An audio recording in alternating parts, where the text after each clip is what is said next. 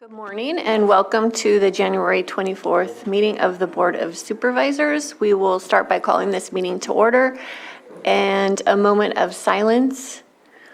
We've had 3 mass shootings in California in the last 3 days, starting with shooting in Monterey Park, the one in Oakland, and then last night in Half Moon Bay. And as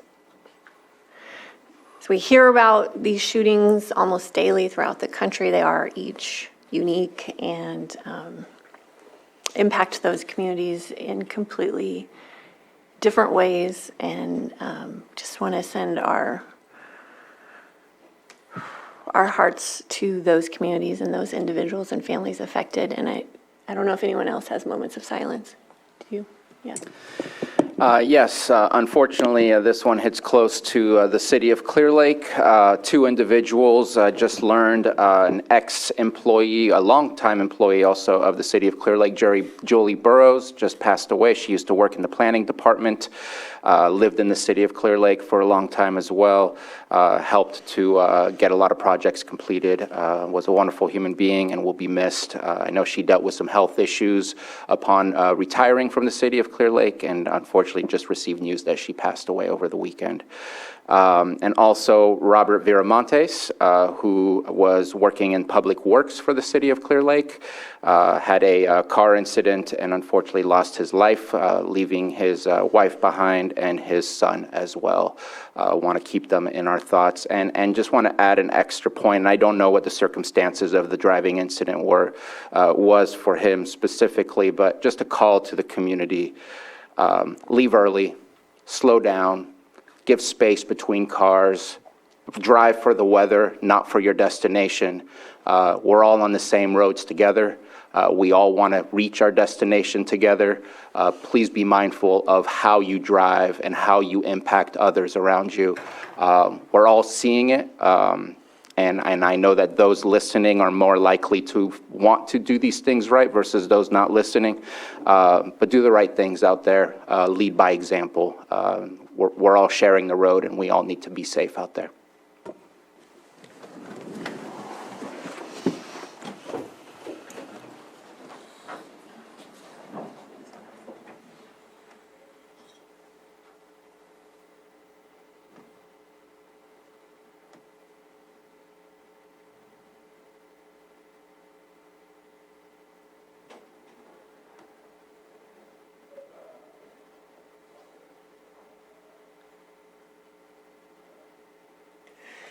So, Chief Tuberville, will you lead us in the Pledge of Allegiance?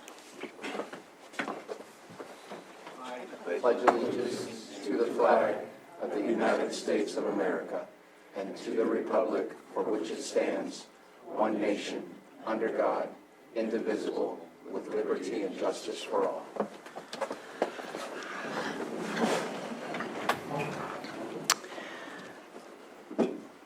Do we have any extra items for consideration? No? Anyone?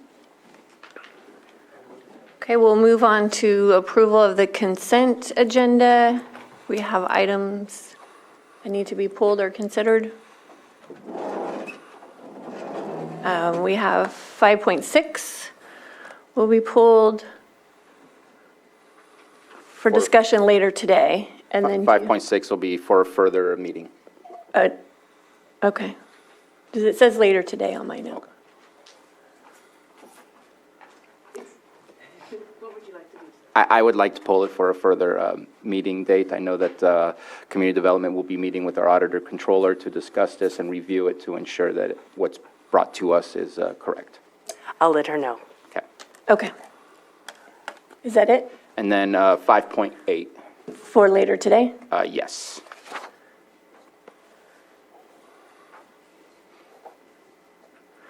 Okay. Anyone in the public wish to pull an item on the consent agenda? Then we'll bring it back to the board. Madam Chair, I move to approve consent agenda items 5.1 through 5.5, 5.7, and 5.9 to 5.13. Second. Okay, I have a motion and a second. All in favor? Aye. Opposed? Okay, motion carries. Then we'll be moving on to our 9.6 item, public input. Members of the public can come up and speak for 3 minutes. Good morning, Board. Scott DeLeon, Public Works and Water Resources Director. Mindful of your busy schedule today, I just want to take a moment to introduce you to our new right-of-way agent, Mr. Aaron Brent. Aaron comes to us via Utah, so we're very excited to have him here in California. Aaron brings over 30 years of experience in right-of-way acquisition and appraisal, real estate. So we're very excited to have him. We have him already busy on many projects, and he has definitely been thrown into the fire. So just wanted to take a minute to introduce you to Aaron, and thank you for your time. Very exciting.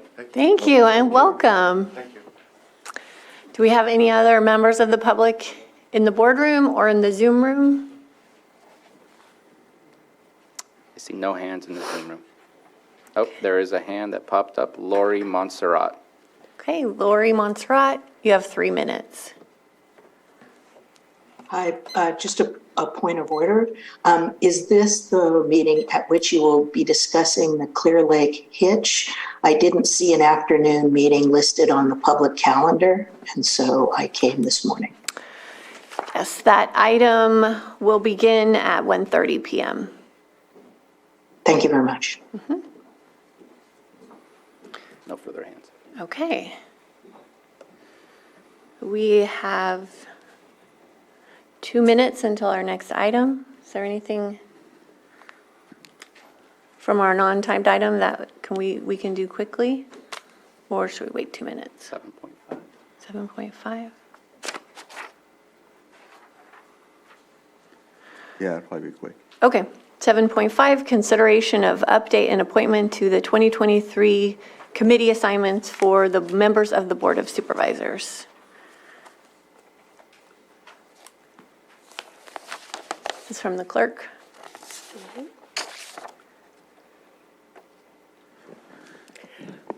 Sorry, getting all together here. As submitted after our last meeting, the revised and updated committee assignments for your review and consideration. Comments from the board? This is to remove the Cannabis Tax Committee, CDD Ad Hoc Committee, Economic Development Task Force, South Main Street Negotiating Team. Remove those from our ad hoc committees. And it looks like we need a member for the Law Library. law library. Yeah, when I was at the Supervisors? meeting with the, go ahead, you go first. No, go for it. When I was at the law library meeting, they had stated that the chair of the board is commonly the attendee of the Board of Trustees, or a designee. So yeah, that's what they notified me, so I wanted to make sure that we addressed it. And when do they meet? Thursday, it's the third Thursday of the month, at noon, so that the judges can be there during their lunch break. Okay. Supervisor Sabatier? And if that is a rule, that rule has not been followed very, I don't know if Supervisor Simon was on that committee when he was the chair. I know I wasn't. I believe Tina Scott was the entire time. But I wanted to make sure with you, Chair, because your name popped up on CSAC Board of Directors.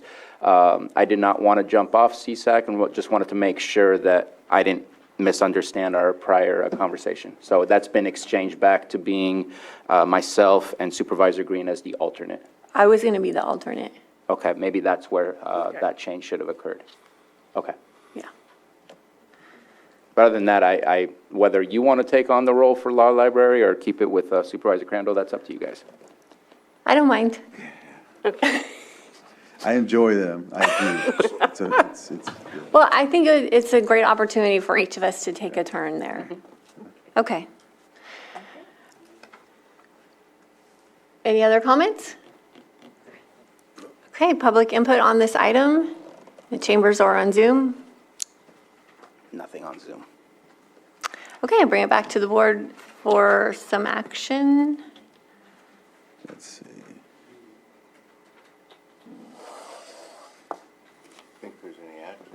Madam Chair, I move to approve with the changes made verbally to the CSAC Board of Directors with Supervisor Sabatier, myself, and Supervisor Chair Pyska as the alternate, and then changing Chair Pyska to being the committee member for the Law Library. And And deleting. And deleting the committees as stated in the presentation. Second. Okay, we have a motion and a second. All in favor? Aye. Opposed? Okay, motion passes, and now we can move forward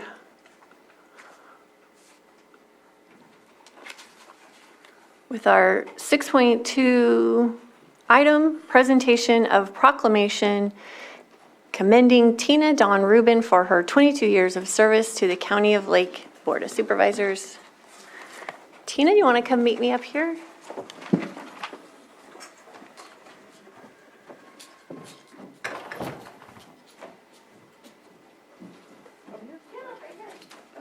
All the way.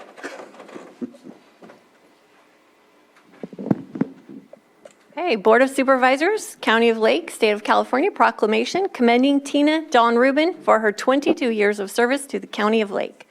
Whereas Tina Dawn Rubin has been an employee of the County of Lake since June 4th, 2001, when she was hired as a part-time assistant for both the Health Services, Mental Health, and Environmental Health departments. Whereas in 2016, Tina accepted a full-time role in environmental health as an environmental health aide, during which time she took on the technically challenging consumer protection program on top of the many other programs in which she worked.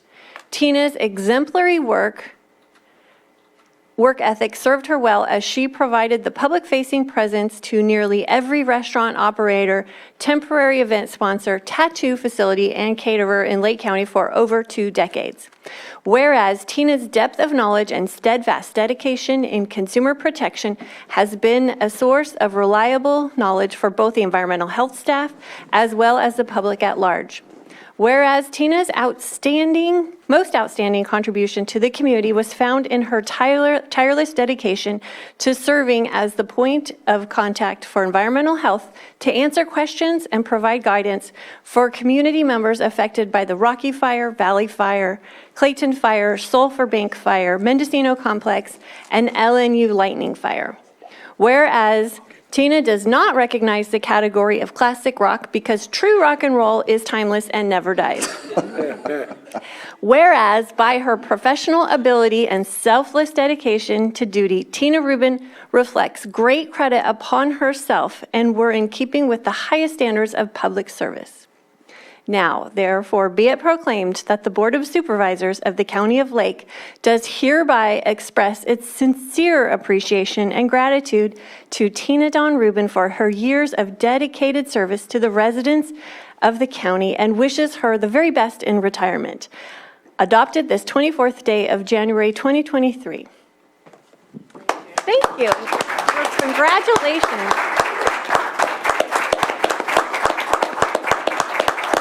Thank you, everyone, and I have thoroughly enjoyed my service with the county and especially with the Division of Environmental Health. It's been rewarding. Well, we are incredibly grateful for your many years of service. And is there anyone else here who would like to speak? Come on up.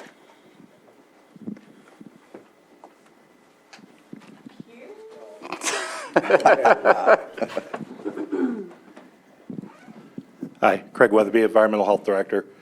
I haven't been the director for very long, been there for 2 years. However, I've been working with Tina since I started. And yes, she yelled at me on my day one because apparently you don't talk about rock and roll unless you're going to talk about rock and roll with respect. Tina, you mean everything to the Environmental Health Office. We don't do what we do without you. We're going to miss you. There will be no replacing Tina Dawn Rubin. We may find somebody to sit in that chair, but it won't be Tina. So we love you. We wish you the very, very best. And on your actual day of retirement, I am going to torture you all day long. I'm sure you will. Thank you. Thank you. Anybody else, board members? Tina, you and I met before I ever started in public office. I am so sorry. You were very patient with me. I had no idea what I was doing, but you walked me through every step on putting events together. I know that you worked very well with my personal timelines, which were not the timelines I was supposed to abide to. I appreciate you. You allowed me to make things happen for the community I served in a community capacity, and you have been serving that position in environmental health for many, many years, and appreciate the fact that you've been able to do that. So thank you so much. I wish you the best. Thank you, Bruno. Yeah. And do we have anybody in the chambers or on Zoom that would like to speak? Okay, well, we'll close it then, and thank you for your service and congratulations. We wish you lots of great years in your retirement. Whoa, wait a minute. Yeah, we gotta do a picture.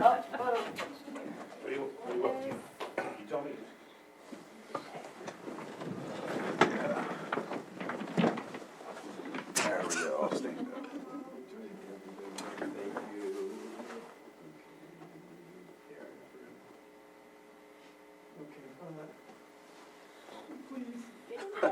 No, rock and roll pose, what do you want? There you go. Thank you.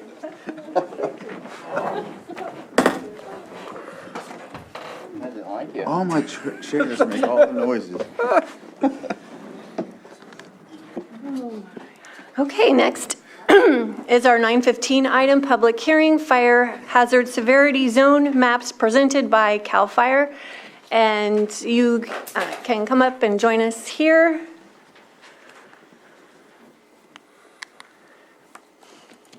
You can come up here. There? Yeah.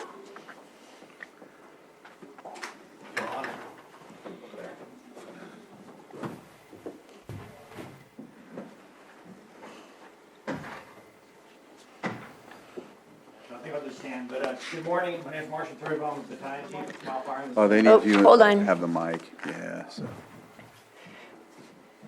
Got 2 mics. About now. So good morning. My name is Marshall Turbo. I'm battalion chief in the Sonoma Lake Napa unit, which covers Lake County. I'm here to talk about the fire hazard severity zone. And what we're doing is a public hearing as part of a government process at the state level to get public input. So the county has been very fortunate to work with us. We feel very fortunate and hold this public hearing as part of a Board of Supervisors meeting. So we're not asking for any action from the Board of Supervisors or county staff. This is strictly a state process to get public comment, official public comment on the proposed new fire hazard severity zone maps. And that's printed on the back table back there laying down. There was in the board agenda packet a couple forms and things that we're assuming everybody, CAL FIRE is assuming that you're prepared to comment on. So I'm not going to give a description of the proposed changes, description of what the maps are intended to be used for. We're making the assumption you're ready to give a public comment. So it's 3-minute limited public, or 3-minute time public comment.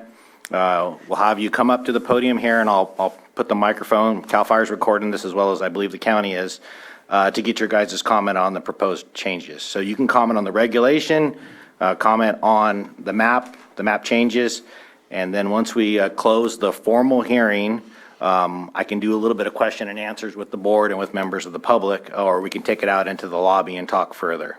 So does that make sense? This is a state process required by law to be held in each of the counties that has state responsibility area. So 58 counties in the state, 56 have state responsibility area. The last time the maps were updated was 2008, so this is the 2022 revision.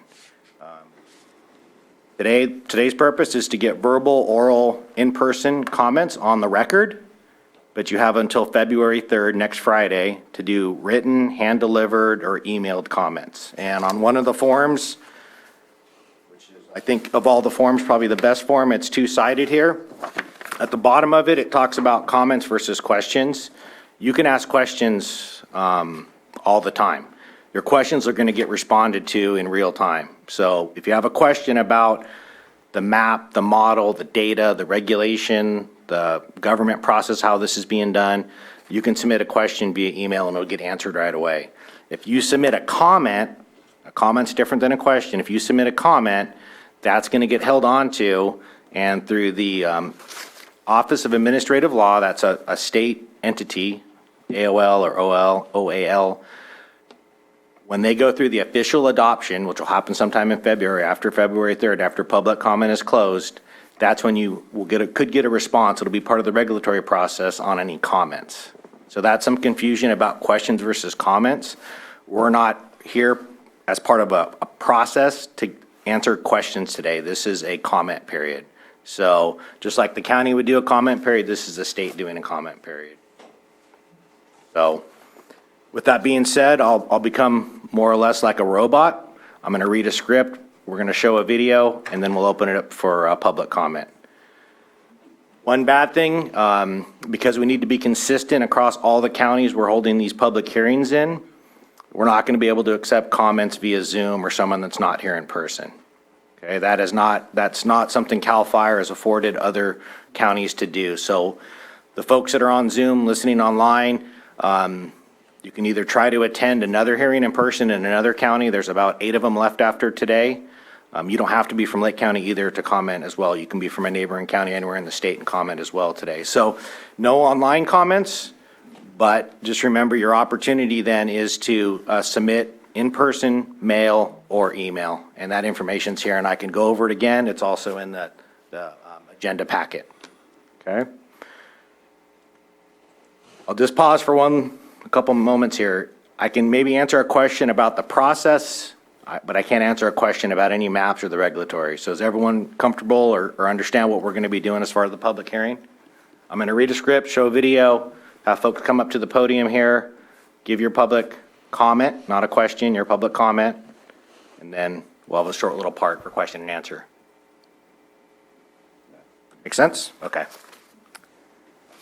So here's the part where I become a robot and read a script. Good day. My name is Marshall Turbyville, and I'm a battalion chief with CAL FIRE. I call to order this public hearing for the County of Lake at 9:24 a.m. on January 24th, 2023. This public hearing is to receive official comments related to fire hazard severity zones for the County of Lake as required by our Public Resources Code Section 4203. This public hearing will be recorded, so please mute your phone. This will ensure that we have a clear recording of the meeting. The Department of Forestry and Fire Protection, CAL FIRE, is mandated by Public Resources Code Section 4201 through 4204 to identify fire hazard severity zones in state responsibility area. These are areas of significant fire hazard based on fuels, terrain, weather, and other relevant factors. Within state responsibility area, CAL FIRE has mapped 3 hazard zones: moderate, high, and very high. Statutes arose out of legislation following large, catastrophic wildfires to reduce damage from wildfires. CAL FIRE is revising fire hazard severity zone state responsibility area maps that identify wildfire hazard in areas for which the state has financial responsibility for wildland fire protection. Later in 2023, recommendations will be made for fire hazard severity zones in the local responsibility area. Areas where local government has financial responsibility for wildland fire protection. Local governments will conduct public hearings and adopt local ordinances based on future recommendations from the Office of the State Fire Marshal. The model used to develop the fire hazard severity zone maps focuses on hazard alone, which takes into account the probability of the area burning and potential fire behavior in the area based on elements such as fire history, potential fuel over a 30 to 50 year period, blowing embers, terrain, weather, and the likelihood of structures igniting.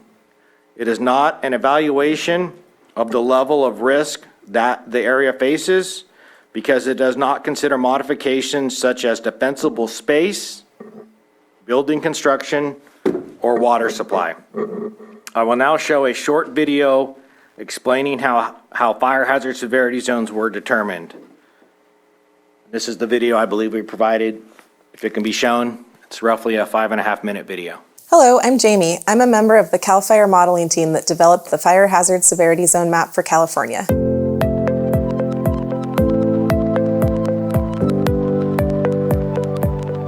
Fire hazard severity zone maps are built to describe relative wildland and urban interface fire hazard potential over the long term for all areas of the state. The zones reflect areas that have similar burn probabilities and fire behavior characteristics and are split into 3 classes: moderate, high, and very high. To explain the methods used in building fire hazard severity zones, we will show the sequence of steps and some key data inputs zooming in on the north central part of Butte County near the cities of Chico and Paradise as an example. The same steps were used statewide. Different steps were taken for modeling fire hazard severity zones in wildland areas and non-wildland areas. Wildland areas include places such as forests, grasslands, and shrublands where the land cover is dominated by vegetation. In these areas, we can apply well-established scientific methods to model fire behavior such as spread and intensity. The potential fire behavior is combined with the likelihood of fire to get an estimate of the hazard. Non-wildland areas include urban, agricultural, and barren lands, and water or wetlands. In these areas, hazard arises due to embers coming in from adjacent wildlands and associated fire spread through urban vegetation and structures. We estimate hazard in non-wildland based on the number of embers, where those embers are likely to land based on local wind patterns and the slope and tree cover within the area, which can increase the chance of fire ignition and spread. The first step in building fire hazard severity zone maps is to define the zones, areas of the map where fire hazard severity zone scores are determined and a classification is calculated. The zones aim to capture patches of similar fire behavior potential or fire environments. Fire hazard severity zone classes are ultimately applied across an entire zone. The data inputs for developing the zone boundaries include slope and vegetation. Areas that have similar slope and flammability are aggregated or grouped into zones. There is no maximum zone size, but there is a minimum size of 200 acres for continuous wildlands and smaller for islands of wildlands surrounded by urban and agricultural lands. The fire hazard severity model for wildland fire has 2 key elements: probability of an area burning and expected fire behavior under extreme fuel and weather conditions. The probability of an area burning was calculated using fire history for the years 1991 to 2020. Knowing how much area burned within broadly similar areas of vegetation and climate allows us to calculate the annual likelihood of a fire occurring in that area. We then estimate the potential flame length if fire were to occur based on vegetation type, slope, and the local climate. Vegetation type and climate allow us to understand how much fuel may be present and how dry or available to burn it may be. Because fire hazard severity zones are intended to measure the potential hazard across multiple decades, we use a long-term look at fuel development and do not adjust our data inputs to account for recent fires or fuel management activities. We want to know what a fire could be like under the worst fuel conditions that may occur in an area. Similarly, for climate data, we use the worst 5% of fire weather observations that occurred on days when the weather is dry enough to carry fire. This allows us to capture areas that have infrequent but regular occurrences of hot, dry, and windy conditions and include that in our estimate of hazard. We then combine the probability of fire with the potential flame length to get a final score for hazard in wildland areas. All the scores within a zone are averaged to get a final value for that zone, and the zones are summarized into final classes of moderate, high, or very high. The first step in estimating hazard in non-wildlands is to model ember transport out of adjacent wildlands. Remember that non-wildlands include urban, agricultural, and barren lands, and water or wetlands, and that the hazard in these areas comes from adjacent wildland. To model embers falling onto these lands, we must consider how many may be produced and where they are likely to land in the event of a wildfire.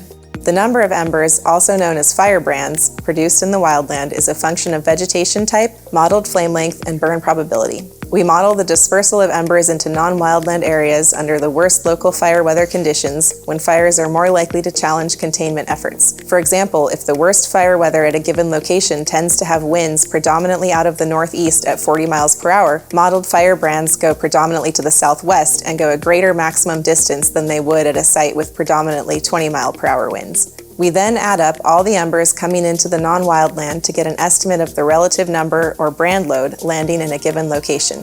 We build fire hazard severity zones in non-wildland areas by generating buffers off any adjacent wildland. The initial zone classification is the same as the adjacent wildland, with buffers of lower fire hazard severity zone classes modeled at further distances from the wildland boundary. In addition to brand load, we include slope and tree cover in generating fire hazard severity zone buffers, as these factors can promote greater fire ignition and spread. The width of the fire hazard severity zone buffer is wider in areas that have higher brand load, steeper slope, and greater tree cover. In non-wildland, areas that are sufficiently far from hazardous wildlands can remain unzoned, in contrast to wildland areas, which always receive a zone designation. This completes the modeling process for fire hazard severity zones across all lands in the state. Once we have a final fire hazard severity zone map for all lands, the final step in map development is to extract state responsibility areas to fulfill the requirements of the regulatory process. If you have further questions on the zoning methods, please visit the Fire Hazard Severity Zone website for more information on the model and the project in general.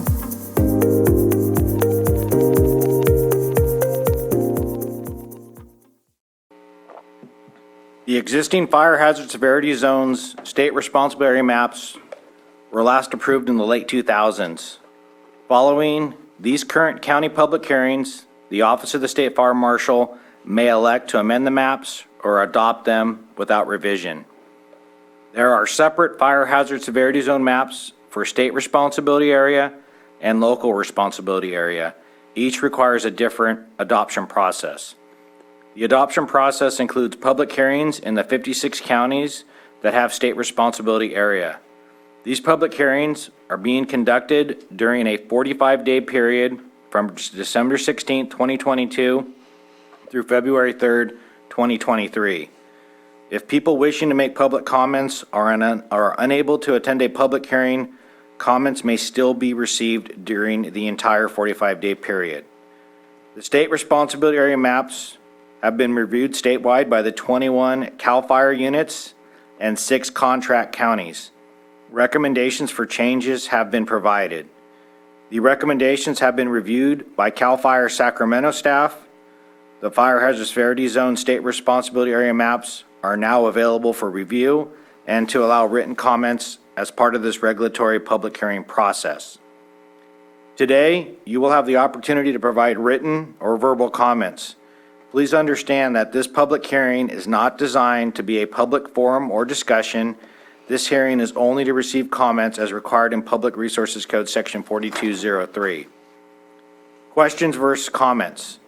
Please understand at this public hearing, questions you may have are legally different from comments. All public comments received today will be transmitted to the Office of the State Fire Marshal and will be evaluated at a future date. If you have questions needing immediate answers, a full suite of resources are available to help answer those questions, such as historic background, scientific, regulatory, and implementation questions. Available at this public hearing are contact avenues for web-based and telephonic resources for any questions you may have regarding fire hazard severity zones. The Administrative Procedures Act requires a minimum 45-day period for the public to comment to the Office of the State Fire Marshal in writing on the proposed regulation. The notice of proposed rulemaking action specifies the rulemaking agency name, contact person, and address where the comments must be directed and the date the written comment period closes. Additionally, Public Resources Code requires that the Office of the State Fire Marshal not adopt a fire hazard severity zone unless the proposed regulation has been transmitted to the Board of Supervisors of each county where a zone is located at least 45 days prior to the adoption of the regulation, and that a public hearing has been held in that county during that 45-day period. Under the Administrative Procedures Act, at a public hearing, both written and oral comments must be accepted.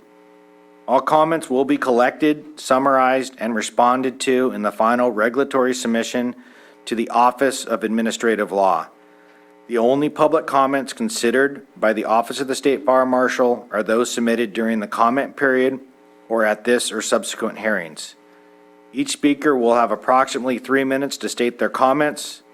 Please queue up near the podium to provide comments. In order to accurately record your comment, please fill out and submit your comments on our comment cards. When speaking, please introduce yourself, the county and city in which you reside in, and your comment. I will now take the first commenter. I'll keep track of time up here. Probably county staff is doing the same.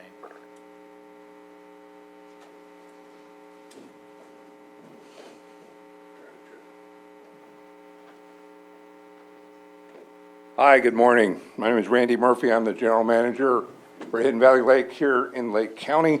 Thank you for the presentation. You did answer a couple of my questions, a couple of comments that I have for consideration, and hopefully another look at the area immediately surrounding Hidden Valley Lake in particular. Hidden Valley Lake spends over $1 million a year in fire mitigation efforts. The latest map appears not to have made that in consideration, and your comments or the video made that clear that you don't look at defensible space and things like that. So I at least understand why. I see and or receive many comments every month about people getting non-renewed on their homeowners insurance. I fear that this map, not reflecting improvements made specifically in Hidden Valley Lake area, will not help that. So, South County Fire Chief Mike Wink has commented on numerous occasions that our area is a model for the entire state. So I would like, our brush score recently by one of the insurance agencies that do this kind of thing reduced our brush score from 88 out of a max of 100 to 43. That again is not apparent and reflected in the current or the suggested map. So my comment is, again, strongly encourage another look specifically at the Hidden Valley Lake area to help our residents stop getting all those non-renewals. Thank you.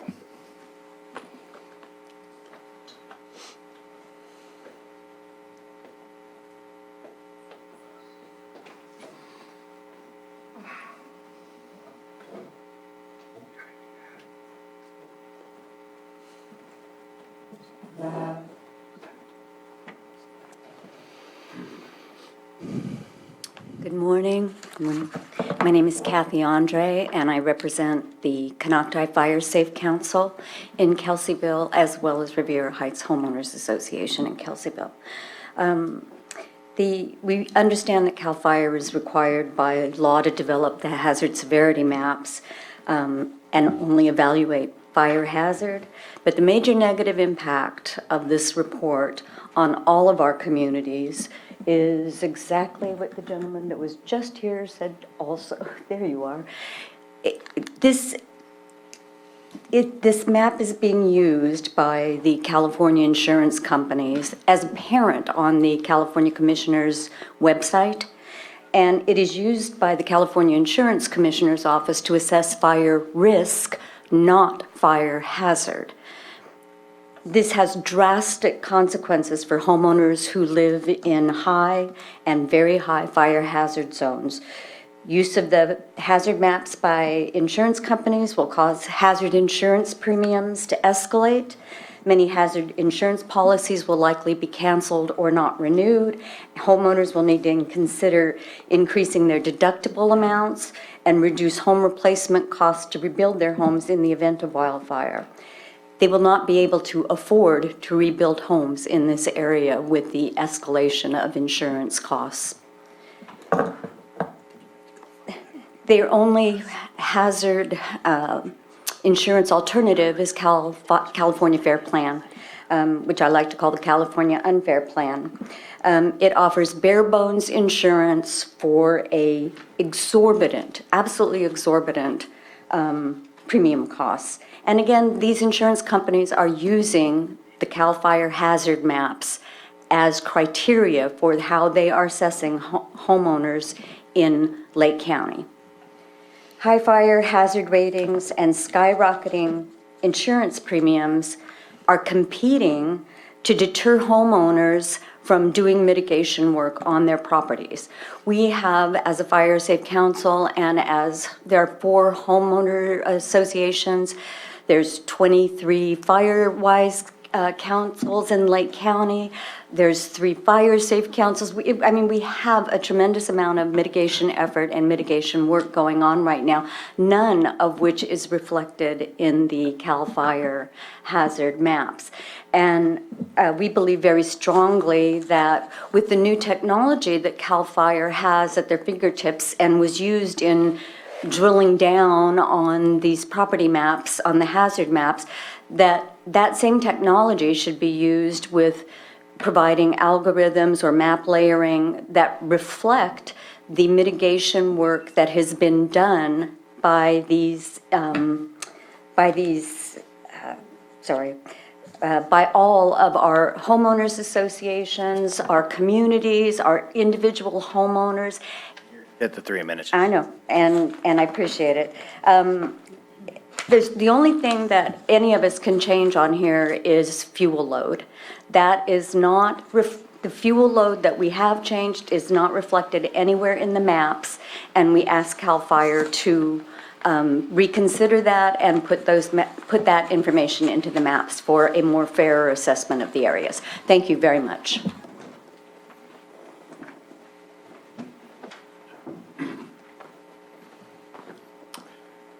Good morning, and thank you for the opportunity to speak. My name is Bill Grudy. I am the president of the Buckingham Homeowners Association in Lake County and a board member of the Canocti Fire Safe Council. I would like to address the creation of the new fire hazard severity zone map from the perspective of the Buckingham community. In the new map, the entire Buckingham Peninsula is now in the very high category compared with the last map, when only half of the Buckingham Peninsula was categorized in that way. That is a very significant change. But I'm not here to argue about the data, but to say that however well-intentioned this map may be, we believe that it could very well undermine our efforts to reduce wildfire risk and could, in fact, inflict significant financial harm on the residents of Buckingham. We understand that the map is not designed to be used by insurance companies when they make underwriting decisions, but nonetheless, that is what is happening. In the past, some decisions that we have monitored based on the last map have gone in favor of property owners and others have not. But with the entire peninsula now in the very high category, we believe that most of the decisions going forward will be adverse decisions. We tell our property owners about the benefits of weed clearing, of taking down their dead trees and home hardening, but when they see that their efforts are not being recognized, it makes our job of building a community consensus around fire safety even more difficult. Our average property owner sees their fire hazard designation going from unzoned or moderate to very high at a time when it appears that all the work they've been doing and the efforts to become a fire-wise community are leading things to go in the absolutely opposite direction. By and large, the property owners that we deal with do not make a distinction between a hazard assessment and a risk assessment, especially when they see that the map being used by their insurance companies is in fact often a hazard assessment map. In short, the optics are terrible. Again, we see that their efforts are going up, the efforts of our residents are going up, while the results appear to be going down. On behalf of the Buckingham Homeowners Association, I call on you to take steps that will make it clear to the insurance industry in a very forceful way that this map is not intended for use as a sole source of denying coverage. Thank you.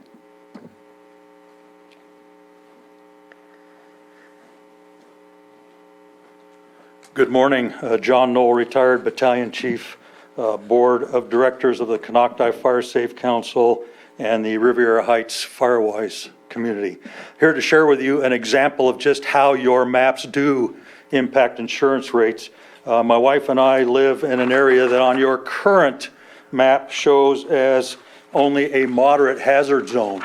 So after spending several years on the California Unfair Plan and getting our most recent update that our California Fair Plan was going to $7,500, and then you add on top of that the wraparound that you're required to have, we're at $9,000 for the upcoming year. At which time I took your current map to a local insurance agency, and they agreed based on the efforts that we had been made and the CAL FIRE mapping, and they gave us insurance which is now 1/3 of what we've been paying historically under the California Fair Plan.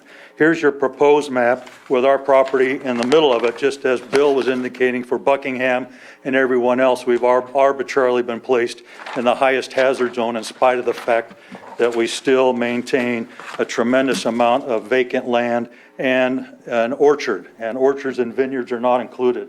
We would suggest to you, and I'm sure you're hearing this same message over and over again, what an incredible opportunity CAL FIRE has here to take the lead and add one more algorithm to your mapping process. And that algorithm would be recognition of FireWise groups, recognizing that here in the state of California, we have now over 500 FireWise communities, all required to accomplish and maintain all the hazardous fuels reduction and home hardening that is exactly listed on your website where these same maps exist. So we would encourage you, add that to your mapping process. You have an incredibly robust group of folks available now to accomplish that within your organization, and also with the folks that you have up and down the state that are identified and we utilize as our liaison officers through CAL FIRE to the FireWise community at the NFPA.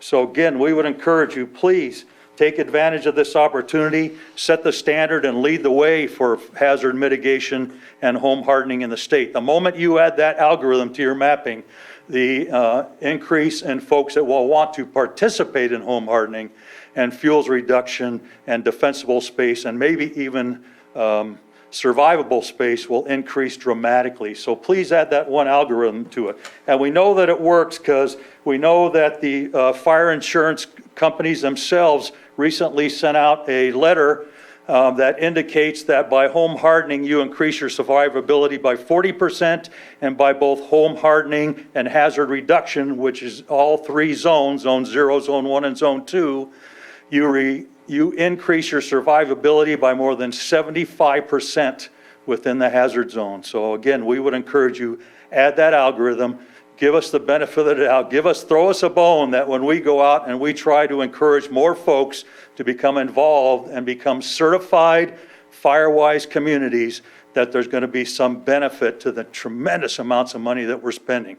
Hidden Valley, and like you say, Sir, you're model come up on 3. FireWise group spends $1 million. The rest of us throughout the county spend at least that much also. Add one more algorithm. Thank you.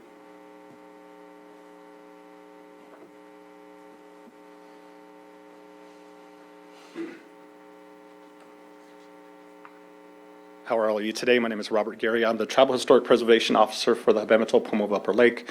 I'm also the Director of Cultural Resources.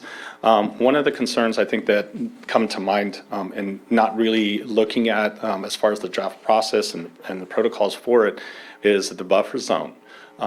Lake County itself is a high sensitive cultural resource area just due to the habitation of the indigenous communities that have been here. I guess the question that I have is to find out like what the method is, I think, for those buffer zones. How are those created? And then also the inclusion, I guess my comment is making sure that there's the inclusion of the tribal communities that are here for the protection of those cultural resources that are in their affiliated areas. To ensure that it's a part of the process, to make sure that, tribes are being consulted with. I think when those buffer zones are being constructed, I've been on projects and, for Habematol, the complex fires in our backyard. And so making sure the protection of those cultural resources for the tribal communities, and I think is making also to ensure inclusion with the tribal communities about their resources in their areas. And any map creation should definitely take into consideration the sensitivity of cultural resources from those communities. So I guess my comment is to make sure that there's an inclusion for tribal communities when those maps are created. Also keep in mind that information that is given as far as for the protection of those tribal cultural resources, those are confidential. So not too sure about, the sharing of maps, but just to ensure that if there is an area that we are looked at that's at a high level or a high rate, for fires, what's the method to be able to do that and to make sure that the protection of those cultural resources are a part of the process. So I just haven't received anything from CAL FIRE as far as for the creation of maps. Definitely something I know that we can be a part of. We have at Habemetal our own GIS analyst in our own mapping system. So if there's any help that we can do to ensure that any time that something happens, that that's actually a part of what we're trying to protect as well. Thank you.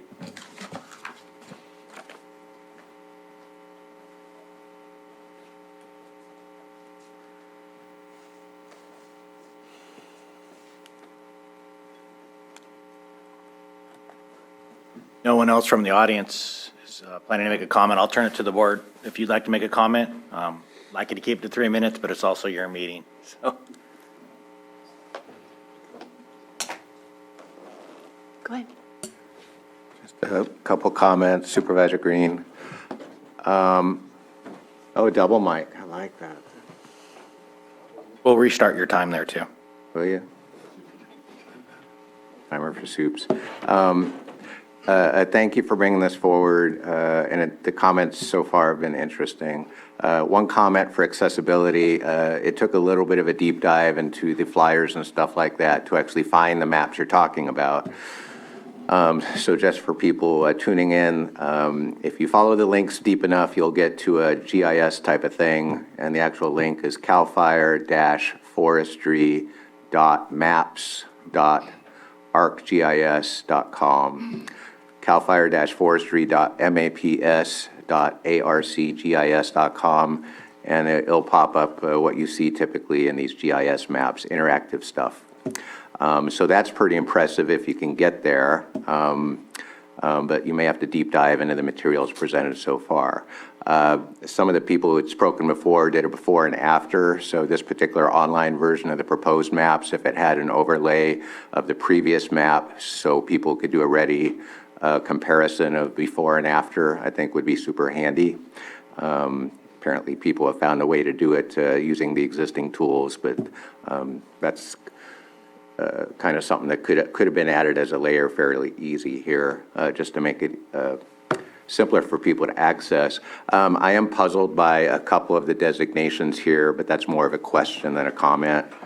When I was on the city council in Lakeport, these maps came up front and center as we were considering a housing subdivision in one of our parklands there that is directly abutted by very high-risk areas. And then the question at that time, and the question I'm still going to have here sitting in this seat, is this is a very extensive fire hazard map that basically shows the entire county in a very high-risk area. And at the time, local agencies are making land use approvals for building projects, for example. That's apparently more of a fire risk question than it is a fire hazard question. And so on the one hand, these maps are supposed to be used and relied upon in great detail as the Board of Supervisors or a city council within the County of Lake considers whether a particular building project can be safely done or not, and what mitigations might be needed to harden that development out the gate. And so the use of these tools for planning it's kind of problematic in my mind. I can't fully rely on this map to decide what happens in the city of Lakeport, for example. In a housing subdivision, I'd be hard-pressed to figure out how we would apply these maps for future housing developments in the unincorporated county. So I'm going to leave it at that. I'm going to have more follow-up questions probably offline on this moving ahead, but I appreciate your time.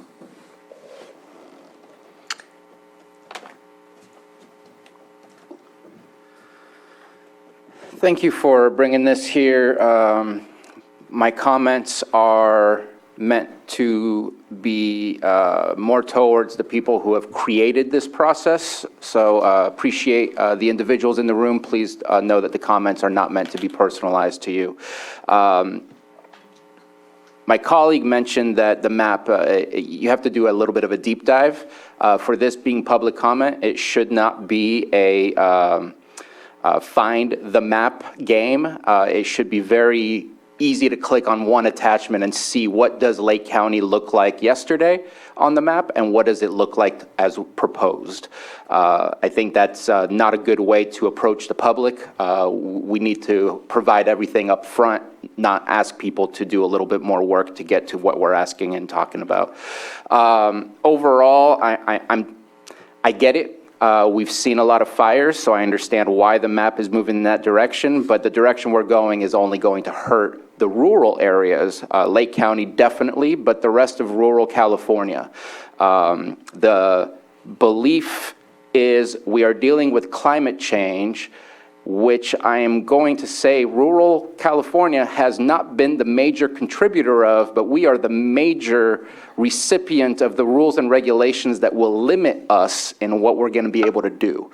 We have not created a concrete jungle everywhere, therefore development is still going to have to go through the process of how fire safe is it. This map, led by other efforts such as SB 50 that says no building of any kinds in high fire threat areas, will eventually eliminate any prospect of economic movement and progress here in Lake County.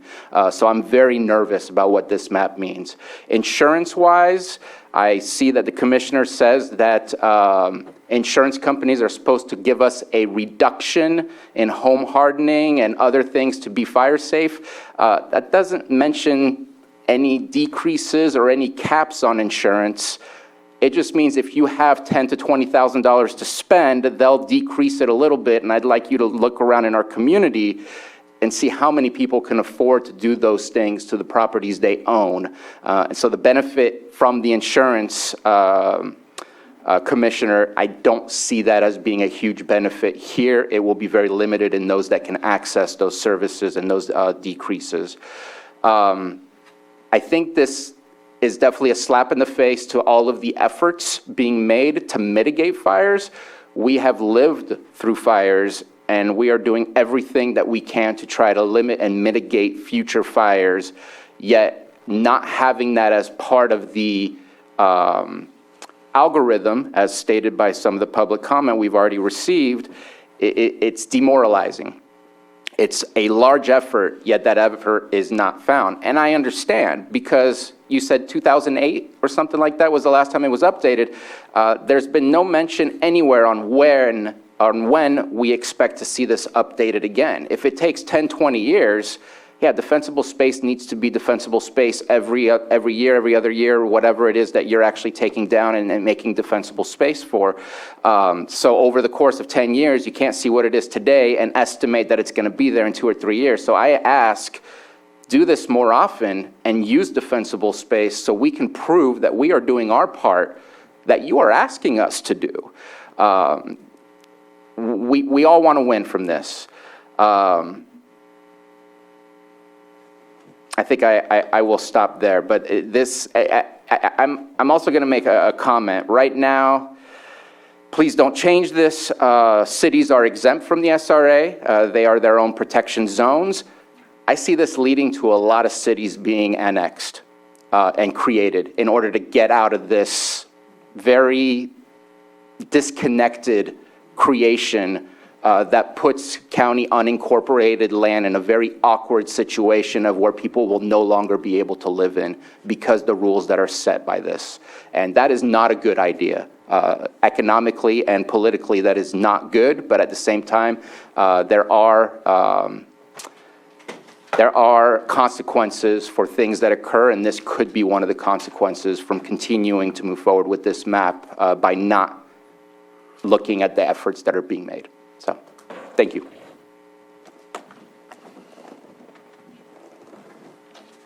You go. Right here. Oh, you got it? You go.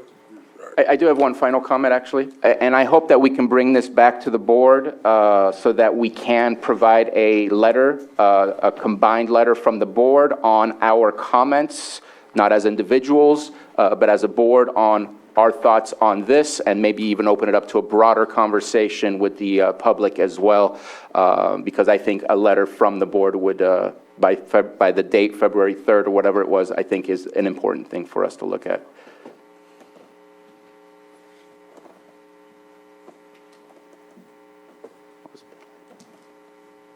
Oak Simon, District 1 Supervisor. Yeah, you know, what I really wanted to focus on was the work being done here in Lake County. Since 2015, obviously we had the Rocker Fire, I think it was in 2015, right at the beginning. You know, Lake County has made some very large strides as far as moving forward. I just want to talk a little bit, it was talked about earlier about adding the algorithm for fire-wise communities, fire safe councils, Lake County Risk Reduction Authority. The county has also implemented a vegetation abatement ordinance.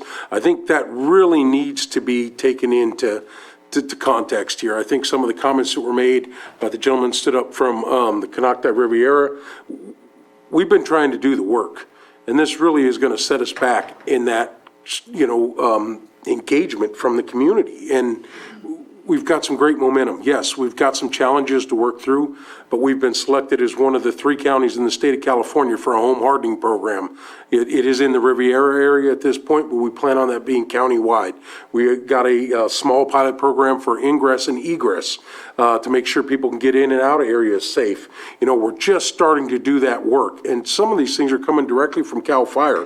So we really need to look at that, of the work being done by each individual county, but just what needs to happen as we're moving forward.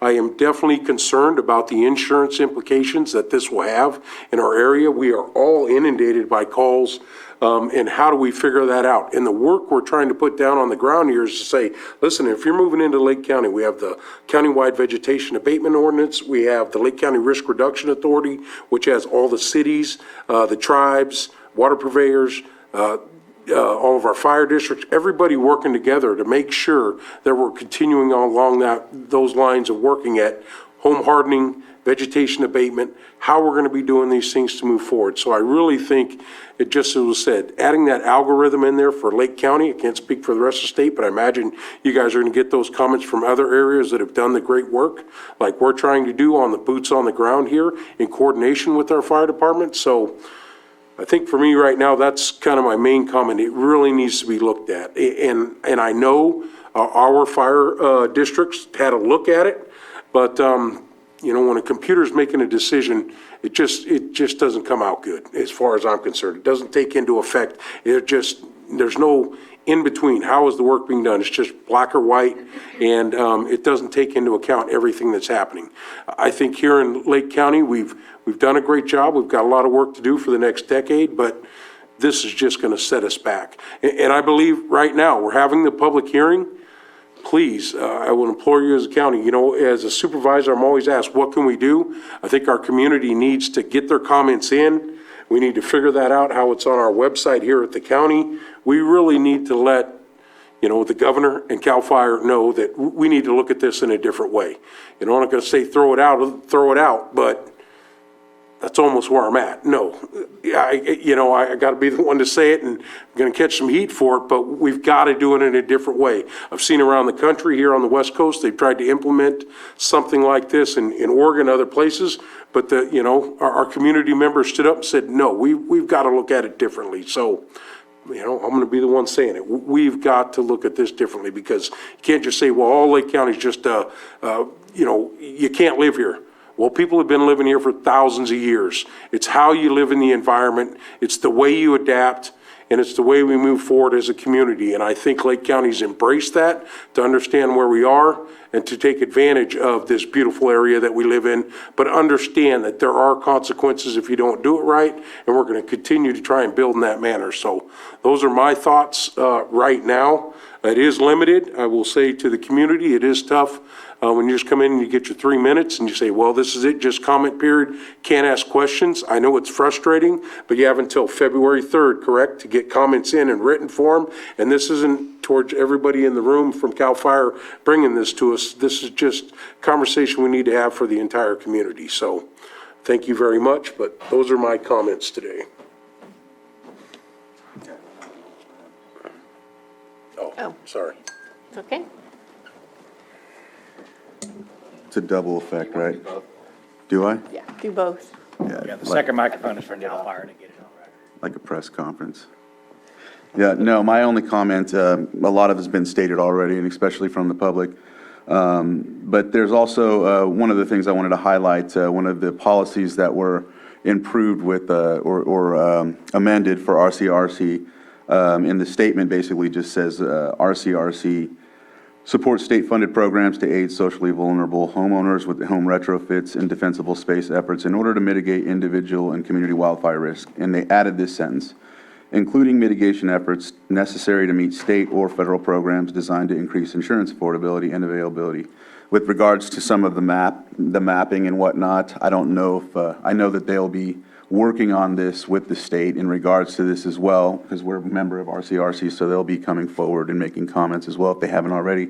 But I just wanted to highlight that, that's in those policies, and they're advocating for us in that capacity as well, so.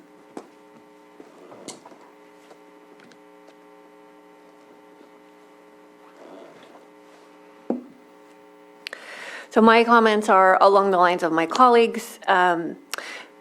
This map, and I was able to find the map with the slider that shows the previous map and the current map that's proposed, and maybe we can put that up when we're done with this section of the hearing. But what we're looking at is a snapshot, and it's one piece in one moment in time of the terrain, of the vegetation, but it doesn't tell the whole story. When we look at the fires that we've had over the past couple of years, they've been smaller. And we can say we've been lucky, but really it's a combination of strategies from CAL FIRE, from local resources, from communities, and individuals making a difference. And that we've seen that. We've seen that in the Cache Fire. We've seen that on the multiple fires we had in the Rivieres and Mount Konocti this summer. The responses are different. And so are the responses from the community. And those need to be looked at to make sure that this is a relevant document that is not just a moment in time, that shows proactive work. And so you've got to have that layering. If you want this to be one layer, that says one thing. But if you want to look at the communities that live here and the work that's being done, then we're going to need multiple layers here to take a true assessment of what's actually happening and what's going to happen and what's planned. What are the projects that are planned, and where's that commitment and accountability going forward? So, data is critical, but so is looking at the adaptability and and our communities working proactively. I also wanted to add one thing. Just briefly, another addition that was added to RCRC's policies that will be implemented from here forward and they'll be advocating for in regard to legislation is in the tribal section of the policies. They've added essential services coordination, which states that RCRC supports cooperation and collaboration between counties and tribal entities regarding essential public services within tribal lands, including firefighting, public safety, and emergency medical services. RCRC supports the use of MOUs, agreements, and mutual aid as mechanisms to establish coordinated essential services. So I don't know if that was in tandem with what was mentioned before, but I just wanted to highlight that as well. So.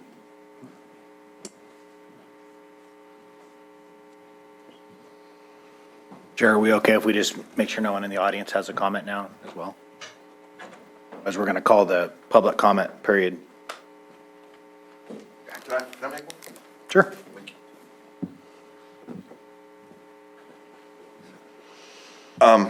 It's been brought up by everybody in this room about the algorithm, looking at this at a smaller snapshot, if you will. The technology exists. I can go online and almost look in my neighbor's windows based on just the drive-by technology using Google and the other online mapping programs. I would really like to see CAL FIRE go back and use smaller parcels, subdivide the zones, look at the effects that we are doing with defensible space, that we are doing with home hardening, and take that into account when building out these maps, that these are not, our zones are overly broad, and we can narrow it down. We have the technology, it exists, to go to the parcel level and look at this. And I would really like to see CAL FIRE not only look at the algorithms, but actually drill down and subdivide those zones even smaller, take into effect what we are doing for defensible space, what CAL FIRE is driving for defensible space and home hardening, and take that into account, because these maps are coming out and having the opposite effect, because our constituents are going, why am I paying this much in insurance when I can't build back here? Why am I spending all this money on defensible space, all this money on home hardening, when I really see no benefit from it, because the state's taking my knees out from underneath me and forcing me to pay higher insurance rates? And we can all sit there and the state can say, you can't use these for your insurance modifiers.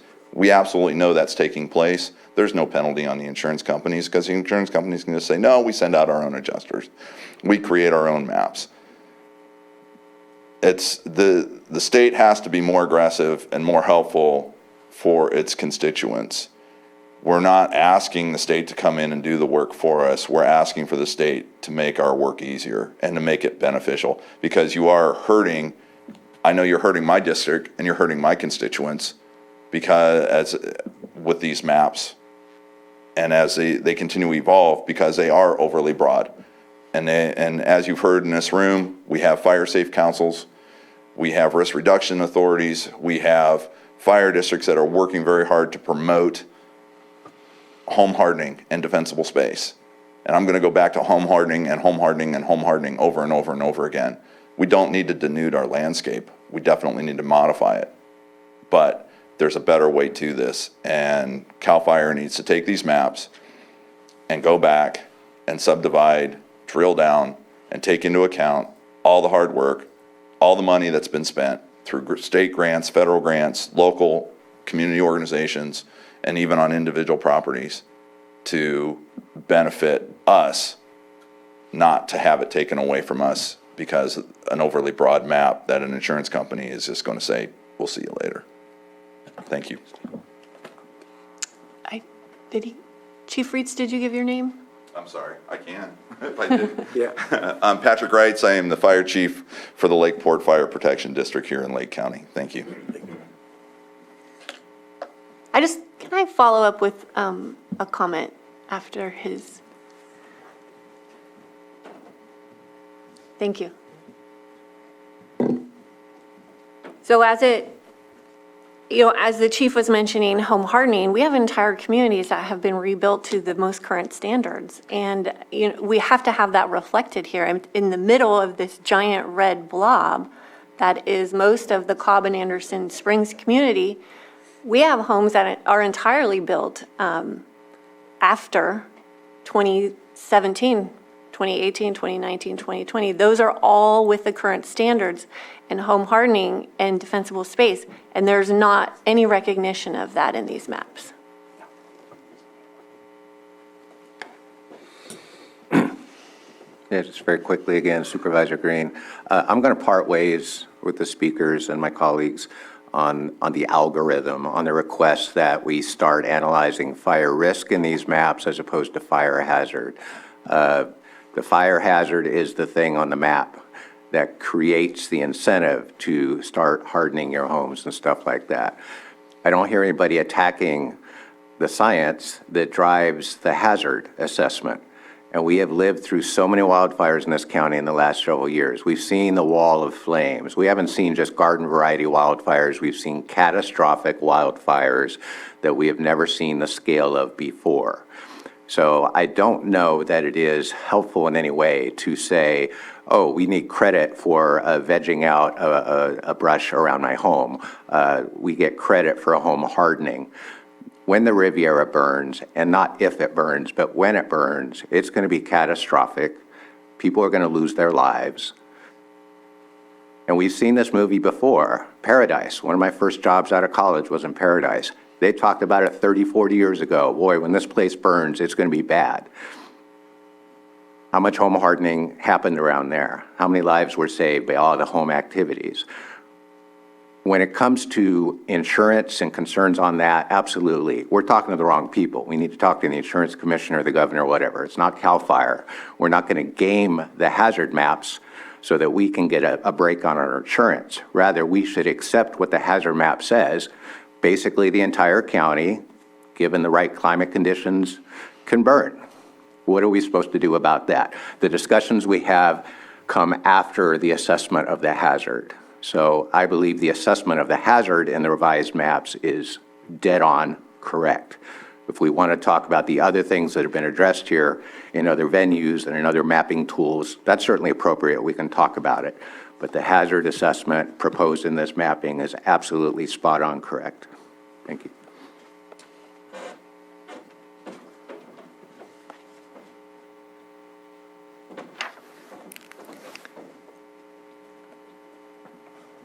I just have one more thing to add. Thanks.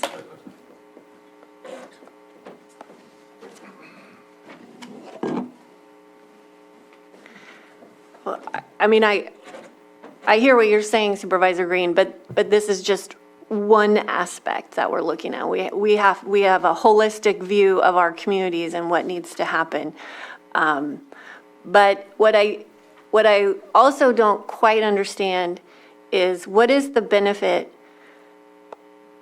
or is there a benefit? Are there going to be more resources to these areas? Are there going to be more strategic pre-positioning? Is there any benefit to having these maps as far as strategies that will change coming from CAL FIRE and state response?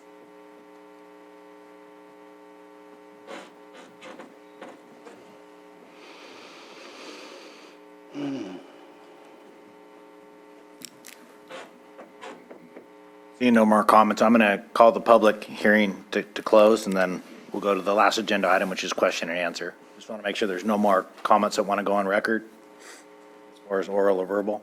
Okay. Thank you for attending today's public hearing. As a reminder, once the public hearing is officially closed, oral comments on the regulation will no longer be accepted today. However, the public has until February 3rd, 2023, to submit their written comments, and the process for doing that is located on the Notice of Proposed Rulemaking Action document. A copy of the Notice of Proposed Rulemaking Action document is available for you today. In addition, further information about the Fire Hazard Severity Zone Map, phone number, link to the public website, information, email address, and other relevant informational aids are available in the room should you like to take some copies home with you. The audience will also have an opportunity to ask questions during the informal breakout session with any of the CAL FIRE staff.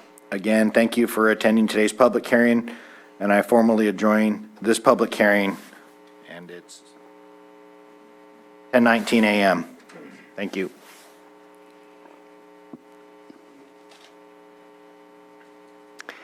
If I can just give a quick presentation and Sure. kind of remind you guys about the process and everything else if you want to do a public comment. Sure. So, real quickly, the statistics, and this is some of the handouts in back of the room, and whether this is good or bad, what's proposed is 92.8% of the SRA in Lake County will be considered very high. So about 400,000 acres of state responsibility in Lake County, roughly 93% of that will be very high. If you look at other counties throughout the state, I think there's about 2 or 3 that have a higher percentage of SRA going to very high or will be in very high. So that gives you some perspective across the state.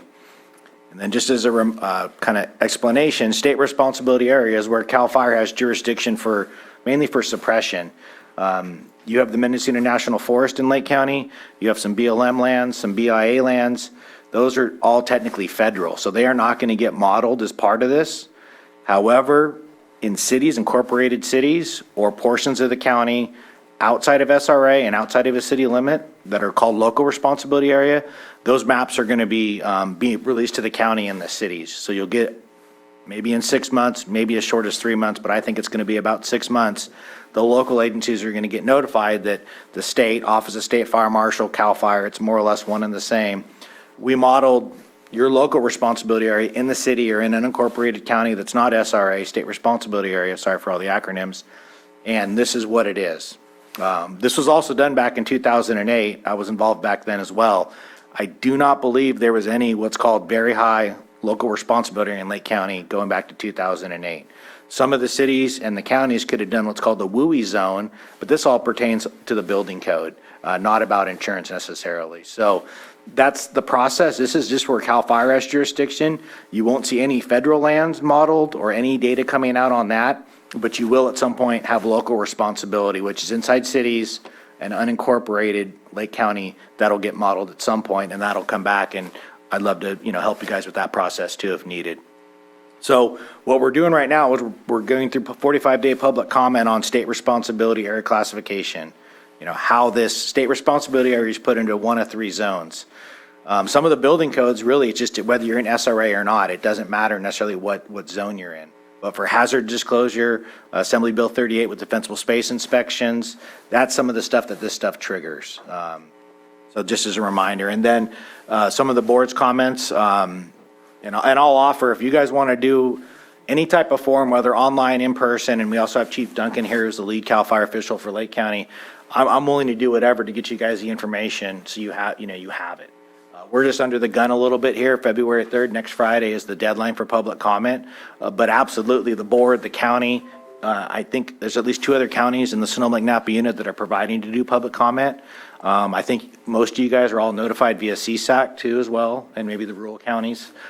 So there's other things I think going on. I'm not really privy to that, and I shouldn't be, but that's all part of that public comment period. So if you do want to get a public comment in, just make sure you get in by next Friday, or put somebody on notice that you guys are planning to do a comment. I'd hate you guys to get shut off by a deadline, if that makes sense.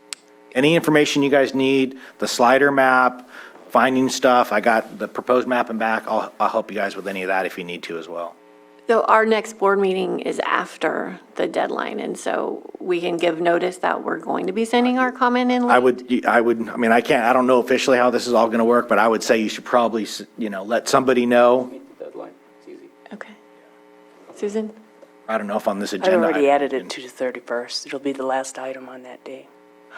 Oh, right, the 31st. On the That's our special workshop. A workshop special meeting? Is it a special item for the workshop? Okay, great. And just as a reminder, anything we're talking about now is not officially public comment or on the record. That closed. So anything we talk about now, you need to follow up in writing or hand deliver or email, and that's the information here. So I just want to make sure you guys have that opportunity to get those comments in. We're taking all this stuff with us today, the recordings and everything. If you guys have written comments to turn in, we did have a recommended form in the back of the room, but you don't have to use this. There is CAL FIRE Sacramento staff here that'll take it right back to CAL FIRE Sacramento to get it submitted. Also can do in-person, email, or mail it in as well. So I just want to make sure everyone's aware of that. That's kind of the end of my presentation, unless there's questions from the board, but thank you very much. Johanna, I emailed you the link with the slider. Can we put that up on the screen so the public can see? Do you mind if I ask a question? Sure. Yeah, I do have a question for you. So I mentioned it's been since 2008. You've mentioned that it's been since 2008. Is there any plans to make this happen more often, or are we stuck with this map for another 14 years potentially? So you're correct. The last maps were done in 2008, end of 2007. The plan is every 5 years for CAL FIRE to update. How this momentum got going is it was a legislative action that directed CAL FIRE to do it. So I believe the Public Resources Code, it's a state law, says every 5 years, but obviously CAL FIRE, been 14 since the last update, and this was driven by, hey, in light of all the recent bad fires the last 5 years, building, construction, defensible space is where it's at. Make sure the hazard's known to folks so they can mitigate that risk. Thank you. Point about homes built after all the fires, including 2015 on, they're all built to Chapter 7A, which still currently is the building code standard. Right. Yeah, so this map has the slider, and Johanna, if you just, this is the current map or the proposed map on the left. The previous map, the old map is on the right, and so you can slide back and forth. Red is bad. Want to zoom in, maybe zoom into Clear Lake, and we can look at maybe the Riviera or. Yeah, that's a good spot right there. You can just. So on this map, yellow, there's 3 classifications for state responsibility. Yellow is moderate, the orange is very high, and you can see the more non-transparent orange there, and then red is very high. So what you're seeing, and if we look at the statistics, about 30% of the yellow, 30% of moderate got upgraded to a high and very high. Majority of that went to a very high. And remember, the science is why homes burn is sustained heat, just heat on the side of your house eventually will catch it on fire, or embers find an opening to get into your house. So this is, the warmer weather, the longer summers, the windy conditions, the vegetation type, timber, brush, producing embers and heat, how that's now being modeled. What percentage went the other way? Oh, you have to come up to the microphone, please. Just it's broken up by county on the sheet in the back. I think in Lake County, none of it went the other way. I'm asking statewide how much went the other way. I mean, we've burned tremendous acreage and taken some of the heat out of some of these potential fires because the heavy fuel loading is now somewhat less. And now we're dealing with flashier, brushier fuel models. So I would be curious, you've referenced what's gone the bad way, but what's going the good way? Is there any significant decrease from very high to high or high to moderate? So I don't have at the statewide level all the percentages, but if you look at by county, Del Norte had a drop of 14.7%. I think Imperial County had a drop of 17.6%. I think also Humboldt. I don't have it in front of me, but I can get it for you. It's more of a rhetorical question, right. but yeah. So here's the thing about how these vegetations look like. So let's just say a fire happens and a forest gets converted to grass or totally burned. It's still modeled as what it could be in 50 years. So it's still modeled as a forest. And so that's the problem with defensible space, fuel breaks, all that good risk reduction still get modeled as if it's not there. Well, that's what they said on the video is that, first of all, that they are averaging the zone. So, that if 51% of the zone, that's going to be averaged up to the other direction. So there to me is a problem with some of the modeling and the fact that you're saying, well, in 50 years, it's going to look like this. Well, given the fire history in California, these areas are burning every 3 to 7 to 10 years, not every 50 years as the discussion we're having at this point in time. So I think the modeling is a bit flawed if we're going to be looking at it that way. And I understand I'm outside of the public comment period, but this goes back to my original comments during the public comment period. And I would continue to echo and ask you to go back to the state and go, wait a second, why are we looking at a 50-year model when we should be looking at a 10-year model? Because we all know we go back to the same areas that have burned time and time again with our teams. Thanks. Yeah, that's just a good reminder. This is all off, I don't want to say off the record, it's part of a board of supervisor meeting, but this is not going to get fed back to CAL FIRE unless you guys put this in writing.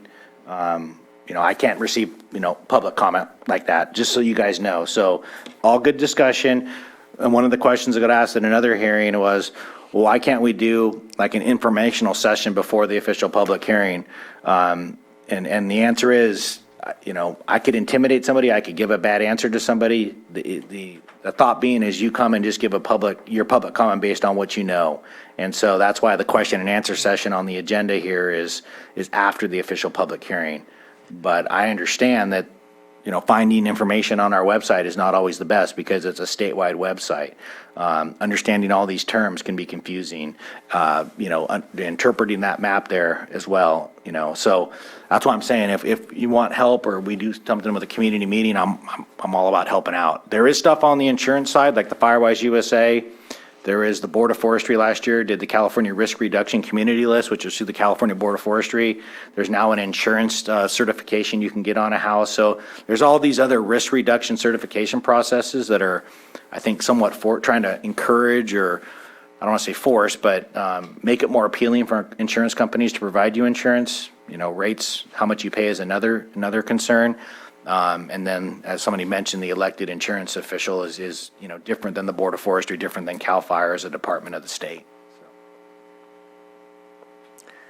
Is there any other public comment?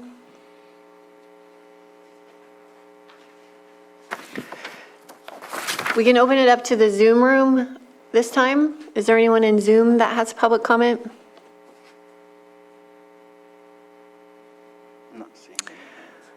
Okay, I'll close public comment, bring it back to the board. Any questions or comments on this issue before we close it out? I have the question about what are the benefits that will come with this? And is this more resources, more targeted programs? You know, do you have any sense on what we can expect on the positive side from this type of mapping? So the only positive thing, and consider, you know, positive or not, is the current CAL FIRE grants that are open called the fire prevention grants, which are due March 10th. I haven't checked the form in the last week or two, but it does ask what percentage of your project area is in a very high, or what is your fire hazard severity class? And so that's a question, and it's not 100% weighted. I don't know exactly what the selection is, or what the committee uses to select it, but that is one benefit, is you can articulate you have a higher hazard now for potential for going after grants. Is CAL FIRE going to get more resources? Is more resources like firefighters going to be available to local agents such as Lakeport? There's no tie to that. So one of the ways this has been explained to me, it's like a 100-year floodplain. You either live in a floodplain or you don't. And if you live in a floodplain, is you know, what's that? How many years is a 1 in 100-year flood, 1 in 30-year flood? It's kind of that type of ranking. So then you can put levees up, you can, you know, elevate houses. It's that mitigate risk mitigation. So there's really no tie to the response stuff, but there is a part of it in the CAL FIRE grants. So there's the CAL FIRE fire prevention grants. There eventually be the forest health grants. There's also the workforce development grants, you know, that CAL FIRE offers too. Supervisor Sabatier? I just want to share with you some of the troubles that I've had lately in trying to mitigate fires to the east of the city of Clear Lake. And this is where you have levels of bureaucracy that kind of compete against each other. The Cache Creek Wilderness touches the city of Clear Lake, and then there's the National Monument as well. We were able to do some mitigation right on the border through some county land and through some private land, but touching the Cache Creek Wilderness right now has been an ultimate barrier, saying we have never done this before, we have never mitigated fires, we don't know how to do that, basically scared of liability. But these maps show us where the danger is, and when we know where it is and we're trying to do something about it, we're being prevented from doing some of the work. And so I hope that in the future, when presented with these updates and maps, that they are made to benefit the purpose of mitigating, not just for us to see that there's red right there, because that part is very frustrating for me on my end, is we're doing everything we can to have the conversations to protect, and yet there's barriers that exist, even though we see it on the map that says there's a danger zone right there. And so I hope we can find ways to elevate the urgency of getting mitigation done, rather than being stuck with the rules that we've created. Protecting is good. We need to go through an environmental process before we do any of those things. But at the same time, the longer we wait, the more we're going to have another Rocky Fire or another Valley Fire, and that part does not please me at all. So just wanted to express that those are some of the hurdles that we have in front of us. And while the map exacerbates the problem in the sense that it's become more red, more extreme fire threat, it doesn't provide any assistance for us at this moment in time to overcome the barriers we currently have. And I appreciate that comment. So Paul Duncan is here, you know, the Lake County lead CAL FIRE official. Also, I think many of you are familiar with Mike Wink. He just promoted to what's called the pre-fire division chief, so this is kind of his thing now. So if we want to talk offline, Mike, Paul, about what are the options out there. and there is some stuff with the federal agencies that we could look into. We talk a lot of it about grants, but there's also, and I'm going to maybe not know the best term for this, but the FEMA grants, hazard mitigation grants, that might be a possibility too. I'm involved in another county that's been getting, or potentially going to get millions of dollars at the federal level for mitigation. So can that be extended there as a possibility between the city, the state, and also the federal agency there? It might be a possibility. There is dozer lines out there on those ridges, and just putting a project together, going through the process. But and that just brings up another thing, when you look at these maps coming down for local responsibility, that might be an example you're going to see now very high in that city. I don't know how much it'll be, but I would not be surprised if there's some very high there too now in local responsibility. Right. And we've walked the ridge with Chief Duncan and Chief Wink, so they're very well aware of the project, but I will definitely continue to reach out and see if there's ways to break down the obstacles. I'm up here and talking to Mike, Paul. Any other comments from the board? Supervisor Green? Just very quickly, is the fire hazard designation considered at all when prescribed burns are proposed? Like, is it harder to do prescribed burning in a very high-risk area versus a moderate? No, not really. To be truthful, we got to fill it out that it's in a very high or whatever it might be, but there's a whole separate checklist that's a complexity rating that more has to deal with, are we going to damage the watershed? How close are we to homes? So it's project-specific, site-specific? Yeah. Okay, thank you. Okay, well, I appreciate you coming today. It's not obviously the best news that we want to see and hear, but having the community give their input is critical. So everyone that's listening online and in the chambers today, please submit your comments by February 3rd. We will be submitting our comments from the board. And then we just continue to work in collaboration with all of our partners here in CAL FIRE and our local response to continue to protect our community. So thank you for coming. Thank you. I think we will take one more item maybe before we take a break. Yes, I got a thumbs up out of the corner of my eye. Okay, so 6.4, 9:45 a.m. item, public meeting to allow public testimony by members of the public to provide comments on the renewal of the Lake County Tourism Improvement District and levy of assessments. And this is from the administration office. Yes, Brian Fisher is here to speak on this matter. Come forward.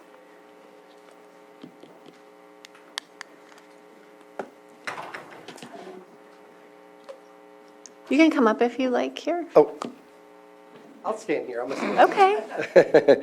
Hello, Board of Supervisors. Thank you for seeing me again, and city administrators, or Your county name? administrators. As you know, this is our day to hear from other folks, other stakeholders. We've gone through the process of renewing the district.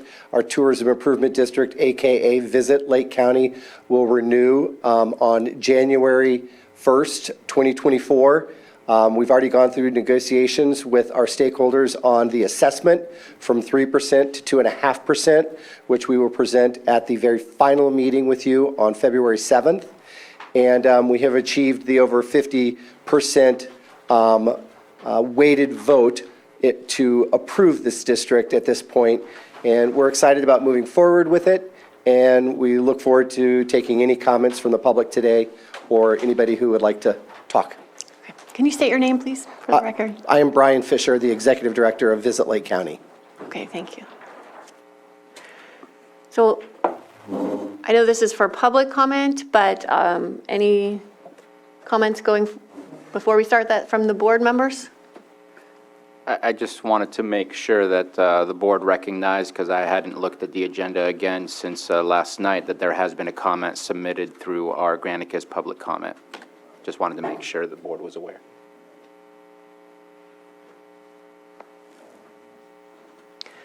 Okay. And it would appear the comment is a comment of protest.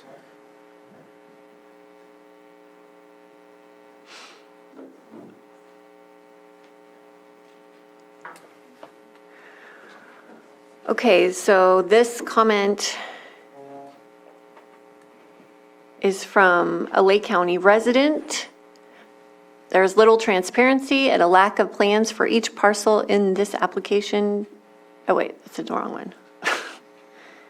Did we get the email? Would you like me to read it? If you have it up. I didn't see it Right in. here, the letter? Yeah. Yeah, I'll read it.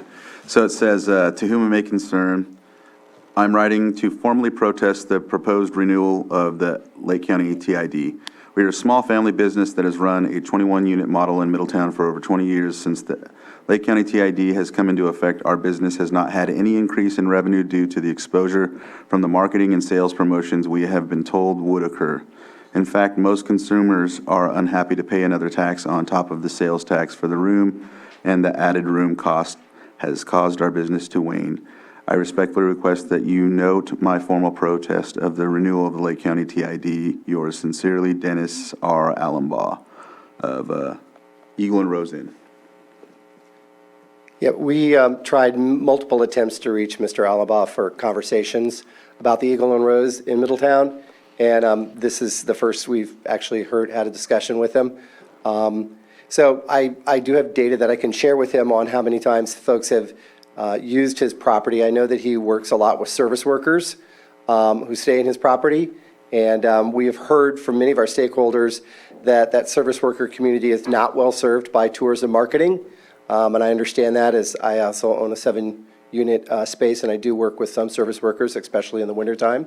But I would argue that moving forward with our tourism district is really crucial for Lake County. We have been at it now for 4 years with the 1.5% assessment, which we have, now that we've looked at it from 4 years in hindsight, is not enough to fund our district. We really need more resources in order to move forward. But I would point out that, we have to look at the entire picture. We have seen growth in visitor website from prior, starting in 2018, from 6,000 unique visitors to over 86,000 in this last year. We are moving in the right direction, and we will continue to move in the right direction, but we need the resources to get there. Okay. Do we have public comment in the chambers or on Zoom? I do not see any hands on Zoom. Anyone in the chambers? Okay, then I'll close this item, and we've just had the one comment. That'll be part of the record. And bring it back to the board. Anything? No action required. Yep. No final comments? Okay. Then we'll close this item. Thank you. And we will take a 7-minute break to 10:50 and come back here for the next item. Okay, we are back, and we are going to move on to our 6.5 10 a.m. meeting, consideration of memorandum of understanding between the County of Lake and the City of Clear Lake for the design costs related to the regional skate park in District 2. Supervisor Sabatier. So I was going to prepare a PowerPoint presentation, but seeing our agenda, I'd rather go through this quickly, but obviously go through the process. On March 1st, came to the Board of Supervisors with a letter of intent to talk about a regional skate park that would be built in the city of Clear Lake in the Austin Park area. There is currently a park there, but the park is old. The park requires a lot of maintenance, and it's easy for it to get damaged because of the type of materials that are used to build it. So the idea was to upgrade it to a concrete park. That letter of intent was approved by the Board of Supervisors, worked with the City of Clear Lake and staff to create an RFP. Well, let me be a little bit more specific. The City of Clear Lake staff created an RFP, and we received 2 proposals. As you see in the memo, I provided both of those proposals, quite different in what was offered. We decided to go with the American Ramp Company for $43,500. And before you is an MOU that places the City of Clear Lake as the lead agency on this project. That way the county is not the middleman, but middle person. And however, my discretionary cannabis tax funds would be used to pay for the entirety of the $43,500. and I will continue working with the city of Clear Lake. We are meeting on Monday, I believe, with the American Ramp Company to start discussing the project, and just looking for your approval so that we can go ahead and receive invoices from the city of Clear Lake and reimburse them for the cost of the design process. Okay. Anything from the board on this item? I'll open up to public input. Anyone in the chambers or on Zoom? Add anything?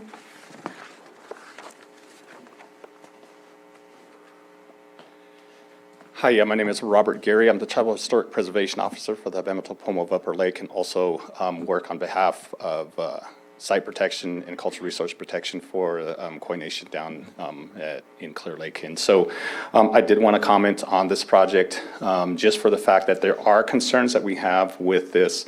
Currently, we are trying to create protocols and processes set for the protection of tribal cultural resources in the area. It's definitely a sensitive area. Currently, there are spoil piles that are out there that came from a dig for the actual water park project portion of it. Found soils, habitation soils that date back to 12,000. Found artifacts that were dated back 8,000. And so on the very first day of construction out there, we found, I want to say, around 1,500 pieces. Very sensitive area. Very, very sensitive village site that's out there. Even according to the cultural resource study that was done out there. My comment is to make sure before this gets passed, to make sure that there is either protocols or processes setting in place prior to this, working with the tribes that are affiliated with the area, making sure that the preservation of that history from the indigenous community that are out there are set into place and agreed upon before anything else happens. Just a lot of things that are happening, and it's definitely a sensitive area where the location where this is. We've been in contact and even in consultation both with the city of Clear Lake about our concerns for that specific area. Like I said, according to not just the relative information or cultural information from the tribe, but even through the study, there are known sites that are out there. And so they've been impacted that are out there. Some of the past practices, I think, within the city of taking soils from one location and using it into another location has been done. We're trying to make sure that that doesn't continue to happen.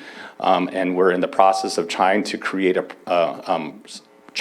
protocols to ensure the protection and the preservation of those sites. Those sites are important to the indigenous communities. It's a part of the history of the first peoples that were here. If we don't have a concern about those to make sure that there's protection for those, it's actually an act of erasure of the indigenous communities that are from here. And so we just want to make sure that there's something before this project goes forward, that there's protocols and process set in place. AB 52 under CEQA requires that to happen, to make sure that there's an agreement of between both, whether it's the city, the state, any other agency, and the tribe for the protection of those cultural resources. And I would just, my comment here is to make sure that we have something set in place in this MOU, if it's going to be acted on today, that's going to ensure that that will happen for those cultural resources that might be impacted by this project. Highly sensitive area. Definitely things have been found. There's things that are out there currently right now that we've found adjacent to it, and we're talking within feet. Anything, according to our office, that's within a quarter of a mile that we have for down there, like I said, is deemed to us sensitive. But definitely cultural resources can be and will be impacted just due to the things that have been found out there with the last project portion of it. Thank you. And so in response to that, this is only for the design, and I understand the relationship currently with the City of Clear Lake and its projects. We have discussed the sensitivity of the area as well. Can't say that it's set in stone, but we are looking to build up and not do any kind of digging or anything like that. We want to make sure that we disturb the least amount as possible. But I'd love to see this move forward as it is solely design, not construction. and those conversations can continue and hopefully find a conclusion prior to ever having to do any type of construction. The design process will have town hall meetings. In fact, I have some very professional skaters that want to be involved in the conversation so that we can design what would be the best park for beginners all the way to experts, and we'll see what that design ends up looking like. But at this point in time, sensitivity is definitely on our mind, but I don't think that the design itself proposes an issue. Obviously, we would be spending money that maybe alterations would be needed at the end, but I'm comfortable moving forward knowing that there is going to be a conclusion between yourself and the city of Clear Lake and the conversations that have been happening, and I'm comfortable moving forward with the design process. So just wanted to make that statement. Yeah, just to answer back with that, I think for myself is, as far as coming from the tribal perspective, we're trying to get to the table as early as possible. So this is like perfect time as far as we're trying to develop a concept for this. And so ensuring that we know the tribe has sensitive information about that area, not just with the archaeological study that's been done. But I think having the tribe at the table for this conceptual, or even after this conceptual meeting with the tribe as early as possible, is definitely something how the tribe really would like to go forward with projects that happen in Clear Lake. It's just, how do we do that? And really at the earliest stages that we can be at that consultation table or conception table is the best way. Like I said, once cultural resources is destroyed, it's non-renewable. We don't get that back. Part of the tribe's history is gone. And that happens with all of Lake County. It's just a fact. It's a highly culturally sensitive area. And there are ways to be able to mitigate and manage projects on how they go forward. But there just has to be inclusion. And I said this, in my prior statement, there has to be inclusion with the tribal communities that are from those affiliated areas to be able to sit down and figure out and mitigate and come up with a plan of how to make a project go forward, but to still protect the cultural and the historical resources that are there for the indigenous communities. And then not only that, really an important part, because there's a lot of misunderstanding or even uneducation about the indigenous communities that were here in Lake County. So, we've been pushing forward, how can we better make that relationship and educate, the community that's out there about all of us, and, interpretive signage, I don't know, other ideas of what can we do to put, something out there to help educate our county about, those communities as well. So I'm hoping that, those things are incorporated, especially into these open spaces, for parks and things like that. So definitely something to keep in mind when this comes up.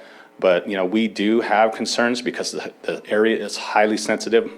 We don't only say that, the data says it, from the cultural resource study that was done. And we just want to make sure that there's something set into place. And if we can get at the conceptual stage and come up with a design to make this happen, I know the tribe would definitely be, for that.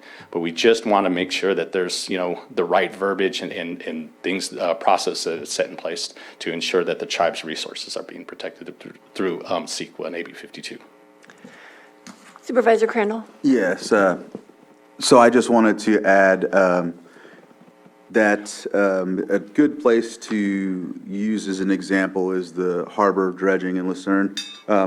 This doesn't have an effect on what the support or non-support, but I just wanted to highlight that Robert was present with another EPA director and tribal historic preservation officer, along with community development, and I think Susan was there as well. And the project was scheduled for 2021 or 2020, I think, 2020. Looked as if it was getting there.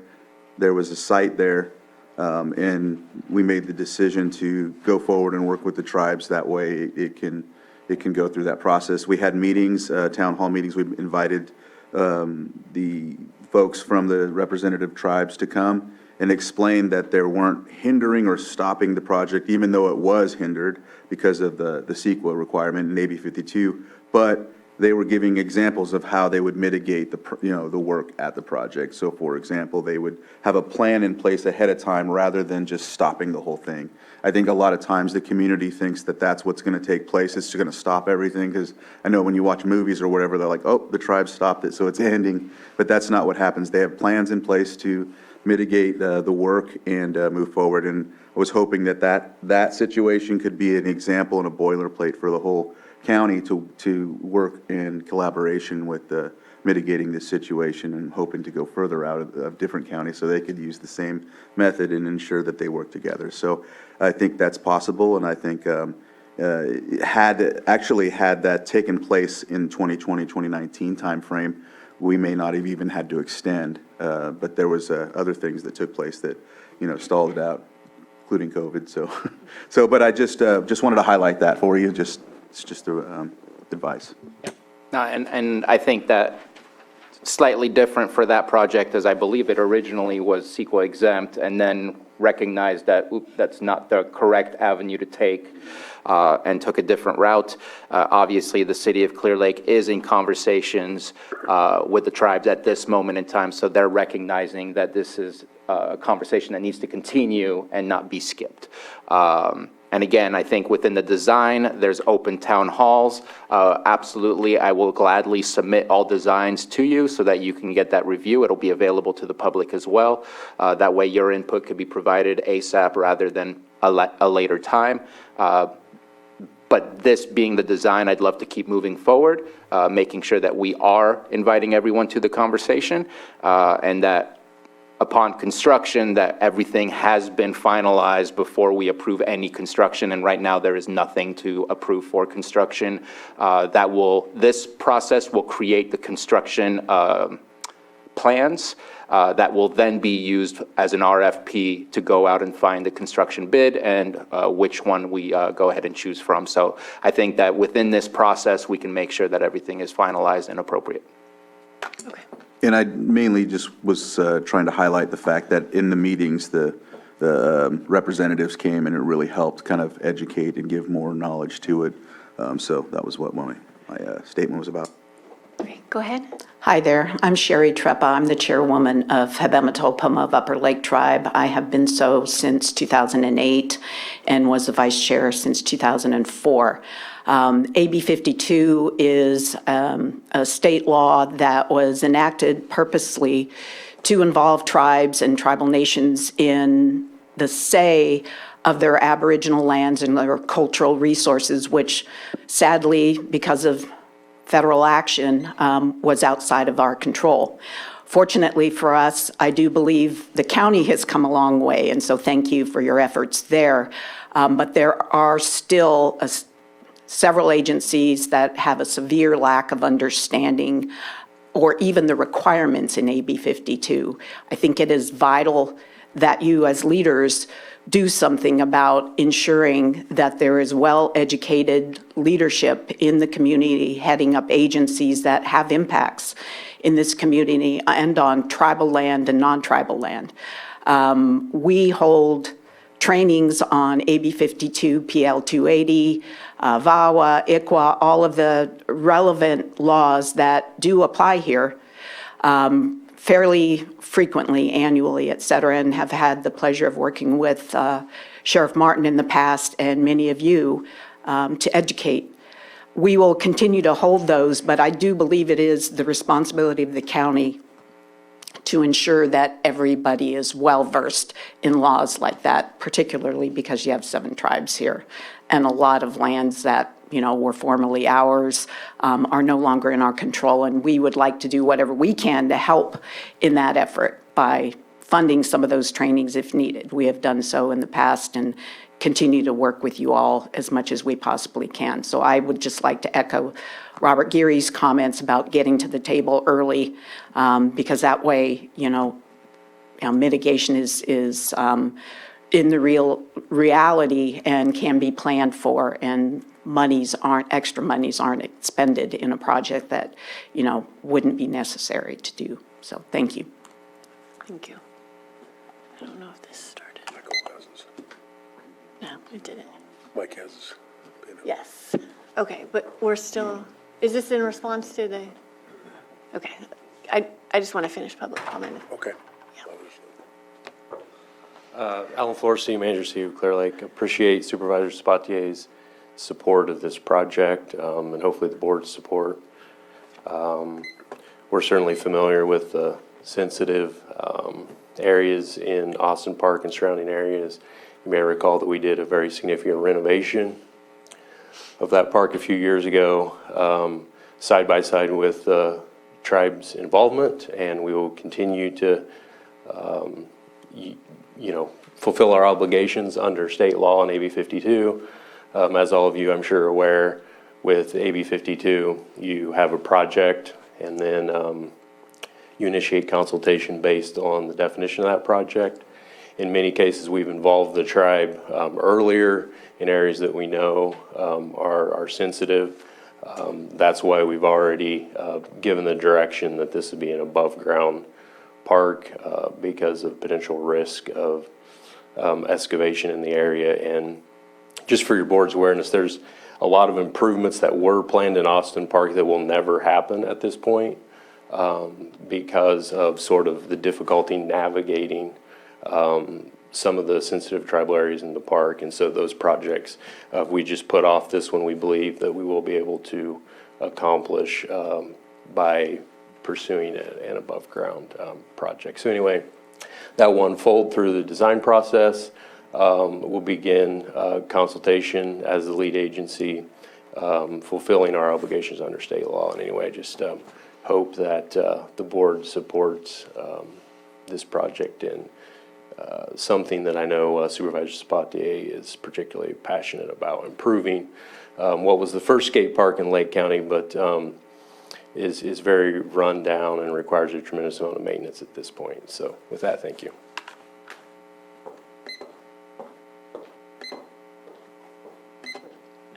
No. Okay. Is there any more comment in the chambers or on Zoom? We do. Okay. Aaron McCarrick. Okay, go ahead, Aaron. Hello, thank you. This is Erin McCarrick, Clear Lake, and thank you, Supervisor Sabatier, for taking this project on. I support this as long as it does meet all the requirements that the previous speakers have spoken about, and if there is a spirit of communication with the tribes and AB 52 throughout the entire process. I was also curious, this is funded by the Cannabis Discretionary Fund, and I'm wondering if there's a schedule of allotment for the remainder of the Cannabis Discretionary Funds beyond the $43,000, if this is like a planned multi-year investment from Supervisor Sabatier's year after year discretionary funds, or if they'll be used for other items. So it's a little difficult to understand you. You had kind of I don't know, some sort of filter or something, but you asked about the discretionary funds, if it's multi-year. That part I can respond, but I think you also mentioned something about federal, and I didn't catch what that was. But to respond to the one that Is that better? Oh, so much better. Yeah, I forgot when I have my headphones on, it can't hear me. Basically, in support of this project, as long as it abides by the requirements of the previous speakers and this open spirit of communication with the tribes and engaging them in the developments that happen on this area. But my question was, it looks like there's the request for proposals bid was $43,000, and cannabis allotment funds are $100,000 year after year. So I'm curious if there is, and again, putting these funds into the skate park is a great use of it because it is needed in Clear Lake. But I'm wondering if there is like a budget, if it's a continued budget, or if like the rest of it goes to construction materials, et cetera. At this moment in time, I have not touched my discretionary funds as I've been working with the city council and city staff to bring this project to the Board of Supervisors. The intent right now is to pay the entirety of the design, which is the 43.5 that we have in front of us. Once we have the overall bid for the construction, then I plan to utilize the entirety of my discretionary funds that is left over. I am working to augment that through grants and other donations from local agencies, and I believe the City of Clear Lake has also identified some funding available to them to be able to add to that as well. It is not a budget at this moment for the idea that there is no construction costs that have been put together. Once the design is put together, at that point, there will be a budget for the entire project. Thanks. Now we have Holly Robertson. Go ahead, Holly, state your name for the record. You have 3 minutes. Hi, good morning, everybody. My name is Holly Roberson. I'm Tribal Cultural Resources Council for the Khoi Nation of Northern California. Thank you for having us speak today. I want to thank Commissioner McCarrick and Supervisor Crandall for their openness to make sure that the city and the county consider tribal cultural resources, and also underscore what Chairperson Treppa and our TIPO Robert Geary said. The Khoi Nation is not against development in Lake County, but we are pro-sustainable, responsible, legally compliant development that is avoiding, preserving, and protecting significant tribal cultural resources. Here, it is very cost effective for the county and the city to involve tribes early in the process. Although, as Alan stated, tribal cultural resources consultation under AB 52 starts with the notice of, when there's a project on the line, it is extremely efficient to include the tribe's information and tribal cultural resources knowledge now at the RFP stage, because it can help you get bids to build the skate park that are consistent with this need that you have. If you don't include this knowledge and this issue in the RFP, you run the risk of having a change order or later, which is more expensive, having delays in your process, or having people bid on the project who really frankly don't know what they're doing with regard to identifying and avoiding tribal cultural resources.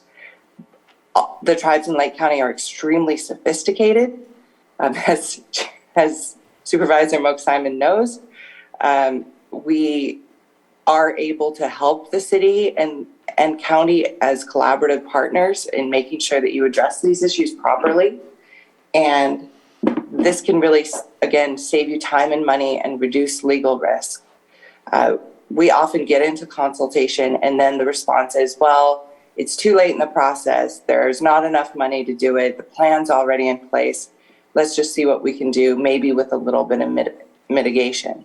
But if you involve us now, we can help you with avoidance. It's great that you're interested in development above ground. That doesn't necessarily mean there won't be tribal cultural resources impacts. So again, I just strongly encourage you to consider this. These are not minor tribal cultural resources. These village sites are recorded in the California Historic Resource Information Center. They're historical resources, they're cultural resources, they're archaeological resources, and they're significant tribal cultural resources. So you have significant legal risk here if you're not addressing these issues fully. And as I believe it was Supervisor Crandall said, we can help you plan to do this in a way that doesn't necessarily slow the project down a lot or cost a lot of extra money if you involve us now. I'm also submitting a comment online. Thank you for your time. Thank you. No further hands on Zoom. Okay. I will close public input and bring it back to the board. And Supervisor Green? Yeah, just a quick question. I assume at some point this is going to spin into a project and some type of CEQA findings will be made by the city as the lead agency. So I do want to distinguish for the speakers between the county's consideration of this MOU today and whatever actions the city may take in consultation with our native partners. But has it been spun up as a project yet? Is there a use permit application? Has there been any CEQA work done on this project yet? Absolutely none, since right now it's just a conception, and until there's a design, then there's nothing to analyze CEQA-wise. other than we know the location that we would like to make it happen in. But that's pretty much it. The design will provide us the details. Again, there will be open public town hall meetings, and I can assure the board that I will make sure to invite tribal to those meetings because it is public anyways, and then to have further conversations to make sure that we're not doing the change orders, to make sure that we're not hitting barriers. I want to see this project happen. I want to see it happen appropriately.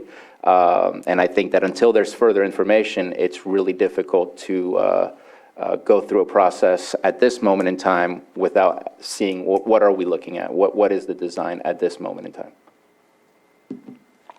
Thank you for that clarification, and I concur with that. I definitely appreciate the interest in being involved early. That said, there's no requirement until there is a CEQA process to initiate that this consultation happen in a formal sense. I think you've heard ample examples of the willingness of the city and the sponsor of this measure to informally, in the earliest part of this project before ink even gets on paper regarding any proposed CEQA findings. So I'm finding that there is a good faith effort here to involve everyone in the community in the earliest part of this project. And based on the description so far, it sounds like it may even end up being, depending on what happens with the foundation and the repurposing of the former site of the current skate park, there could be a CEQA exemption in here if this project reaches a point where there'll be absolutely no land disturbance. The consultation may be as simple as that. As this project is scoped, there's no possibility of disturbing anything fresh because we're going to repurpose this. Or it may end up being a mild grading, and then we'll talk about the standard protocols that do apply. But I'm very comfortable moving forward with this. You do need a design of a project before you can advance a project forward for CEQA review. I'm confident, based on the statements here, that tribal consultation will be frequent and robust. And so I'm supportive of this measure. Thank you. And just to add, I don't want to make any assumptions of what avenue the CEQA process might lead to us, but the CEQA process is a necessary part of the project in order to be able to move it forward appropriately. So I don't want to claim that it will be exempt or not until we have further information to better understand the situation. Supervisor Simon? Yeah. I appreciate the words both from the city and from the tribes here today on the comments. Obviously, it is a challenge. Each tribe has their own TIPO department, and as we move and deal with agencies, what I will give credit to is the county and the steps that we've taken over the last decade, at least here in Lake County, for collaboration and communication with the tribes. I spoke about it earlier today, the first organization, Lake County Risk Reduction Authority, adding them on, but ultimately in projects. In my area, for the Middletown area, there's been some large projects, developments at very sensitive areas, and we've been able to kind of mitigate those issues as the process has gone through. We are the same way as our tribe is we don't want to stop anything moving forward for Lake County, but we want to be a part of that and be at the table. And I think there's a way to do those things in communication with whether it's county or the cities, and it's how it's approached. I think, like I said, you can make a statement of, I wouldn't want to slow anything down or stop anything, but I think there are some things that are asked for that may just exacerbate that and say it will stop things. So I agree with the early on education and constantly educating. I'm proud to sit here on the Board of Supervisors and bring any education opportunities I can to our departments or even developers as we're moving through that project. We know that having monitor agreements and other things are very important as you're moving through that, but documenting for the tribes is real important. We all have at least attempted to bring on a GIS so we can tell our story. You used to have to go to Sonoma State or to SHPO, the State Historic Preservation Office. No longer needed here in Lake County. We have really brought it in-house with our 7 nations. So in support of this today, I am in support of moving forward, but I will obviously be watching closely as it moves forward. I would like to see, an amicable agreement maybe come together for both the city and the tribes that are affected in that area. I will say it must be pretty close to being done because we just built a tribal health facility in that area, and that was able to get accomplished.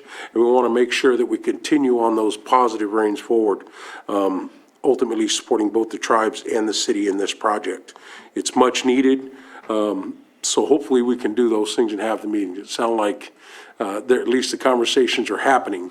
But sometimes actions are a little more than, just saying one thing. It's actually doing some things because it does cost from understanding from the tribal standpoint of what we want to get accomplished as a nation to take care of our historical, areas and everything, which we don't own. Most of them, our reses are not where we were for thousands of years. So once we're in partnership in those conversations is how we're moving together to get something done. I can only speak specifically for Middletown. There's been areas where we say, all right, it's so significant that we want to just be there to get it recorded and kind of negotiating that part on when the monitors are on site, what's happening, and really coming to an agreement that benefits everybody. Because the most important thing is if something comes out of the ground is making sure that it's documented. It happens all the time in construction jobs. A cat driver is not going, someone on a D9 is not going to know something popping out of the ground and what to look for. So that's the important part, I think, as we're moving forward. I know this is above ground. I may be going too in depth, but these are all the conversations that need to happen as we're moving forward. Because what we're attempting to do is kind of go back in history and say, all right, these are our lands. They were documented by non-tribal folks first, but now we're here. And we have the ability to do that. So I'm in favor of moving forward with this and supporting you in the city, Bruno, but also just making it very clear to be monitoring the situation and hopefully moving forward because we want to have it. If the city of Clear Lake, there are a lot of exciting projects there that they're attempting to do that's going to benefit all of our community members, including our tribal children that we're playing in leagues and other stuff that are going to be built down there. So we want to just make sure that communication is happening. So today I am going to support this MOU, but we'll hopefully be able to be a voice of reason if we get to, any impasses as going out there. So that's kind of a long statement, but that's where I'm at right now.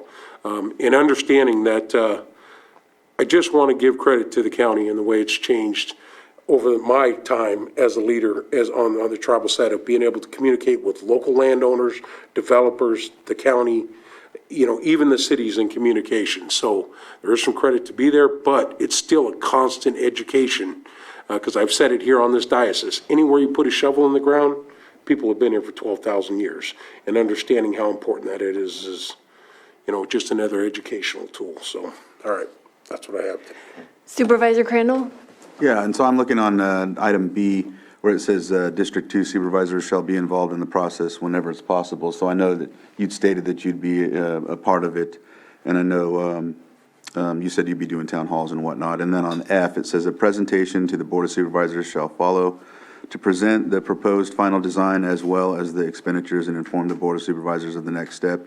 I think that, I don't know when that would be. Of course, you would have to have the, the design in place, but I think that's another good time that we could come together to ensure that, hit the next steps or benchmarks to ensure that the tribe can be a part of the next process as well, because this, in essence, is the design phase, and as Supervisor stated, you're going to try to do it above ground and at least possible to disturb the land. And I think the fact that was stated by Robert Gary was that to be involved right off the get, I think that's important. I know that with the project I was explaining earlier, it wasn't, but that's also during the time where we didn't have leadership in that department. So it didn't necessarily take place until we got it done, but that's the ideal, is just to have it right off the get. And I think we're on a good path right now to do that, to move forward. So, yeah. So I think that even the design recognizes, or the preliminary design, how you're going to put it above ground, recognizes the impact that this project could have on such a important place. And I, it's just my suggestion to have that involvement early and often, because, that's one significant design element, but there could be more that could be helpful down the road, you don't know, rather than wait until the town halls to involve the tribes, because there could be something that they notice right away, right off the bat, that could save time and money and resources to have that early involvement. So I'm in favor of the MOU, but I just encourage that early participation to make sure that something significant isn't being missed. That's going to cost the project in the end. Madam Chair? Yes. I see that there is another hand in this Zoom session. Would you like to open up public Yes, I will. again, or is it being closed? I'll just reopen public input for one more comment. Okay, we have Dino Beltran from the Coy Nation. Okay, Dino, go ahead, state your name, and you have 3 minutes. Can you hear me? Yes. All right, good morning. Thank you all. So there's some couple of things that were mentioned here in the last several minutes that are really important. First of all, town halls, I think that's a good idea. That's not consultation under AB 52. No. AB 52 would mean the tribes would have their own meetings, and that would be separate. Second of all, I'm glad that the Lake County Tribal Health Building was able to get completed, but it got stopped by the Coy Nation because the process of an AB 52 consultation was not completed completely by the city of Clear Lake. We had to stop that project because they didn't do their full AB 52 and all the studies that were needed to be done. That's the fact. I think it was briefly mentioned earlier, there's a careless disregard by the city of Clear Lake to date with human remains. There was a project in Mullen back about 3 years ago. Archaeologists came out, there were human remains found. They had taken all the remains from that one trench, which is about 300 yards long. They took it to the airport site. They were supposed to guard those because human remains were known to be in them. Another developer took all those remains over to the avenues, and now those human remains have created another site. So, as much excitement as there may be for this project, and like Moak had stated, we also do not want to impede any projects, but things need to be done precisely. And a supervisor from the second district is going to be involved. He should be adept in working with the tribes, AB 52, and we'll give a history lesson of what we've had to deal with in the city of Clear Lake. And it's not all pretty. So at this time, AB 52 is a big deal. And I also feel we've offered the city of Clear Lake consistent times training on AB 52. They keep not wanting to come to the table for training. I do not know why. So at this time, I would make training a part of this MOU, if this is to move forward. That's a simple request, and training needs to happen every time new people come on board, not only for the city of Clear Lake, but for the county of Lake. This is new to some people.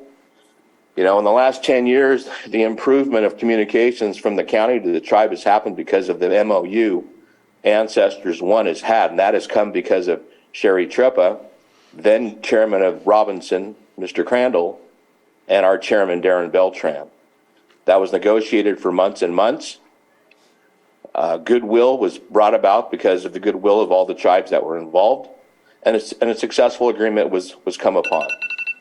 But at this time, my suggestion highly for the AB 52 training, and let us work closely with Supervisor number 2, Mr. Sabatier, and thank you for your time. Training's a big deal. Thank you. Any other public input? Okay, I'll close it again and bring it back to the board. Any other comments? I think too that I know that there's, like Moak had stated, there's a lot of history, that has been in place, but I think we're trying to, from here forward, get things in a better relationship. I know things get rocky. I've dealt with some situations in my town halls and in my district, but the more we keep sticking to it and having these discussions and talking about it, we can get to that point. I do appreciate Alan coming up and stating that he would be in compliance with that as well. So I think everyone's coming to that point where we know we have to do it. And so I think we're making strides. And sometimes they're not as fast as we want, but I think we can get there. So I just wanted to say that. And I appreciate the comment from Mr. Beltran. Him and I have spoken, not specifically about this, but the topic was brought up. My plan is to make this happen and to make this happen correctly. The city's plan is to make this happen and make this happen correctly. We have laws that we have to follow, and we will. I will do my due diligence to ensure that the relationship and the process is completed appropriately. However, adding in an MOU to force another jurisdiction to do something, I'm not comfortable with. There are laws that already create the guidelines by which we all need to follow. But my goal is to complete the project, not see it create a circumstance that would disable the project. So I know Mr. Gary.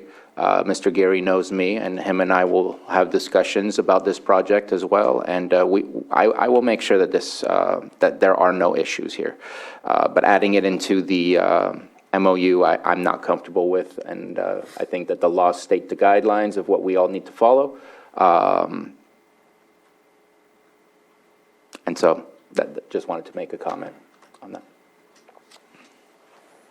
And if there's no further comment, I would like to approve the memorandum of understanding between the County of Lake and the City of Clear Lake for the design costs related to the Regional Skate Park in District 2 for a total of $43,000, for a total not to exceed $43,500. Second. Okay, I have a motion and a second. All in favor? Aye. Any opposed? Okay, motion carries. Our next item is 6.6, our 1030 item, presentation of work plan for the Office of Climate Resiliency, Administrative Office. Yes, thank you, Board. Excuse me, thank you, Chair. It is my pleasure to introduce the county's first Chief Climate Resiliency Officer, Terry Logston, sorry, cold. As such, it's a new program and it's a new position, and I ask that she present to your board and the community what this actually entails as provided by the grant-funded position. Thank you, Terry. Please go ahead. Thank you. Let me make sure that since I'm sharing this via Zoom, it's not doing. Do you know how to switch the screens? Because I don't want that one showing, because that's got my notes.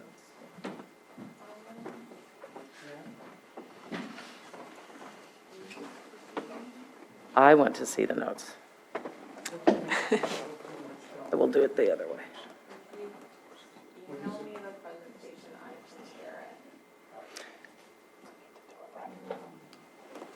Apologize.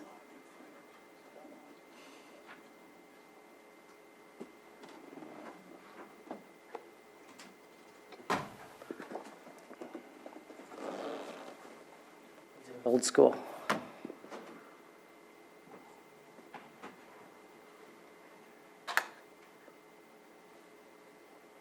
For some, it's still new school.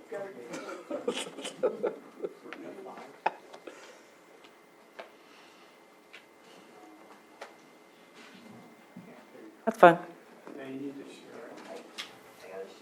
Oh, it's not shared.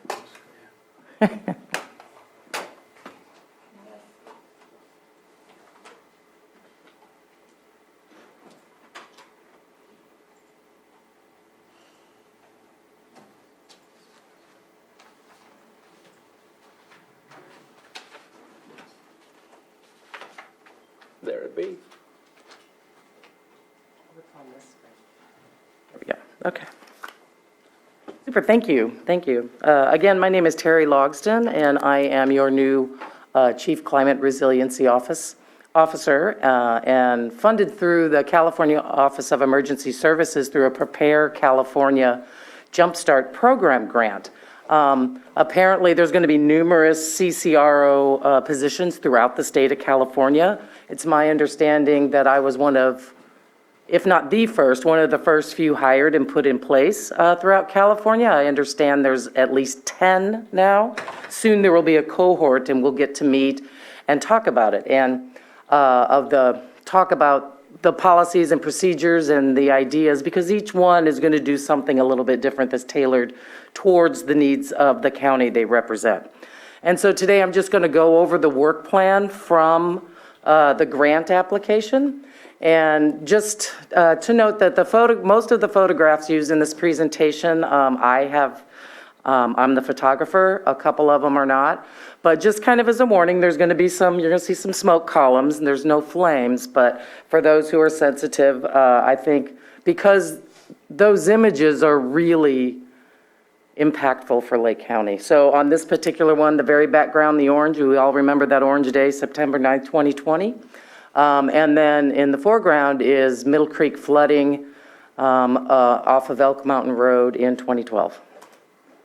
And so the purpose of the grant is for me to serve as the missing link, a full-time staff dedicated to pulling together and effectively coordinating all local efforts to address and mitigate climate change conditions in Lake County, including working with the Risk Reduction Authority, the Office of Emergency Services, the Disaster Response and Recovery Unit, the Lake County Fire Safe Council, the Benefit Zone stakeholders of Buckingham and the Riviera, the Drought Task Force, the Comprehensive Drought Work Group, Tree Mortality Task Force, the Home Hardening Demonstration Initiative, and the North Shore Fire Fuels Crew, and the Soda Bay Corridor Evacuation Route Planning and Maintenance Project. And so that's just a number of the groups that I've already been participating in through the years. And so for me, I really look forward to being able to co-pollinate across all of those, the meetings and organizations.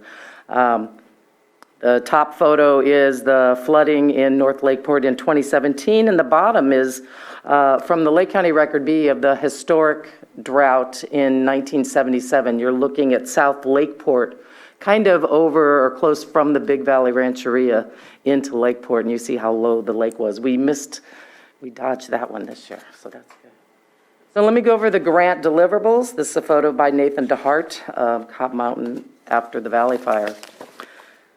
So in the first 90 days, which began on December 5th, I'm tasked with collaborating with the cities of Clear Lake and Lakeport, tribal nations, county municipal advisory councils, and town halls to to introduce myself and raise awareness of the Office of Climate Resiliency, and to develop and then conduct initial community resilience surveys. And of course, starting in December and then meeting with the town halls and the municipal advisory councils is a little challenging because that's typically when everyone gets reseated. So that's going to probably be pushed out a little bit further than 90 days just because I'm not able to get on agendas. So I'm looking forward to doing that. And then to develop the survey, I've already gotten some initial questions. I had a meeting with Supervisor Sabatier, City Manager Alan Flora, and City Council Member Russ Kremer last week. And then I have reached out to the tribes, and I'll follow up with the tribal nations to understand what their major concerns are. And so to develop the survey. So far, most have mentioned evacuation routes, that we need to find out from the community if they know which route to take from their home. Do they have an alternate? Do you have your own transportation? And if you don't have your own transportation, do you have a plan to evacuate safely? Have you secured that? Defensible space, do you know what that is? Can you physically do the defensible space? Do you have someone who can help you? And how do you receive emergency information? So it's things like that that I'll be putting together and surveying. And then with the results from that survey, we'll work with these other groups to incorporate that into a plan of action. And so this was the Rocky Fire 2015, as seen from Clear Lake Oaks. I will also support the development and refinement of the Lake County Fire Safe Council, which I have been a participant in for many years. It's an ad hoc committee of the Board of Supervisors, facilitated by paid staff of the Lake County Resource Conservation District through funding from Title III funds through the Secure Rural Schools Act, which comes to the U.S. Forest Service.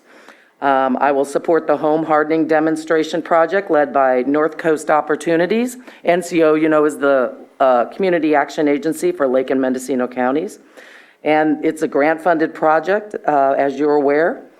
And it'll begin in the next month or so. NCO is finalizing the contracts for their contractors that they will work with. So that should be beginning shortly. And then, as I mentioned, with the results of the surveys, I'll analyze the results and work with partner agencies to help create action plans. This is a charred leaf that floated to my home in North Lakeport and landed on a squash plant from the Mendocino complex fire. So I've already reviewed. Part of it is I continue outreach through communities. And in the spirit of CMAT, if you recall, the Community Mitigation Assistance Team, which Lake County had the good fortune of being the first and so far the only county in the state of California to have this group come. And it's a nationwide group, and it's funded. They're mostly U.S. Forest Service partners. And they came and they worked with Lake County, and we met with them over the course of at least 2 weeks, and they put together a report that has a lot of good recommendations in it. And so when this grant was written, the intention is to use those recommendations from the CMAT, and in that same spirit, make recommendations for community resilience. And then to look for grants for all the partner agencies. It's not necessarily that I would write them all, but to help to work with the other agencies and the County of Lake to secure funding. So I've already reviewed, I scheduled an initial meeting and then a second meeting to discuss a Community Resource Center program grant through the CDFA with representatives from the county, cities of Lakeport and Clear Lake, NCO. It was actually the Lake County Fair who brought it to our attention, and they work with California Construction Authority, Lucerne Alpine Senior Center, and American Red Cross, and we met looked at the grant for a couple. We just couldn't make the turnaround because it's due within a month. So, and that's, we need grant writers. I also submitted an intent to apply for a climate adaptation planning grant through the Governor's Office of Planning and Research and attended a grant webinar. That particular grant is due March 31st. And so I'll be meeting with some department heads to see what's the best use of that funds. We would be at the first stage, and I think, or the first phase. They have it set out in 3 different phases of needs. And I think that we will be very competitive for those funds. And then I talked to Chief Mike Ciancio, and I'll set up a meeting after he makes a presentation to your board about the status of the North Shore Fire Fuels Crew project and how I can support him.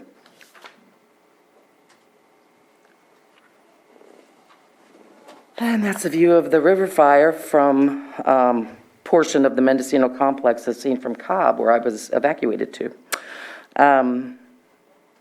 So continue to support the implementation of the updated CWPP, or Community Wildfire Protection Plan, which hopefully will be before your board and approved in the next couple months.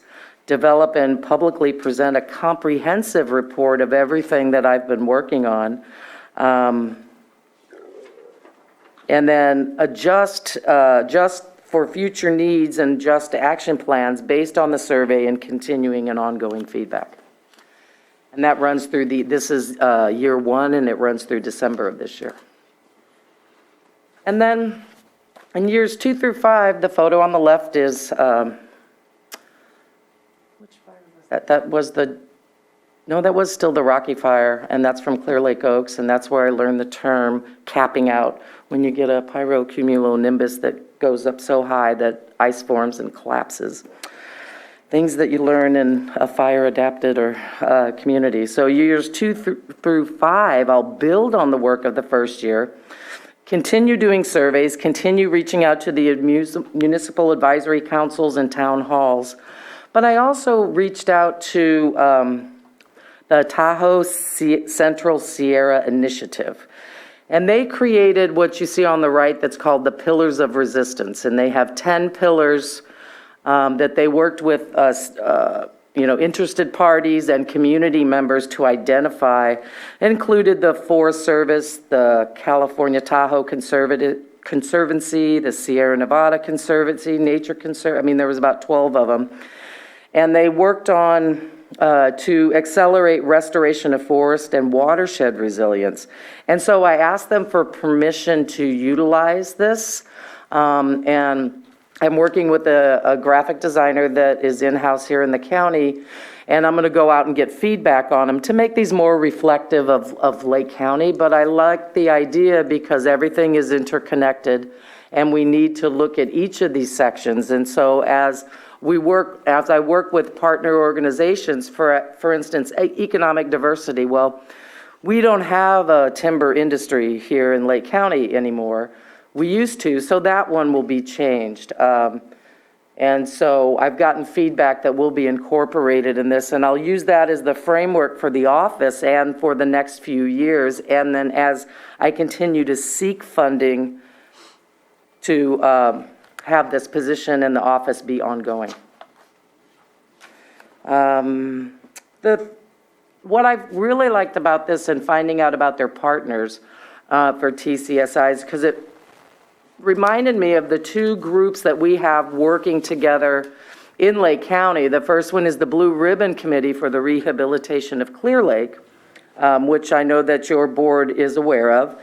And it is a collaborative group that's working to address an issue that was funded by AB 707, but it includes all 7 federally recognized native sovereign nations, the Central Valley Control Board, UC Davis, the County of Lake County Economic Development Corporation to represent local economic development, the Farm Bureau for Ag, the Resource Conservation District for Environment, and Lake County Special Districts representing all public water suppliers. And they have 2 subcommittees, a technical subcommittee and the socioeconomic subcommittee. And I hope to work with the socioeconomic subcommittee primarily in working on the pillars of resilience. And then the other collaboration, which I mentioned earlier, was CMAT, the Community Mitigation Assistance Team, and of course the Risk Reduction Authority. The two entities in Lake County, as I mentioned, that are closest to the TSCI collaborative are the Blue Ribbon Committee and the Risk Reduction Authority. And the Risk Reduction Authority includes seated directors from fire protection districts, the county, both cities, most of the local tribal governments and public water purveyors. And one of the things that we found out going through the CMAT process was that, there's a lot of responsibility placed on the RRA, the Risk Reduction Authority. And it needs to delegate some of the work to other partners, but it needs the other partners to be able to delegate to. They need to have so we're continuing looking for funding because it's such an amazing collaborative that we have. The Blue Ribbon Committee is funded. The Risk Reduction Authority needs additional funding. And so that's, basically it. I'm not a climate expert. I'm not a climate scientist. I have been studying my former position as an environmental director for our tribe. I learned a lot about the current data, the current thinking of what's going on particularly in Lake County and in Northern California. As you know, though, Lake County is unique. We're a little isolated from everywhere, and we don't have data necessarily specific to Lake County, but we know the trends. We know that we're going to see extreme heat events. We know that we're going to have flooding and drought cycles. We know that we're going to have atmospheric rivers that bring, like in 2012, that one photo, we had 6 inches of rain in one day. which never happens, but it did. All the creeks rose and we had flooding, but then it didn't rain again for months. So we're going to go through these cycles. And so what I'm going to look for and what I will be as a resource for county departments and to partner agencies around Lake County is to pull them together to come up with solutions. Thank you. Well, it's so exciting to have you here and to have this position be one of the first in the state. And I know I was excited for you to come on board. I know a lot of people were, and to have the work outlined before us kind of helps us understand what you can and can't do under this grant. And so every conversation that I have with you is, does this fall within the grant parameters? And that's something that all of us need to recognize going forward because it's very specific. Yeah. And I love that you use you're the missing link because it is what we have needed. We needed the connectivity within the county government and within the administrative office. So I'm just going to open it up to, Supervisor Sabatier. Surprise. Thank you for the presentation. Thank you for the presentation. A couple of things that I would like to better understand. So there's some things that you listed on there that seems to be some of the same things the RRA is already doing. Like I think the Best Fits grants is something that you kind of described as well, that you would be looking for grants and seeing who should be the ones to go for those grants. Is that going to be a replacement, a complement to, or how would that work? Because I just want to make sure we're not duplicating work that's already being done. So kind of trying to better understand the overlap between your work, what the RRA is doing. I'm assuming that you're going to be taking part in the RRA functions of their meetings since it has a lot of information and a lot of activities that relate to what your grant position it requests to do. So just kind of getting a better understanding how that relationship is, and are you going to be taking some pieces away from them or complementing what they've already been doing? That's a great question. The Best Fits subcommittee of the Risk Reduction Authority doesn't at this moment exist because of funding challenges. NCO was providing services, and I'm not 100% sure on the background of that, but they won't be. The spreadsheet is still live, meaning it's a shared spreadsheet of all the participants can go in and look. So what's helpful with just that document to have been created is now you can put reminders to go look at that agency for funding. Also, the Westside Sacramento Integrated Regional Water Management Plan is facilitated by the Yolo County RCD, and they also send a grant spreadsheet, and they update once a month. So that's not work that I will be doing like for the RRA,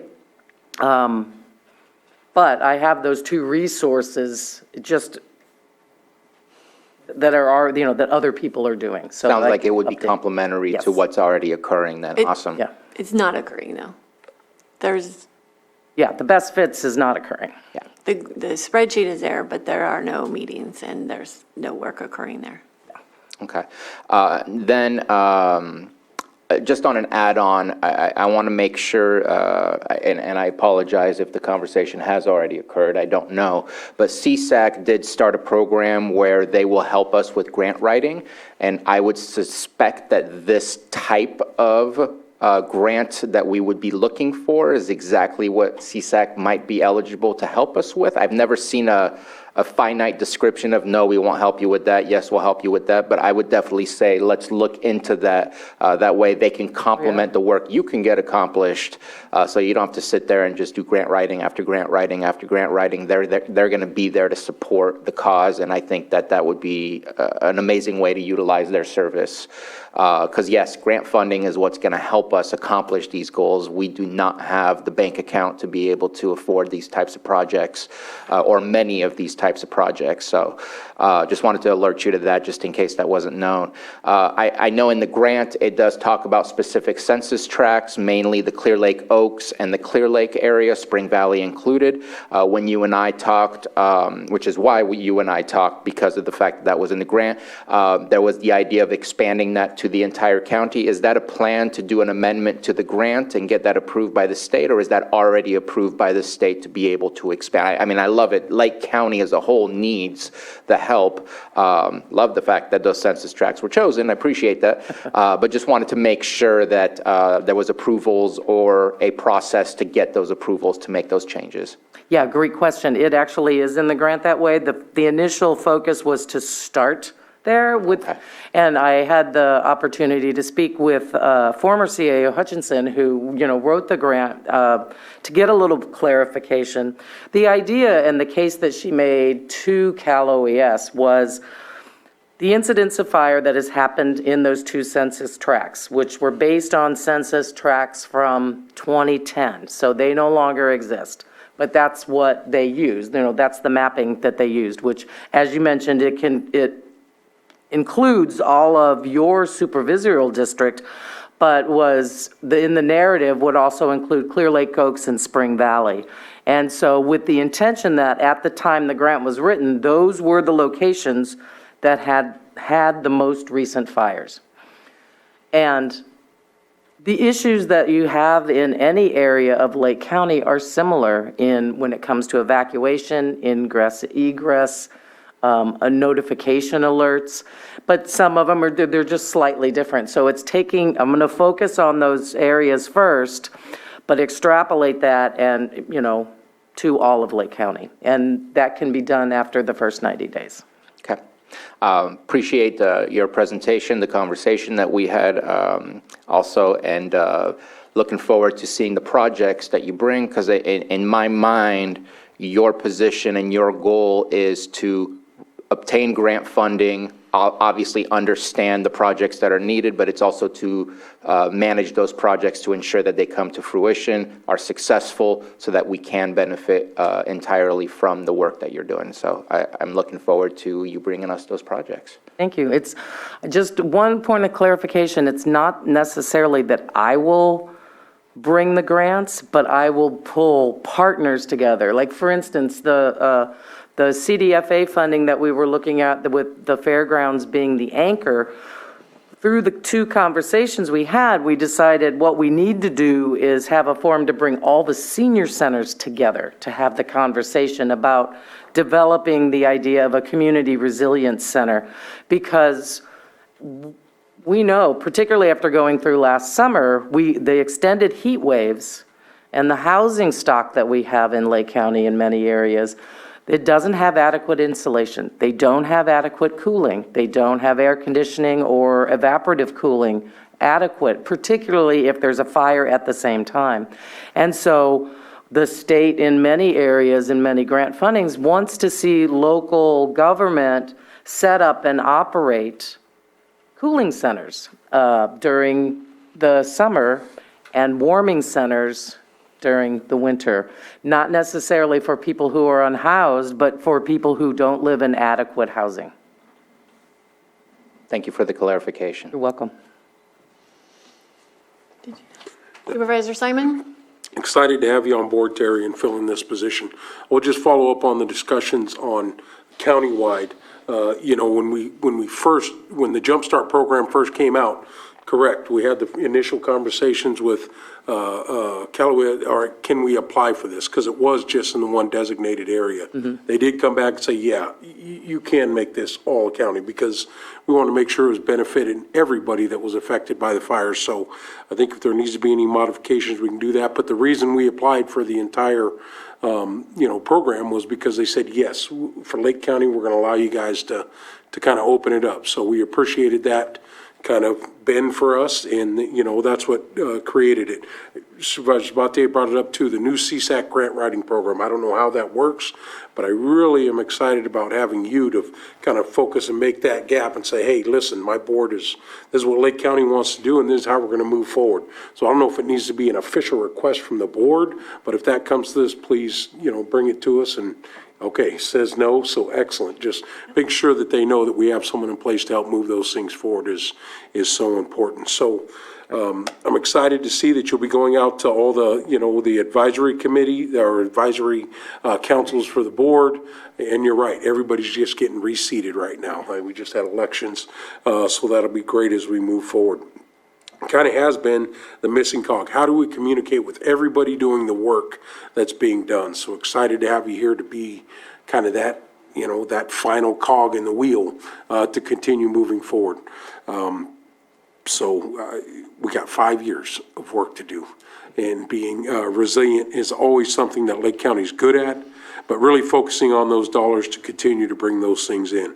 I think some of the pilot programs we have started here are going to be phenomenal. The home hardening programs for Lake County, the entire county, once we're over the first initial steps, but also the ingress and egress. And there's a lot of different issues that we need to be dealing with.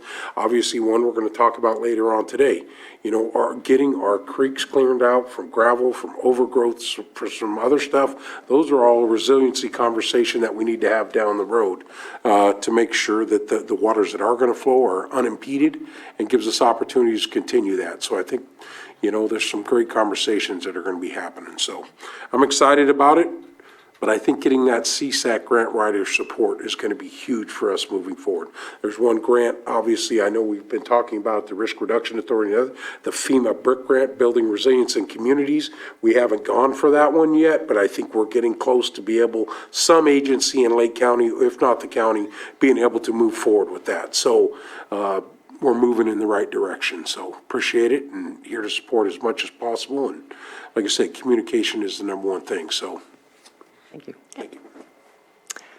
And one of the examples that we really need is to continue to look for that grant or those grants that will help us develop our climate action plan, which obviously is not a grant or a project that you're going to carry, but you're going to support our other departments and making sure that we can have that critical work done. Exactly. Okay, so I don't see any, Supervisor Green? Yeah, just a real quick question/comment. And I guess resilience and sustainability could be interchangeable, but I don't know if that's entirely accurate in this context. But on the sustainability stuff, if you take a look at all these bullet points, a lot of them involve land use and water use. And it's not probably within the four corners of your grant to talk about, but there may be things in our general plan, our land use element, water use and stuff like that that deserves a fresh look. So it can't be all grants all the time. There may be some fundamental policies that the county has that we need to look inward and kind of kick the tires on some of our old assumptions in the general plan and maybe update it. You mentioned the forest resilience may need to get changed out. It's like, no, we actually have forests. I wanted to mention native oak woodlands and chaparral as being so critical to our county, and sustainability would certainly involve having a better understanding of what we can do to sustain those woodland communities against fire risk, development pressure, what have you. So I don't want to put anyone on the spot because, again, I don't know the four corners of the grant, but I do see opportunity as your job unfolds to maybe find spots in our general plan and our land use policies, our water use policies that need improvement. Our shoreline ordinance would be one example. There'll be other examples that may be discussed this afternoon. So again, you're just one person and you're going to be working super hard, and a lot of that is focused on grants and stuff like that. But I just hope the grant will allow you and others in the county to consider more systemic changes if they're needed, like at the general plan level, for example. And that's just a comment. Thank you. Thank you. No, I think that it does in some, like specifically, it says to assist in the hazardous mitigation plan update. And so one thing that I have worked with OES just already is for each of the climate categories in the HMP draft is to tie it to projected climate impacts that we know or believe are going to happen in Lake County. And so how that is tied with each of those areas. So I've already made those suggestions and will continue as they go through the process. So I anticipate when the CDD department, undergoes a planning process, typically you're pulling together some group of citizens or the public to talk about things or to review things to get updates. I will be involved. So thank you. Yeah. And it was the timber industry. We have the forest lands, but it's the timber industry under economic development. But that's an opportunity for biomass and trying to figure out how we manage all of that material. All of that, yes. Okay, so I will open it up for public comment. Anyone in the chambers or on Zoom? Todd Metcalf has a hand up. Okay. Director Metcalf. And the host won't. The host has prohibited me from showing myself for some reason, which is probably a good thing. But Terry, welcome. I just want to say I appreciate what Supervisor Green said about we need to look inward. Terry, I don't know if you're aware of this or not. I'm with Behavioral Health Services, and in the past, when we've had heat waves and cold snaps, we've opened up some of our facilities as, a warming and cooling facility. And if you stay tuned into the Board of Supervisors meeting today, I don't know when the heck it's going to be heard, but we're actually bringing something to the board about opening a warming shelter. So I just want to let you know that I would like to work with you in the future in these types of activities and operations. Now, there we go. I do actually exist. So I just wanted to let you know who I am and kind of what we do, and that we have been actively involved in disaster and emergency operations. Before I came to behavioral services, I worked at social services, so I'm very, very familiar with the needs of our community, and just kind of wanted to just throw it out there that I'm here to assist and help, and we do need to collaborate. Here at Behavioral Services, we serve, obviously a very vulnerable population, and so when disaster strikes, we do whatever we can to help those folks. So just wanted to welcome you. We're very excited about this. Appreciate the presentation, and I'm sure you'll know where to find me. Thank you. I look forward to setting up a meeting to talk. Thanks. Yes, thank you, Terry. Okay, do we have anybody else? Anyone in the Zoom? No other hands on Zoom. Okay, I'll bring it back to the board for any final comments, but this is a no action item. Just a final question. You said in December we'll be getting a further presentation? Yeah, every year you'll get an annual presentation on the work, the recommendations, if there's any plans that the partner agencies, and where they are that I can report on their behalf. Every year you'll get a report. So basically your year is July to June, but then you'll coordinate all of the information of everything you've done and then present to us at a later time? Yes. Gotcha, okay. Thank you. You're welcome. Yeah, and there's very strict reporting requirements with the grant. There you go. Yeah. Thank you. Okay, thank you, Terry. So we have two items, 6.7 and 6.8 before our 1 o'clock timed item. So I'm just looking at all of you to figure out, do we want to do these two items before lunch or push them to after lunch? I am willing to move forward, especially in light that Director Turner has been sitting there very patiently. Okay. Yep.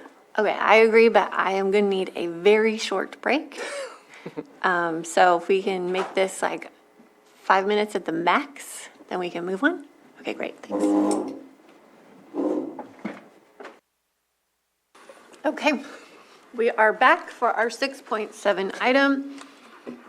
11 a.m., public hearing, consideration of draft ordinance amending Chapter 21, Article 58 and Article 68 of the Lake County zoning ordinance relating to appeals. Director Turner. Thank you. Mireya Turner, Community Development Director. The item you have before you now stemmed from a resolution of intent that was adopted by the board on September 22nd of last year. This item was brought to the board by Supervisor Sabatier, and the purpose of this ordinance is to amend the zoning code to require written documents pertaining to appeal hearings be submitted no later than 96 hours ahead of that hearing in order to be considered in a timely manner by the deciding body, which could either be the Planning Commission or the Board of Supervisors. This would require 3 amendments to the code, an amendment on each of the process sections for the Planning Commission and the Board of Supervisors, and then the addition of a definition of, I think it's documentary evidence. Mm-hmm.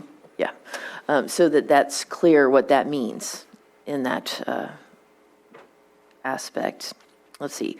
The draft ordinance was reviewed by the Planning Commission and received their full support for a recommendation of approval prior to returning to you today. I think that I messed up on the motion, so I will defer to County Council to correct me on that one. But that concludes my report. Supervisor Sabatier? I just want to add, this doesn't prohibit people from submitting anything after the 96 hours. It's just, it doesn't, we have the choice as a body to continue with the hearing or decide, versus before, it almost felt like we had to pause because of the fact that there was no timelines or guidelines on submissions of items, because obviously we have the verbal public comment as well as anything else. So just wanted to make sure that we're not prohibiting speech here. We're just asking to work with us so that we can get the majority of the documentation at a timely fashion. Additionally, one point that was brought up during that Board of Supervisors meeting was a concern for lack of public input. And it was noted at that time that the significant amount of written documentation comes usually from the appellant, who would have had the full at least 10-day notice of the upcoming appeal date. Supervisor Green? Yeah, thank you. The plain language of the ordinance appears to suggest that tardy public input, if it was not prohibited, at least in the case of the Planning Commission, they would be prohibited from considering any late submitted evidence. Also, while perhaps the bulk of the written material may come from an appellant, it really depends on the way the appeal is structured. If it's an appeal of a denial, that's one thing. If it's an appeal of a project that's been approved, that's quite another thing. And the people submitting comments would not, in some cases, be an applicant who has a 10-day notice. Also, if they're members of the public that do want to submit argument, they have to do it 96 hours in advance. The agenda for the meeting itself is only posted 72 hours in advance. So these are quasi-judicial proceedings. Due process suggests that everyone gets a fair shake and gets to make whatever comments they want to in support or against the appeal. And notwithstanding, I get it. Late arriving evidence is no fun for anybody, but it happens. And to give a full and complete appeal hearing, I think you need to give people not a 4-day cutoff deadline, especially when the agenda has a 3-day cutoff deadline for posting. So if an appeal hearing is going to happen, everyone should have full notice that it is happening, should have full opportunity to provide comments timely. A shorter limitation, 24 hours, something like that would be one thing, but a 96-hour limitation seems to me a little bit over the top.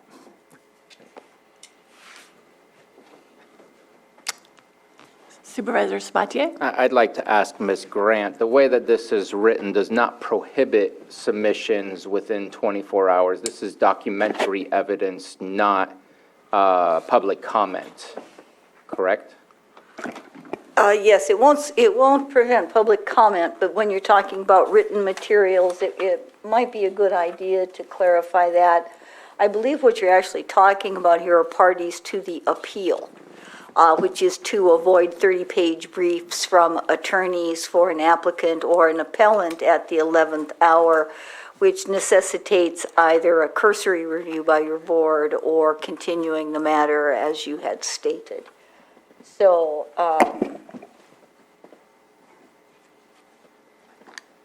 it may be possible just simply to state any party to the appeal. And can we change that maybe in the definitions? Yes, I'm not sure. Says any document which is offered and admitted as evidence during an administrative appeal, planning commission appeal, or a board of supervisors appeal as provided in Article 58 of Chapter 21 of the Lake County zoning ordinance. Can we say any document which is offered and admitted as evidence by the appellant or applicant or whatever the... By a party to the appeal, yeah. I think you can make those changes. It's not to circumvent the public's right to comment, and the public would certainly be allowed to comment in writing. Of course, not all of that's going to rise to the level of evidence either, but just to ensure clarity by stating party to the appeal, then it would, I think, address what you're looking to address, which is to prevent the last-minute submission by lawyers. We tend to do that, and it does make it difficult oftentimes for your board to address a matter with efficiency because oftentimes the documentation is quite voluminous. Thank you. And I'd be interested in making that final amendment just to clarify the specific parties to which we're discussing about. Supervisor Green? Could it be amending the definition of documentary evidence? That may be the easiest way to do it. Appellant's documentary evidence or something like that. So any document offered and admitted as evidence by an appellant during an administrative appeal, planning commission appeal, or board of supervisors appeal. Would that be clarification?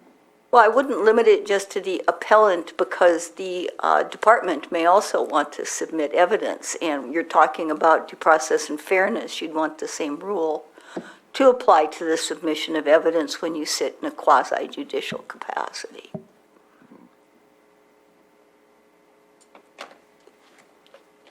But there is, when you're talking 72 hours and 96 hours, that does present somewhat of a disconnect, as you know. And the whole reason is to make sure that those documents are within the, I'm sorry, Chair. Go ahead. The whole reason is to make sure that the documentary evidence is in the agenda so the public as well as the Board of Supervisors can come prepared to a meeting rather than being surprised with a 100-page packet that we've received numerous times in the past in the morning when we approached the dais. So, Right, I think you said the purpose was to ensure that the packet was complete at the time that it's made public. yes. One additional point of consideration, if I may. The agenda, which would include the packet that would be made public, can be posted no later than 72 hours prior to the meeting. While we do try to get materials out to the Planning Commission and board as soon as we can, we sometimes need to rely on that 72-hour deadline. So if the department was required to hold to that 96-hour timeline, that could create a little bit of difficulty. It might not. We might be able to pull it off, but it's just, we'd have to keep in mind that we have two separate deadlines. One is Brown Act, one is the additional hours to get the board or the Planning Commission any required documentation.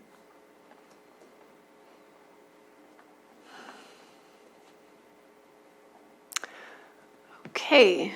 Do we have any public comment on this item? Chambers or in Zoom? Nothing in Zoom. Okay, we'll bring it back to the board. Madam Chair, I move to approve the ordinance amending Chapter 21, Article 58, and Article 68 of the Lake County zoning ordinance relating to appeals with the amendments as suggested by County Council. Second. Motion and a second. All in favor? Aye. Oh, Can council restate the amendments? Yes, I can. Just a moment.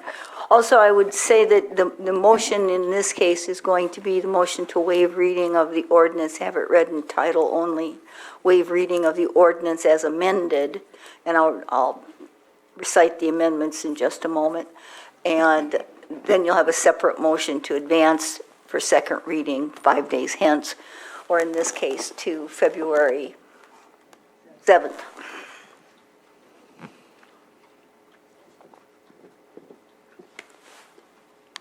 So we'll rescind that motion? I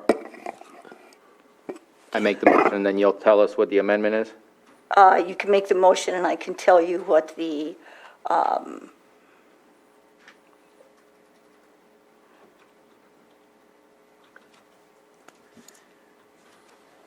yeah, and I do understand the 96 hours, but again, it's unlikely that even the Planning Commission or the board will see the documentation before the 72 hours. So 96 may be difficult for all parties necessarily. But anyway, moving forward with this, it would be any party to the appeal wishing to provide documentary evidence and/or written argument shall submit such documentation to the Secretary of Planning Commission no later than 96 hours prior to the date at the time of the public hearing. Documentary evidence and/or written argument submitted after that time shall not be considered by the Planning Commission. That's an amendment to Section 58.17 of Chapter 21, the Lake County Zoning Ordinance. And 58.27 shall be amended to read, submission of documentary evidence and/or written argument. Any party to the appeal wishing to provide documentary evidence and/or written argument shall submit such documentation to the Secretary of the Planning Commission no later than 96 hours prior to the date at the time of the public hearing. Documentary evidence and/or written argument submitted after that time shall not be considered by the Planning Commission. And then under definitions, D, which shows in Section 3 of the ordinance, documentary evidence number 10, any document which is offered by a party to an appeal and is admitted into evidence any document which is offered and admitted as evidence during an administrative appeal, Planning Commission appeal, or Board of Supervisors appeal by a party thereto, as provided in Article 58 of Chapter 21 of the Lake County Zoning Ordinance.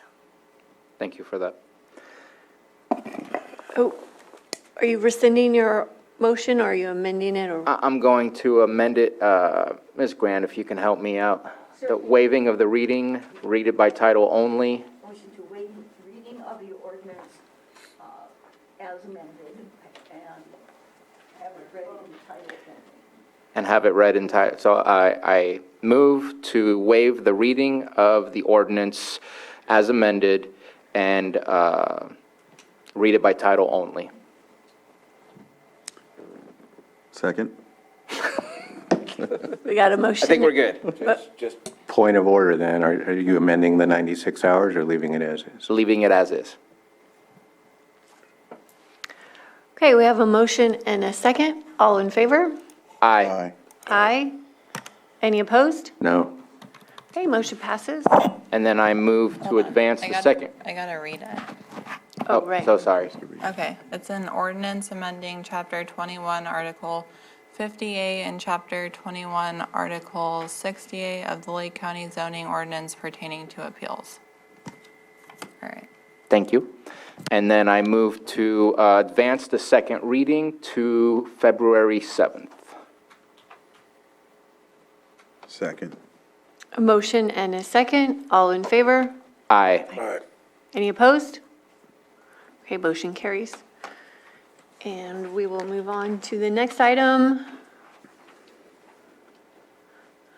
Item 6.8, our 11:30 a.m. public hearing, consideration of draft ordinance amending Chapter 5, Section 2 of the Lake County Code, setting forth procedures for expediting permit processing for electric vehicle charging stations as required by Government Code Section 65850.7, AB 1236, 2015, Department of Community Development, Director Turner. Thank you. Mireya Turner, Community Development Director. I also have with me Sarah Whitman, our Staff Services Analyst. I wanted to make sure that she was here because she did help me out with the bulk of the preparation of this item. However, she doesn't really want to talk to you, so I'll... Anyway, but if I could just take a moment to just express my appreciation to the staff that we have in the Community Development Department. I'm supposed to learn delegation as a director, so I survive, and I've been extremely thankful that as I reach out and ask different members of our staff to take on certain tasks, we have a wonderfully able body of staff resources upstairs. So I continue to be impressed and thankful by all the assistance that they offer. Sarah is one glowing example of that. What you have before you this morning, or no, today, is the last few items required for the county to come into compliance with AB 1236, which was approved in the state in 2015. And the purpose of it is to streamline the processes of electric vehicle permit applications. So there are a number of ways that jurisdictions were supposed to do this by this act. And what I say were because there continue to be additional laws coming from the state regarding the streamlining of this permit process. But for this one, for AB 1236, it was the adoption of an ordinance, the creation of an objective checklist, the electronic submittal option for applications, and an expedited processing of the plans. We have already been doing two of those three, the expedited processing of the plans and allowing them to be submitted to us electronically. So we've also been using our existing checklist to meet the needs of the electronic vehicle charging station permit applications.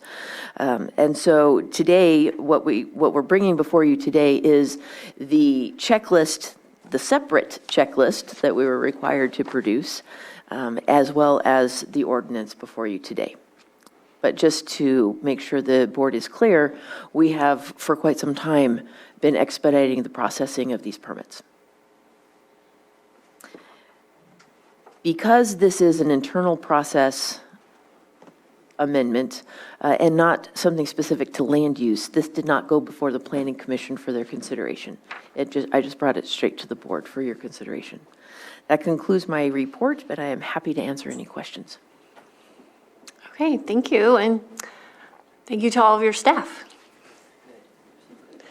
Comments from the board?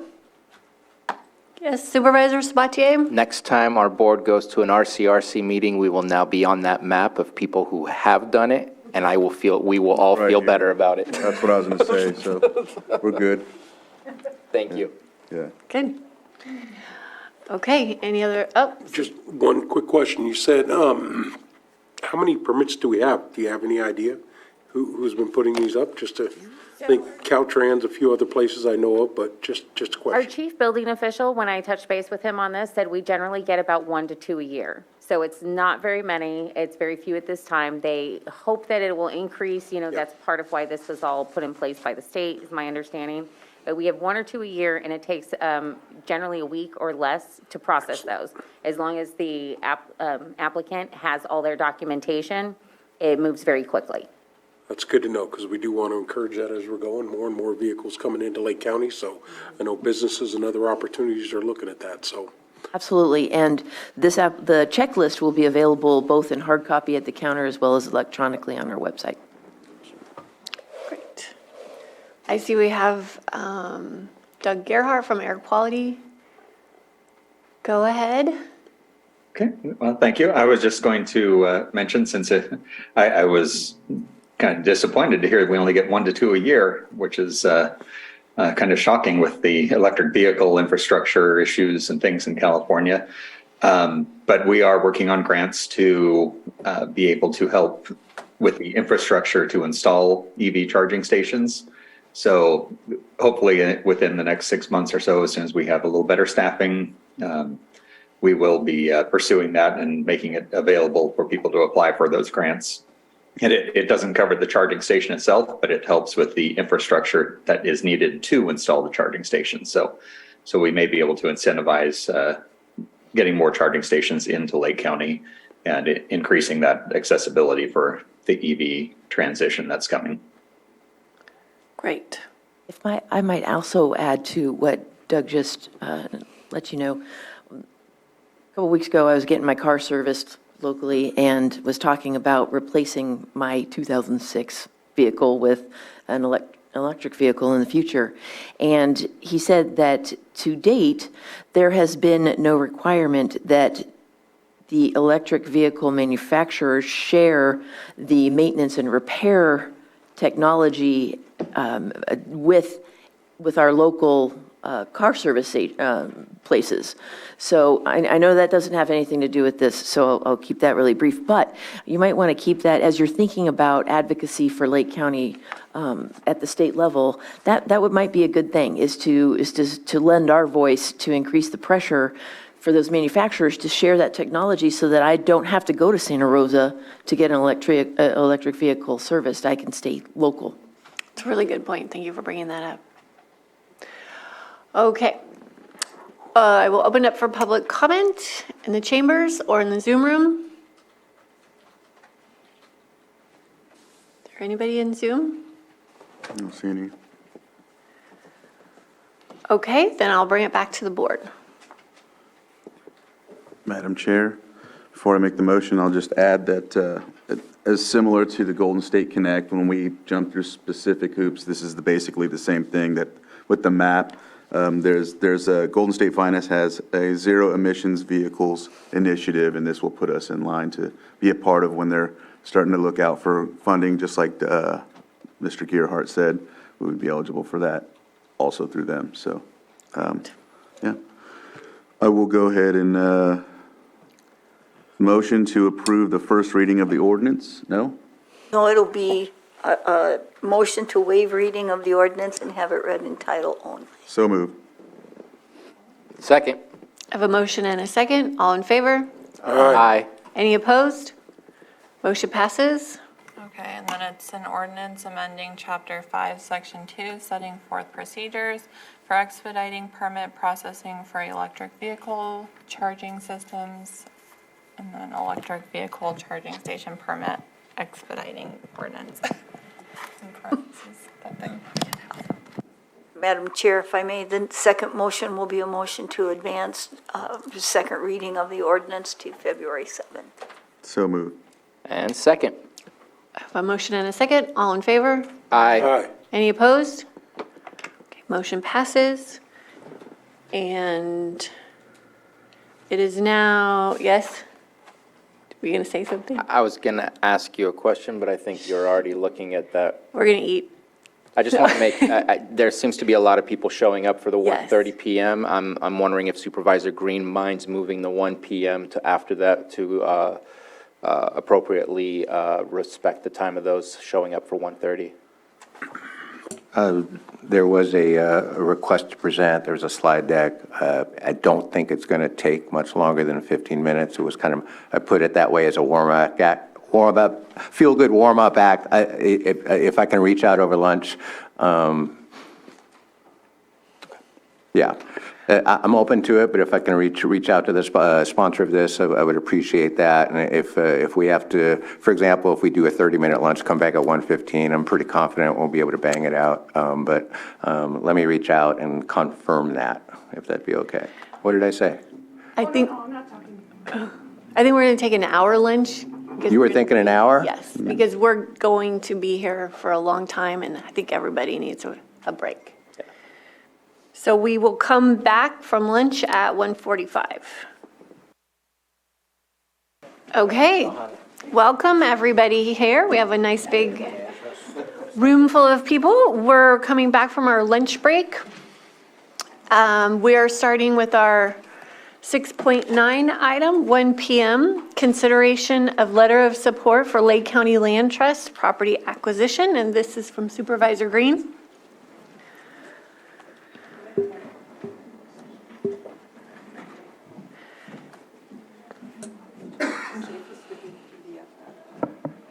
Yeah, and you can come right up here and have a seat. Yeah, come join us up here. Believe it or not, there's a door. Underneath. Just give it a little push, there's a button. Nice. Okay. Is it the top one or the bottom? The top one. I'm going with your advice on using the PDF. Yes, ma'am. Thank you so much. We're here with a feel-good item of the day. We're here to consider a letter of support for Lake County Land Trust and a property acquisition they are working on in South Lakeport.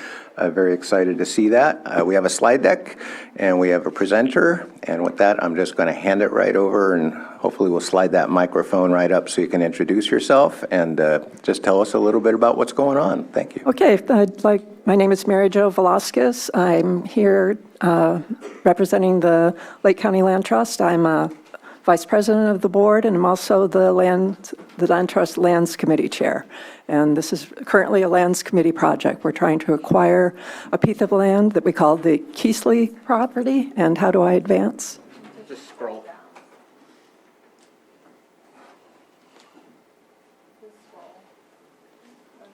Oops. Okay. So this is the property. It's on the south side of Lakeport. This is South Main Street and 129 in their conjunction. And it's two pieces of property that are owned by the Keithley brothers. It's an 86-acre property, and if you look at the flood zone potential, 78 acres of that is upland, wetlands, and riparian area. It abuts a piece of property we acquired, we call the Wright property. We acquired that in 2020, so it's adjacent to that, which is one, and I will get into the reasons that these two have the possibility to interact and really be a benefit to the lake and to the hitch. Basically, the two properties combined have 5% of the historic wetlands and 16% of the current wetlands. And as I'm sure everybody is aware, we've lost 79% of the historic wetlands in Lake County. So we want to protect what's here. We have a Big Valley Wetlands Protection Plan which has been approved by the state. We want to protect shoreline wetlands, lakeside riparian woodlands, and wet meadows, stream channels, and riparian zones. It's also, the property contains a crucial spawning area for the Clear Lake hitch. And as probably everybody here knows, the hitch spawn in the lake tributaries, and then the juveniles need to mature in the tules at the mouth of the tributaries. I did not know when I made these slides what was coming after this. Basically, I watched online the October meeting of the California Fish and Game Commission that was focused on the hitch, and they talked about the hitch surveys in 2015. They said there was a poor number of hitch. 2021, no juveniles were found. And someone made the comment based on a visual survey that you've been handed graphs that depict that. They're not likely to show much of an increase. What struck me from this, looking at the data, is that even in years of abundant rainfall, like 2017 and 2019, the fish counts are low.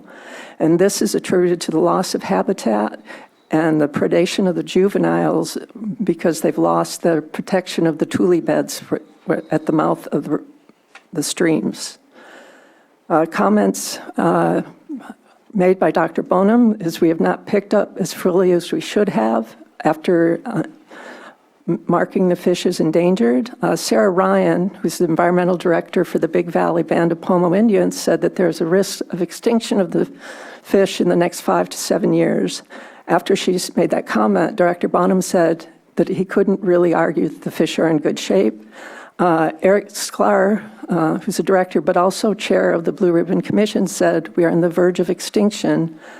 And Director Bonham made the comment that water diversion, in addition to other considerations, is directly related to the threat to the species. Now we get to the reason we really want this property. The Keithley property includes Manning Creek. So this is Manning Creek on the Keithley property, this tree here is about at the border of the Keithley and Wright property. If you looked up close, you'd see that there's a fence there that separates the properties. And these trees here in the distance are willows on the historic delta for Manning Creek. So Manning Creek has been channelized to no longer go out to the delta.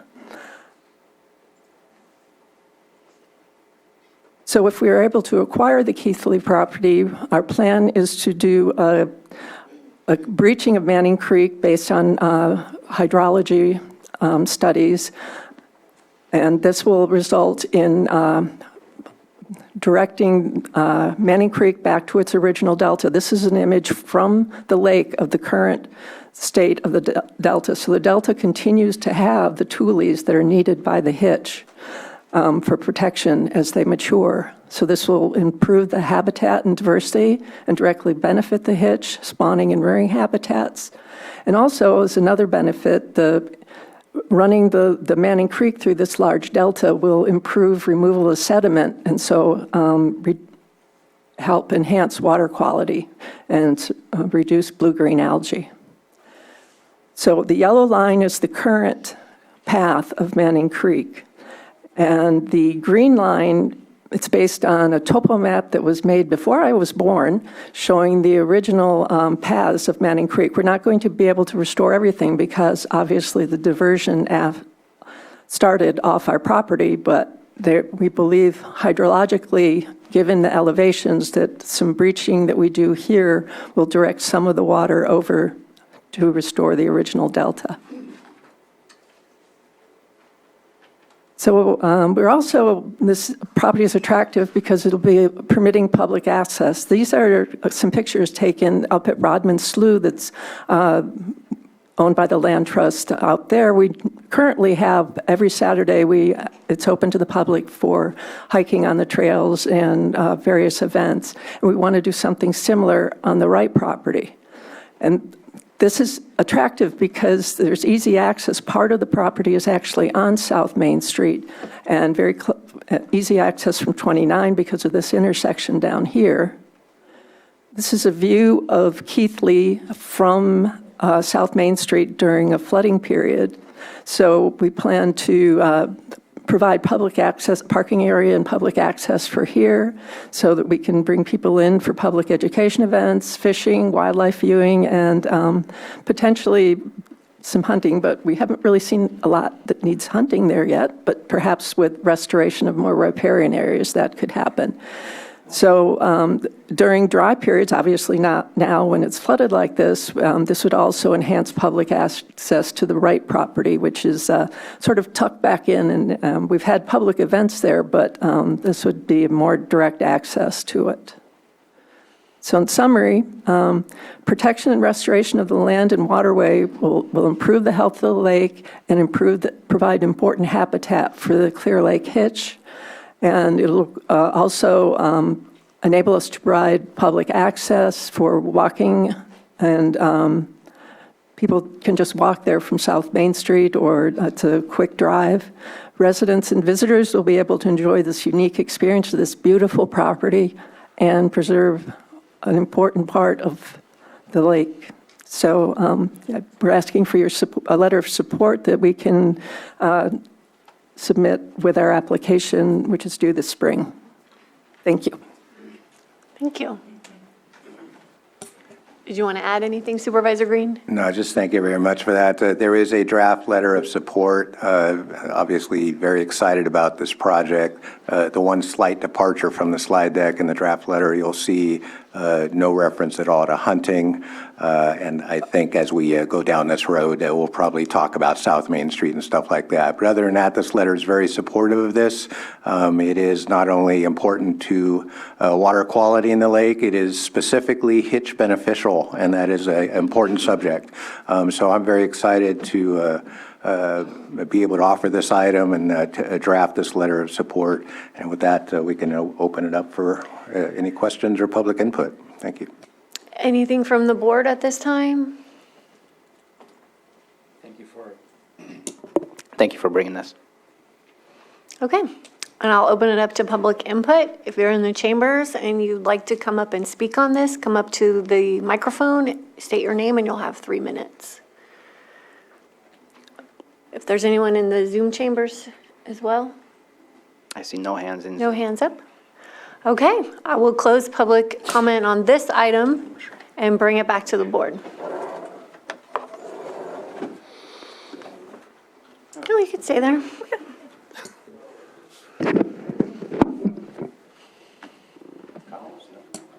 If there's no comments from the board, I move to approve the letter of support for Keithley property acquisition by Lake County Land Trust and authorize the chair to sign.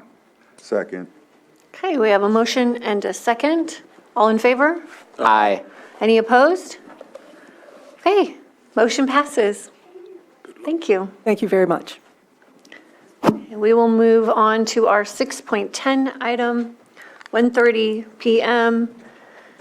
A, informational presentations by Big Valley Band of Pomo Indians, California Department of Fish and Wildlife, California Fish and Game Commission, Tri-Council for Clear Lake Hitch, Lake County Agricultural Advisory Committee, Lake County Water Resources Department, Robinson Rancheria, and State Water Resources Control Board pertaining to the current status of the Clear Lake Hitch or CHI, and B, consideration of the draft proclamation declaring a Clear Lake Hitch emergency. This is brought by Supervisors Green and Crandall. And I just want to take a moment and recognize that this is such a, this is a big moment to finally have this public forum and to have all the stakeholders present in this room and on Zoom and be able to listen to each other and learn from each other. We have tribal nations, we have councils, we have committees, we have boards.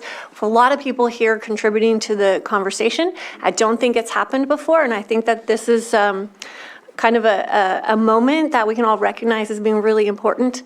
And I will turn it over to Supervisor Green for a comment. Get us started. Intro. Thank you all for coming. I agree, this is a significant moment. Back in December, there was another significant moment where an intergovernmental summit was held on the current status of the Clear Lake Hitch. And it was so significant in that it successfully brought together a lot of our partner agencies, state and federal agencies, and our native sovereign nations to bring forward important information. We've been talking about the hitch for years, but certainly events in recent years have highlighted just the significance of this decline, and it does create challenges for everyone involved in that. We have to come to a greater understanding of where we're at. So I want to thank all the people that put on the summit in December. That was a really significant start, and my hope is that today's presentation won't be as detailed and as long as that day-long summit, but I hope it will be able to communicate to our residents and our stakeholders the importance of the issue going on, give them information. There are 2 parts to this agenda item. The longer part will be these informational presentations, which our Water Resources Department will be helping to coordinate. So it really is a good time for listening and absorbing information. I know people have questions and comments after the informational presentations. We're going to do the best we can within the limits of the time in this particular meeting space to address those questions, but I guarantee you, just like at December, I left that summit with many more questions than I had answers. And one result of that is today's agenda item, where we can bring some of the same information over to this setting so that our public members can participate more fully. There is also a second item on this agenda item, and that would be a draft emergency proclamation. We will take that up after the informational presentations. Some of you may have concerns specific to that proclamation. So I just want to make clear that the first part, the longer part of this, is going to be informational only. There's no action proposed, no debate, no votes going to be taken. We're just going to process this information, and we will accept public input and questions. If you have specific concerns about the draft emergency proclamation, there will be a second opportunity for public input, and you can make comments specific to the emergency proclamation later on in this hearing. With that, I would like to hand it over. Do we have Marina online? Just one moment. Yeah, so we do have Marina, and Marina, are you going to be directing who's speaking at each moment, or how's that going to work? Yes, that is correct, Chairwoman Pyska. So I will be, I have a presentation that I will be sharing, and it has which entity is presenting, that representative from each entity, and then I have presentations from each entity. So I'm going to try and facilitate this the best that I can in terms of sharing my screen and the presentations. Okay, wonderful. So we will go through each presentation. I would like to ask the presenters to keep it to 10 minutes. We have 8 presentations, so that's a lot of time. We will allow board question and comments between presenters, and then we'll follow with public comment at the end once all the presentations have been completed. Okay. All right. Well, good afternoon. I am sharing my screen. Are you guys able to see my share screen? Yeah. Perfect. All right. Well, good afternoon. Thank you so much, Board of Supervisors and Supervisor Green, especially for facilitating this discussion. As Chairwoman said and Supervisor Green stated, we do have a lot of friends joining us for this item. So I'm going to try my best to facilitate each presentation and kindly requesting that the audience do save your questions and comments for the end, just to ensure that we can get through all presentations. So today we are going to be discussing information on the current status of the Clear Lake Hitch and Chai. There is going to be a lot of information tossed your way. So if you do have questions, I just encourage you all to take notes as we move through the presentations, and we'll all be available at the end for Q&A. All right, so again, we shared there's going to be a lot of information thrown your way, and who is going to be sharing that information with you? So in order of today's speakers, we have a representative from California Fish and Game Commission. We have representatives from the California Department of Fish and Wildlife. We have representatives from Big Valley Band of Pomo Indians, Robinson Rancheria, Chai Council for the Clear Lake Hitch, Lake County Agriculture Advisory Committee, State Water Resource Control Board, and your friends at Lake County Water Resources Department. So I'm going to go ahead and pass it over to Vice President Erica Zavaleta with the California Fish and Game Commission, who is going to get our discussion started. Thank you, Marina. Can you hear me? Great. Yes. Good afternoon, Chair Pyska, Vice Chair Simon, and members of the board and the public. Thank you for the chance to participate in this crucial conversation. And I'm Erica Zavaleta, Vice President of the California Fish and Game Commission. And I'm just going to provide brief context for this critical issue and how we've come together around it in the last several months. So I won't be going 8 or 10 minutes. The emergency situation for Clear Lake Hitch, a native fish that the California Fish and Game Commission listed as threatened almost a decade ago in 2014, was brought to our attention at our August commission meeting last year. We requested input from our close partners at the California Department of Fish and Wildlife, which I'll refer to as the department, on the hitch's status, condition, and recovery efforts at that point. So at our October meeting, data and knowledge presented by the department and tribal representatives made clear that we needed urgent coordination to improve measures to avoid the permanent loss of this fish in Clear Lake. And so also at that October meeting, we asked the department to support bringing together actors to solve this emergency. And the department responded in an amazing way. It quickly co-organized last December's emergency summit with several tribes from the Clear Lake region. And the summit included participation by tribal leadership, staff, and members, and representatives of agencies with authority to help address the emergency needs, including the U.S. Fish and Wildlife Service, the California State Water Resources Control Board, the California Department of Water Resources, and the Lake County Watershed Protection District. The summit helped establish where we are, what Clear Lake Hitch needs, and what some of the actions are that might meet those needs. It helped start a conversation so that we can work together to identify what each of us can do to remedy the situation and to coordinate, collaborate, and share resources to succeed. This is not a situation that any one entity can resolve. It's all hands-on.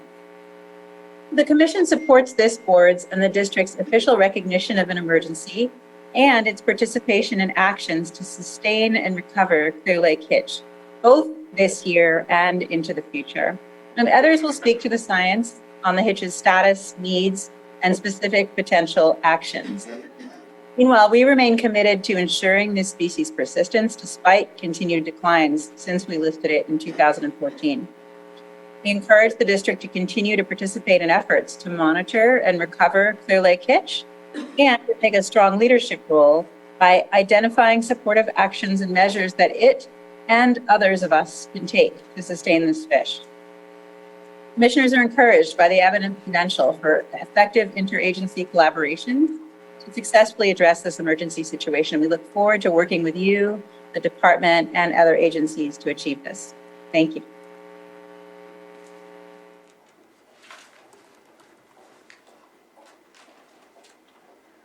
Thank you, Vice President Zavaleta. And I would just like to state that we folks on Zoom were getting feedback during Vice President Zavaleta's discussion. So I just want to make sure we get that taken care of before we move forward. And it looks like it might be coming from the laptop in the board chambers. Do you have a mic open on your machine? There's feedback in the Zoom room. Are you currently hearing the feedback? No. But I did get a few messages from folks in Zoom that were having the same issue. How about, I want to make sure that folks are able to hear Commissioner Zavaleta. Okay. My recommendation would be that people speak closer to their microphones. The last speaker was very hard to hear. All right. All right, Commissioner Zavaleta, is there anything that you would like to repeat just in case if folks did miss that? I don't want to make you redo your entire presentation again, but I do want to make sure that your message was received. Right, that is the question. I want to make sure that folks were able to hear well enough to get the sort of the high points of what I said. I think if there's anything that I would want to repeat, and I am still hearing a little bit of feedback, so I don't know whether other folks can hear me any better, is that we want to encourage the district to continue to participate in the work that it has been involved in to monitor and recover the hitch, to take this strong leadership role, to identify supportive actions and measures, not only that it can take, but also that others of us can take. This is a collaborative effort. You know, this is going to take pooled coordination, shared resources, and so on. And so I think it's very encouraging to have all of the folks who are participating in this call today. And I just want to make sure that that folks know that, you know, we are supportive of this effort to collaborate, to coordinate, to improve measures so that we can avoid permanently losing this fish from Clear Lake. Great, thank you so much, Vice President. And I did mute the IT laptop. I hope that was not an issue. Are we still good on all ends? Granicus, Zoom, and the chambers? It seems fine in here. Okay. It did seem like the feedback was coming from that laptop. So I just want to make sure that we can mute that if that's okay moving forward during the presentation. All right, well, it's not a good presentation until we have IT hiccups. So thank you so much, Vice President Zavaleta. And I'm going to go ahead and pass it on over to Felipe LaLuz, Senior Environmental Scientist with the California Department of Fish and Wildlife. Oh, one second. Are we okay, Sam, with everything?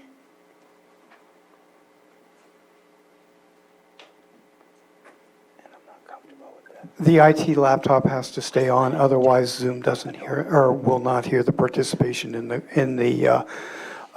broadcast in the facility. So what was happening is I had the volume up too high because of this last speaker who we could hardly hear. Okay, perfect. So we'll continue to move forward and cross our fingers. Just one other moment. Joan Moss. Yeah. Hi, over here. Okay. Would you mind moving your chair over here out of the way of the exit, please? It's just that I wanted to cough, but I wanted to hear it too. Okay. It's just that you're blocking the exit, and we have a lot of people in here. It's better, yes. It's better, okay. And if you have to cough, maybe being in a room filled with people packed to the brim is... Okay, Marina. I think we're ready Great. now. Awesome. Thank you so much. All right, so I'm going to pass it over to Felipe Leluz, who will be giving the next portion of the presentation. Good afternoon, everyone. My name is Felipe Leluz. I'm a senior environmental scientist with the California Department of Fish and Wildlife, and I've been coordinating the department's hitch recovery and restoration efforts since August. I first became aware of the plight of hitch during the tribal committee meeting that Vice President Zavaleta had mentioned. I do want to thank the Board of Supervisors and all the agencies and entities that have come forward and just acknowledge that this is a situation that is moving much faster than we are used to moving as a state agency. And I want to echo the previous comments made in that the issues facing Clear Lake hitch do not fall under the purview of any single entity, and it's going to take all of us to make sure this species remains on the landscape. Next slide, please.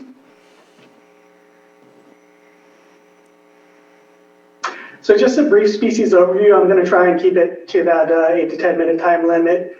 Clear Lake hitch is a subspecies of the Sacramento hitch. Lavinia excelicata chai is a subspecies name.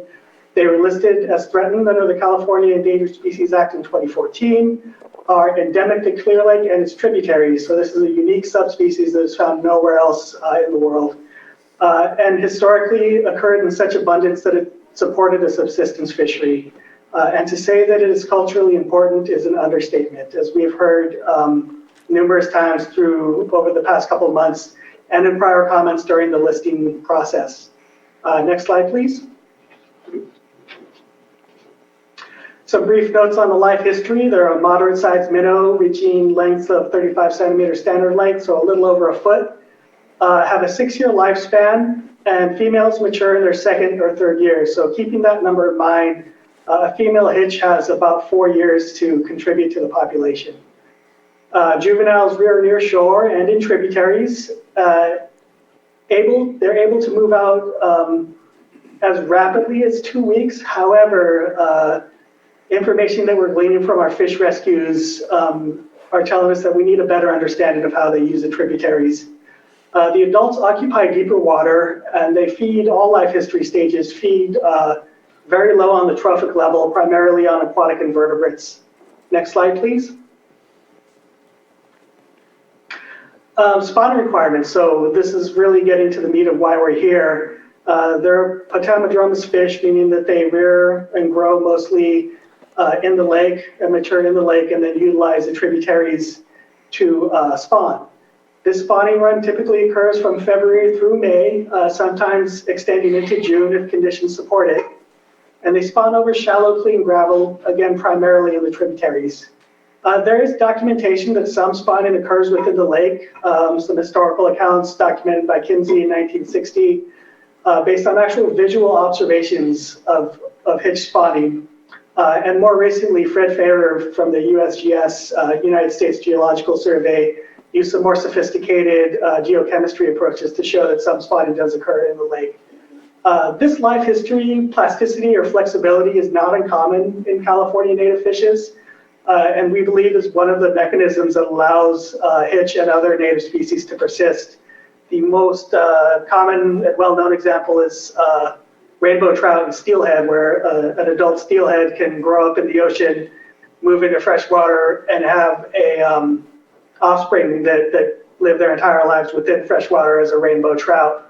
And this sort of life history plasticity allows hitch and other species to take advantage of these boom years and create big enough populations to get them through the bust years. You know, we all know that California's hydrology is very variable. Back to spawning within the lakes, Kimsey also in those observations reported predation by common carp, just directly visual observation, watching the hitch spawn, and then watching carp move in and consume those eggs. And egg, spawning within the lake and in the tributaries can also be limited by desiccation. And this picture here on the right shows just how shallow that spawning habitat can be and how a moderate drop in water levels can result in stranded and desiccated eggs. Next slide, please. For the population trends, initially I'm going to start off with our 2014 status review. Status review is a big component of the listing process, and initially looked at historical accounts and oral histories of large spawning runs that crowded the tributaries. I believe most famously Livingston Stone's account describing hitch runs that made the creeks unable to cross. They were so crowded with fish. These runs could consist of tens of thousands of Clear Lake hitch and the now extinct Clear Lake splittail, and likely also contain blackfish and suckers and other native fishes.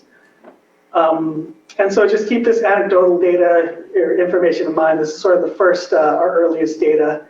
The status review also looked at commercial catch data and a few others. A few other data sources, and it just showed that hitch populations are extremely variable, again, reflecting that boom and bust ecology that we see throughout a lot of California. Next slide, please. The status review also looked at data collected by the Chi Council for Clear Lake hitch. This is their volunteer survey data, and this is just showing that the number of spawning tributaries correlates with hydrology. I apologize, there's black and blue spots here which don't show up very well in this figure, but you can look at this in our 2014 status review, it's figure 3.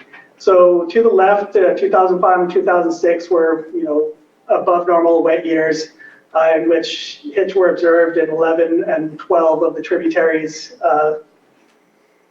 And then we move into 2007 and 8, which were below normal or dry years. And here we see that the number of spawning tributaries decreased. And then that pattern repeats itself, 2010 and 2011. 2011 being an especially wet and cold spring, allowed for hitch to occupy more of the tributaries. And then fast forward to 2013, an extremely dry year and the beginning of a more recent drought. Hitch were only observed in 3 of those tributaries. I believe it was Kelsey, Adobe, and Coal Creeks. Next slide, please. So moving on in the progression is how we get more sophisticated and more targeted surveys. CDFW began the visual spawning survey in 2014. This is a bit more standardized in that it visited fixed locations. So it visited 21 sites across 7 streams. From 2014 to present, to 2022. And in 2022, only 306 individuals were observed. 56% of the observations reported a dry stream bed. And here we see a picture on the right of Adobe Creek taken on March 15th of last year. Right at a time when the spawning runs should be occurring. Habitat, an important tributary for Clear Lake hitch, was dry. I'm going to move on now to some more other surveys. Next slide, please. More recently, in addition to the visual surveys conducted by the department, the United States Geological Survey has begun a summer gillnet survey to monitor Clear Lake hitch. And this plot is pretty simple. This slide and this figure and the next figure were provided by Fred Farrer of the USGS, who leads this effort, the summer gillnet effort. And here we see just basically between 2018 and 2019, a pretty substantial decline in the population. And then going over to 2022, just note how narrow those error bars are. And this just is a little bit of nuance in that there were more consistently not catching fish. So more sampling events resulted in 0. Taking a deeper dive into this data, next slide, please. This is that same data, again, provided by Fred Farrer. This is a length frequency plot, which is a pretty typical tool that we use to examine the structure of a population. Each panel is a year of that data, with the height of the bars corresponding to the number of fish and the position of the bar corresponding to the size of the fish. So on the left side, we have smaller fish. On the right side, we have larger fish, with that vertical dashed line being the distinction between the juvenile and the adult life stages. So looking at the top panel in 2017, we see a strong cohort relative to the other fish that were collected. And this is what we expect to see in a fish population. A lot of juveniles, the most abundant life stage in the population overall. And as those juveniles grow into adults, some of them die from predation, disease, other natural causes, or other causes of mortality. The next panel down in 2018, we see that strong cohort signal moving to the right. So that means that these fish are growing, they're surviving, they're maturing at this size, they're able to spawn. But looking to the left of that line, we see very minimal juvenile recruitment. And then moving on into 2019, 2020, and 2021 and 2022, we see that pattern repeat itself and the continued decline, in which there are no juveniles recruiting to the population. And in 2022, only 6 individuals were collected, including 2 juveniles. So this is the equivalent of no children being born over multiple generations. And I apologize to whoever first used that analogy to describe this, but I think it's, I apology for not giving you credit where credit is due. I've heard that analogy before to describe this population trend, but it's an apt description and really drives home the point that there is a bottleneck somewhere between adults laying eggs or having high quality eggs and juveniles surviving to adulthood, or multiple bottlenecks that we need to address. Next slide, please. So there are many factors affecting the decline of Clear Lake hitch. First and foremost, we want to highlight the loss of spawning marine habitat, again referring to that 2014 status review. There's an estimated 92% loss of historically available habitat due to physical barriers, either in the forms of dams or levees or other structures within the stream. Again, speaking to how important it is to have access, the area, the amount of habitat available does affect the number of fish that that habitat can produce and support. We also need to look at the quality of habitat. In addition to having water in these tributaries, we need to look at riparian vegetation along the banks to ensure that there's sufficient shade to maintain water temperature that they can survive in, as well as providing cover from predators. Some of these other effects are more ephemeral in nature. So we think of a barrier as like a dam, but some barriers can also be associated with a rapid decline in stream flow, which leads to strandings, desiccation of adults, eggs, and juveniles. And this image here was taken by my colleague Ben Ewing in March of 2014, showing an adult stranding event. And I'm sure this image will appear in other presentations.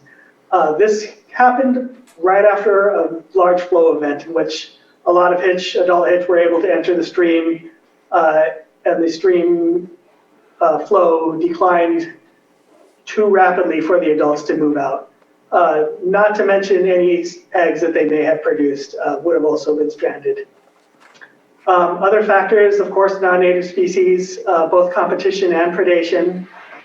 In competing with food resources, again, they feed low on the trophic level, so there's potential that they could be outcompeted by threadfin shad, as well as inland silversides. And inland silversides in other areas have been identified as predators on larvae and eggs. And of course, we can't talk about Clear Lake without talking about water quality and contaminants, particularly harmful algal blooms and dissolved oxygen in the summertime. So again, many factors affecting the decline, but we believe that the main mechanism occurs somewhere in the production of juveniles. Next slide, please. Some of the efforts that we are taking to address the decline, we summarized in a letter of support to the county sent to Director De Leon on the 13th. And again, we encourage collaboration with us and the other entities and agencies at the table to examine releases for Adobe and Highland Springs Reservoir. The department has provided previous comments indicating that we have concerns about the timing of releases and how they may impact Clear Lake hitch. And we are also encourage collaboration on further examination of the groundwater, surface, groundwater surface water interconnectivity to get a better idea of how groundwater pumping may affect stream beds. And again, just to reiterate in that letter and to repeat again here, we encourage collaboration both in the emergency effort that's occurring in the Clear Lake Hitch Task Force and the State Water Resources Control Board implementation team, and longer term strategies like the U.S. Fish and Wildlife Conservation Strategy Team.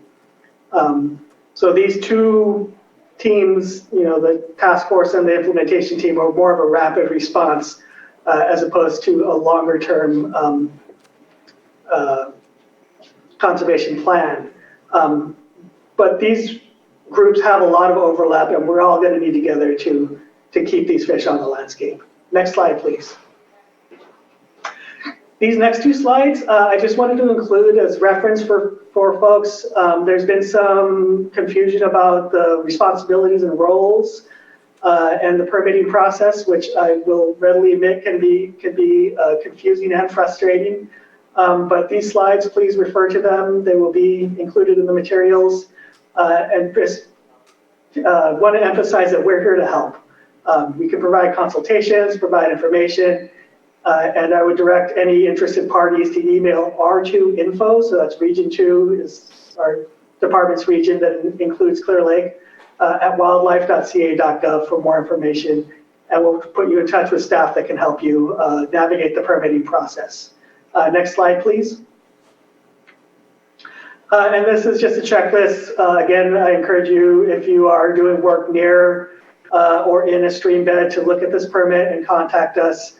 Again, culverts, any maintenance or road bridge crossing within the water course, please contact us and work with us to assess if you need a permit and how to navigate that process. Next slide, please.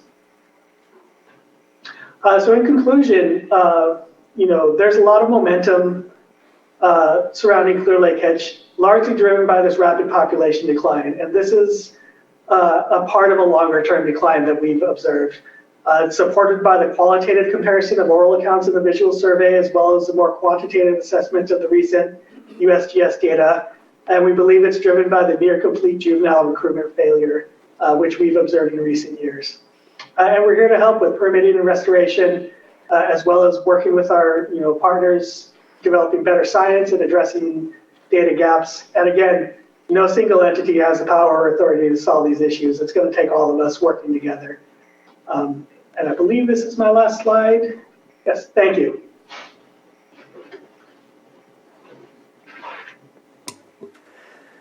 Do we have anything from the board before our next presentation? Okay.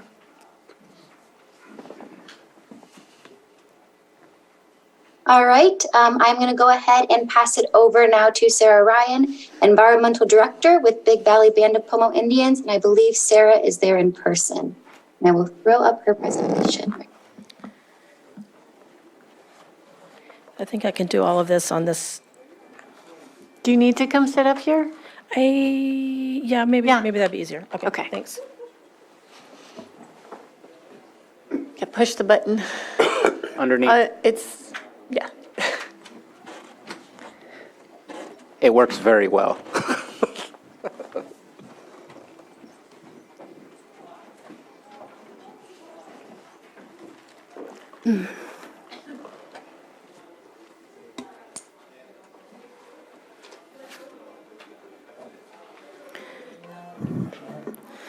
So good afternoon. Thank you for allowing us to speak about the Clear Lake Hitch, the CHI, today.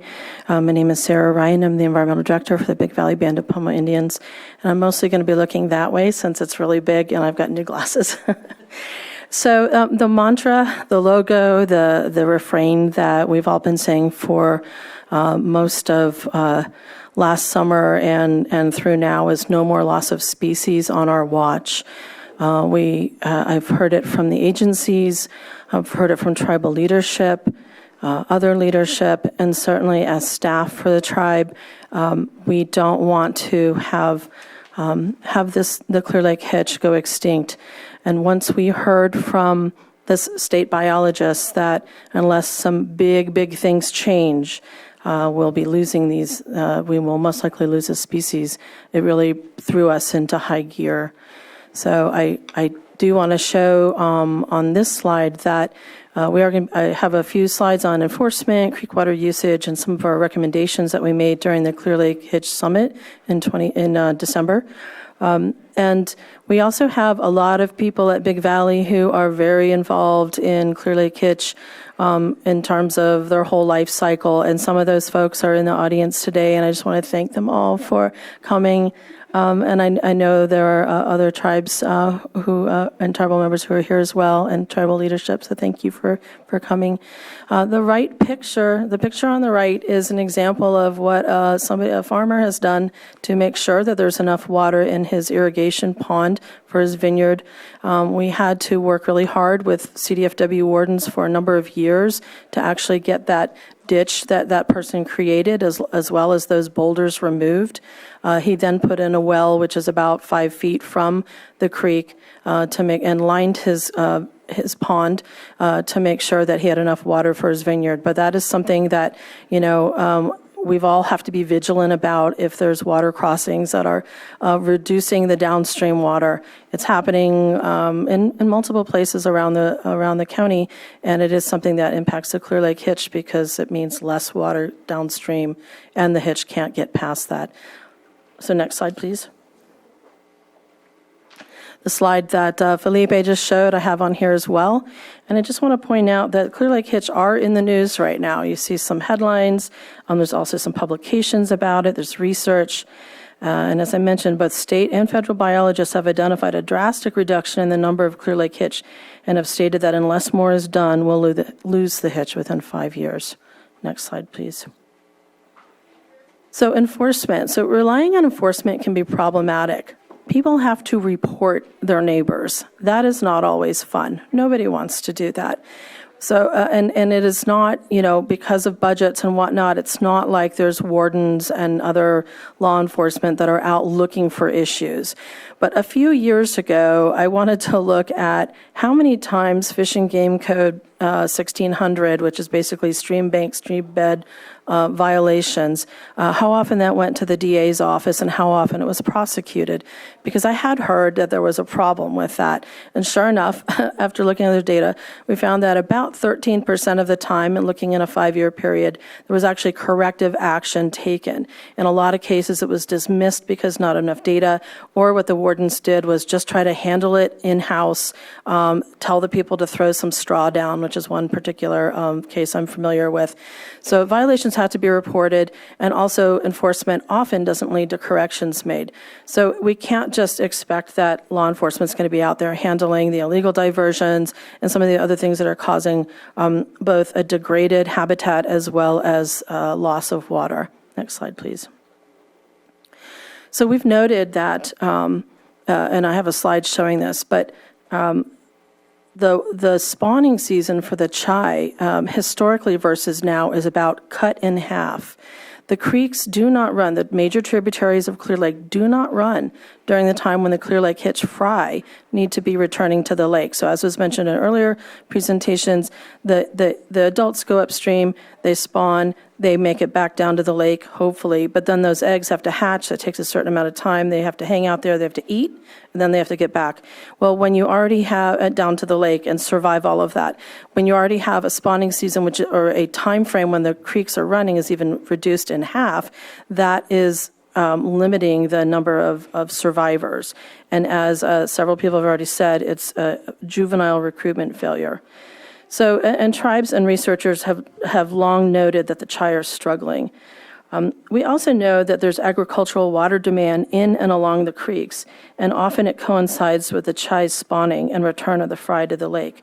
There is little data on agricultural use except in honor system use and reporting, and it is often sporadically submitted with the agencies. They've had to do orders to get the data to come in.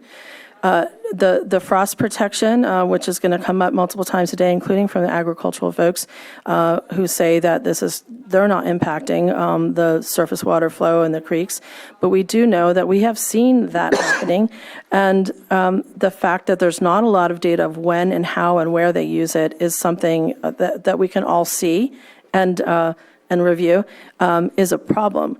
We also think that just in general that our agencies, all of us, the county, the tribes, that we have not prioritized data collection on surface water use, groundwater use, and land use. And that has been a focus for Big Valley's environmental department. We are primary focused in the Big Valley Creeks. You're going to hear me mainly talking about the Big Valley Creeks because these are part of the ancestral lands of the tribe. And they are the regular places where tribal members congregate to catch a fish and manage the natural resources through many, many generations of stewardship knowledge. Another thing about the Big Valley Creeks, so a recent study of USGS on the strontium levels in the Clear Lake Hitch, so it's basically in their ear bones, show that more fish originate in Adobe Creek than any other creeks. So we're really focused on Adobe. Biologists know that a healthy population of fish requires that the population is spread out in multiple areas to reduce disease and other issues.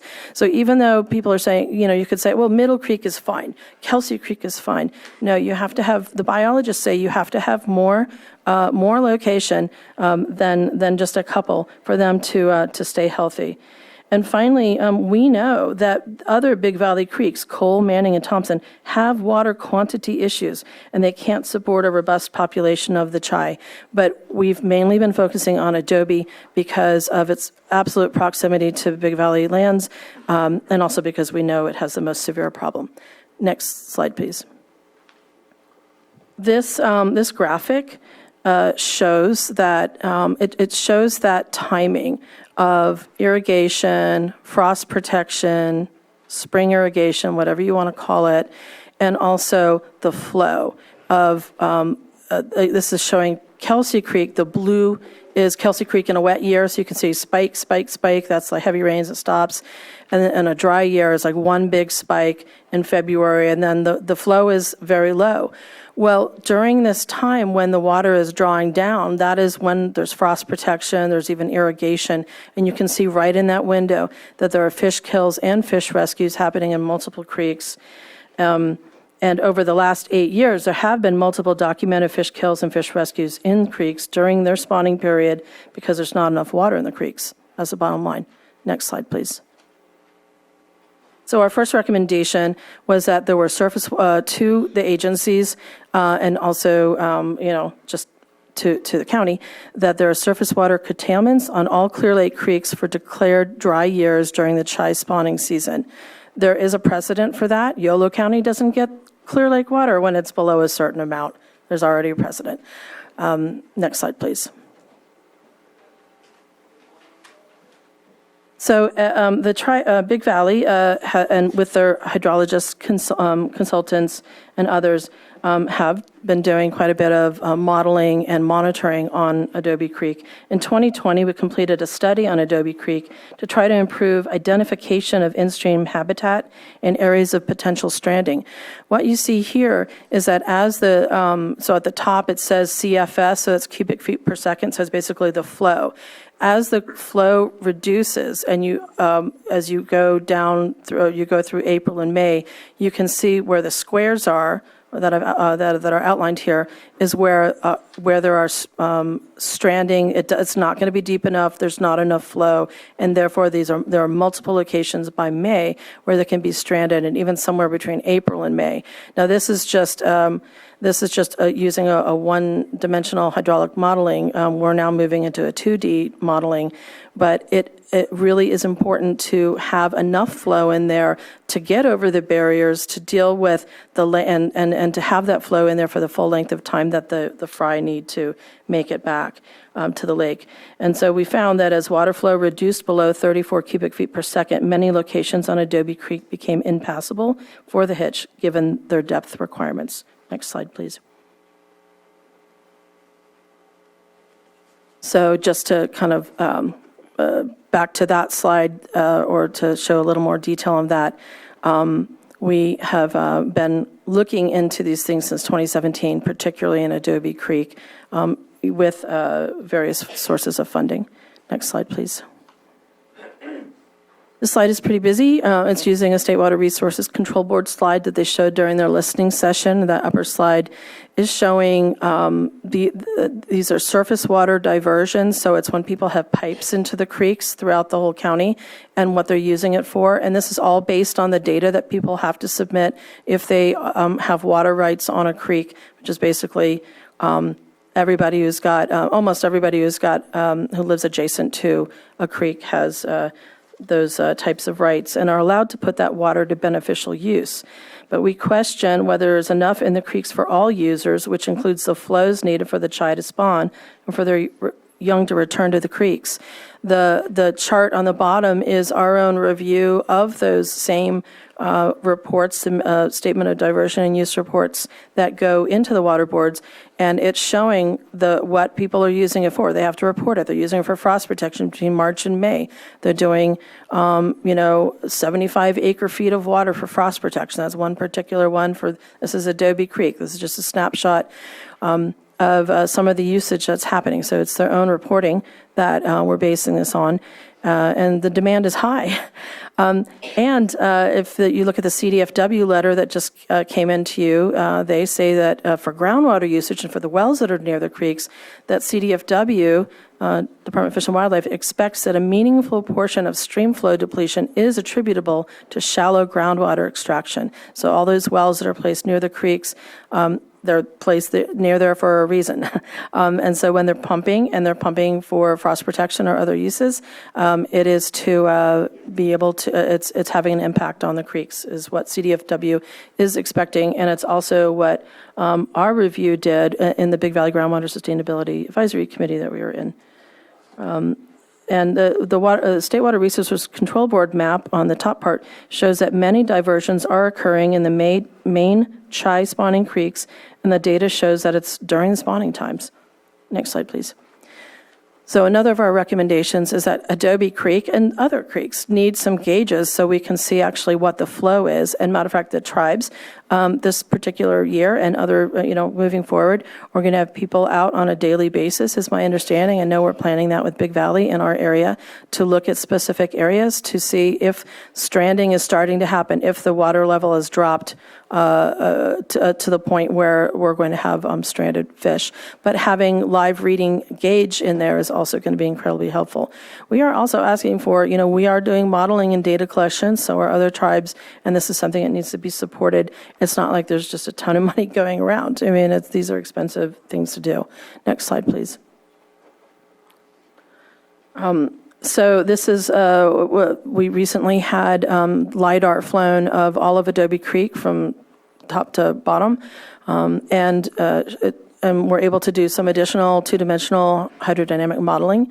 And our preliminary results were showing, if you look at the red sections along this portion of Adobe Creek, this is also where a chai stranding occurred this last year, that there are multiple places that, again, chai will be stranded at the 1 CFS. That is what we're seeing at, the kind of some of the critical times of when the chai are spawning.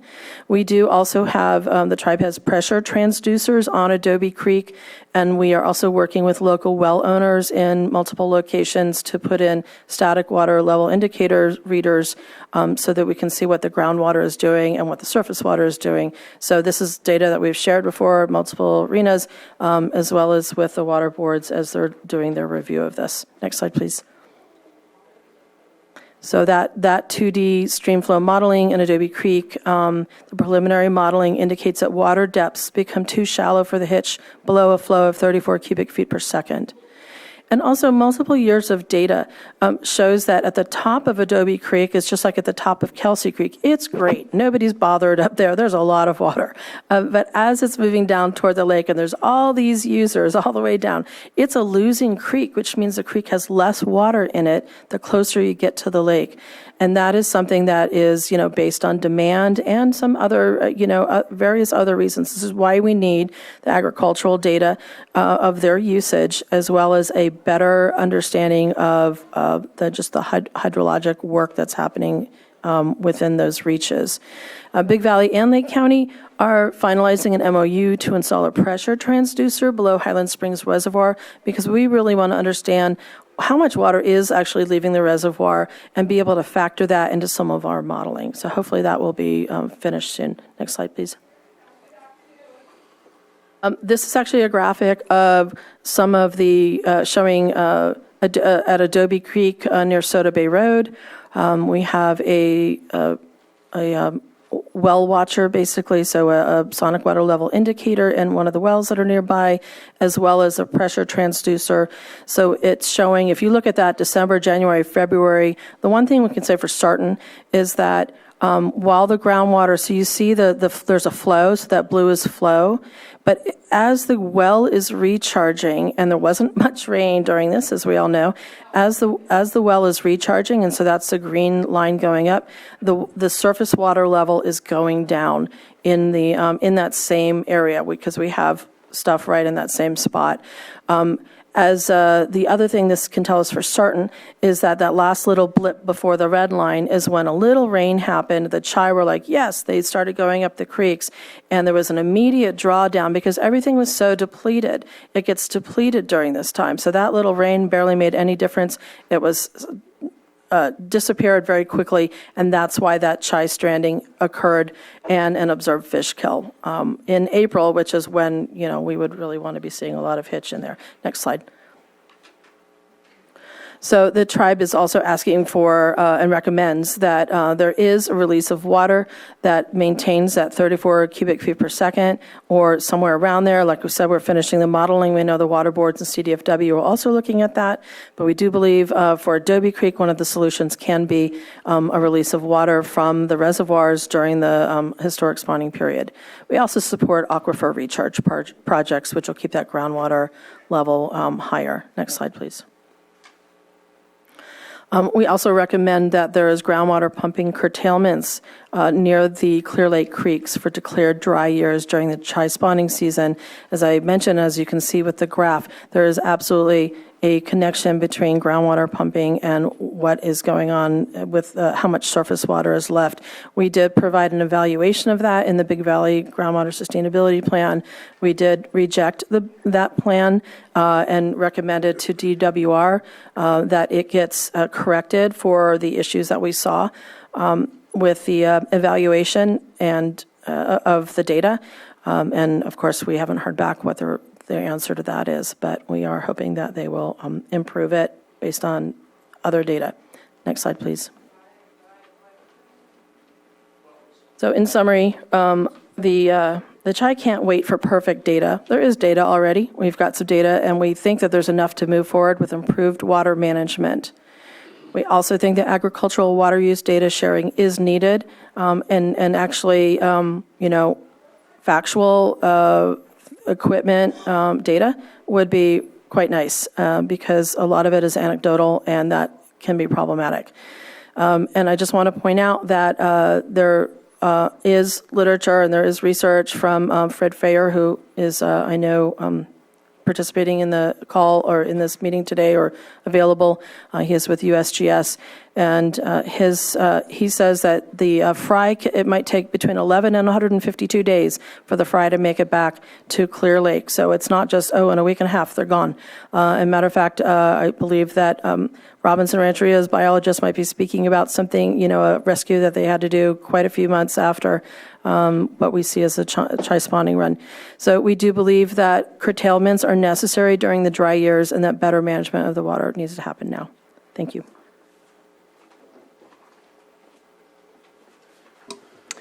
Okay, thank you. Any comments between speakers, between this presentation and the next, or are we ready for the next one? Okay. Great. Thank you, Sarah. I'm going to pass it over to Luis Santana, fisheries biologist with Robinson Rancheria, who is with you in the in the board chamber.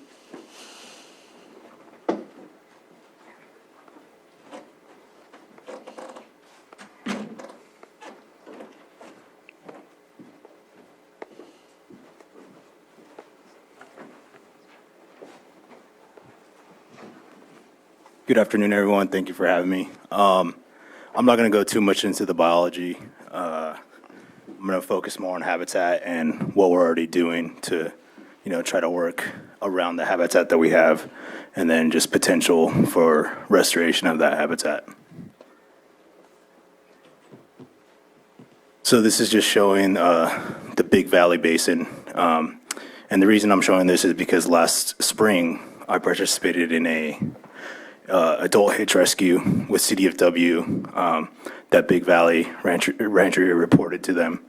And so we went into Adobe Creek to perform some of this rescue, and it included other tribes in the area: Robinson Rancheria, Abimatel, Upper Lake, Big Valley. I think that was it at the time, but there's also City of W employees there and local citizens.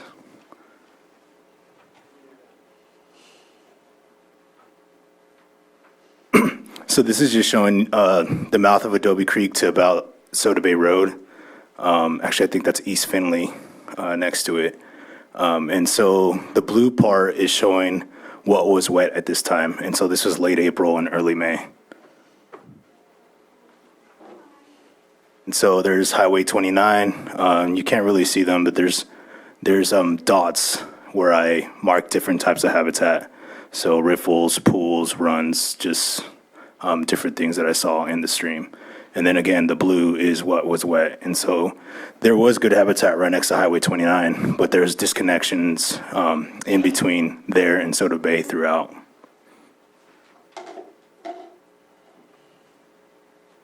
And so this is upstream of Highway 29 to about Bell Hill Road. And there's actually a really good section of habitat available for hitch to spawn and rear in. But when the streams do go dry, they lose their access back to the lake. And last year, that whole stretch went dry, so anything that did survive after May didn't make it. And so this is showing the reservoirs, some from about Bell Hill Road to the reservoirs. And there is some wetted habitat in the area as well, but again, there's a lot of disconnections.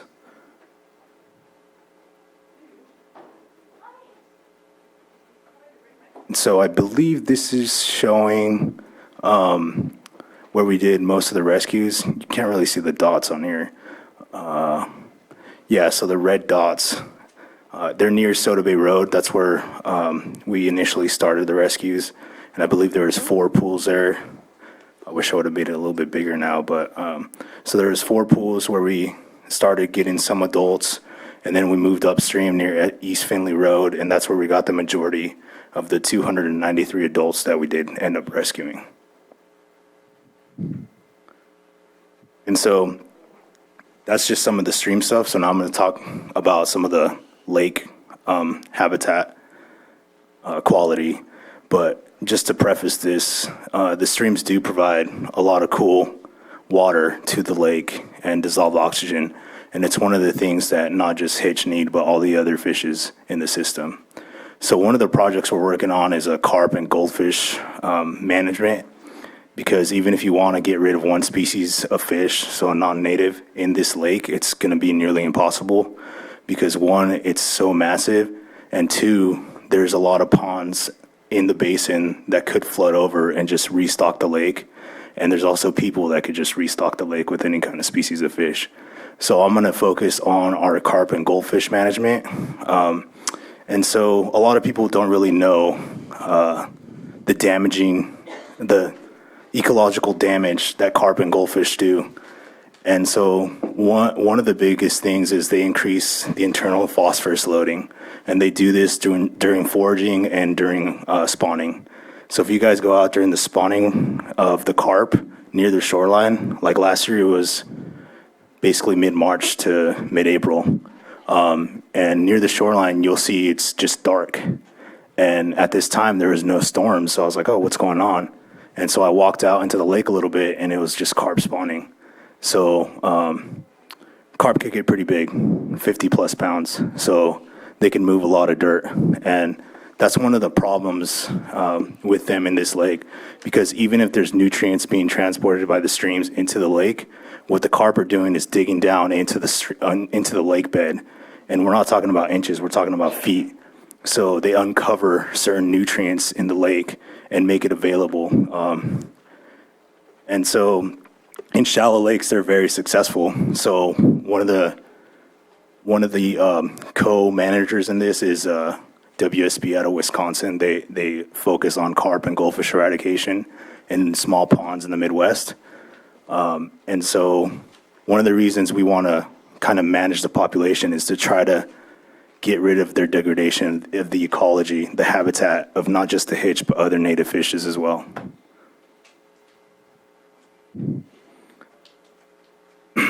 So in some studies on these lakes, they showed a negative relationship in macrophyte abundance and carp biomass. So basically what macrophyte is the food available for other native fishes. So elevated carp biomass, so just overall weight of carp, resulted in 71% of northern wild rice distribution on Clam Lake in Burnett County, Wisconsin. And so here it's just like, oh, we don't have wild rice. But you could kind of compare that to tules. These carp get big. And, you know, we do have some good tule beds, but it's probably a good assumption that the carp could kind of unbed some of these tules, especially the younger ones that aren't well established. And so this is actually showing one of the wild rice experiments. On the left is a fenced off seeded area. So they seeded it with wild rice and they kept carp out. And then the middle left, no fencing, but they spread seed. And the middle right, it's they fenced it off and didn't seed. And then on the right is open and seeded.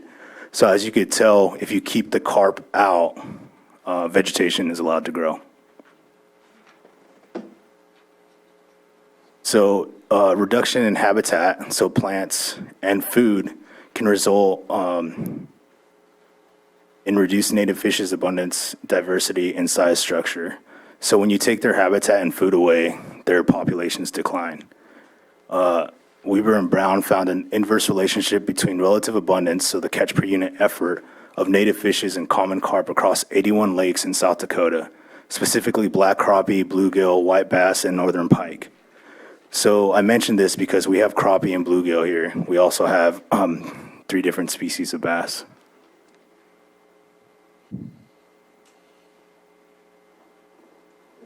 So last year we started phase 1 of our study. And so the catch per unit effort for carp and goldfish on Clear Lake was not established. So what we did was we established that. And so what we assessed was that if we had 89 pounds of carp per acre in the lake, it was ecologically damaging. So we chose to complete the abundance estimate using a boat electrofishing catch per unit effort model. So this was done with the California Department of Fish and Wildlife. So the next thing we did was we tagged 30 specimens. So this was 21 carp and 9 goldfish. So the whole point of this, to tag these fish, is because they congregate in the winters, and especially before they spawn. So if we know where they're congregating, we know where to go in and get them and just get rid of them as much as possible. So this is one of the congregating behaviors. It's just a nice little table. They followed them seasonally, and it's very predictable once you do have them tagged and you could locate them. So eradication, if possible, in these kind of areas, that's where we would focus on it. And there's different ways to get rid of them. We're not entirely sure how we're going to do it. That's one of the reasons we're going to do a feasibility study in the next couple weeks, just so we could get a better idea of how to approach this situation. So I already started monitoring where they're moving, and because our boat is down, I've only been going along the lake on the roads, but we can see that they're starting to congregate on the north shore of the upper body and the lower arm. And I'm not entirely sure why they're doing that. My hypothesis is that's the one that there's the most sun in those areas, so it's a little bit warmer for them because they are a warm body or warm water fish. So this is just showing congregating behaviors in the months that it was occurring. So as you can see, the white is what was going on in December. And so they are showing a congregation pattern. So these are just my sources. Yeah, so the habitat thing, I think I want to, I do want to address that we are in a drought. But the other thing is our streams are no longer natural. They're more straight. And in valleys, they should be meandering back and forth. And so when they're straight like that, the water just goes. It doesn't slow down. It takes away from replenishing an aquifer. So when they're able to meander just back and forth, if you guys know what an oxbow lake is, they create oxbows, the water becomes slower, and so our aquifers are able to fill up.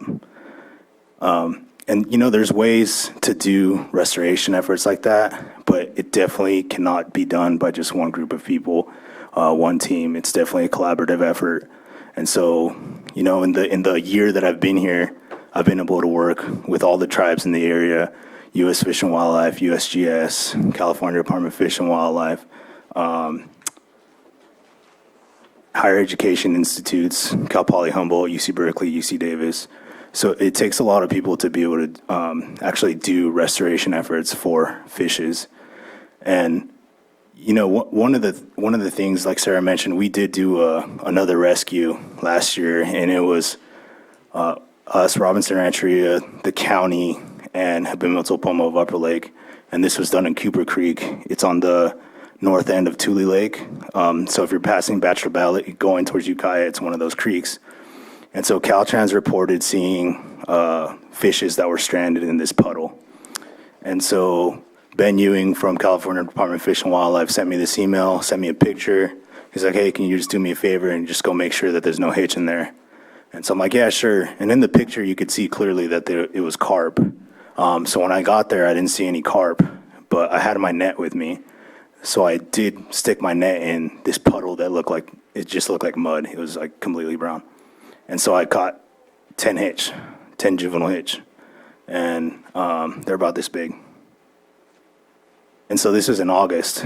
So this was in a creek in August. And so the spawning run would have occurred probably in April on that side of the lake, just because it's a little bit colder. So, I mean, we don't necessarily know all the impacts that are occurring because all the streams are very different. So, for example, some Sacramento sucker have already started their spawning run. And so hearing that, I went out to Middle Creek to the locations where I know they would go. And I had a feeling they weren't going to be there just because flows were still too high and the water was too cold. And, that was the case. They like to go based off of temperature and dissolved oxygen. And so they wait till it warms up a little bit after storms, and then they start making their migratory run. And in Middle Creek, I thought it was a case that wasn't going to occur because there's a lot more water in Middle Creek. And so we have to be able to work together in many areas to actually understand what's going on because every spawning run of hitch is going to be different. And the last species to go extinct was actually here, the Clear Lake splittail, a very close relative to the Clear Lake hitch. It would spawn in the streams after the hitch, and so their water was no longer available in April and May when they would be spawning, and especially when they were making their way back down to the lake. And once they got to the lake, they'd have to compete with non-native species that were introduced to their habitat niche, which is near shore. So the hitch are able to go out into the middle of the lake and avoid competition with non-native species, where the splittail, they inhabited the same parts as all the other species, which was near shore. So that's one of the reasons they went extinct. With that, I'll take any questions. Do we have anything for the board or next presentation? Okay. Thank you. Thank you.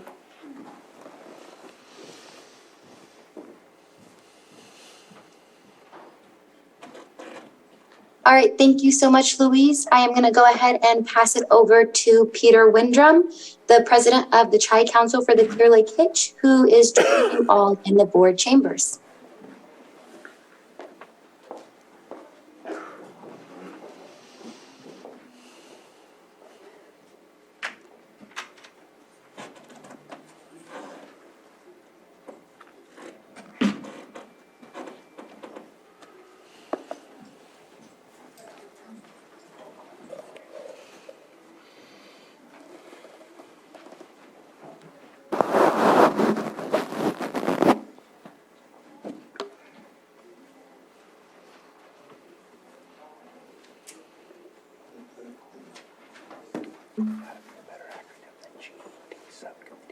Just checking, Marina, real quickly, do you have the other set of slides that I sent you this afternoon?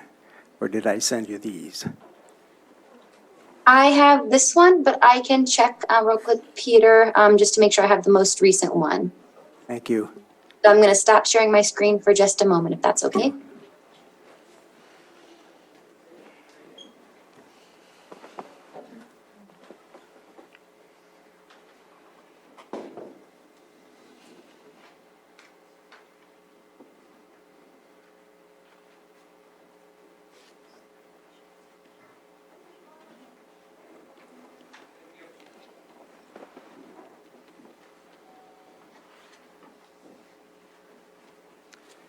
If not, we can certainly make do with that one.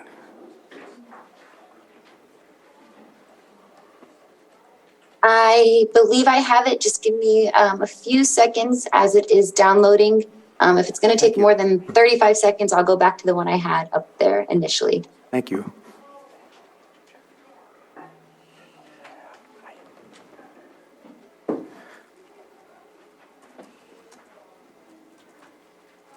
You want to give yourself an introduction? Sure, I'll do this real quickly. Thank you. My name is Peter Windrum. To give you my little bit of background and qualifications to offer the opinions here, I've lived on Kelsey Creek my entire lifetime, and on a family farm that's been in generations for a long time, but compares not the slightest to the history of the native folks. By our standards, it's been there a while. I'm a co-owner of a vineyard on Kelsey Creek that we planted in 1971. Today, it's a 10-acre Sauvignon Blanc vineyard, and it is the subject of a test that I'm going to demonstrate here in a moment, or not information. I'm also the co-founder of the Chai Council for the Clear Lake Hitch. The Chai Council was, okay, that's right, we'll do that one fine.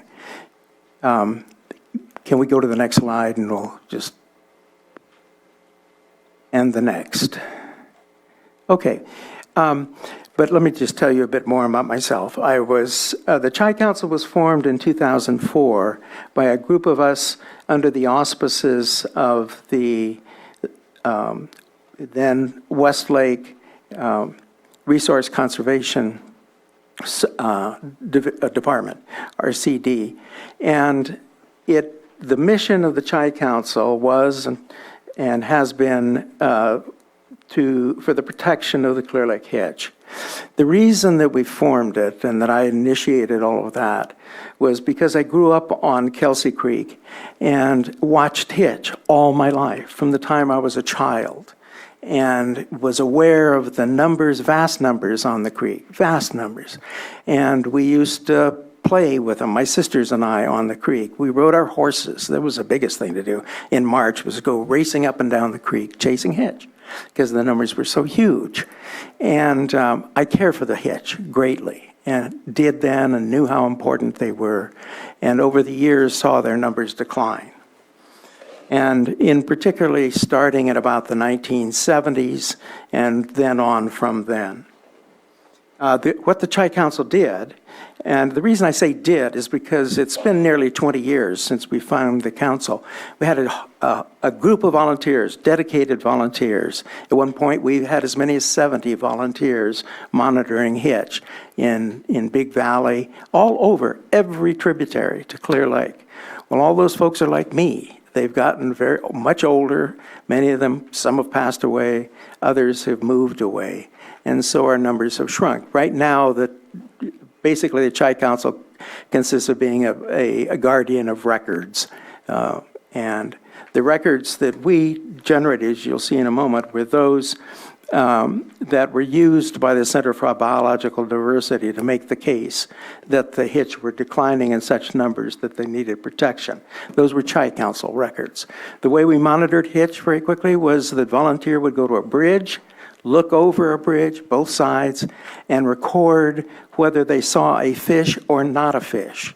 It was so we knew when there weren't hitch, and we knew when there were hitch. And on the basis of that, we were able to tell what was happening in streams throughout, all around Clear Lake. And what I can tell you is that the numbers were ranked in terms of streams with the most hitch. Adobe Creek always had hitch. Of all of the streams around Clear Lake, Adobe Creek has always had hitch. Kelsey Creek was next, and then it came on down. And it was really unique because Adobe Creek is unique. It's not like any other creek. And as I'll come in a few minutes, it's not a good creek to use as a template for every other creek around Clear Lake. And the reason is because there are two reservoirs upstream. No other creek has reservoirs, and the behavior of Adobe Creek is different from any other stream. Going on very quickly, I was a contributor to the U.S. Fish and Wildlife Conservation Strategy and member of the Big Valley Groundwater Sustainability Plan. Before last year, for the year at the time that the plan was being developed. Of course, conditions affecting survival in Clear Lake introduce non-native species. The silversides and the threadfin shad compete for food. Largemouths, bass presentation and disruption of spawning runs. That's not talked about too much, but when the hitch, because bass attack, and I invite you to look at YouTubes of bass attacking prey. They're underwater, and it's ferocious. It's just ferocious. And so they're attacking schools of hitch when they're coming in and disrupting them from coming into the creeks. The other big fact that's about them that's not on this, survival, physical barriers, and I'm focusing now on Kelsey Creek. Physical barriers to the spawning grounds. There are two on Kelsey Creek. One is the detention structure, which is downstream from Kelseyville, 1.5 miles, and then the footings on the Main Street Bridge that are an absolute barrier to hitch going upstream and cuts off about over 8 miles of spawning area. The degradation of the spawning beds, the gravel beds that you've seen have been degraded in all streams because of gravel mining. There are fewer fish entering those streams not every year, but as we've seen on Fred's slides, the numbers are going down coming into the streams. The real question overall is what's happening in the lake. So the question then becomes, could we go to our next slide and we'll see.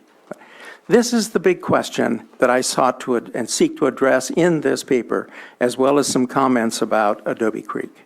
The question is, does groundwater pumping for frost protection in Big Valley reduce stream flow in Kelsey Creek during the hitch spawning runs? That's the proposition that's being made, and you just heard that proposition, is that groundwater pumping for frost protection reduces stream flows and hence harms the hitch. Next slide, please. This is looking an aerial view of Big Valley, and I had to point out these little orange. The blue line is, of course, Kelsey Creek. The yellow line is Highway 29, where it crosses Kelsey Creek. That's Kelseyville, the town of Kelseyville right there. At that, starting at the very bottom, there's a gauge maintained by the U.S. Geological Survey of the stream flows in Kelsey Creek. It's been maintained at that location since 1947, and all those records are available. The next one, a little orange one, kind of squiggly line, is one of our two farms, and that's where I live, there on Kelsey Creek. It's just and we've been there since 1976. My wife have owned that spot, and I've watched fish. Can't get any hitch because they can't get up there right now. Going up to just above where the next where the blue line crosses the yellow. In other words, Kelsey Creek goes under Highway 29. The next one up is the Main Street Bridge that bars Hitch from coming up anywhere heading south, which would be down from there. Next, I'm sorry, it's back. That one is our other farm, which has the 10-acre vineyard on it and goes right on Kelsey Creek. Up above that is the detention structure, which is at the end of the gravel section. And then the last one is the gauge maintained by the California Department of Water Resources. So those two gauges are really important because you can tell how much water is coming into Big Valley and then how much of it is down to Big Valley. So in other words, and the proposition is, well, if there's groundwater pumping going on in Big Valley such as that it would lower the flows in Big Valley and streams, the gauge down below should reflect less water than the gauge up above in general. That's it. It doesn't. And that was checked out by the engineers on the Big Valley Groundwater Sustainability Basin, and they found no evidence that water in Big Valley was being reduced, in Kelsey Creek was being reduced by groundwater pumping. So, notwithstanding folks saying that that's not the same, not the case.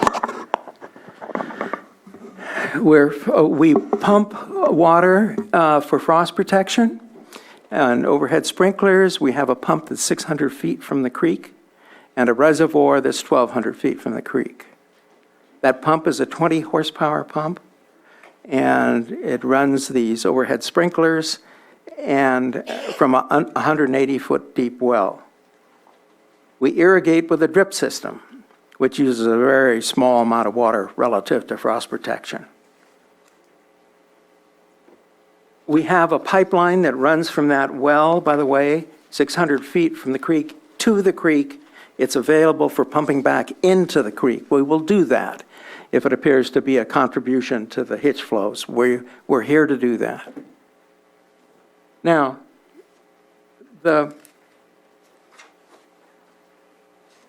excuse me here for just a second. Keep following my notes. Frost protection, could you maybe go to our next, please, slide? Let me see where. Okay, these are the frost protection basics, and by the way, Sarah's slide about when frost protection occurs is not correct. It is not correct. And we've been frost protecting for 50 years, so I have some experience with this. Frost protection starts at the earliest, and we're talking about vineyards, and also their pear orchards too, but at the very earliest, at the very end of March.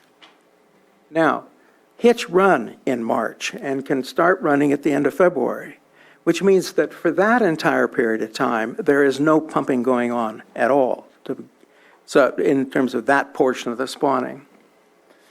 Frost protection can run up into May. It's not very much of it, but some.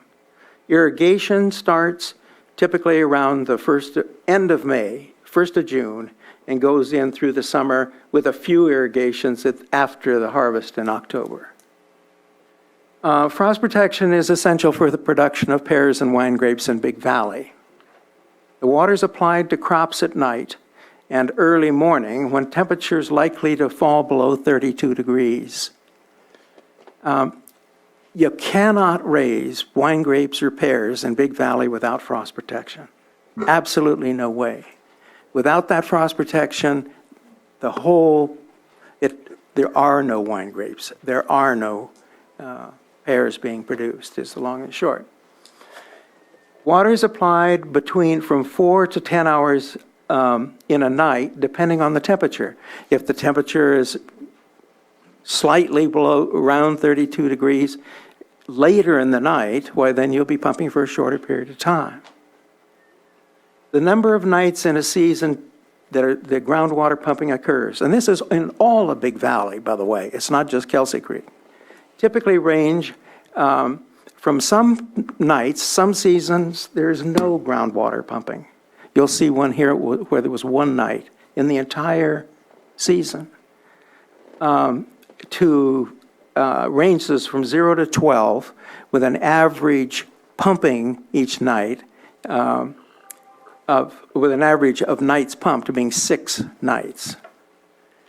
Groundwater is the principal source of the water, with some near stream pumping, and then reservoirs supplement the groundwater, and that's what we have. We have pump, and we fill the reservoir for 6 hours it takes to do that, and typically we're frost protecting 6 hours, so that's a total of 12 hours in a day. Next slide, please. What we do here is a comparison of the USGS and KCK, that's Kelsey Creek. I don't know what the other K stands for, but it's a State Department of Water Resources designation for that lower gauge. And these slides are for the years 2011, 2018, 2019, and 2020 for Kelsey Creek. And those are the dates that Hitch ran each year. The dates the frost protection pumping occurred, and a comparison of the two stream flow gauges to ascertain whether the stream flow was affected by pumping for frost protection. Those are the slides we're going to see in a minute. Okay, next slide, please.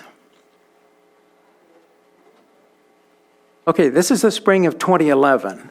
I'll explain in a minute why I chose well, I did 2011 because our dear friend Don Eutner, who's since passed away, farmed pears downstream from us for 70 years. And a fine man, and his widow, Margaret, I called her and I said, I'd like to get some data on when frost protection occurred, that Don had those records. So this is what she sent me. USGS gauge height. Now this is way upstream. Okay, this is the gauge. And you see the bouncing lines. That's rainfall events that are coming. And then the stream flow events coming down, and there's a little blip where there was a little water came in, and then a bigger one. This is the downstream gauge. As you will note, those two gauges parallel each other virtually precisely. Now, Hitch ran, and when I say Hitch ran, meaning that adult Hitch came to the base of the detention structure, which a number of us saw today, and were blocked there. And that structure, by the way, is one that you all manage. You may not know it, but it's under your jurisdiction. So Hitch came on 6 days. Now, that's when I say 6 days, that's not continuous days. It means that they were seen on those days between March 31st and April 5th. Actually, that is 6 continuous days. We did see them constantly for those 6 days, and then not after that. Okay, here are the night's frost protection, and in this case, Don did frost protection for 12 nights between April 8th and May 5th. And as you can tell, April 8th to May 5th is more than 12 days. It's, what is it? It's 27 days. So it meant that frost, which is the case, it's not a solid, frost events are scattered out typically, although there can be some extended. Okay, next slide, please. Oh, point being, the theory would be, the proposition would be that frost protecting for 12 nights should be, if it's making a difference in the stream flow, should be reflected on the graph. In other words, that the lower graph should be dipping down to show that there had been enough water taken out of the creek, if you will, of enough to affect that flow that the Hitch are relying on. If we can go to the next slide. This is 2018, spring of 2018. Same thing, in other words, the two gauges, the upper gauge, the lower gauge, are matching each other precisely, and because they're measuring actually in this case, they're measuring the gauge height. In other words, it's going up and down based on the amount of water that there is. Go down to Hitch observed. We saw Hitch for 4 days, and that's the entire season. I mean, this is not good, really not good, but that's the fact that they were there for 4 days, March 28th to April 1st. The frost protection nights, we did 4 nights of frost protecting. First one was April 17 to the 19th. That was 3 in rows. And then on April 30th, 4 nights, the whole season. All those took place after the hitch had been there and left. And this particular frost protection was all upstream of where the hitch were, by the way, but it all took place after the hitch had been there. Now, let's go to the next slide. Can I interrupt for a second before you move on? Can you, it's hard for me to see, I can see the graph on top with the measurements on the left-hand side and the dates. The boxes don't match. Can you describe what the measurements are on the bottom graph? It's the same. They're the same dates. It's just very difficult to read. But it's it's a month at a time, February 1st to March 1st. And it's hard to see on those because they have those vertical lines. I'm sorry about that. But those are lining up. Is it every 15 days? Let's see, those vertical, and let's see, when. I think so. Yes, I think that is. Frankly, I can't tell because I can't see. Let me see here. And then on Just a minute, let me see if I can. And then on the vertical, is it like by Gauge height. Is it by 2 points? Pardon me? I just wanted to better understand. Oh, on the top, the one on the top is by feet. In other words, it's how high is the water in the gate. And the one on the bottom, the KCK, is every 2 feet? The lines? Yeah, I can't. Let's see. Yeah, and I think that's correct. And of course, the basis, these gauges don't match in terms of where zero is, if you will, because they just are set in the stream. However they are, but it's showing how the relative positions are. How they go up and down, basically, is what is happening. Are we 4 days, 2018? Is that, I don't know if that answers your question. No, that is good. I don't believe that, if you can send us your presentation so I can get a better look at it. It's hard to tell from right here. I'd be happy to do that. I don't remember seeing this specific one. Maybe I went through all the charts and I'm just not seeing the comparable. He said he had a new one.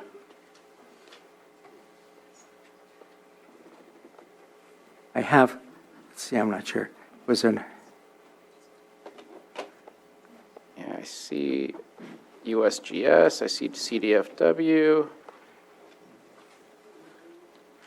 FGC. You can see, of course, comparing the slopes on each of them, they correspond. There's a attachment to the agenda for the Ag Advisory comments. Some of these graphs appear in there. Oh, that's right. Those may be a little more legible. Yeah. So we will be able to go back and look at those a little more detailed. Yeah.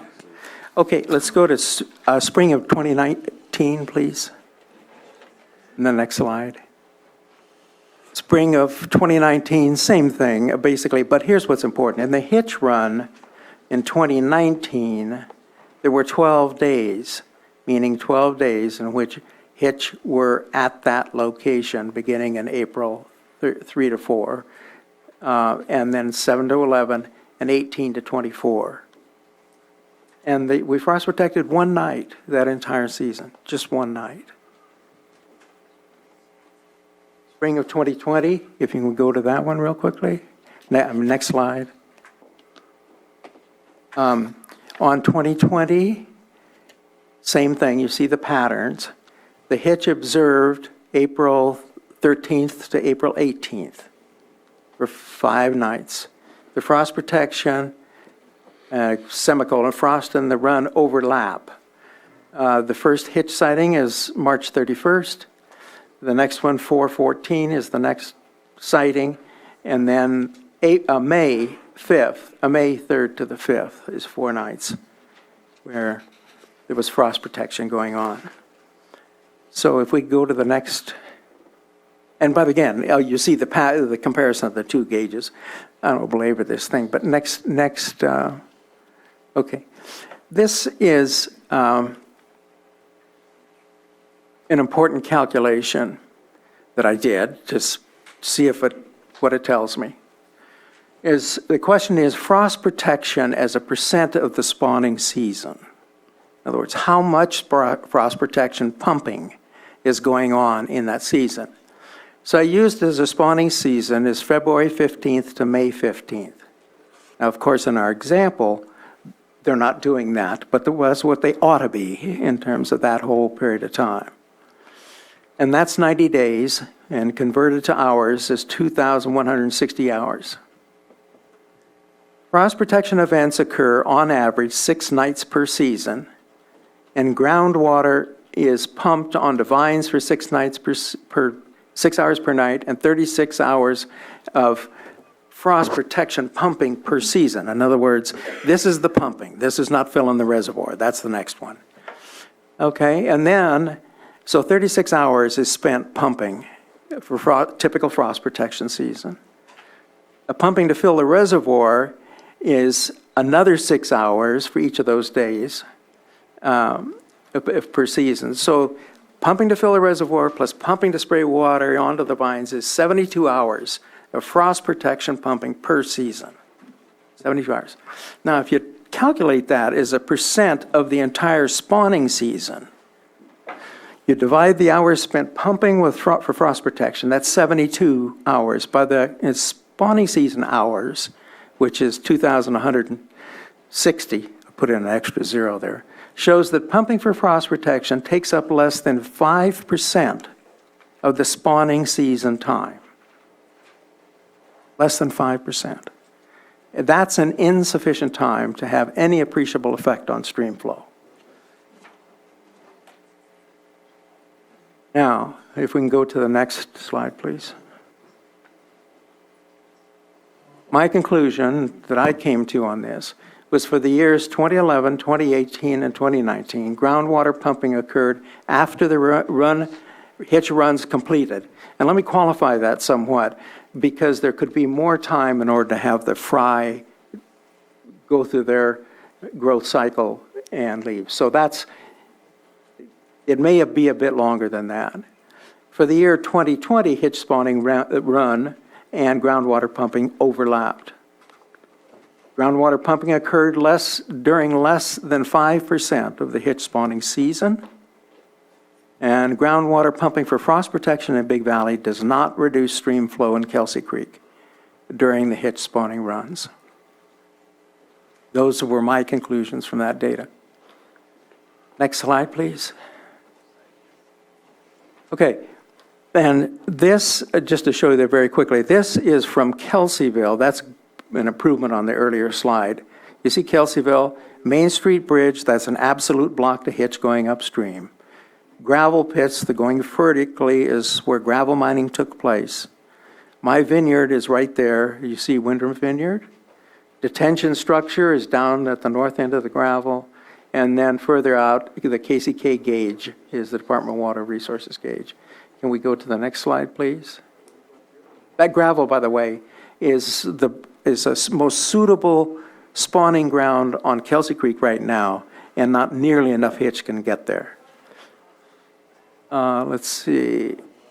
Anyway, this is going south of Kelseyville. This is not scaled quite right, that Main Street Bridge, and you get down to the USGS gate. Next slide, please. I didn't want to kind of speed along here. Next slide, please. Adobe Creek, and Adobe Creek's unique, and I may have to, since 2004, Adobe Creek has never failed to have hitch spawning run, unlike the other tributaries to Clear Lake. Every year, Chi-Council monitors have observed hitch in Adobe Creek, and the numbers have been substantial. What differentiates Adobe Creek from other streams is the 2 reservoirs upstream. No other streams have reservoirs. How the reservoirs affect Adobe Creek to make it consistently attractive to hitch is not known. Let's go to I'm not sure there's next slide. I'm not sure there is one on this one. But let me. Peter, this is the last slide. You have. Okay, let me comment then very quickly, because I think this is extremely important, as relates to Adobe Creek. Let me talk about stranding hitch in Adobe Creek.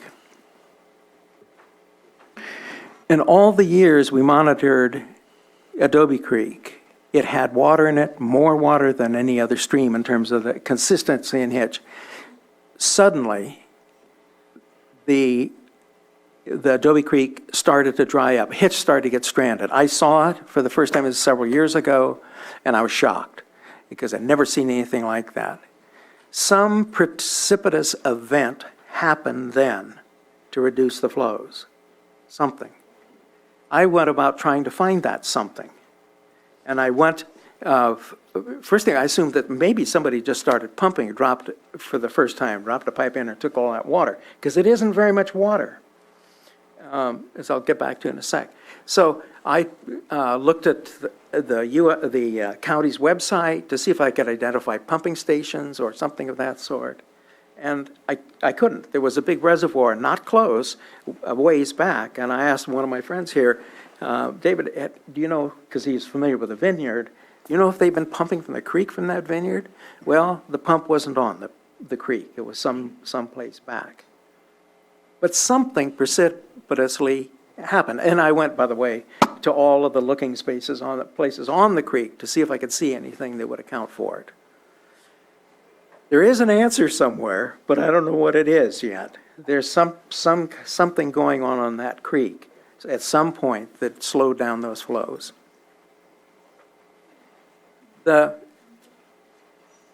My hearing the testimony today, well, first of all, so how do you do it? How do you save those people, those hitch? Everybody's talked about it, you know.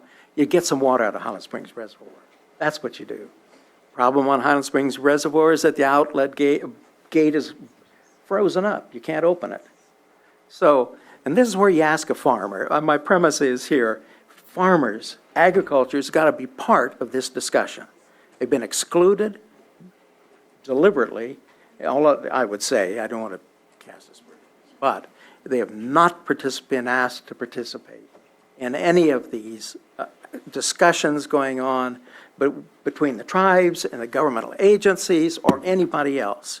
And we're the folks who know, because we're there, just like I demonstrated to you about pumping from from Kelsey Creek. What can I tell you about listening to the testimony of Adobe Creek? It's so different from all the other creeks. It's not, you can't extrapolate entirely, but listen to this. First of all, how do you get water out of Adobe Creek, out of the Highland Springs Dam? It's simple. You walk out there, you get Rain for Rent, who I could call tomorrow.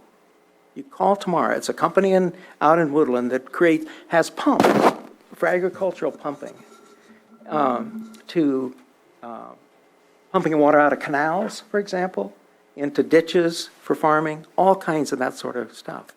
They could pump water. They'd be here in a week with one of their reps to come look at this situation. They'd ask you, how much water do you need? And they would put a pump in right next to and we were down there yesterday, right next to the reservoir, run a pipe through the spillway and drop water into the creek. I learned today that the amount of water that it takes is 34 CFS, cubic feet per second. That is 225 gallons a minute. That, you can produce 225 gallons a minute with a 20 horsepower pump. Actually, it'll produce more than that. So the thing that floors me is hearing this, why in the world didn't you put a pump in this creek right then and save all these hitch? Every year, could do it until that thing gets fixed. Why not? That's a farmer's perspective. Why is that? So, anyway, where do we then go? I guess I see, so what, then these other facts, and folks can, maybe I construe them differently from other people, or no, incorrectly, let's put it this way. I'm not saying it's good. But a female hitch, everything I'm reading in the literature, carries an average of 36,000 eggs. That means that for 1,000 hitch, that's 36 million eggs for housing hitch. First thing it tells me, I think from college biology, is, well, that means that there's a high mortality rate in eggs. That's why you have so many. But that's still a tremendous number of eggs. Now, if you get a year, like you've had all these dry years, and the hitch numbers are dropping, this year we'll have a tremendous amount of rain and flows in these streams. They ought to be working just fine. Peter, So, we've got to move this I'm sorry, I presentation. apologize. Okay, that's the end of it. Let me say one concluding thing. Hitch are losing their war in Clear Lake. They're starved by silversides and threadfin shad, and they're consumed by bass. I'm sorry. Agriculture has to be included in all of these discussions. All of them, but with all of them. And ag, I would submit, has been wrongfully blamed for the decline of hitch and its authority, and that's the essence of it. You all need farmers in every one of these meetings in order to have the data and the information. You don't see in any of these documents, agriculture essentially has been excluded. We need to be at the table so that you all can consider what the facts are that we can bring. I apologize, Madam Chair. Thank you very much. Thank you.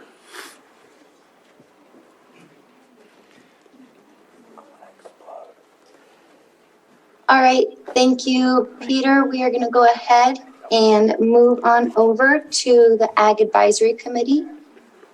We pull up the slides. I believe we have Sharon who is joining us in the chambers. Just go. Good afternoon. So we have two people to speak to you from the Ag Advisory Committee. So David, want to come up too? If you want attention. So, well, let me start here. We have some slides that are accompanying slides to what Peter has shared with you. Going to be presented by Dr. Brock-Zoller, so I'll ask him to come up.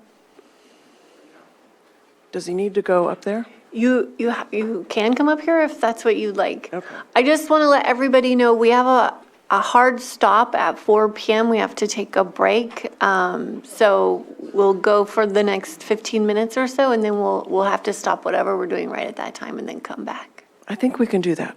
Okay, so let me introduce myself. I'm Sharon Zoller. I'm the chairperson for the Lake County Agricultural Advisory Committee that was blessed by the Board of Supervisors about 3 years ago, and thank you, Jessica, for bringing us that forward. The members of the committee besides myself are David Weiss, Randy Craig, Bruce Merrilees, Pat Scully, Alicia Russell, and non-voting members on the committee, Jessica Pieska, Michael Green, and Catherine Vanderwall.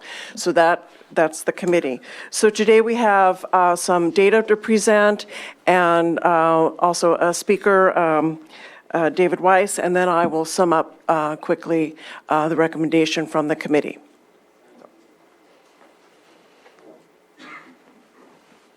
I have just a few slides. I need to talk to the microphone very closely in order for you to hear me. So I'm going to take this off, and I also need to be able to point to the data.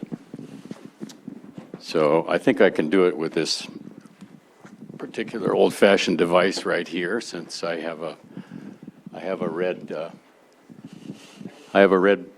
light thing that gets absorbed by the file there and the screen, and I can't use it. But I put together a lot of data here, and the idea is I like to see what I'm talking about here in order to understand all of the history of the counts that have been made and the history of rainfall and environment and things like that.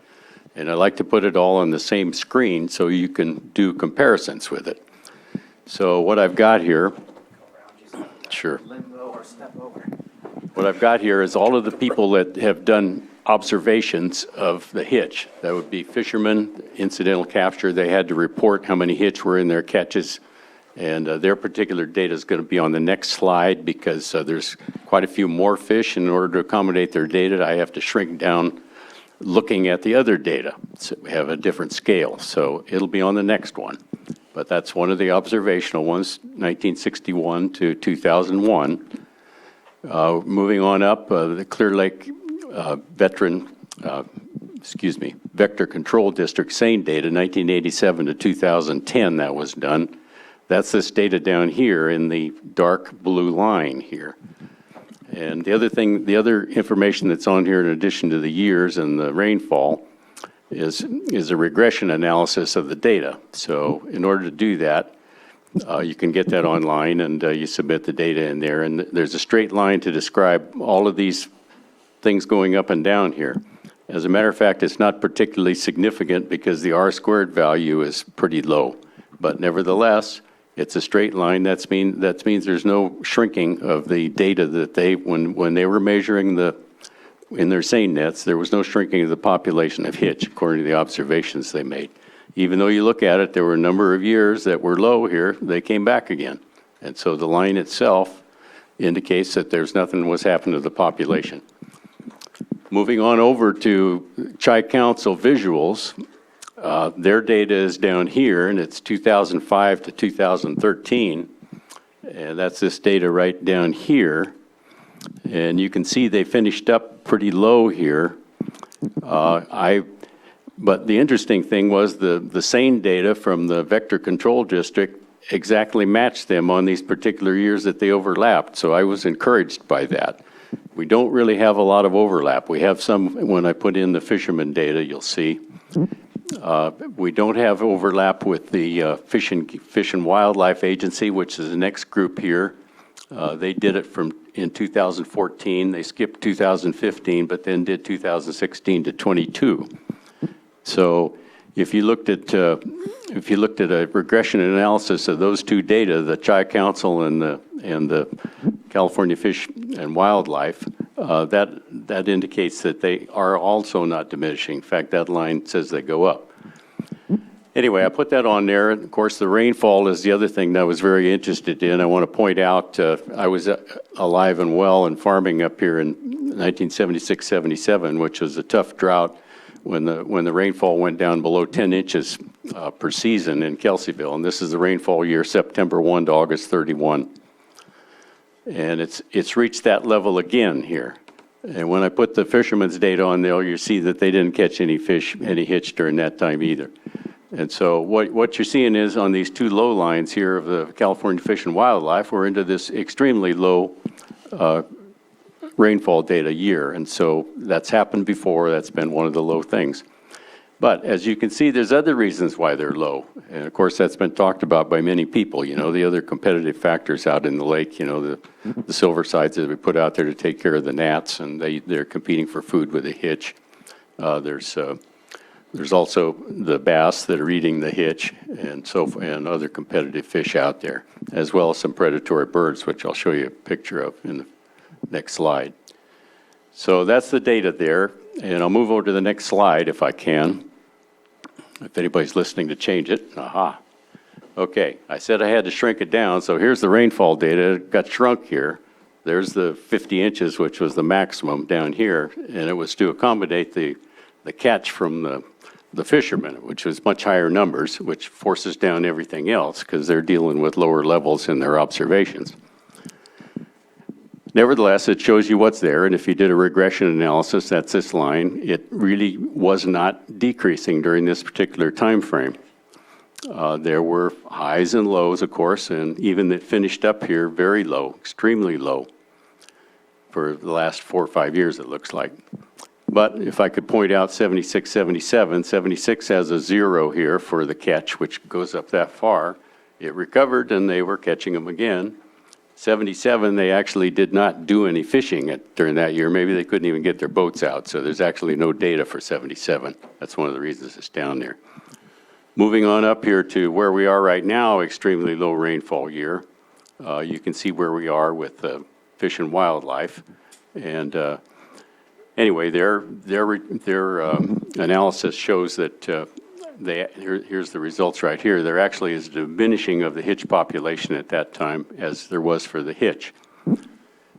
But you can see the rainfall has started to come back up. This is 2023, which is only partial year at this point. We're going to get probably maybe even as much as we've got already. So it's going to be up above the average line. And I expect from previous behavior that probably the hitch population is going to go up. We don't know if it'll do it the first year because, as we talked about, there's other things that affect the population. But nevertheless, it looks to me like the normal situation. It has ups and downs in the population. And of course, these are not as big of populations as the Indians experienced, or even I saw when I first moved up here in the 70s and 80s. I saw some pretty big hitch populations spawning in Kelsey Creek. But as been pointed out, we have a detention structure out there, which people talked about at the time, and they put a fish ladder in it, but it doesn't function as well as they thought, and somebody needs to be maintaining that a little better so that the more fish can get above the detention structure, spawn around Dorn Crossing up to the current bridge across the highway into Kelseyville. And that we've talked about a long time, because that is a clear obstacle that the hitch don't get by. We live up Kelsey Creek another mile further, and we've never seen hitch there. And we're back looking at the creek every day, really. So it's a complete barrier, and if you go look at it, you can see why. There's no way for very many fish to be able to get up there. So that needs to be worked on, and that would expand the area where the hitch could spawn very simply, really. So why aren't we doing that? Those two structures, working on those fish ladders. Next slide. We talked about one of the things I and my wife have to be going across the lake with some other people that had a boat in 2013 in October, actually. And these were pelicans that were near the mouth of Kelsey Creek. And I don't spend a lot of time on the lake, but I have seen pelicans across the lake sometimes, not nearly so many. And I've seen them flying over. They're beautiful, but you don't see them all the time. But there were incredible numbers that particular year. And each one of those pelicans eats 2 to 4 pounds of fish per day per bird. So just imagine what they are eating there. So those are things that, other reasons why fish populations in general are diminished, really, that doesn't really have anything to do with groundwater pumping. Next slide. This is the last slide. Like I say, I like to see, and we have dates going back to 23. So here's 100 years of full bloom dates in the pear industry here. And as was talked about, we normally don't have to protect pears before full bloom, although that can vary a little bit. If it got really cold, sometimes we would protect some tissue ahead of that. But basically, full bloom is usually the time to start the frost season, and when they start to look like pears, we really have to be concerned about them. So frost season kind of in most years begins about full bloom. Full bloom here is 0, which is March 15th, and the average date is April 5th for full bloom. So things that are occurring below March 15th, we're basically not doing any pumping for. So I just wanted to point that out, and the hitch spawning season starts before that. We're not really doing any pumping. And so really the amounts of water that we're doing out of our pumps, for frost are pretty minimal. The Kelseyville pear industry, when I first moved up to Kelseyville, in all of Lake County, there were 5,000 acres of pears. Now there are 1,500 acres. So we're not pumping as much as we used to, or we're capable of doing then. Actually, we didn't have as many frost control systems by water in those days, but we moved into it. But there's not as many pears. There are more grapes, but the grapes come out a little later, and so presumably they're going to be not using quite as much. As far as the valley is concerned, they more or less have to deal with the same events, minus maybe 1 or 2 a year because they come out later. There's 10,000 acres of pears in Lake County, but a lot of those are on the slopes, and some of them aren't really on tributaries leading into Clear Lake. So, and they also are in warmer areas, and they don't even have frost control systems, many of them. So I think this business about attacking farmers for what they pump as a solution to the problem is in error, really, that we need to look at things that could be fixed quite easily and real reasons for this. I don't know that we're ever going to see this population come back because of the competitive factors that have showed up in the lake, but I think we're going to see it bounce back to what is currently normal for this day and age. So that's the end of my talk. Okay, thank you. So do you think you're David, about 5 minutes, David, or do you want longer? Shorter. Okay. Try to.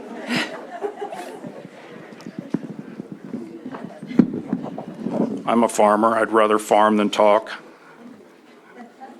But thank you for having us. So I'm David Weiss, and I own Bella Vista Farming Company. We farm grapes and pears throughout the Big Valley area.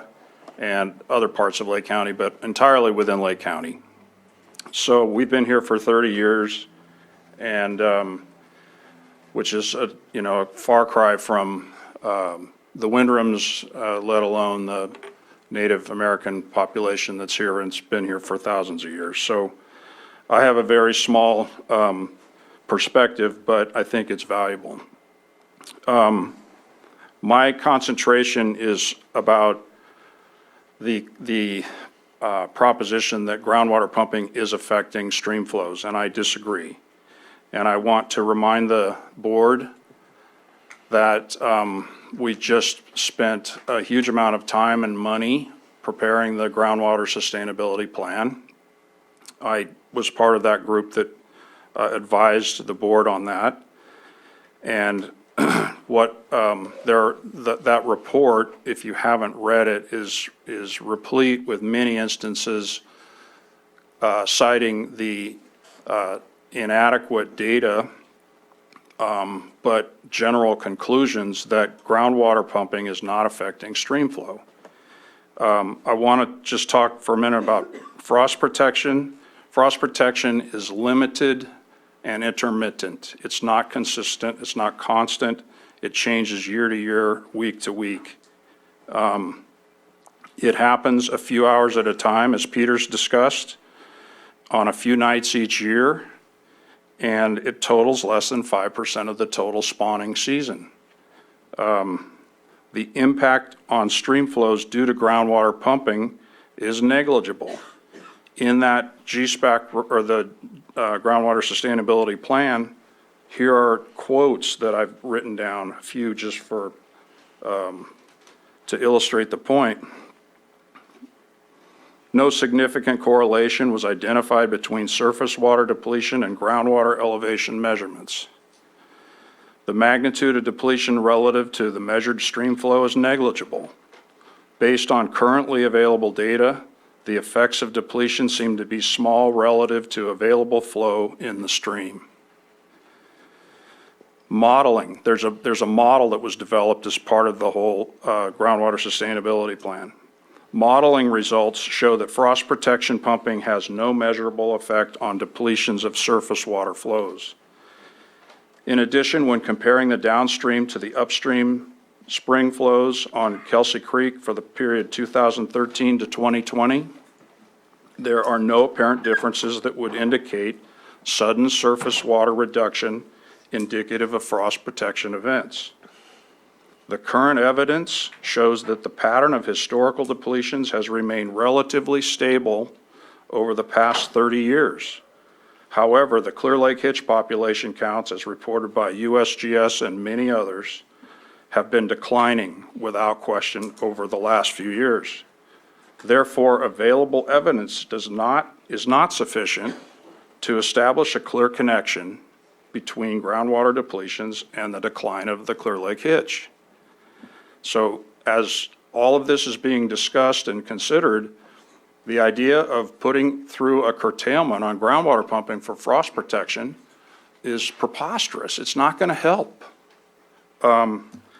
One thing, if that happens, if there is a curtailment put in place, it's very unclear that it'll have any impact on the stream flow. It's very unlikely to save the hitch because of that. But what is clear and certain is that crops will be affected. There will be crop loss as a result of not being able to frost protect. And the other thing that I've looked into just recently as a result of all this is that our crop insurance coverage will not cover a loss that's a result of a government policy. So if there's a curtailment order placed, we're basically, without coverage at all. So I just want to make those points, and I certainly echo the comments that Peter made and the ones that Brock has made, and would be glad to answer questions if appropriate. I made it. 4:01. Yep. Okay. So, do we have to stop now? Do I have 3 minutes to wrap up, or do you want me to do it afterwards? 3 minutes? No pressure. Okay, so just to, put a bow on from the Lake County Agriculture Advisory Committee, we are recommending that, that there's a no vote on the urgency.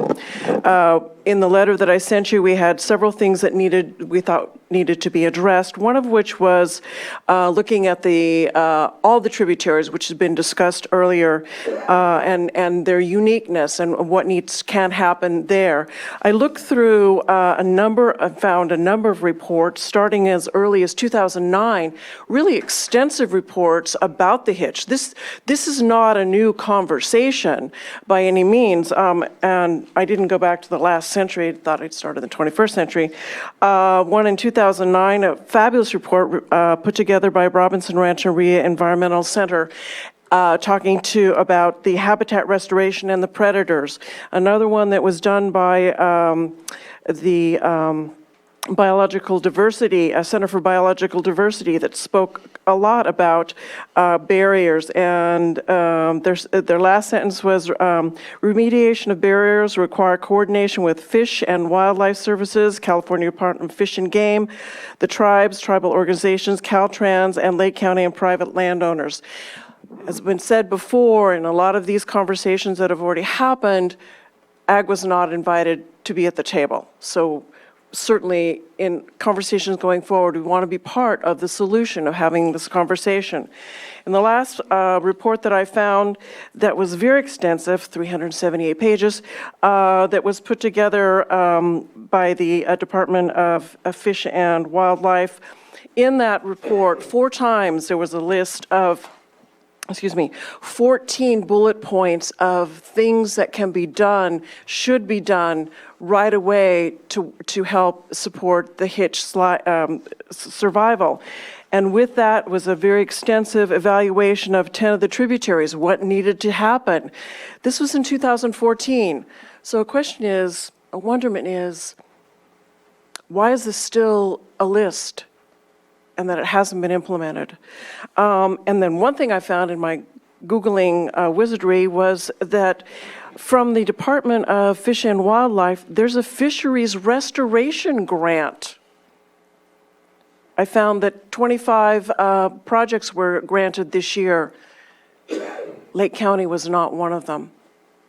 So I challenge the Fish and Wildlife, if Lake County is important, and I think that it is, and I think that the life of the hitch is important, let's see him put some money behind it. So just to sum up, that our recommendation is that there's a no vote for the county proclamation at this time. We, the Lake County agricultural community, welcome the opportunity to partner with the county, state agencies, the tribal representatives to create an equitable solution and with the active participation of all the stakeholders to help make sure that the hitch survive. Thank you. Okay, thank you. It's 4:05. How long? 5 minutes? 10 minutes? 5 minutes. Okay, we'll take a 5-minute break. We'll come back at 4:10.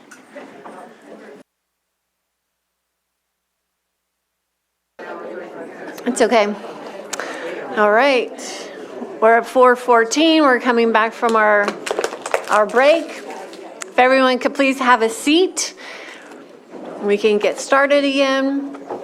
I want to remind our presenters that we're going to try and stick to the 10 minutes so that we can get through this material.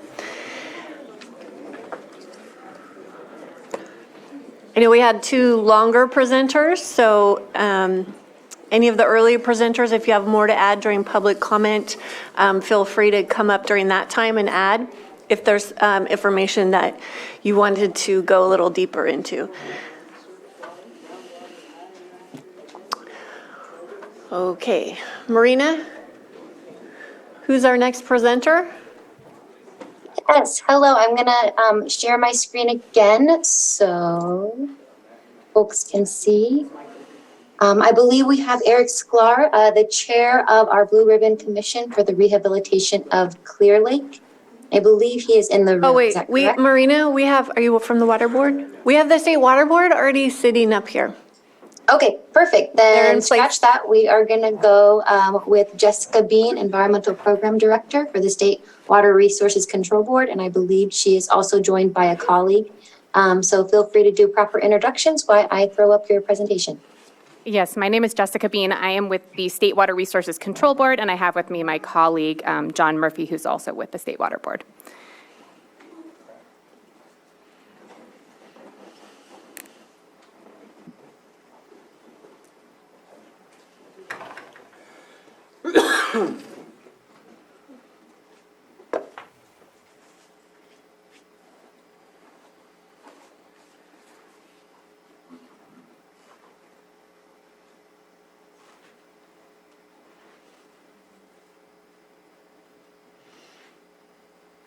And Marina, you can just jump to the second slide. Thank you so much. So just a really quick introduction to the California Water Boards. There's 1 state water board and 9 regional water boards. We are regulatory agencies. We protect water quality. We regulate drinking water. We administer water rights, and we provide financial and technical assistance throughout the state. Next slide, please. In terms of the California Water Board's work in Lake County thus far, it's primarily been focused on by our Central Valley Water Quality Control Board, which is the gray area, Region 5 right there, covers a pretty substantial area. And their work has been on total maximum daily loads, TMDLs, irrigated lands program, and waste discharge requirements. And they are also participating in the Blue Ribbon Panel. So what we are here for today is really leaning on the water rights component, that we do administer water rights in the state for surface water. And that has to do with managing flows.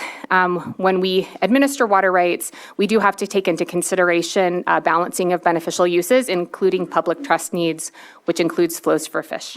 And so we're here today protecting the hitch. We're hearing that everyone here today is interested in protecting the hitch, even though there may be some differences of opinions on why we're here or how to do that. And really, we need everybody's help. That's that coordination we've heard so much about. Next slide, please. So we have received a lot of data so far. We're looking for more data. We've been analyzing it. We were also alerted to this issue in early December, so it's very fast and moving quickly. We are hearing that there are a variety of creeks with different issues, but what we're going to focus on for our immediate efforts from the Water Board's perspective are these 5 creeks of interest, which is Kelsey, Adobe, Manning, Cole, and Middle. Next slide, please. And you've seen this slide a bit earlier, but really one of the things that we do at the State Water Board is we collect annual water use reporting data. And this is the 2021 reported data for the Clear Lake area. And what you're seeing is the green dots, the size of the dot is a larger diversion. And as you can see, they're definitely along the variety of creeks. There's a variety of uses as well that are reported to us. So if you're looking at some of the blue dots are being reported as frost protection, irrigation and frost protection, and also stock watering. The green is just for general irrigation. And again, this is annual water use reporting for surface water diversions. Next slide, please. When you look at those diversions and we break this down into how people are reporting, we're seeing the red circles indicate that in the reports, we're being specifically told that they're using the water for frost protection. And then in the yellow circles is indicating spring irrigation. So that could be frost protection, that could be spring irrigation. It's not specific to us.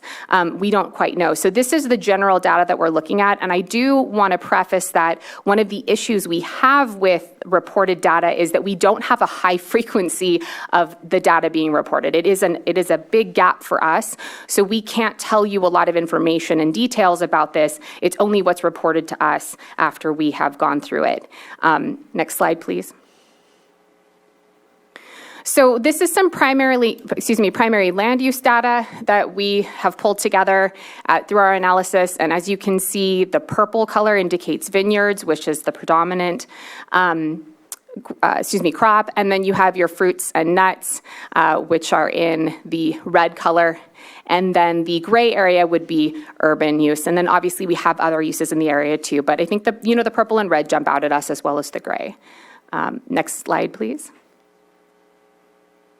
And so I jump here to data needs and other questions because I just really quickly went through our slides on that. And we are having a listening session on February 1st where we'll go into greater detail about these pieces of data that I'm showing you. But really, we just have a lot of questions, and a lot of that does revolve around groundwater. We regulate surface water, and so we have some data on that. However, we do need more. But in addition to that, we do not have a lot of groundwater data at an adequate scale that we can make determinations on. We need to be able to look at information on a specific level, and sometimes aggregated data that we're seeing in maybe groundwater sustainability plans doesn't allow us to do an independent verification of these things. And for us to make a determination as a regulatory agency, we need to be able to have good, high-quality data to make decisions and have them be enforceable. So we're looking for things like diversion volumes and timing rates. We do want to know about groundwater surface water interactions, both how to identify those and measure those. We can get some of that through knowing where well locations are, obtaining well logs, depths to screens, the size, pumping rates, pumping tests, this kind of information. We're also looking for groundwater quality. You heard it mentioned the potential for an immediate action could be to pump water from a groundwater well and put it into the stream, which seems a little bit backwards if you're thinking about if groundwater is the issue, then if you're pumping into the stream, you're taking water out. But for an immediate need to get just enough to get the fish down, that could be an option. We are hearing that there may be groundwater quality issues that could prevent that. And so we are looking for groundwater quality. And so we're looking for folks who would be interested in sharing any water quality information they've collected to us. We're also looking on needs for more flow gauges. We want to know about the temperature, timing of frost protection actions. What are the resources we can look at, again, to independently verify the information that we're hearing, because there are different points of view and different conclusions that folks are coming to right now. So we're also looking for historical records or logs of fish kills and fish rescues, again, frost protection dates, and then any other information people feel could be valuable. Next slide, please. So from the State Water Board's perspective, we're looking at a two-pronged solution, essentially. We're looking at immediate things we can do to help the hitch, very quick projects, things that can be undertaken quickly, and then long-term actions, because we do recognize this is a longer-term problem that we're not going to be able to fix in a year or 2 or 5 even. And so I just mentioned the fact that we need better data to understand the problem and potential solutions. We do plan to do some enforcement in the area. We have an enforcement team at the water boards, specifically looking at illegal diversions. We've heard that there may be a cannabis component to this for illegal cannabis grows. We have some enforcement staff specifically looking into cannabis, and we are, from the board's perspective, going to commit resources to come and do enforcement in the area on things like surface water diversions that may be illegal. We're also going to be working with our Department of Fish and Wildlife counterparts to look at some of the areas and things where there may be overlap between enforcement actions. For this year, we're looking at voluntary actions to keep water in the creeks. I'll go into those a little bit more detail in a moment. Again, collaboration, we really want to get effective solutions and make sure we're getting the messages to all the folks that are out there that need to hear it. And then we are a regulatory agency, and so if going through voluntary actions and this process doesn't work, there may be the need for regulations, and we can talk about what that looks like in a couple more slides. Next slide, please.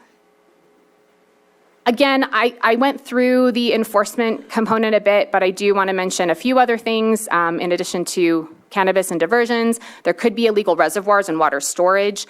I mentioned that reporting is a problem. We're seeing issues where we have a lot of data we're not getting, and so we'll be looking pretty closely at that. Are there people diverting but not providing that data to us, and can we get them to give us the data that we need? Again, coordinated with Fish and Wildlife. Next slide.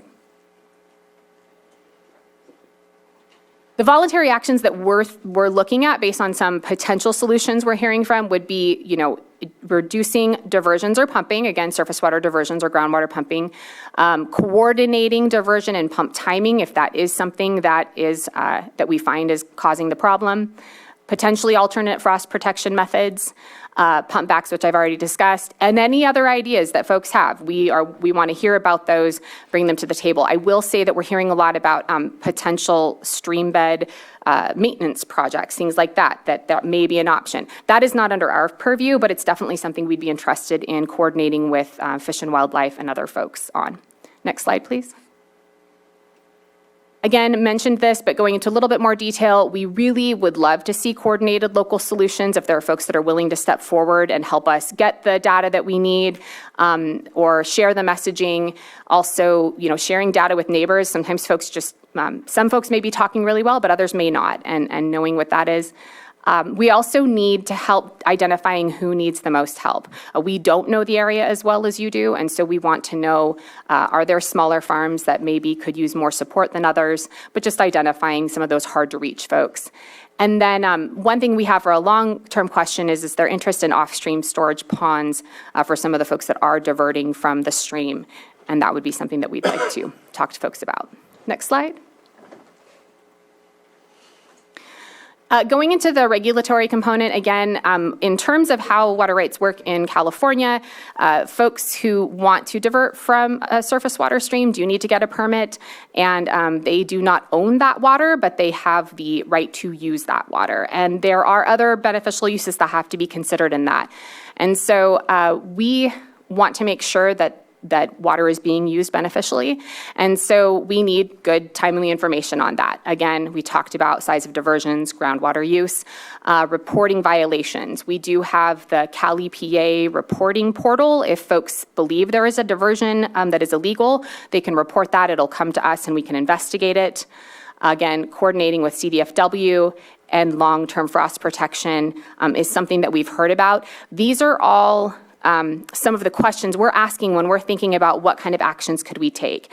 If we don't get the data we need to make the decisions, there is the potential for an information order. So that would be a regulatory mechanism that we could use a little bit more quickly to specifically get information about groundwater use and locations and things like that we don't currently have access to. So ideally, we would get that voluntarily, but that is a mechanism we could use if we felt the need to. In addition to long-term frost protection, there are other types of regulatory elements, but to be honest, we don't believe we have enough of the information nor the capacity to put one of those into place immediately. So we don't see that happening this year, but it is something that could potentially happen if we're not seeing success in voluntary actions next year or maybe the year after that. Next slide.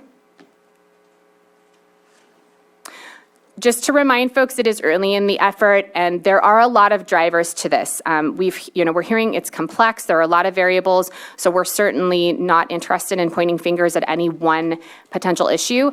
The water boards, however, are coming at this from water supply perspective, at least from the state water board, and so that's where a lot of our focus is going to be on. But we do want to find solutions, and we don't want the uncertainty to lead to extinction. So that is something that is extremely important to us. Next slide. Quickly, we've already started this work. We're doing a lot of engagement. We've been meeting with some of the representatives from the tribes, also coordinating with federal, state, and local folks. We have been meeting with county representatives as well, and doing community engagement, working to meet with the farmers and different agricultural interests in the area. And then we've held some public listening sessions as well. Next slide, please. What we're asking from community members is to commit to specific voluntary actions, consider becoming a local coordinator to help keep up momentum.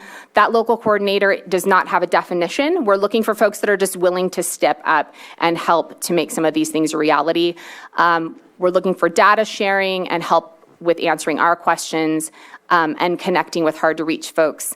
I'm getting close to the end, but really we'd love to be invited to other meetings where we can have the ability to provide our information to folks, work directly and speak with people so that we can make those connections on a one-to-one scale. Next slide. We did have a listening session last week, and then we're here right now, and we do have an upcoming listening session. So if anyone is interested in participating, this information is on our website, but we encourage you to attend.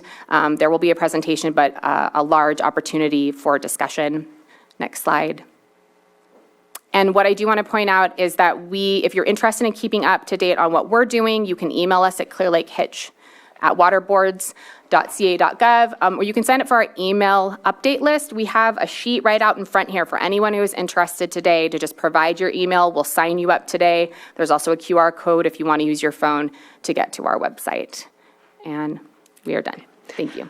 I have a couple questions. Absolutely. So with this, we've heard from many different stakeholders today, and we've gotten a lot of different, we've got a lot of information. And it seems like you are going to be sort of the collecting body of all of this. Is that true? Well, I wouldn't say we're the collecting body of all the information, but what we are trying to do is be able to independently verify what we're seeing. People are showing graphs and charts and they're telling us, here is what we're seeing. And we want to be able to verify that. It needs to be reproducible so that we can see those same things. Again, for us, there's the water component. There's also hydrogeology and a lot of issues like that. There's so I wouldn't say we're going to be the collector of all data, but we need a lot of it to be able to make our decisions. So what we want to do is not necessarily be a repository. We want folks to share information with us so that we can work with them to compare data. And we want to be able to model things. We're hearing there's a model for the groundwater sustainability plan. We'd like to see that model, see how it works, have our folks who are experts on these things as well get in there, dig around, see what they can find out. Because again, this has to be, if we as a regulatory agency were put in a position to take regulatory action, it has to be defensible. And so for us, it really does need that scientific basis. And that there are many different ways to look at data. There are narrative components, which are very important. I think Luis went into that a lot into the biological component, but we need to get that information. So for us, maybe we are collecting it. I wouldn't say we're going to be the holder of the data, where if people want to come to us, they're going to get it, because we're not fish biologists. So we certainly wouldn't want to be the ones talking about that. We are not cultural experts, so we wouldn't want to be the ones having that discussion, but we need to be aware of the data. So given the urgency of this, and that's been mentioned many times throughout today, what is the timeline that you're looking at for all this data collection? That's a very good question. Yesterday, it's a horrible response, but really as quickly as possible. Ideally, we have reached out to folks. They are starting, data's trickling in, and it's really as quickly as we can also analyze it, which takes some time. But ideally, if they're going to start spawning or running potentially, in February, we would like to be able to see progress immediately, and we're not sure what's going to happen with that. The storms may have provided us with a bit of a buffer. It's unclear right now. Last year we saw what happened. Wonderful snowpack, wonderful water supply, diminished very quickly. And that could go away quickly. So we don't want there to be an idea that, oh, we're okay because we had the rains, we can push it off. So that's definitely where we're coming from. But as quickly as possible.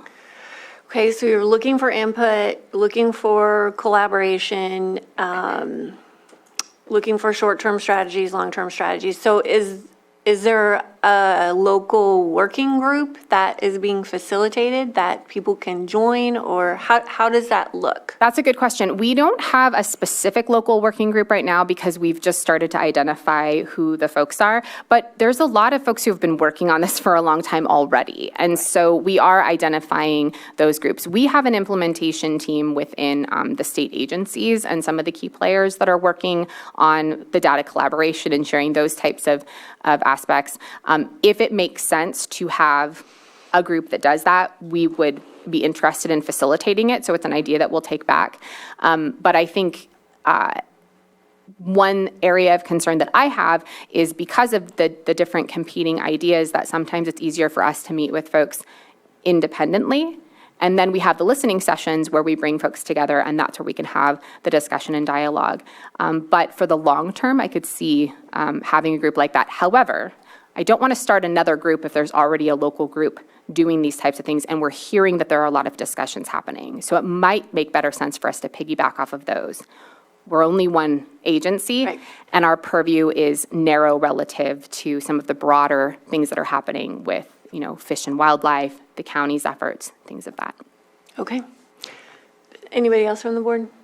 Supervisor Crandall? Just one quick thing. I was glad to hear that you're going to move forward some resources to help with illegal grows, because in my opinion, I feel like that's an unchecked situation that is also, causing a hindrance to all of this and kind of putting us all in a position to be kind of like, basically, fighting over resources, if it makes sense. But I don't know the amount. None of us know the amount of how much water they're diverting. I just know there is a lot of illegal grows. And we have one person that does that work in the county.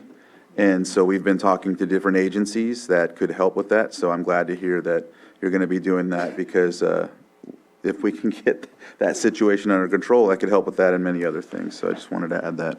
And I actually had that comment too. When you're talking about enforcement, are you going to be looking at the entire watershed for these creeks?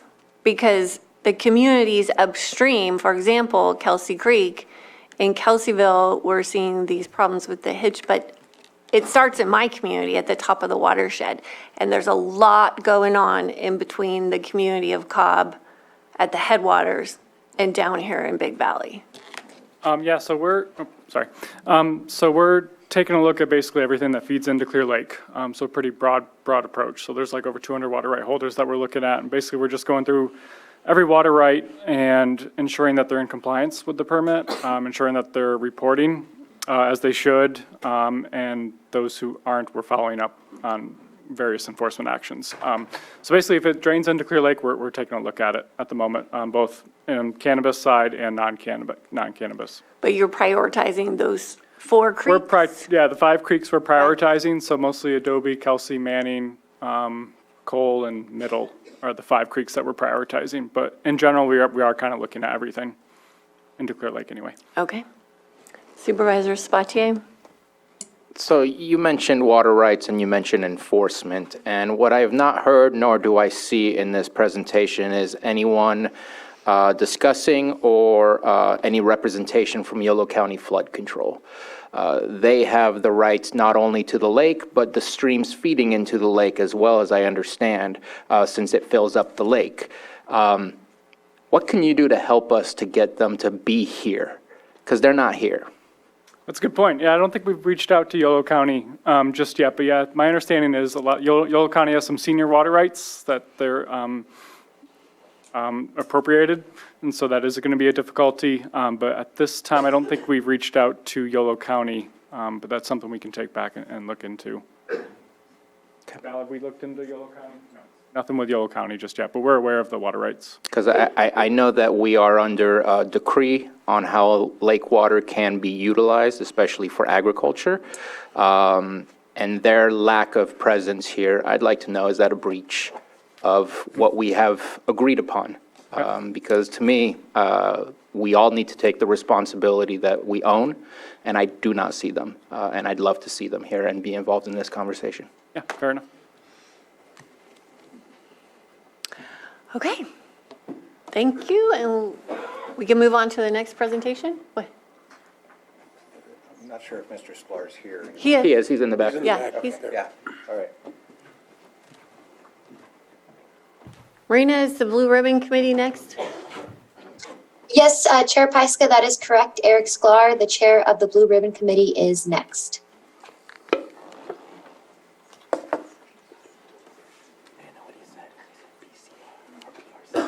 Good afternoon, Chair Pyska and Supervisors. I'm Eric Sklar, 13333 Big Canyon Road. I'm a member of the California Fish and Game Commission, and at the request of Natural Resources Secretary Wade Crowfoot, I chair the Blue Ribbon Committee for the Restoration of Clear Lake, the BRC. My fellow Fish and Game Commissioner, Erica Zavalata, did a great job of representing the Commission. I don't have anything to add other than to endorse her comments about the Commission's role and say how proud I am of the Commission kick-started this effort back in August and through our meetings in October and December, and I'm glad that we're moving fast. I know it's not fast enough. It's complicated with all these different state agencies. in the end, it takes all of us to do this together. So I'm really here today as the chair of the BRC, not as a Fish and Game Commissioner representative. And I want to thank all the members of the commission for their hard work over the past months, including Sarah Ryan, who was here today, and members of the board who've served on the committee. I know Supervisor Green is joining us shortly. I'm going to give the usual caveat that I'm not speaking for the committee and anything that might happen in the future, but we wanted to be here today to say that, that given that the critical status of the Clear Lake hitch is a top priority of the BRC and, as you know, of the Fish and Game Commission as well. At our meeting tomorrow of the BRC, we'll discuss sending a letter to the governor, our state senator, our assembly member, and others, urging further action, including but not limited to the following: an emergency listing under the Federal Endangered Species Act by the U.S. Fish and Wildlife Service. Any activities that are that you guys asked for us in the proclamation, if you pass it today. Voluntary reductions in water diversions impacting spawning grounds. Immediate restoration of existing fish patches on Kelsey Creek, and removal of barriers for spawning and other Clear Lake, Kelsey Creek and other Clear Lake spawning tributaries. It's important to know that the BRC is not designed for emergency action, and it's not a regulatory or statutory body, but we are a great convener. And so one of the things that we'll talk about, which was brought up in the last presentation, is possibly providing a facilitator who can be a regular coordinator of all these different groups, because there's a real possibility that one hand won't know what the other's doing, and we need to have that coordination. We have a facilitator who's terrific, and if the committee agrees, we can make that facilitator from Sacramento State available to help with this. The BRC can continue to be a forum for outreach and coordination and education. Furthermore, over the long run, the committee's real work is to restore the lake so that this is solved over the long run. We've got to look at short-term solutions over the coming weeks, not months, but weeks. But over the long run, we want to work with the supervisors and with these other organizations so that over the long run, we restore the lake so all the tributaries are functioning properly, so the lake is clean, deal with invasive species that are predators of the hitch and other native species. And so we just wanted to be here today to say that we look forward to seeing if you have a proclamation that includes a request from the committee, which we'll respond to in our meeting tomorrow. So we'll be watching to the end of the meeting to see what you'd like us to do. And I do want to mention one thing that was brought up by the ag groups, and I'm sorry if they feel that they haven't been included. I'm a farmer. I've been growing grapes for 45 years. And I'm the chair of the BRC, and I'm 20% of the Fish and Game Commission. So you've already got some agricultural representation on those bodies. And all the meetings are publicly noticed and are open to the public. We did have a member of the representative of the Farm Bureau from Lake County at the BRC meetings regularly early on, and I haven't seen anybody from there for a while, so I'd encourage the ag community to send somebody. But I just want to thank the supervisors for really taking a lead in this, keeping us all moving on it. You got to keep kicking us because there are a lot of groups involved, and if we're going to get something done in the next weeks, it's going to be incumbent on all of us to keep pushing. So thank you very much for the effort. Thank you.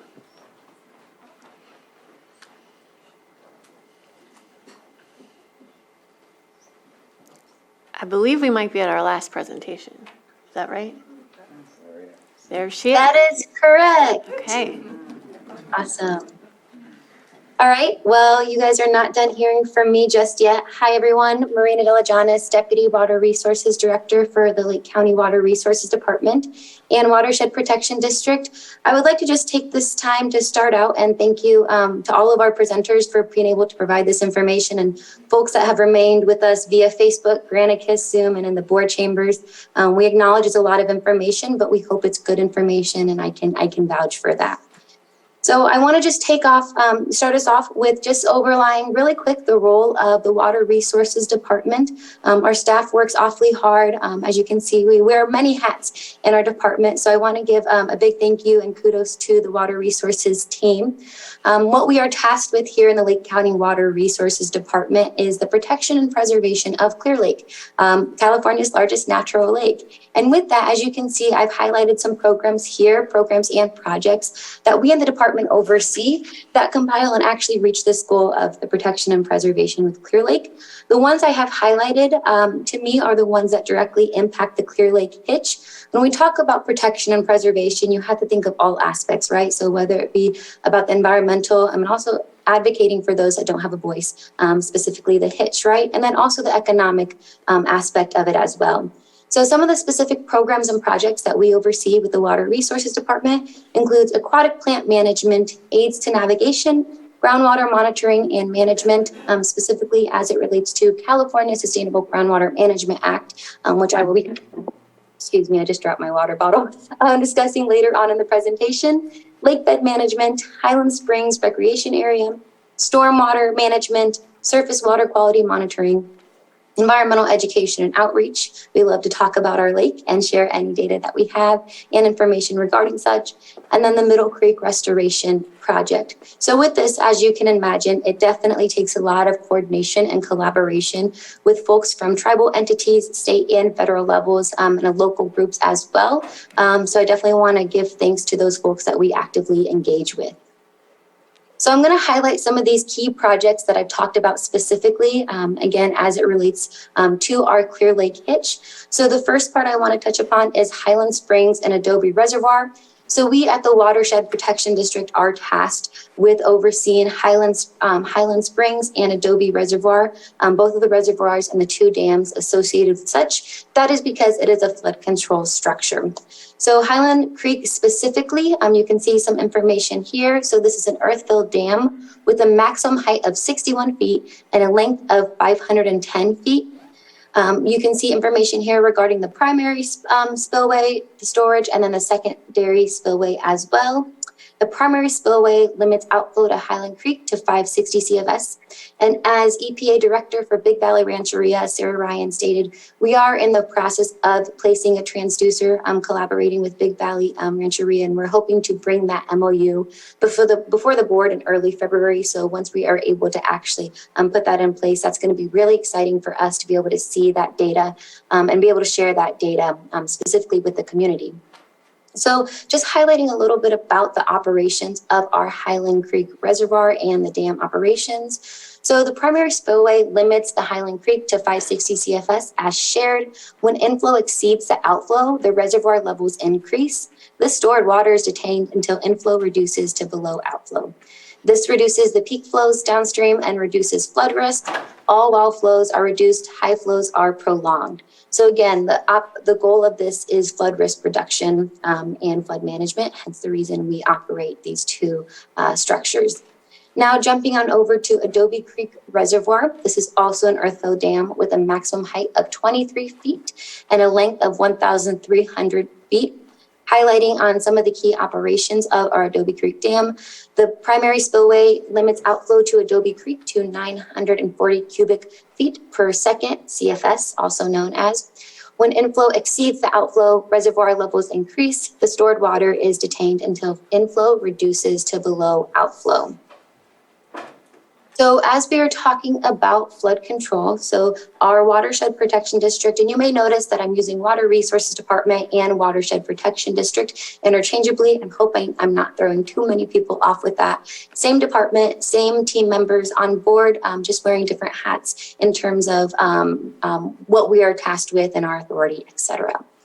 So the Watershed Protection District is tasked with the operation and management of the levees in the Upper Basin. Folks may be familiar with this as it relates to our Upper Lake community. So what our O&M activities include and that we're tasked with is levee patrolling, especially during and after high water events. You may have noticed our team members out there, whether it be at 2 or 3 a.m. when peak flows were occurring, or just during the business hours of doing routine monitoring of our levee infrastructure, and working very closely with our department, our Public Works Department as well. If need be, we are tasked with coordinating with our operation, emergency services, and other emergency responders as it relates to flood fight. We do work very closely with the California Department of Water Resources, who provides training once a year to our staff, and we invite other folks from tribal entities and local entities as well to participate in that training, because we all know, and it has been a reoccurring theme in this discussion, is all hands on deck. We also are tasked with mowing of the grasses on the levee, control of weeds and herbicides, removal of excess woody growth, that includes trees and bushes within the levee easements, maintenance of levee roads, and removal and trimming of trees and brush within creek's active channel area, and periodic removal of sediment deposits. Now, that all may seem a lot easier said than done. Some of our biggest barriers that we've been tasked with over the years is, of course, lack of funding. So we are not a part of the general fund. We do have different zones of benefits. All this information is public information and is shared, of course, during mid-years and budgets. You can see the revenue that does come in for these different zones, including our zone that operates and oversees the budget of our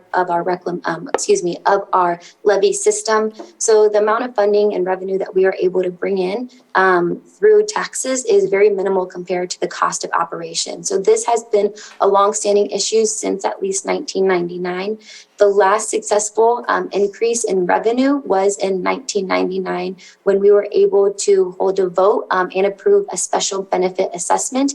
In the past, we have tried to conduct this. We've tried to do a reassessment as we know that costs increase. What we are tasked with from Army Corps of Engineers and our friends at DWR, they come out and do inspections twice a year. The requirements have gone up as well, and we know that takes a lot of resources. So we've tried to hold these, increase the zone of benefits and the revenue in these areas in the most recent years, but we have been unsuccessful. So this creates a barrier due to the amount of funding that it takes to maintain these facilities and the revenue that we bring in.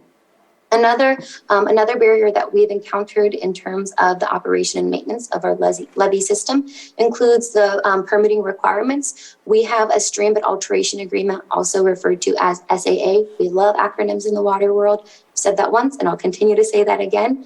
And there's different requirements that we have to follow. So going through the process of getting this stream bed alteration agreement, we work very closely with our friends at California Department of Fish and Wildlife. They're the ones that issue these permits. Of course, that takes a good chunk of change to issue.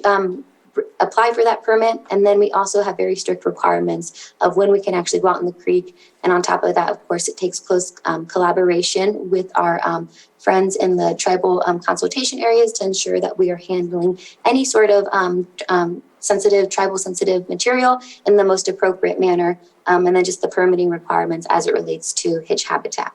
Now, the objective is, when we go out there and we're able to operate and maintain the creeks, you're removing gravel and vegetation, which we all understand could be hitch barriers.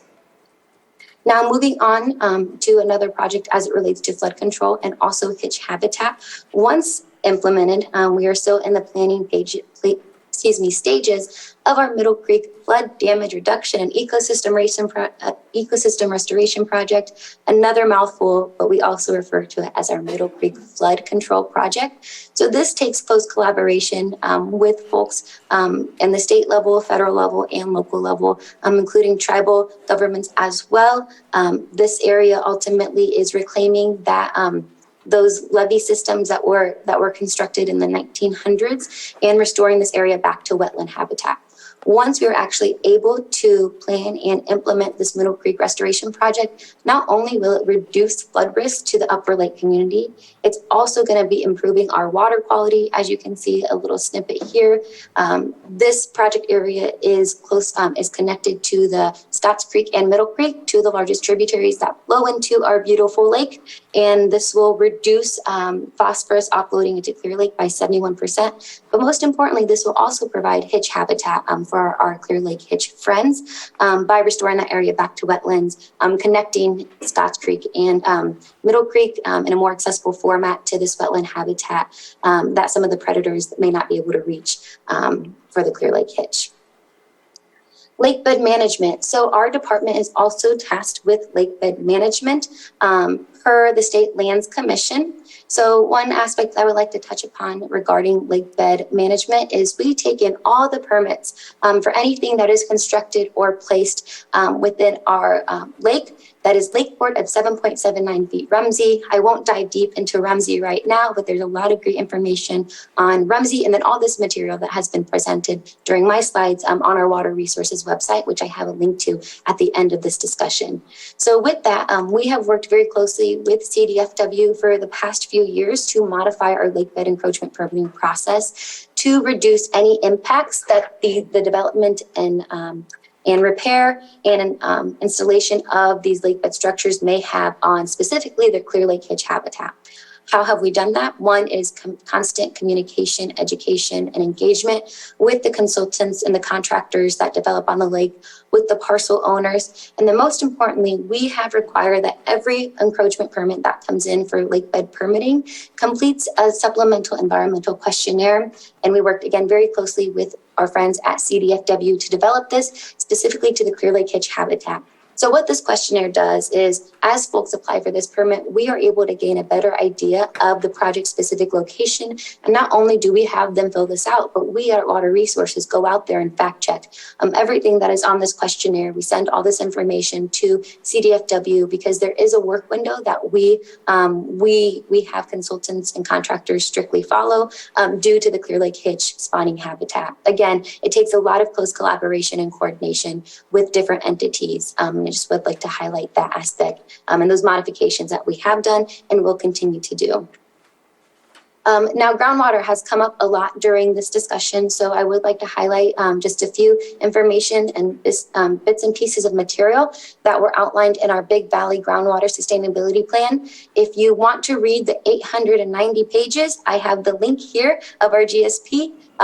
I think it's an interesting read, but if not, I would just like to briefly cover our GDEs. The link is here. It is currently in review from the California Department of Water Resources, who is tasked with overseeing the Sustainable Groundwater Management Act, which we have one priority basin in our county that complies with SGMA, the Sustainable Groundwater Management Act, which is our Big Valley basin.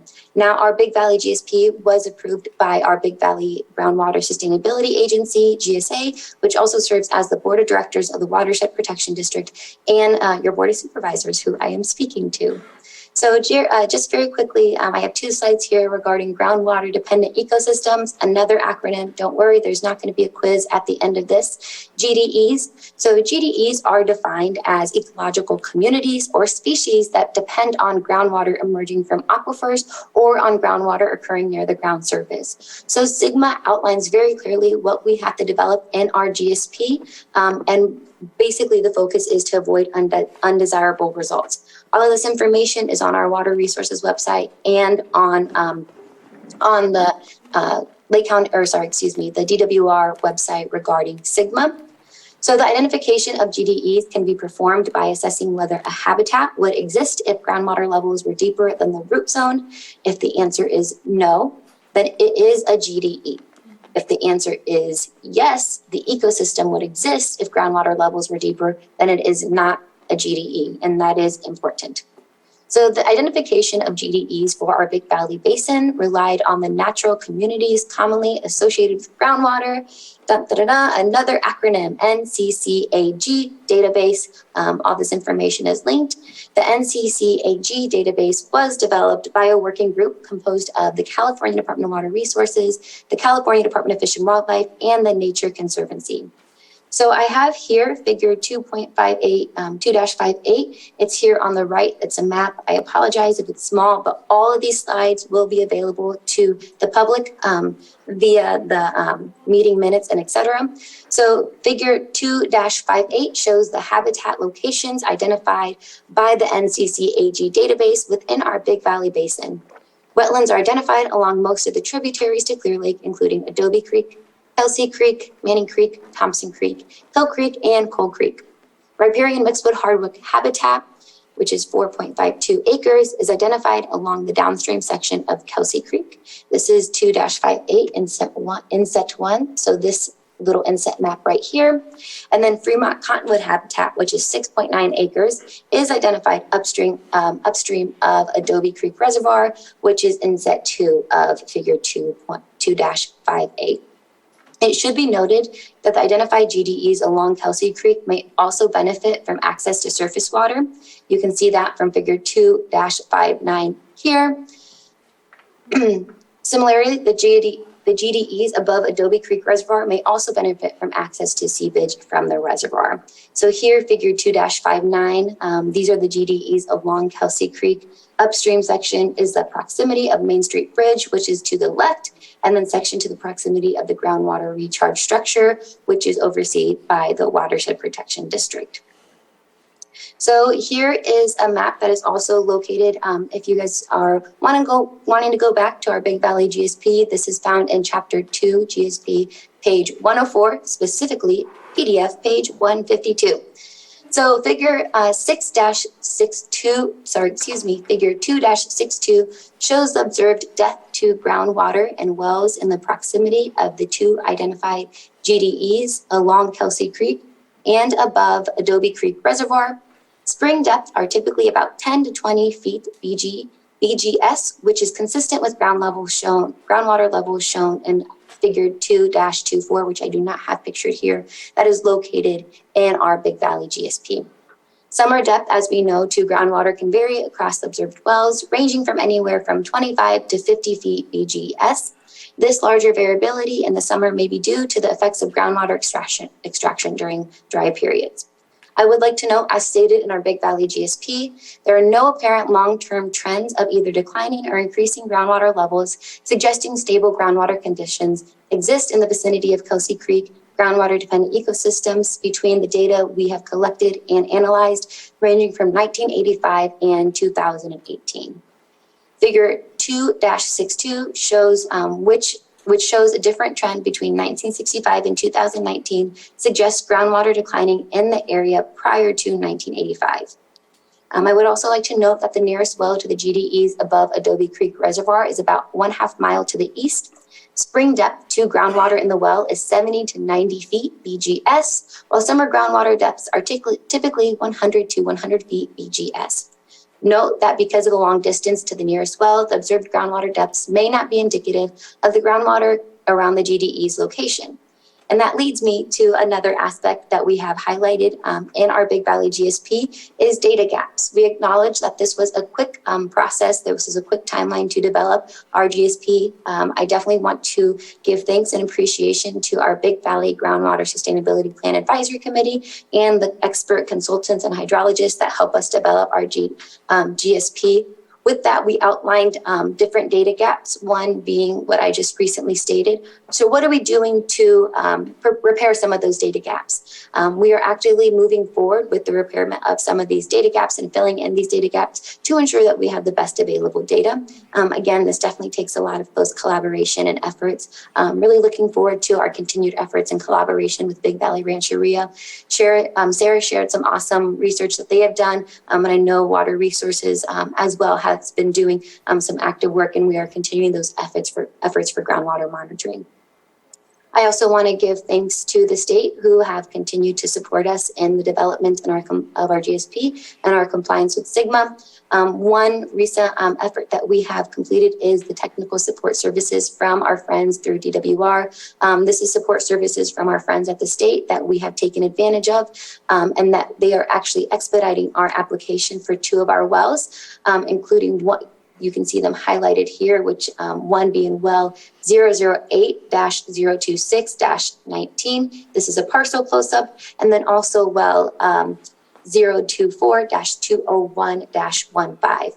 Now, these wells are located again on Kelsey Creek and Adobe Creek. The purpose of this is to aid in the recent high-profile efforts to save the Clear Lake Hitch. And again, we are hoping that these wells are installed and the monitoring is able to begin by summer of this year. And we do have, I just would like to go back that we also do have 7 additional wells with that TSS application throughout the Big Valley Basin that the state is planning on moving us forward with come later in the year or early 2024. But they did expedite our request to monitor those 2 wells, one on Adobe Creek and one on Kelsey Creek. So that's exciting. Super excited for that.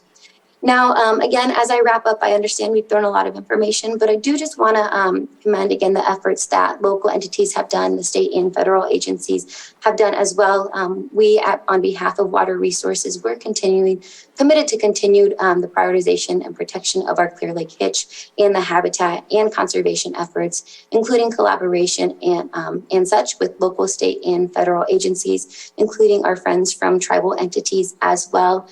We have been prioritizing hitch habitat protection conservation, but as everyone has said here, it definitely takes a group effort, and I'm really excited that this item is coming before the board to continue to gain the encouragement, momentum, and support for such. I would also like to end on a different note as well. So stating that since 2015, this isn't new for us here in Water Resources. We have prioritized the hitch. We have continued to prioritize hitch habitat and conservation and doing all that we can to do such.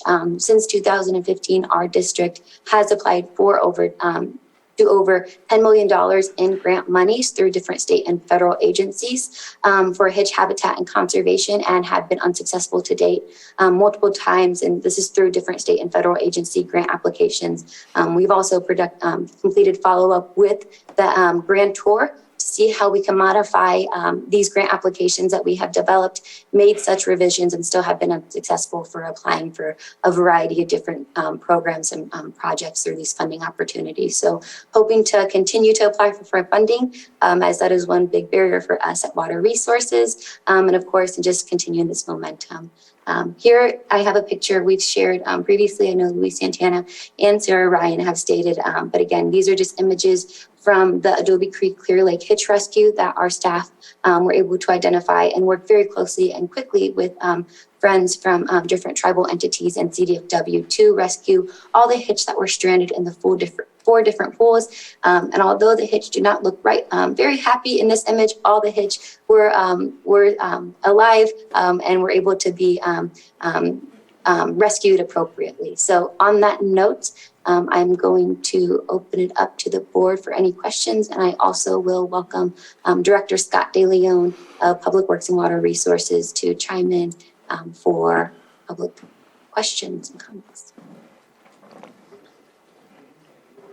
Thanks, Marina. I don't really have anything left to add.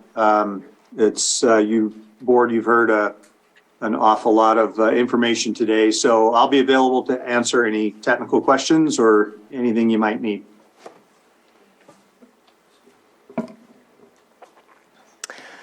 Well, I want to thank all the presenters today. We've heard a lot of information. We've heard a lot of data. We've heard a lot of stories. And I think overwhelmingly, we've heard that this community cares deeply about the hitch. And I first want to open it up to the board for comments and questions on the presentation. Then we'll do public comment. But we'll talk about item B, which is the proclamation, separate from this public comment section. So if you have comments about the presentations, this would be the time, and then we'll address the proclamation next. So first I'll open up to the board. Supervisor Sabatier. Appreciate all the information. Lots to digest.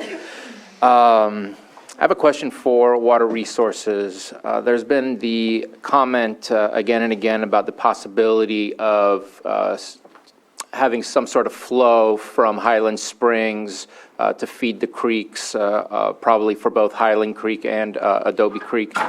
And just kind of curious, based on the CFS that we're hearing, which I think was 34 CFS is what's being requested, and if that's per second, and I tried to do some quick math and looking at the overall acre feet of what is available, my math tells me we would need 10,000 acre feet. And I don't know that we have 10,000 acre feet. So that just to make sure that we don't talk about something that can't happen, Am I correct that we don't have the capacity of water available to us to provide that 34 CFS?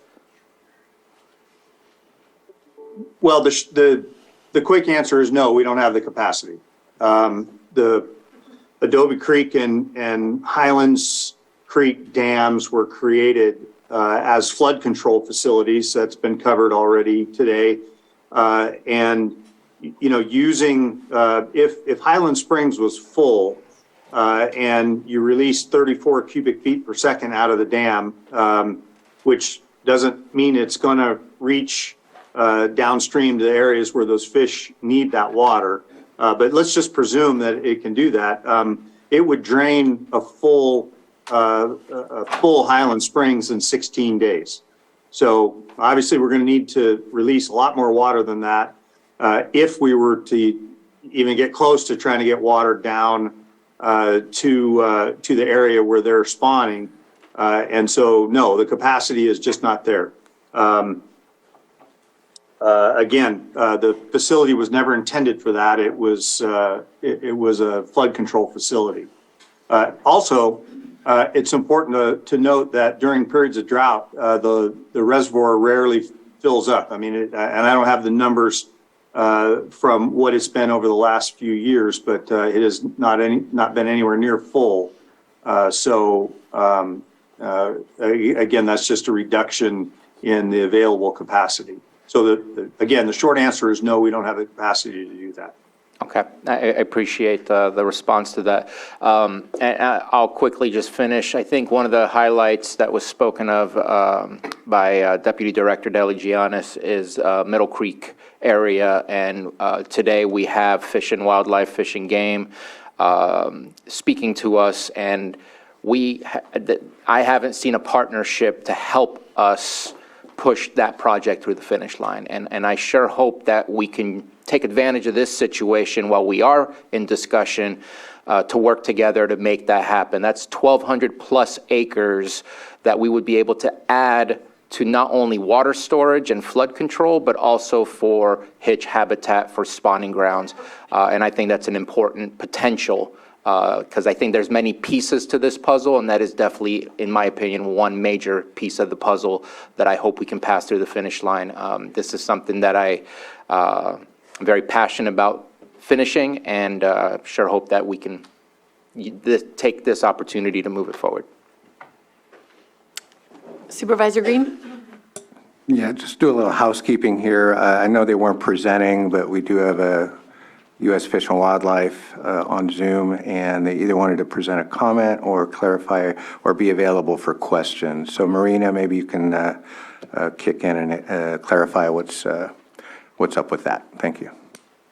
Yes, thank you so much, Supervisor Green. So we do have friends from the U.S. Fish and Wildlife Service. We have Michael Fries as field supervisor and Amber Aguilera, biologist with U.S. Fish and Wildlife. Don't want to throw them on the spot, but I would just like to open it up to them to share any final comments before we do move on with the item and open it up for public comment. Hi, I don't know if you can hear me. This is Michael Friss. Yes, we can hear you. I don't know if you can see me either, but I'll talk anyway. Okay, I wrote down, so we wrote down some comments here so I can avoid using the word too often and make this go quickly. But again, I'm Mike Friss. I'm the field supervisor in the Sacramento Fish and Wildlife Office. I'm joined by Amber Aguilera, who also works in the Sacramento Fish and Wildlife Office. And I've got a few comments I'd like to make just before we dig in. The Fish and Wildlife Service is committed to conserving the hitch. We care about the importance to the tribes, the fish's importance to the tribes in the region. We care about its importance to the local community and economy, and we care about its role in the local ecosystem. We're committed to conserving this species. We have been and we will continue to invest in efforts that are contributing to the conservation of the species. The service has provided and will continue to provide funding to both the USGS and the local tribes for monitoring, research, and habitat restoration projects related to the Clear Lake hitch. This information, both scientific and historic, will help us as we assess the status of the fish ourselves. We currently are preparing or pursuing internal funding for fish passage funds within the Fish and Wildlife Services coffers to provide for more funding for fish passage, fish barrier removals. Second, the service is about to embark on a process to reevaluate the status of the Clear Lake hitch. We've received a request to emergency list the hitch that we expect to respond to in the month of February. If we don't emergency list the hitch, we're scheduled to issue a 12-month finding. That's a finding as to whether listing of the species is warranted or not, by no later than January 2025. We are scheduled to begin our process for collecting information for the species in the very near future, by no later than this summer. We will broadcast that call for information widely, and we hope to receive comments from many of you who are here today. Finally, we have been committed to completing the conservation strategy for the hitch, and we want to do that in the near future, certainly in 2023. Over the past 5 years, we have developed this conservation strategy alongside many partners, including tribes, local organizations, and state and local government agencies. The strategy itself addresses issues that are impacting the Clear Lake hitch and the watershed that you've heard about from other speakers today. The current version of the conservation strategy, although still a draft, identifies goals, objectives, and actions that are needed to improve the species and the habitat. Because these actions have been specifically identified, the draft strategy has also already helped secure funding for several restoration projects. The service views this conservation strategy as a species recovery plan, and we intend to complete and implement the strategy regardless of the species' federal listing status. In sum, we're dedicated to continuing coordination with the state, with the county, with local tribes, and the rest of the community to protect and conserve the Clear Lake hitch. And I'll stop there and be available for questions. Thank you. Supervisor Green? Yeah, this came up at the summit, and if you can just clarify, and for the people in the audience, this has two bouncing balls. So there was a court settlement that did send U.S. Fish and Wildlife, basically rebooted the examination in 2020. The initial ruling was that listing under the Federal Endangered Species Act was not warranted at that time. There was a lawsuit and a settlement, and so the re-examination, what you're calling the 12-month listing examination, is going to proceed under that court order and hopefully wrap up no later than January 25. There's a second bigger ball floating out there right now, and that was the request made by the Fish and Game Commission, followed up by the request made by the tribes and the Center for Biological Diversity, that would basically declare the fish endangered now under the federal law while the review continues as to whether it should be permanently listed, or at least listed under the 12-month. There was a lot of back and forth about what the potential impact of an emergency listing would be if it happened right now, or the potential impact if it was declared endangered under federal law, concluding your new review. And one of the comments made would be, hey, it may shake loose some money that would not be available otherwise, so we can get some projects going to actually save this fish. But we didn't dive into some of the other potentially disruptive impacts of that. So can you just give us the 30-second elevator speech, which is impossible, I know, but the potential impacts, good and bad, that could come if emergency listing is granted? If an emergency listing occurred, or if the species were listed, what that confers, what the endangered species confers, is in part is a prohibition on take of the species. So that means if somebody's out there, killing or harming the species, there would be prohibitions against those sorts of activities. Now, there are ways around that. Certainly, listed species are taken quite often, and there are ways of permitting that process. We work with federal agencies to authorize the take of listed species through a federal consultation process. Often when we're working with a federal agency, there are other local sponsors, either the state or local government or private landowners that are involved in that. But our consultation is with the other federal agency who has an obligation to consult with us when they take actions that could potentially, harm this, could potentially affect the listed species. I recognize this is all a little bit of legalese, but bear with me. Now, when there are no federal agencies involved in an activity, there is still a prohibition on take, and take is, if you will, illegal at that point in time. A private landowner or a state or a private company can come to us or to work on getting a take permit for that species. And we have a number of mechanisms by which we can actually authorize the take of otherwise lawful activities. And some of the things that you may have heard about before are habitat conservation plans, candidate conservation agreements, safe harbor agreements. There's a number of different mechanisms we use to authorize the take of a species. So overall, yeah, the species is protected from take at that point in time. Now, as you've heard from some of the other speakers, is with the Clear Lake hitch, one of the challenges here is that there's no real smoking gun.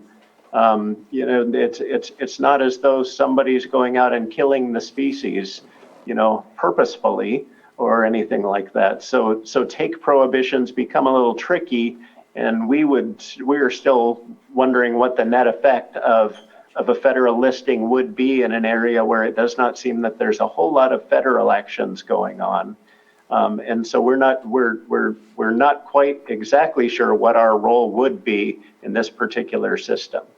Nevertheless, the species listing would draw more attention to the species, potentially add more, funding opportunities. However, we have not experienced ourselves any instance where, funding, our ability to fund actions for the species was limited by whether it was listed or not.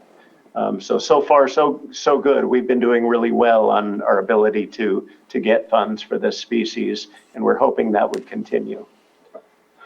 I'll stop right there and see if you got follow-up questions. No, thank you. That was the 30-second elevator speech. Perfect. Thank you.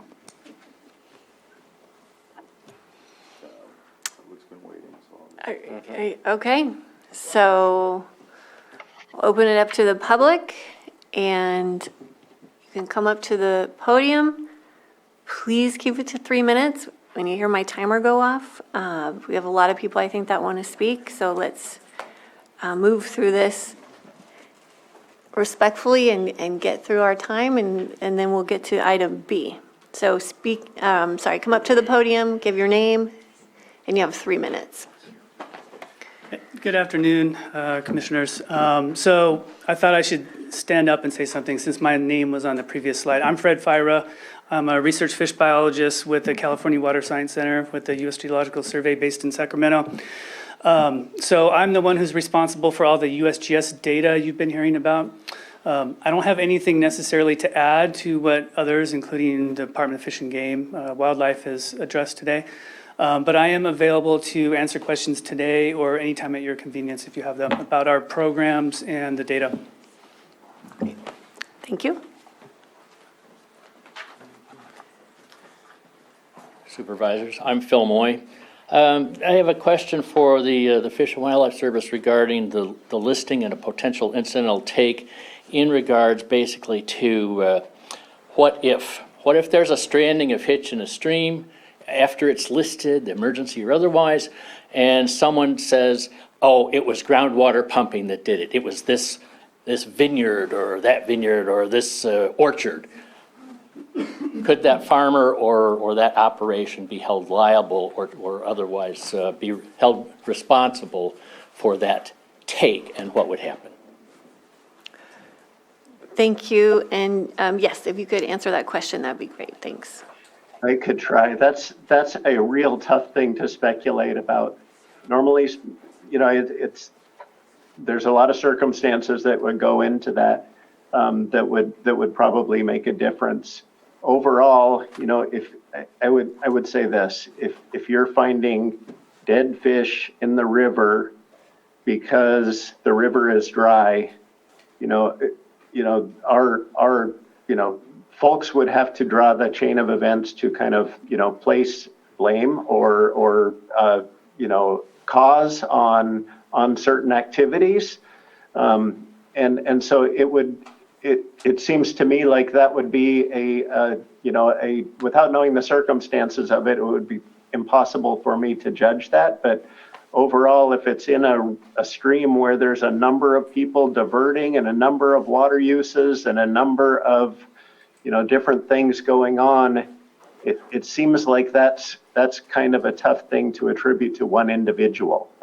But again, I'm speculating based on, the hypothetical question. So I have a tough time with that one. Overall, I guess my answer is I don't know. It would depend on those circumstances. Okay, thank you. Anyone else?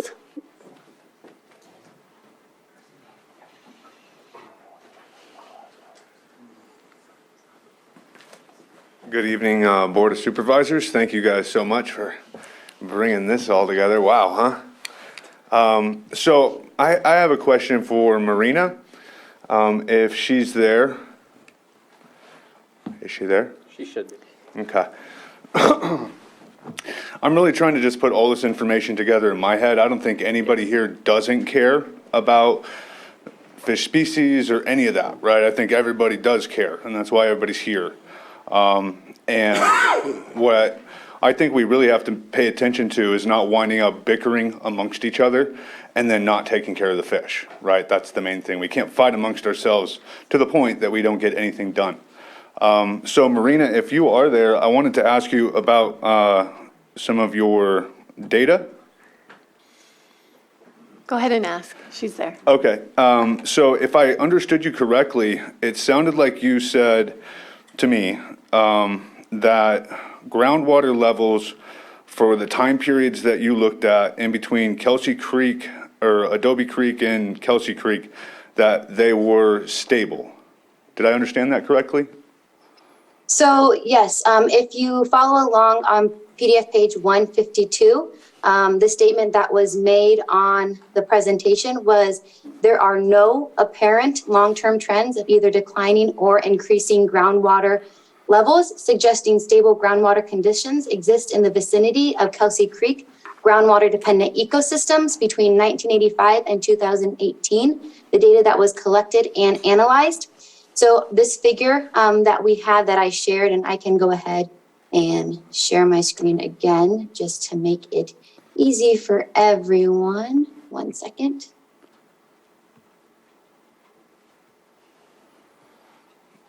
Right. Can you guys see that? Yeah, exactly. So when I look at that. 1 second, sorry, I wasn't finished. So again, with this data that was collected and analyzed between 1965 and 2019, stated on figure 2, it shows the different trends between these years and suggests groundwater declining in the area prior to 1985.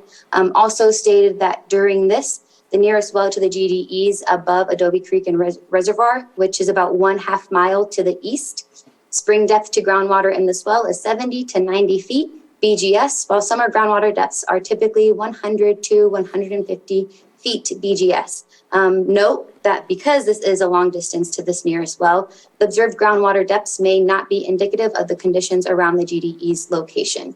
And all the background material of the modeling that the consultants onboarded collected were outlined in the Big Valley GSP.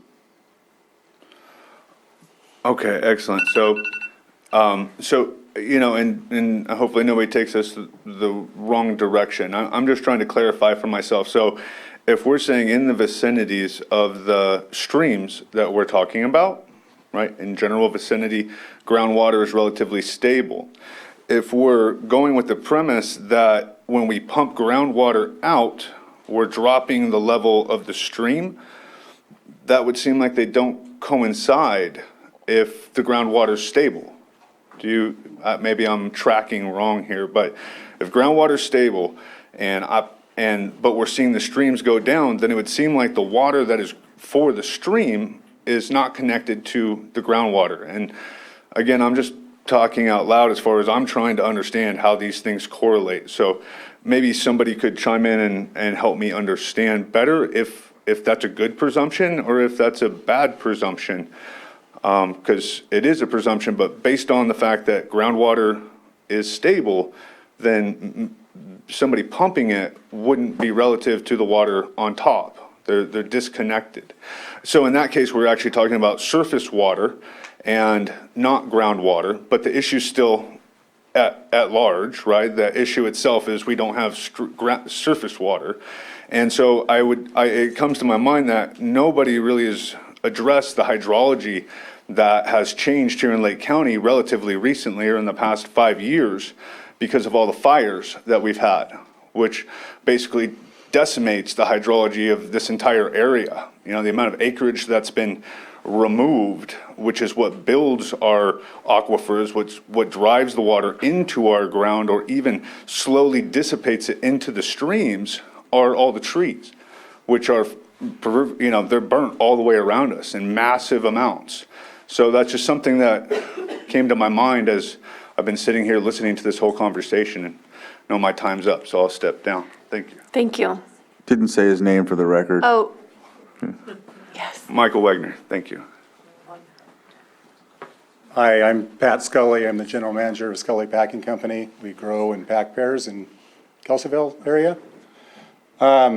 At the risk of using my 3 minutes, and I hope this doesn't use my 3 minutes, but I'd like to ask Marina if she could go a little deeper into what the correlation was between surface flows of groundwater and pumping that was concluded in the GSP. I was part of that advisory committee. I think David Weiss and Peter Windrum also mentioned this, and I would like a little more clarification from Marina if she would give that. Okay, I'll pause your time while she answers the question. Okay, thanks.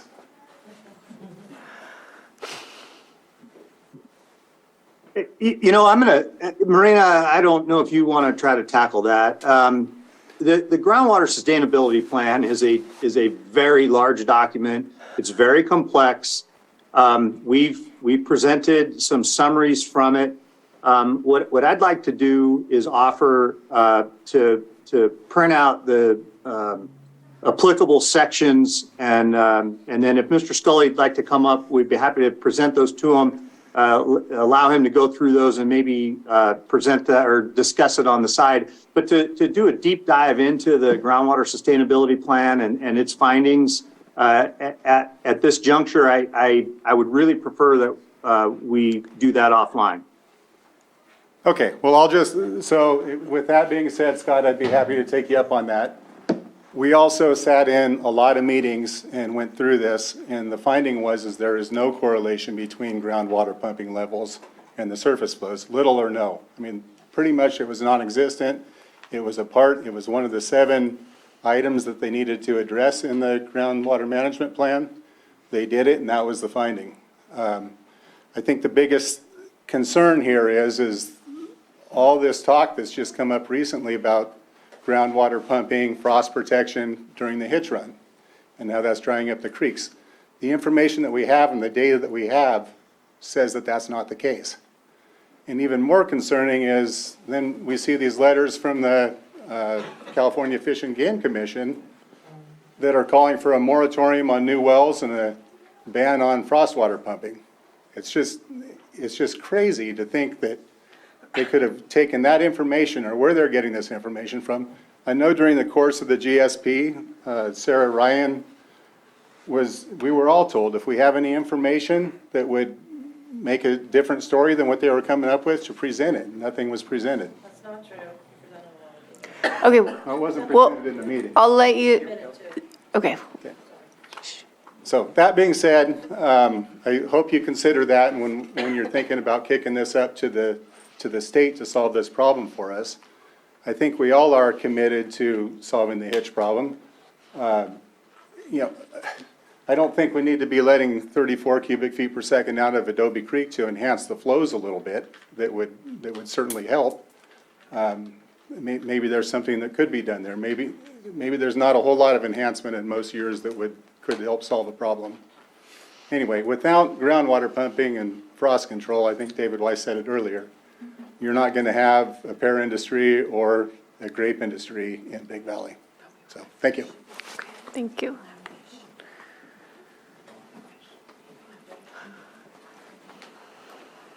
Rebecca Harper, Lake County Farm Bureau. I just had a question specifically for Michael Friss. He mentioned very briefly the Clear Lake Hitch conservation strategy, and I'd be appreciative if he could just give a brief summary of the importance that the finalization of that document has with regard to the voluntary actions and implementation steps that are to be taken with regard to the hitch.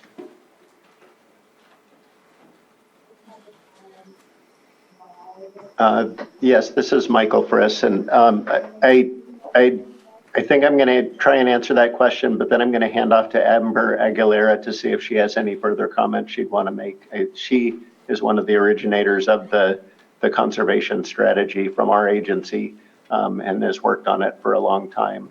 We've been working on this for 5 years as a number of actions within the conservation strategy, which are designed to either get more information or specifically to identify what types of information or what types of restoration projects are needed, in order to help conserve the species.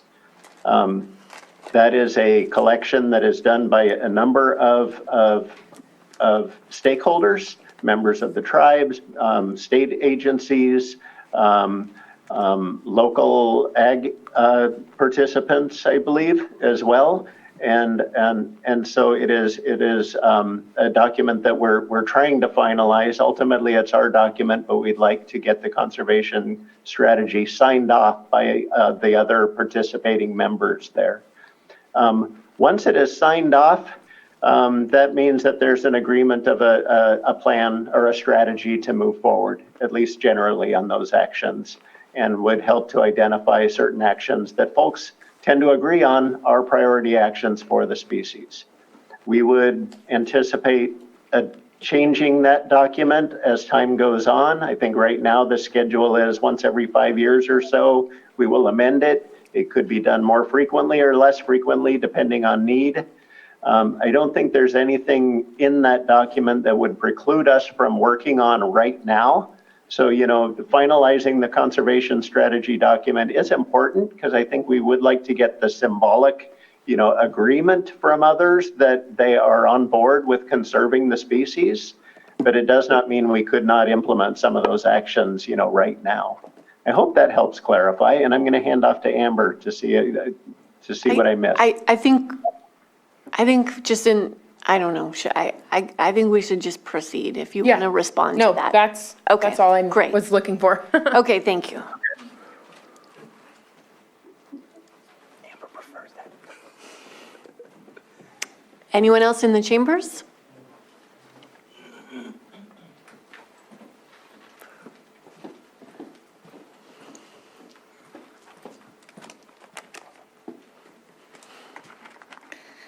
Hi, Janine Pfeiffer, ethnoecologist, consultant with Big Valley Band of Pomo Indians, both the EPA and the cultural director, former UC Davis, San Jose State lecturer, master's in agronomy, if you know what that is, agriculturalist, and worked for the World Bank Food and Agricultural Organization on $100 million projects overseas.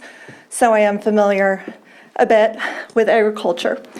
And I just wanted to share something that a young, very impressive tribal member shared with me after the presentations that contained either erroneous or misleading information.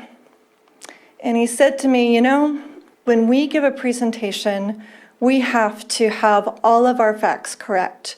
We have to have all of our graphics and our data checked and scientifically verifiable. Why doesn't everyone else have to do that?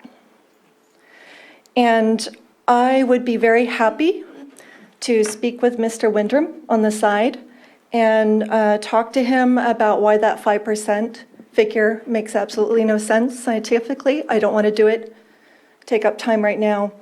But as a scientist, I'm offended that that was presented in a public meeting. And I would like to see all of us do better, because yes, we all need to sit at the table. Ag absolutely has to be part of these conversations, and I've been advocating from that, as Sarah knows. We don't always agree since the beginning. But if Ag wants to participate, they need to up their game, and they need to consult with scientists. I have a Ford van. I go to my mechanic to fix my Ford. I don't go to my doctor to fix my Ford. And so if Ag truly wants to be part of this conversation, then you need to sit down with fish biologists, you need to sit down with ecologists, and you need to get your facts straight. Thank you.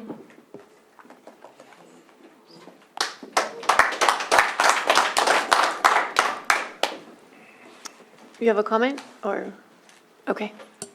Yeah, just real quickly, in the interest of time, I don't know who's going to tap out first, the chai or me at this point, but I want to hear that. And some of the comments you may continue peppering here. I understand it's a lot of information, especially the CDFW. And I do agree that even the available evidence presented, some of it today is more anecdotal in nature than rigorous scientific analysis. That said, it's still useful, it's still informative, it still gives us something to talk about. I am more concerned about some of the misstatements that have been made regarding some selective reading of the groundwater sustainability plan, that it absolutely proves there's no connectivity in these streams. So I picked out some selective reading, and I just want to let people know. The issue is not settled by the GSP, one or the other, all right? It has not been proven that there's no connection at all. It has not been proven that this complex hydrology does exist. In the Big Valley Basin, there's two primary streams, Kelsey Creek and Adobe Creek. The potential exists for these streams to be interconnected to groundwater. During the wet winter months, streams are predominantly sourced from rain, and in the drier summer months, the streams, there's little to no flow. During wet conditions, the creeks may gain water from groundwater or lose water from groundwater. During dry conditions, we're in 3 years of drought plus, the creeks are losing water to groundwater.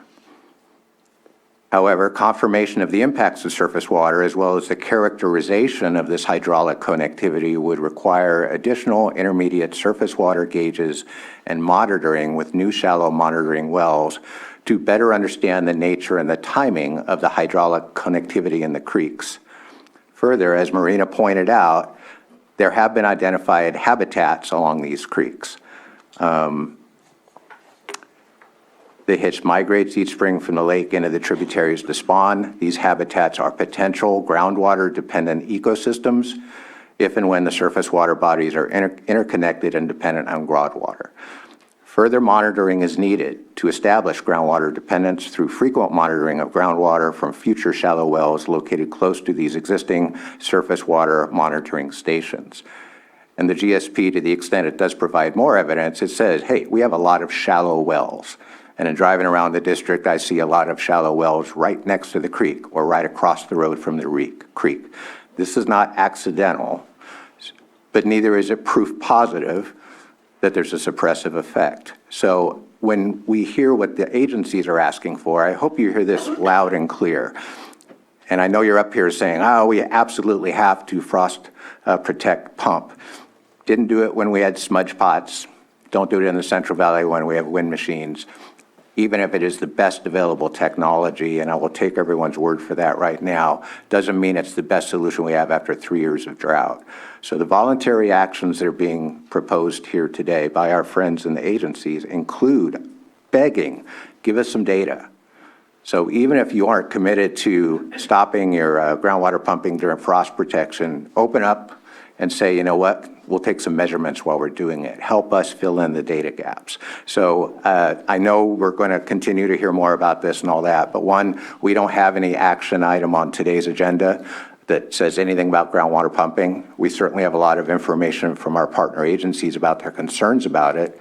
And so I want to share that despite your understanding of some of the potential impacts of this, I hope you'll open your hearts and minds to the available evidence and say, we haven't settled this one way or the other.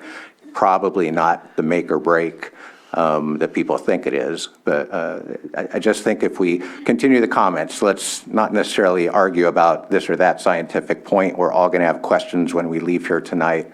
But let's take a look at what some of the solutions might be. And it sounds like the low-hanging fruit on that is a commitment to be open-minded and share some data.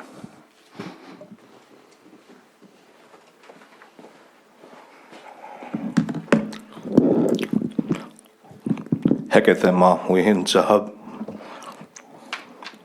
Alkoibuk. Hello, how are you, my friends? My name is Red Pine. I'm from the village of Koi. The village of Koi and its lands owned me. So I'm here with no data. Thank you, sir. I'm here to tell you some stories that really make a difference culturally. So the Koi Nation did a Native American Graves Protection Act. So we had to do some studies to find our cultural items.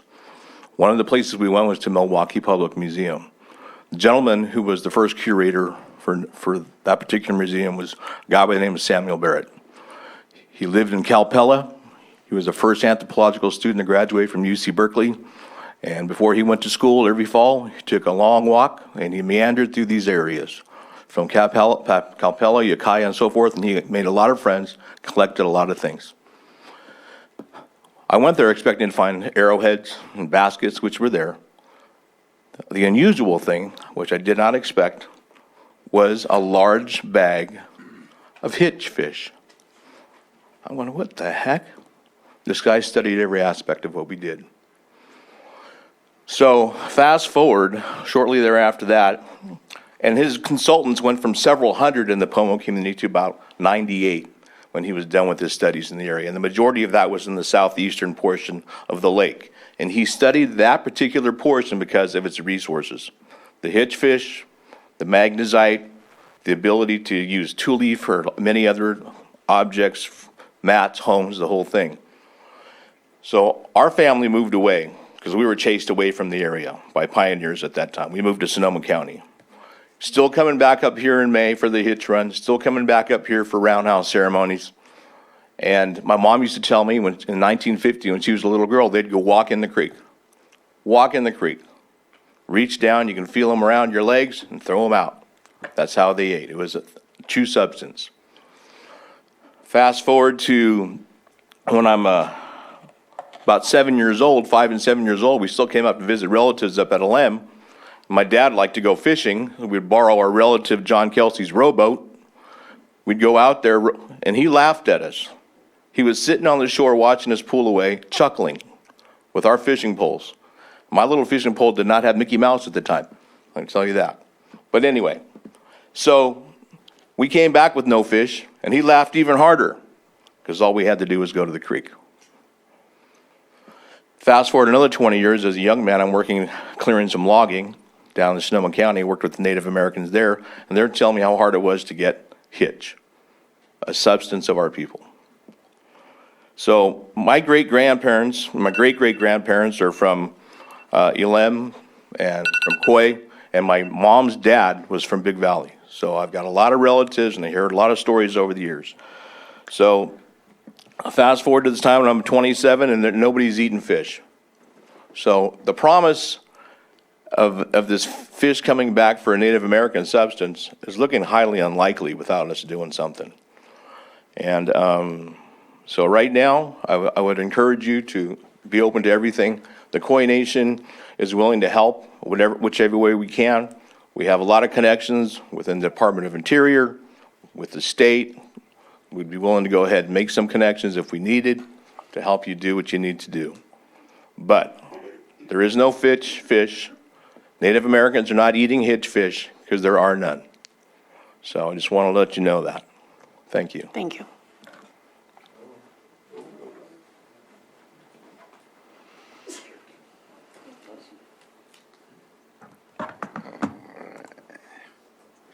How we doing? My name is Joe Weber. I'm a Big Valley Tribal member and Housing Committee Chairman. I live on the rancheria on the shores of Clear Lake. My family is the Hopper clan. I am a cultural practitioner. My relationship with the hitch is symbiotic. For 18 years, I've been harvesting fish. Studies show that within 3 to 5 years, the hitch will be gone. We need to understand that Clear Lake Hitch is the only place in the world that the hitch live is in Clear Lake. When the hitch is a big event when they run because it's seasonal, which means we catch them for substance consumption. We dry the hitch so our elders and us can make it last throughout the next season. The hitch is not just a source of subsistence, it's a part of our culture. My Aunt Genevieve Hopper and my Uncle Nelson Hopper talked about how the families go out and harvest the hitch. They'd share their knowledge with the hitch with us, how the families work together to fillet, salt, and dry them so that we can store them and eat them later for the years. I have fond memories of my brothers and sisters and my kids going out and catching the fish, bringing them back to my moms and aunties. Soon I'll be the age to where I won't be able to go get the hitch. It'll be up to my kids. Hopefully my grandkids will have this opportunity. We won't be able to be carrying on these traditions without your help. This is why I come before you to ask for your support, to make sure Clear Lake Native's source of substance and culture will carry on. The support can be as easy as monitoring wells, regulating watersheds, do the 5-year drought. When it comes to racial quality resources, resolutions to natives, hopefully we can be at the table, working together with the grape growers and vineyards so we can divert water when needed, which would be when the hitch run. We've passed our knowledge of the hitch from family to family. We are the original stewards of the land. Help us make sure our children have a future with a hitch. It's not just a fish you'll be saving. It's a tradition, a healthy way of life for the Clear Lake natives. Don't let the hitch go extinct on your watch. Thank you for your time. Thank you.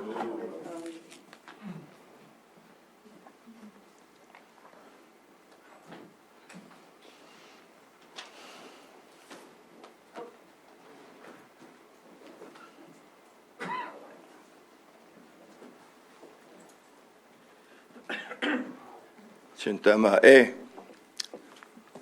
Wakshi Ran Montez Buchike Chabenapoe. Hello, my name is Ron Montez.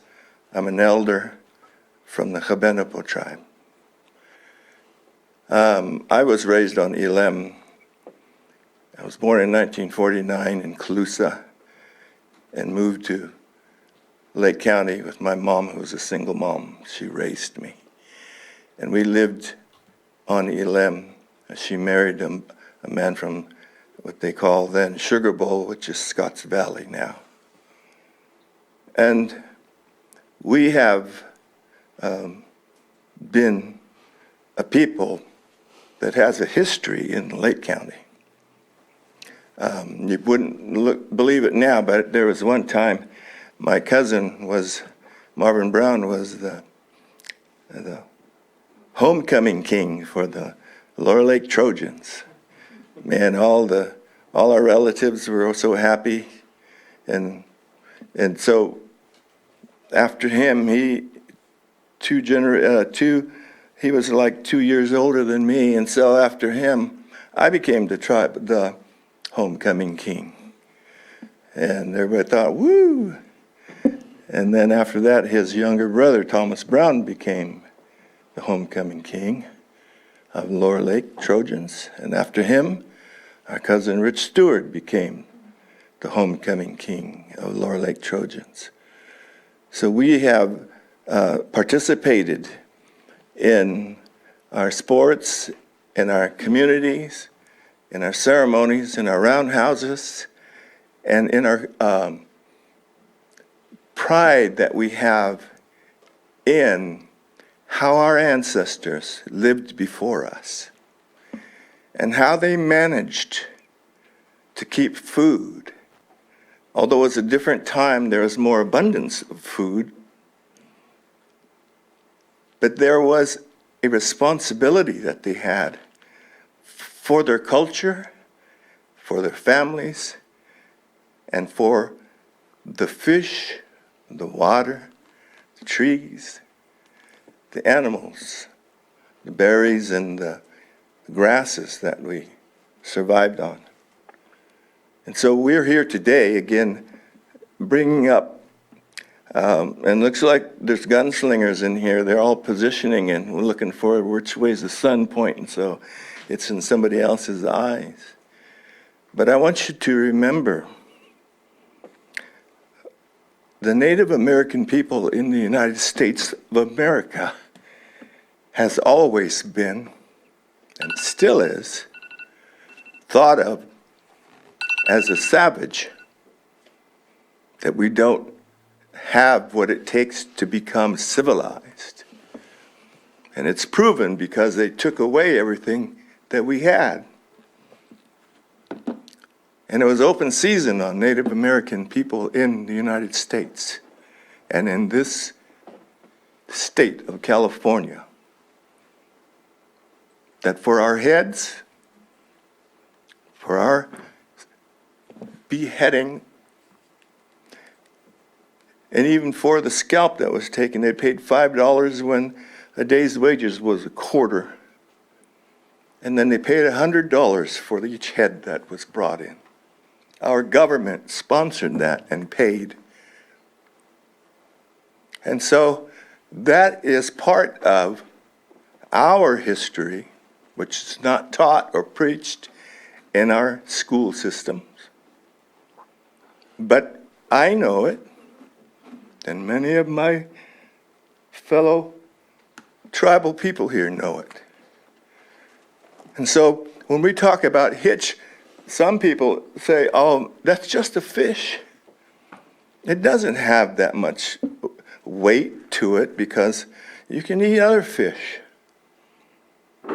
But there was a time, not too long ago, when Native people would come from Sonoma, Mendocino, Sacramento area, up north, would come down and camp around these creeks we're talking about. And in that place, they would meet other tribal people, they would trade, and they would look for new husbands and wives, and they would share their stories around this fish that we're talking about. And then that fish was in so abundant supply that every one of those tribal people who came, they took home enough to supply their food for until the next season. And in that act of gathering this fish, there was such a community, a sharing of values, where the young kids would go in and grab them and hand them over to the older ones. And the community afterwards, all those fish had to be cleaned. And our older women, our dakaras, would sit around and they would scale them all up, cut them open, cut all the guts out and salt them. And as kids would grab them and would go and we'd take them and hang them on the lines or wherever on the tree limbs until they dried, and we'd gather and put them in a big sack. And that's what we lived on. There was a long time here in Lake County where Indians could not get a job. We had to go out and do some of the worst jobs around. William Benson, who was a tremendous man, a Pomo man that made baskets, had to sell them just to make a living. We had to travel from here to other counties for work because they won't hire us here. And so we had to make do with what we have. And that fish, our chai, our sha in our language, that sustained us. And it was not the best smelling fish around, but it was a jerky, it was a food source that I still crave today because I have that in my DNA. I have witnessed that. I'll shut down here in just a minute. And I want you to know that today, I would encourage every one of the groups in here, lay down your arms. Get back to what's real here. We're talking about people. We're talking about a culture. We're talking about my ancestors who lived here thousands of years before there was the United States, before there was the California, before there was a Lake County, and before there were any crops out here on these hills. Those are the weightier matters that we need to keep our focus and attention on, because those are the things that will help us learn and work together, solve difficult problems, and show these other counties that we can do it here in Lake County. We can. So lay down your arms. Let's do this thing. Let's support one another. Everyone commit to do what you can to help. And I commit to do that too. So, if my 3 minutes is up, thank you. Thank you.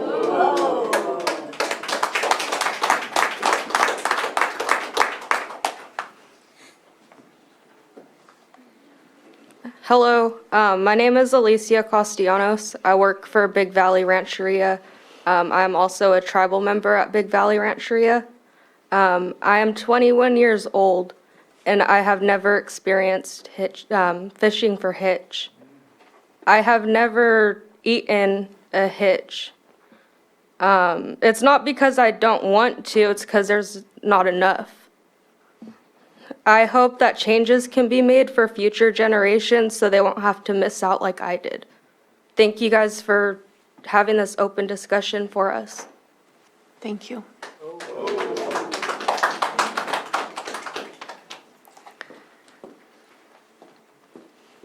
Good evening.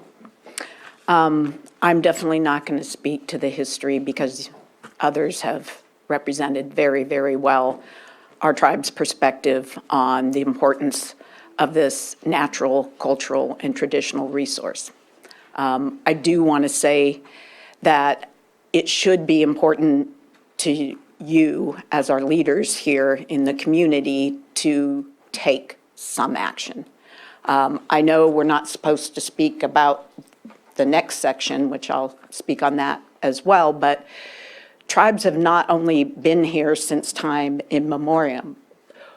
We have, in modern day, been one of the biggest contributors to jobs, to adding resources to the community, to putting the lights in Upper Lake High School, to contributing to North Shore Fire Protection District for wildfire mitigation, to being your partners in, you name it, protections of sacred sites. We need your help because the hitch, our cultural resources are no longer within our land. Unfortunately, we've lost a lot of our land and some of us are still landless. But it really does fall down on you folks to take some action. Federal agencies, state agencies, even county agencies are all rallying around this effort. We really need, and I'm asking you to please take some positive action to help here. It sounds like the state is already going to be looking into regulating, so, I am as sensitive to the next, business owner. We understand that people need to make a livelihood, and in fact, if it's food, we all rely upon that. So we have got to collaborate and find some solutions. This looks like a solution, and it's only asking for the county to call on others to do work. So I'll save the rest of my comments, but the county's responsibility in this is very minimal. So Thank you. Thank you.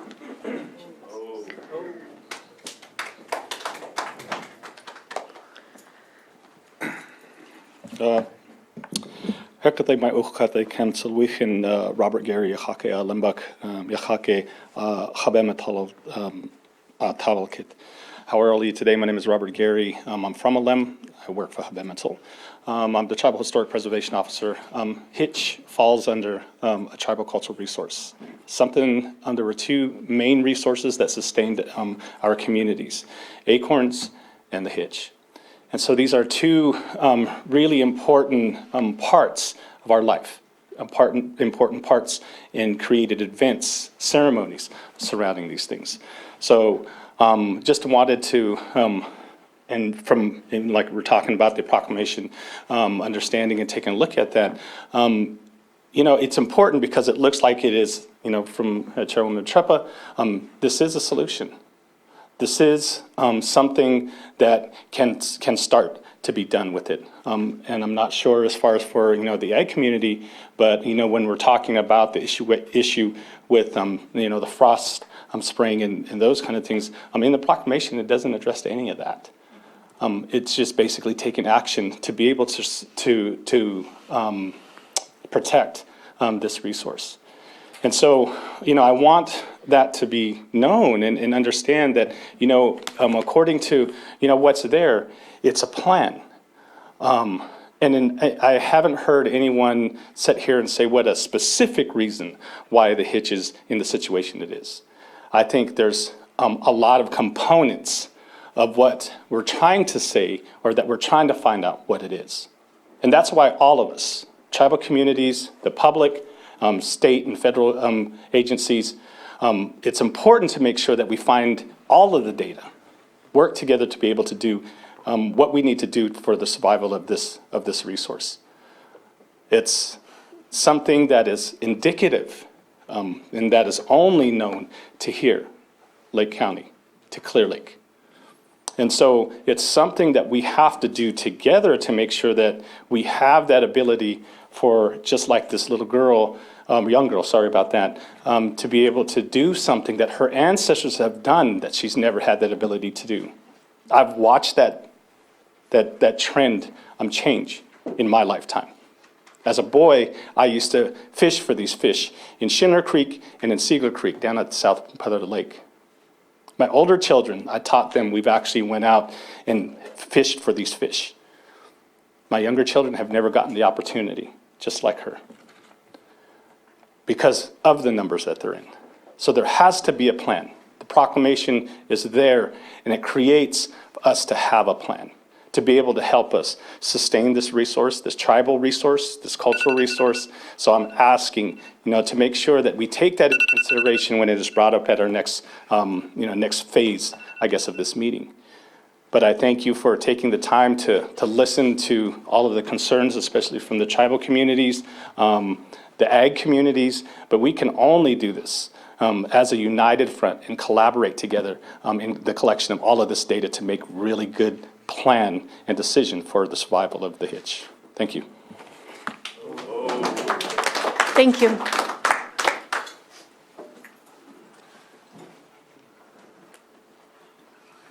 No. Okay. Anyone else in the chambers? We'll go to the Zoom room now. Haji Wharf. Okay, you can state your name and you've got 3 minutes.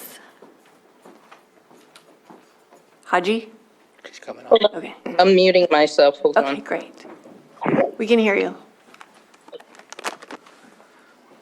Good afternoon. Oh, that was my original word, afternoon, but good evening, board members. My name is Haji Wharf from Upper Lake. I want to express my full support for the emergency proclamation. I consider myself a stakeholder as my husband and I have 20 acres of ag zone land in Upper Lake, near the confluence of Alley and Clover Creek, tributaries of Middle Creek. 10 of our acres are currently under production of hay and grain in previous years, grown without supplemental irrigation as we only have a domestic well. As a property owner, I feel until we monitor wells, including mine, and groundwater usage, we are poking around in the dark. Wells are straws that draw down aquifers and surface water flows. Wells are the silent desiccators. Before moving to Lake County, we lived for 4 years in the high deserts outside of Tucson, where water is the most critical and regulated resource. Subsidence from overpumping of groundwater was the biggest issue. So that's where we're headed. If we don't get a handle on this, not only will we not have surface water, sufficient surface water for all interests, but the land's gonna sink, okay? So to have the usual suspects of the anti-proclamation ag interests imply their water use doesn't affect stream flows is preposterous and magical thinking. And do not pass the stinky lake smell test. Their perspective does not match up with my experience. The hitch have been endemic to Lake County before the presence of man. Their precipitous decline coincides with the renaissance of the wine grape industry in our county. There is no denying that fact. As Lake County is perceived as having cheap land available in large tracts and industry-friendly, our diverse hillsides and valleys will continue to be transformed into thousands of rows of monoculture grapes, which means dramatic increases in water consumption by the industry. It's best to put in mitigation efforts now to curb the appetite for water, as conditions will become untenable and disastrous for all stakeholders. I want to see limits on wine grape irrigation that uses groundwater or surface water until June, or when the hitch run and spawning concludes. I also want to see an injunction and removal of surface water diversions along the major arteries. I accept there are competing economic interests at play here, but the loss of the hitch would not only be a shameful legacy for Lake County, but also a loss of a cultural inheritance for our tribe. Another tragic consequence in a long line of historical injustices. Thank you for your time. Thank you. Jim Steele? Okay. Jim Steele? Yeah. Okay, you've got 3 minutes. Yes. Your name, please? Sorry. Okay, thanks. No, I just have a quick point to make. When I worked for Fish and Game, I was on 3 separate teams reviewing listing petitions to advise Fish and Game Commission. And there was one thing that came up in all of those considerations is whether or not any local effective programs and protections were already in place and whether additional protection authority was needed. So that level of evaluation was made at that time. And that basically colored whether or not they needed to list at the state or federal level. And so the protections that are in place are part of that test review and is based on life history data of the fish. And I just hope that all of you consider that when you take action, because if you decide not to recommend listing of this fish or take any negative actions that nothing else is needed, then that's going to show up later. And in 2014, the fish was listed, and really very little has been done since then, and that record is now on the table. So I just want to point that out, and hopefully that guides you going forward. Thank you. Thank you. Fred Briones? Maybe? Brad? Yeah. Okay. You've got 3 minutes. Hello? Please state your name for the record. Hi, yes. My name is Fred Briones. I'm a tribal member at the Big Valley Rancheria Band of Pomo Indians, and I wanted to make a comment specifically on them. In the room, there's many people who've only been in Lake County since the 70s. We've been here for over 10,000 years, and underneath that dam is an old Indian village. And see, they did those things to us like that to cover us up, systemic racism, to promote farming activities. For everyone's knowledge, farming never existed in Lake County until Kelsey came. And then that's when agriculture started to take over. And then now, as we see, this water being used for wine production, causing the death and disappearance of our hitch, our fish. It's sad that our members, the old and the young, we've lost our hitch, and we've lost so much, our land, our resources. And I want to make one fact, that during those times that we've lost, they've always used alcohol to swindle us out of our resources. And here again, we are losing our lake. We can't even ride around on our boat anymore because they pumped it so low to make wine. Wine has only existed here since the 70s. When it was food, it was fine. But now this wine into water, they tout that it's $1 billion industry, and we have lost so much. So a lawsuit potentially that we will open up if we lose our fish and nothing is done about this, that's right around the next corner. So we really need to take some actions, and what the actions that I propose to end agriculture in Lake County. And let's have a sanctuary for the animals, because that's how really it was. When those people moved here to Lake County in the 70s, they moved there because it was so beautiful. There were so many animals, there were so many birds, so many trees, so many waters. All the settlers did. They moved there. But then look how they do to our resources now. And I warn all of you, supervisors, everyone in the room, if you do not take action against agriculture, of the wine grape grower is that our lake is the private liquor barrel reserve, and there's nothing for the animals. How shameful. Let's make Lake County a private animal preserve where there's animals, plants, baskets.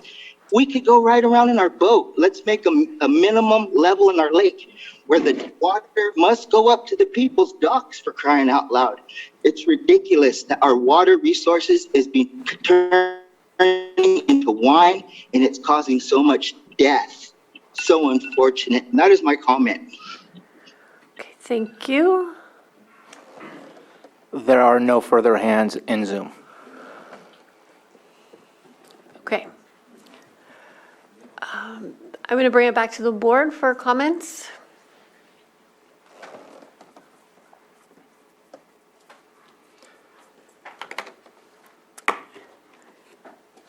Supervisor Sabatier? So I guess I'll start it off. Love to see some action.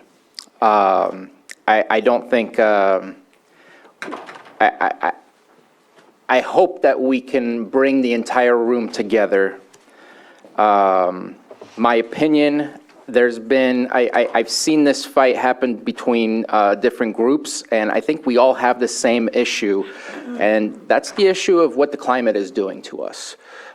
Farmers are enduring this issue, our lake is enduring this issue, and our nature is enduring this issue. And I would love to see some changes occur. I know that we have a drought task force.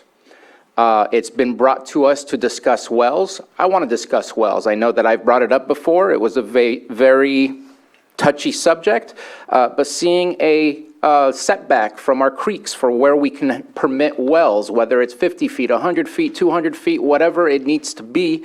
I think a mile's a little bit of a stretch in my opinion, but something realistic as to ensure that the cone of influence from the well does not touch or have contact. So I want to see further discussions. I want to better understand the subject, but at the same time, there's topics that I think we have to talk about. The time possibly is very limited.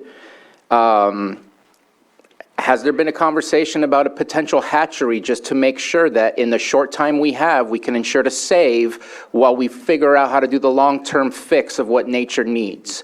What can be done? I want to make sure that we're all together on this and not pointing fingers at who's at fault. There's obviously conflicting data being provided. Anecdotal evidence is, in my opinion, not a very useful way of providing data. I respect the data that was provided by Water Resources. We've paid a lot of money for that data and have gone through some pretty intense scrutiny to get that data together. Does that mean there's still gaps in the data? Absolutely. I don't think science is ever settled. You keep gathering more data until you realize, oh, well, we found something new that explains why it is that we're dealing with. But there's a reason why we're seeing more fires. There's a reason why we're seeing longer droughts and more often seeing droughts. Let's focus on that as being the issue and recognizing that the hitch are being impacted by that. Obviously, I don't think I need to explain that. It would be rude of me to do so, but it's been very well explained, the cultural significance. But what is the ecological significance of the hitch in our lake as well? So I would love to see some action. I think that the length that we've been here today, just for this one single item, and there's some other very important items to get to, I'd love to see this come back, digest the information, and figure out what our action is, because, and I'll speak to it, sorry if I'm breaking the rules, what's in the proclamation has no enforcement capacity whatsoever. We already have rules we have to follow on if we're going to develop things because of the hitch being on the state list. So between, I want to say, April and October, we need to make sure to do specific CEQA processes to ensure that we don't disturb, and I could be wrong on the dates, but I know it ends October 15th, to ensure we don't disturb the spawning of the fish.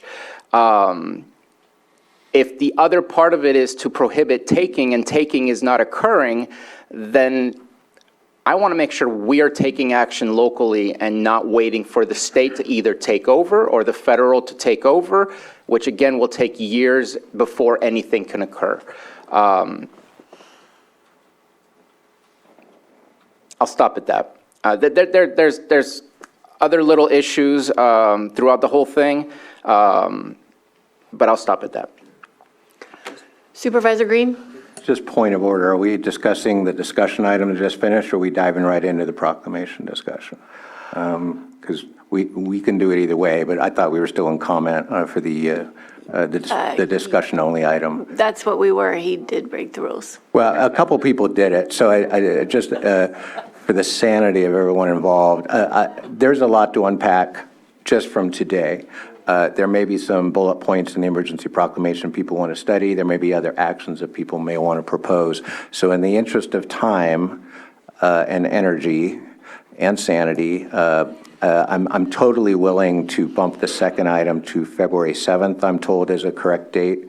That would allow us time to, what's the goal of an emergency proclamation? Well, if you take out all the 9 bullets in this one, it looks like any other emergency proclamation we've passed in the past several years. But there may be some further input that people want to give regarding proposed actions.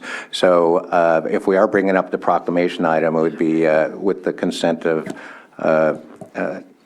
with the consensus of my fellow board members, would be to postpone this to February 7th, allow people to digest a lot of what's occurred here today. And I think, honestly, that would be hugely useful. When I went to the summit,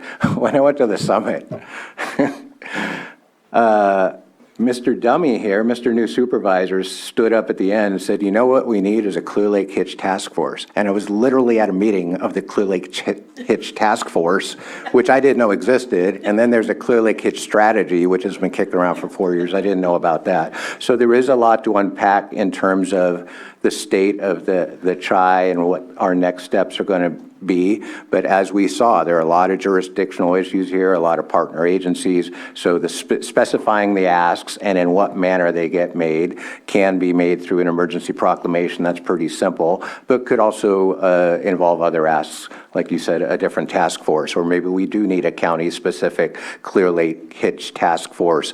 No offense to the task force, our partners have already spun up. So I just want to offer that. If people want to plow through this, I know they're here. I want to be respectful of their time. If they really want to go blow by blow on the emergency proclamation, I'm here as long as we need to be. But I did want to offer the option of bumping it to February 7th so we can all get some rest, all chew on some of these ideas, and then come back and take a fresh whack at that. I would like to hear from the other board members.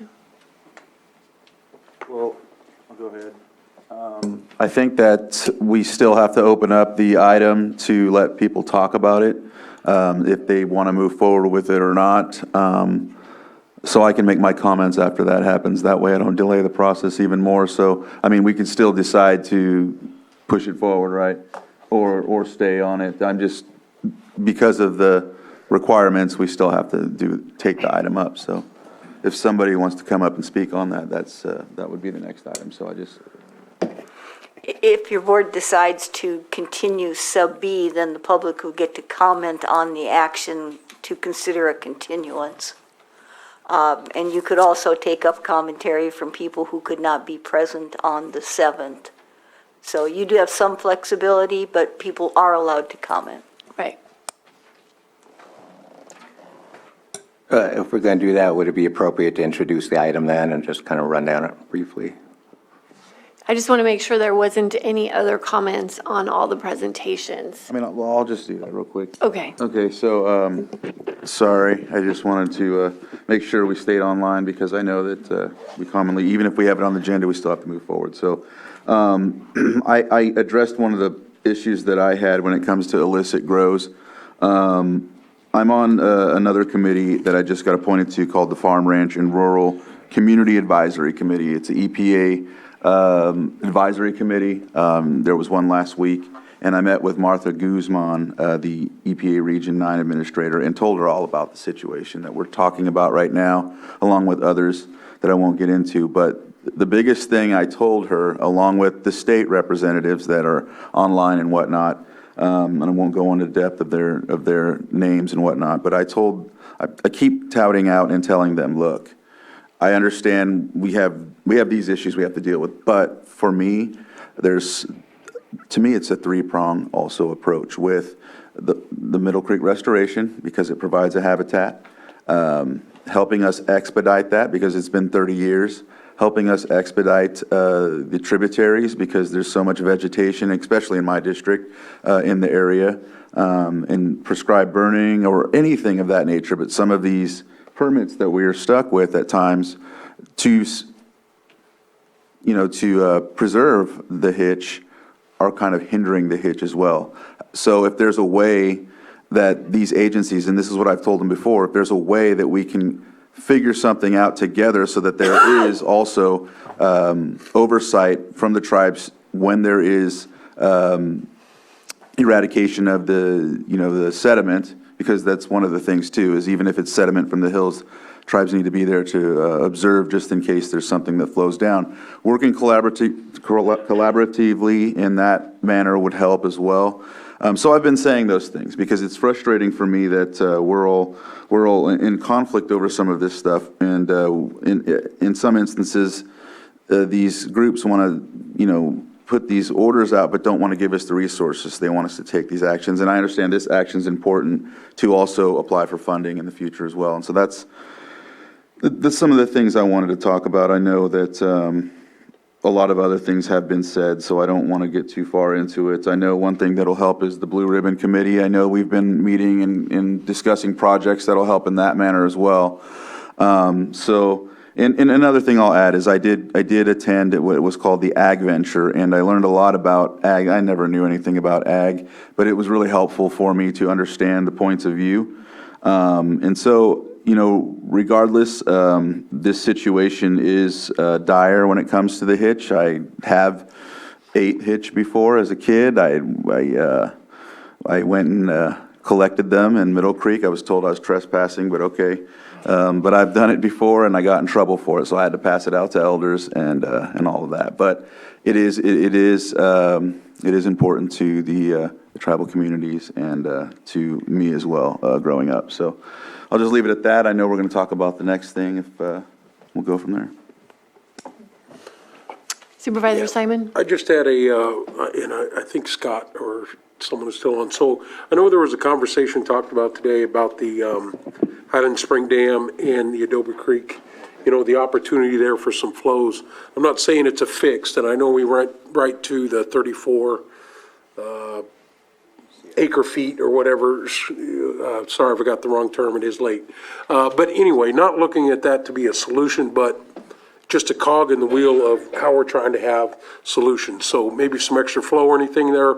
I know, Scott, you said it wouldn't support it wholeheartedly, but during years that there weren't a drought or anything that we'd have, if there were some slow flows, I'd still like us to look at that down the road, to have that conversation as an option, not just as, a saver drought and just go there. So just keeping that on the list of looking at it as a crutch if it's needed there in some aspect, or, so I know you said no, but I'm like, well, yeah, I can't do it on its own. But if it's just a supplement of something, I would really like us to look at that and see if that would be an option, at least to continue that conversation. And Supervisor Simon, I was stating some facts. The system was never designed for that, but that does not preclude trying it. I don't think anyone in my department is opposed to trying, myself included. And certainly this would be the year that we would be able to do that. I'm hoping we get a few more storms and the Highland Springs and Adobe Creek fill up full to their entirety, and this would certainly be the year to do it. But no, there isn't anything that's off the table. My point was the system was never designed for that, and it would drain that system very, very quickly if that was something we were trying to rely on. But we can certainly give it a try and see what impact it would have. Yeah, and I think just as a tool, we're looking to build long-term sustainability, having those options. Obviously, going through some of the recommendations here and some of the folks of, prioritizing those barriers that we've heard multiple times today in each presentation. How do we get those barriers out of the way and really focus on those? And that's not going to just come from the county here, obviously. We're going to need that support of Fish and Game, Fish and Wildlife, all these other organizations. And just to continue on, I know we may be hearing a little bit or moving this on potentially, but I think the one thing that I just look at our recent history here, we have the tree mortality. We did the proclamation because we want to bring that focus to it. What was disappointing to hear is that we, over the past few years, have put in, and I can't remember how many years, but $10 million worth of grants. And, we weren't successful, whether that's in coordination with tribal nations, other agencies doing the work. I think the proclamation is going to open that up, say, listen, there is an emergency here. I know there's a lot of agencies working on that, but I just want to continue the conversations.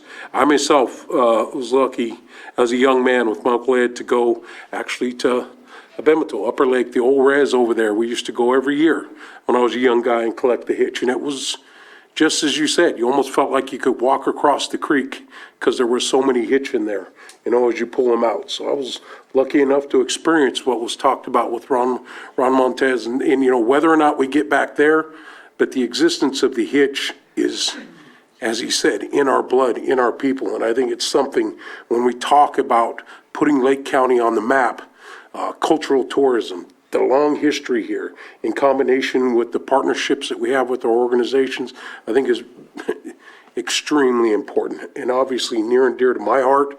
I don't know how we get it, but I clearly understand the ag community.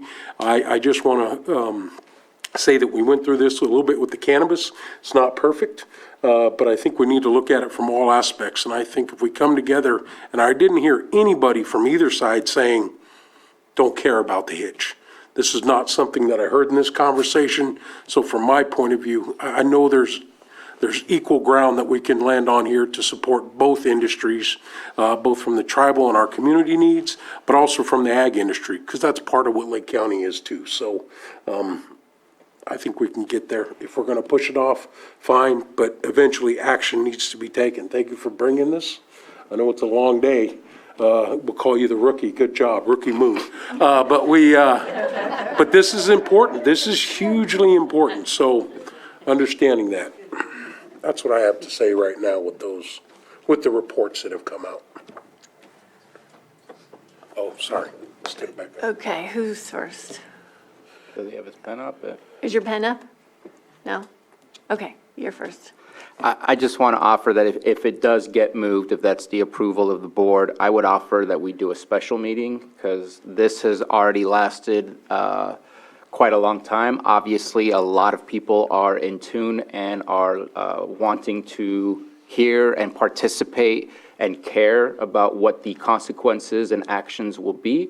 And the 7th, I'm seeing list after list of items that are being moved to the 7th from our agenda today. And so I just want to make sure that we have ample time to listen to everybody, to talk it out, and not feel rushed to get to a point where we're making a decision without finishing our conversation. And I think the public deserves to be able to speak freely and what they want us to hear, and we need to have the time to deliberate and go over everything.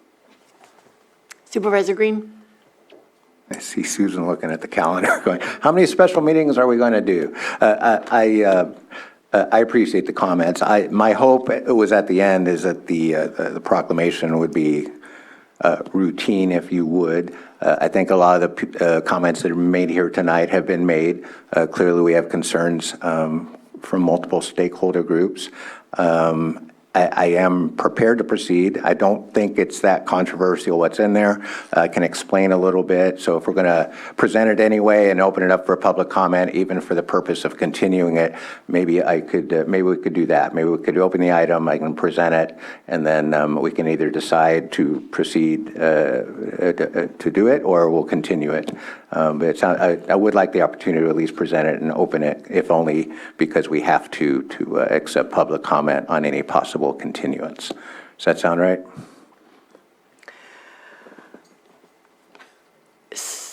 Oh, well, I just want to recognize that we're all part of this system, and we've all come here to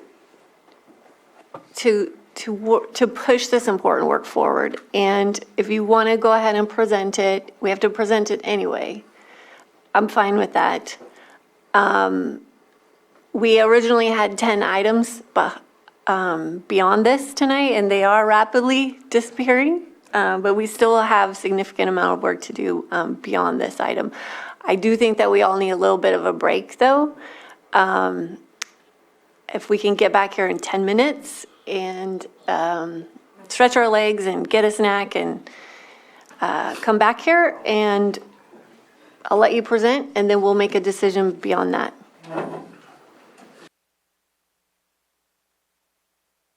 So if I could get everybody to find their seats again.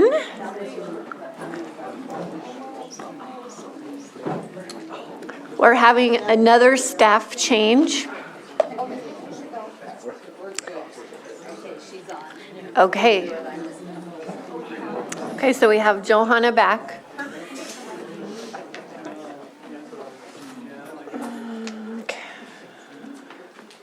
Okay, so we are still on item 6.10. We will be moving on to Section B, consideration of draft proclamation declaring a Clear Lake hitch emergency. Supervisor Green, you want to present?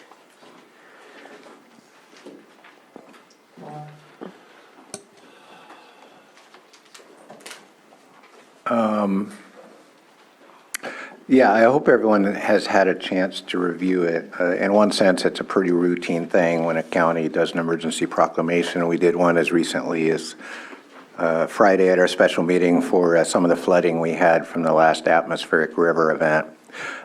This one's a little more extensive than the average bear because it does have several asks of our various state and federal agencies. And so going through those bullet points, and then I also be respectful for people who are just tuning into this issue. I don't want them to get hung up necessarily on this bullet point or that bullet point.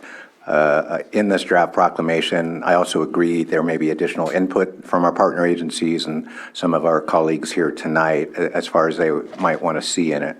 So I very much appreciate everyone's patience as we got through the first part of this item. the emergency summit was so foundational to this, and this has been our first little approach to emulate that in our own kind of limited government way. So while I do think there's a need for an emergency proclamation, this is one of the slower moving emergencies, and this is going to be an ongoing effort. And I'm encouraged, as much as I'm discouraged by some of the things I've heard in this room tonight. Encouragement is a much greater emotion I'm feeling now. Just as the summit brought people together so they could exchange ideas in a very candid, in-person way, this item tonight has managed to do that. So I hope there are some first introductions that got made here today, and I hope some of those actions can continue. But I think because we do have some other agenda items, and because I don't think this proclamation going up or down tonight is going to be the make or break of this, I'm seeking board consensus to continue this to the February 7th meeting. And then we would open up for public comment on that proposal, I guess. So I don't really know how that would unfold, but I think just be respectful and just to take another bite at the apple when we're all fresher, I think it may be advantageous to move this to the 7th.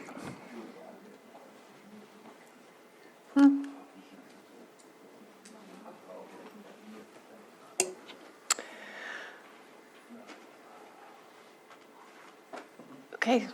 Other board members, how are you feeling about continuing this to February 7th?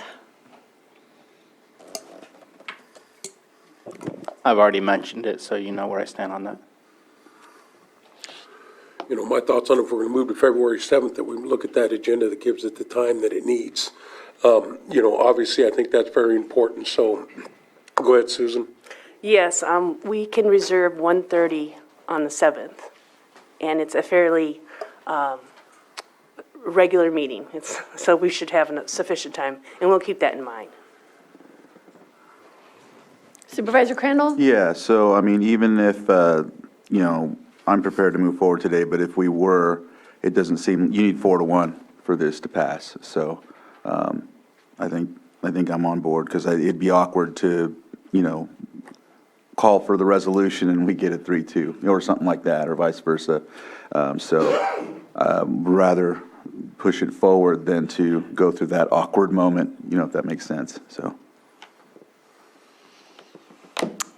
Okay, so we do have consensus to move it, continue it to February 7th. I will open it up for public input. If you have a comment on this item. What? On the continuance?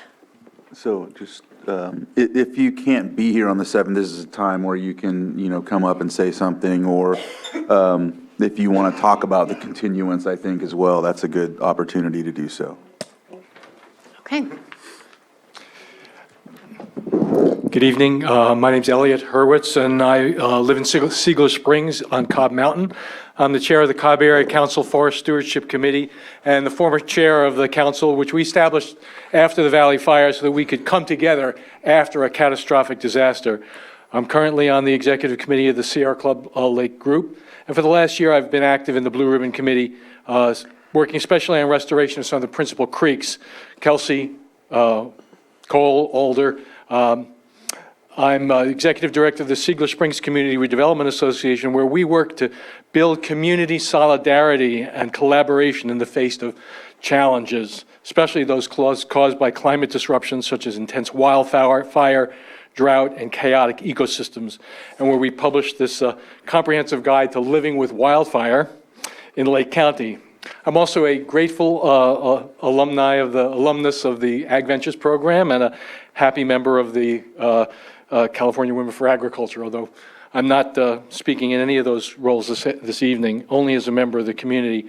Having read through all of the extensive material, sat through the program all afternoon today, I think there's no doubt that the Clear Lake Hitch is teetering on the brink of extinction, and that the principal reason is the reduced water flows in the main creeks during spawning season. It's also clear that this reduced flow has many causes. I just want to make sure that we are on the topic that has been narrowed down, that it's about the continuance and not about, I'm speaking to the proclamation, because I thought that was, I'm basically going to ask for your, right now, there's a consensus from the board to continue, and that narrows down the item to speaking about the continuance of the item. So whether you agree or not on the continuance, not on the item itself, I believe, is what's. Unless been you're not able to be. I may not be able to attend on the 7th, which is why I was basically making my comments this evening.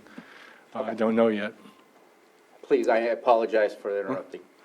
My narrative flow there, thanks.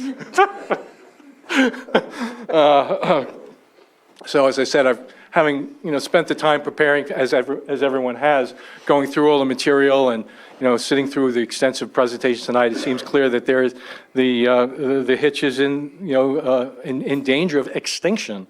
And, it's clear that whatever the cause, that the issues have to do with the changes that we as human beings have made to this environment over the last 150 years.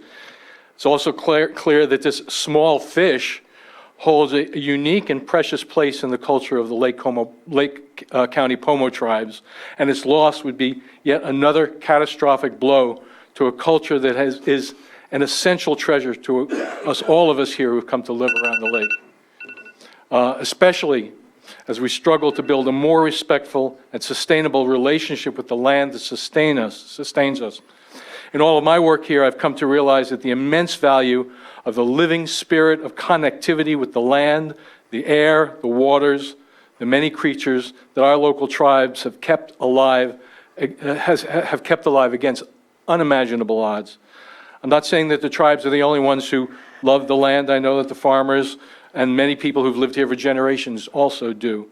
But I suggest that our Pomo brothers and sisters have kept alive for us here a living lineage stretching back thousands of years that embodies a unique and irreplaceable web of connection to this place that's our home. There's no doubt that changing how we manage our relationship with the natural waters. Elliot, I gave you a little bit extra time because of the interruption, but can you just finish your thought, please? I had this timed exactly at 3 minutes. Okay. Proceed. Go ahead, finish. There's no doubt that changing how we manage our relationship with the natural waters in our local ecosystem will be difficult, and that the burden of change will fall unequally if we're not careful. However, just as we are learning to live with wildfire here in Lake County, I believe that we can learn to live intimately with the waters here, especially as their flows become ever more chaotic. And we need to understand how our respect for fire, the waters, the soils, and all the creatures with whom we share this place are essential parts of this web of life we share. I urge you to pass the resolution and then to work intensively with all of us who use our local waters to drink, to bathe in, to cook with, to grow food in, and spawn in, to make sure that we can survive together. Thank you very much. Thank you. I am so sorry.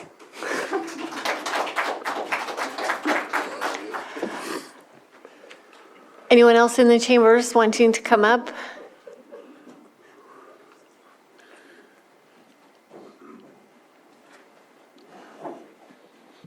Hello, Dino Beltran, Vice Chairman for the Koi Nation. I won't be able to be here on the 7th. So at this time, we were spoken earlier by our elder Ron, Native Americans are marginalized for all this time. We're just now starting to get a voice because like Sherry said, we're bringing jobs, we're bringing collaborations, partnerships, all these wonderful things. Now we have this voice. So at this time, because of the sensitivity to it and your openness to it, I would appreciate if you would pass that resolution when it comes up on the 7th. I think it's a good thing. I forgot to mention another thing important. The Koi Nation has purchased some property a year and a half ago, 70 acres. The majority of it are grapes. Now we're in the business selling grapes to wineries, and we have to make a decision right now, and we're looking into changing the water misters into the big giant propeller things. I'm no wine guy yet, but anyway, so that is a decision that we have to do to be our steward of the land and care about the water and the consumption of water. So it's looking highly likely we're going to do that. But just to let you know, that is in the consideration of water where we're at. Thank you. Thank you.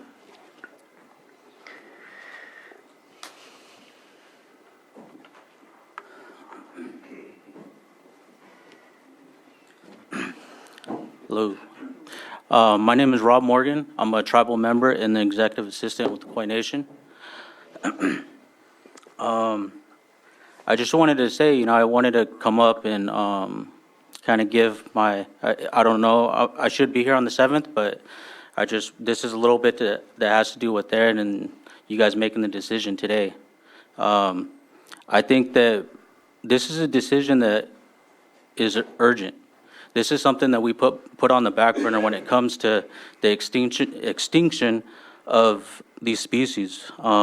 This landscape and the species that have lived here is different. So much has changed in the last 150 years compared to the last 10,000 years. We were stewards of this land. We were here even when we were being killed by the grizzly bear, we still lived with them. We didn't try to exterminate them. We lived with them. One of the last traditional ceremonies that were burials that were put on one of the southeastern islands was due to a bear attack, a grizzly attack. And I just recently, I don't know if you guys seen it, but on the clock of doomsday, it's moved forward in the last, I believe, decision was made in the last 24 hours. These are scientists that are talking about this. We are exterminating ourselves. And part of the reason it has to do with is because we're not making decisions right. We can learn from our history. I learned a lot of stuff from the archaeologists from around the lake, and one of the things that they say is the reason why we have the cultural protection that we have now is to learn from our past, to learn from our ancestors, the people that were the original stewards of this land. And I do believe that it's urgent. It's urgent that we do what we can. As a Native American, it's my responsibility to be a steward of this land. So everything that I can do, I do. But that's no longer on us no more as Native people. It's on all of us. Everybody that's here now that lives on this land, you are now the caretakers as well. It's not just us anymore. So I just wanted to, thank you. Thank you.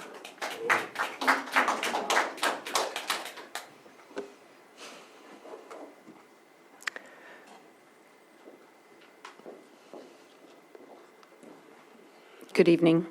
I just want to make a comment regarding carrying this over to February 7th. I too may not be here to be able to make comments, and I can appreciate both the sponsor's position on wanting to do that if you don't feel you have the votes, which it's becoming apparent that you probably don't.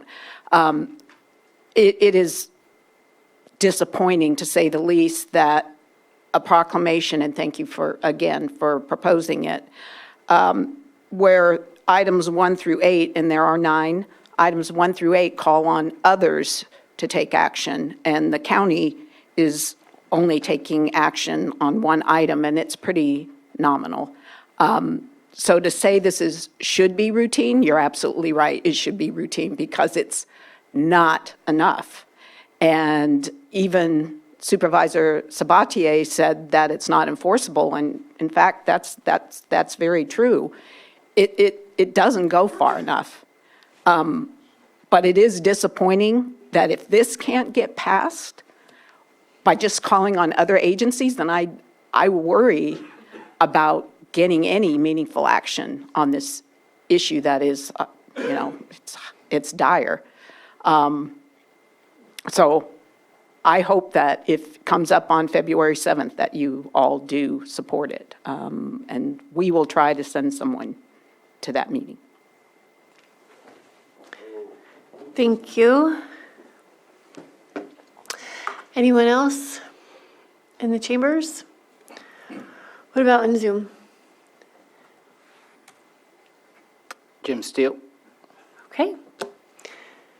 Go ahead, Jim. Yeah, thank you. Yeah, I just want to point out that the proclamation, of course, obviously needs to be passed, and I agree with Supervisor Green, thank you for bringing it forward, but you really need to do more than that to show a local record of controls and interest and monitoring. So it should go further than just your proclamation, and I hope that you will continue it so that you can hear more data and perhaps some more recommendations of what could follow the proclamation in the future. You don't have to stop with the proclamation, but you can actually review some actions that you can take that will protect the hitch going forward that you haven't taken in the past. You already have a listing on the table of being threatened, so you can act on that basis right now. So just a thought, there are some things that came up with the threatened listing you can bring back and re-review to see if you can take something away from that. So thank you for the comment, period. Okay, thank you. Anyone else? Haji Wharf? Haji, go ahead, you have 3 minutes. Thank you. I don't need 3 minutes. I just want to say I object to the delay to push it back to February 7th. I don't understand the controversy. I understand you're tired, but I think pushing it back sends the wrong message. I think that shows that you don't have that sense of urgency, and the hitch don't have the luxury of time, okay? And I don't know what the holdup is. It's pretty benign. If you can't pass this benign a proclamation, then you might as well just write off the hitch now. Be brave and say, you know what, we care about the wine industry more than we do the hitch. And just be brave enough to admit it. All right? I'm really upset that you're not going to take this up tonight. They need your help. I don't know why you're sitting up there if you're not going to do what the community needs you to do, which is to protect our endemic species. We will be the county with an extinction event of an endemic species first in 50 years. That's not the legacy I want for Lake County, and you shouldn't either. You should feel a sense of urgency in preventing that. And I'm very disappointed you're going to push this off to February 7th. I don't understand it. That's all. Thanks for your time. Thank you. Anybody else? Fred Briones? Yes, hello, hi. I would like to comment and also say that I'm very disappointed that a vote is not being taken up tonight, especially there's 2 POMO representatives there on that board there. To protect our hitch, you know, it should be no question about it, but there is. See, here, we try to play the song of Kumbaya, but in reality, it's not. It's agriculture. Agriculture has always taken away from tribes.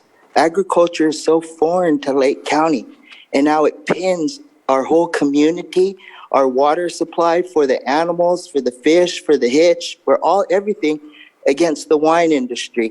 This wine never had this much before in the past. I really wish Beckenstoffer was here in this meeting so we could tell him how much death our fish has disappeared because of his vineyard. It was never like that before. So to not take a vote, really, you're just kicking the can further down the road. And, you know, you have to ask, you know, with the history of Lake County, systemic racism, are you a descendant of Kelsey, Stone, Reeves, Lyons, Davis? They've always done this to us, just kicked it down the can. Forget about the Indians, promote agriculture, my cattle, my wine. How shameful now that our lake now is a liquor barrel reserve. That's the fate of it. So shameful that the natural beauty has been sold. But the tribes, no, we will never, ever give in to those types of things. We have always been the stewards to this land. And to not take a vote tonight, it really shows the true leadership there. I'm so sorry to talk to you like that, but you need to be more affirmative and concrete on what you're trying to protect, the natural beauty. Tell those ones who've grown vineyards since only the 70s since they've been here, get the hell out of Lake County. Please, you're killing all the animals. The elders before me used to say all this, that the vineyards would do this to the deer, it would do this to the fish, to kill all the land. They said it, but no, there was so much money involved, gold versus flesh. That's always Lake County's been like that.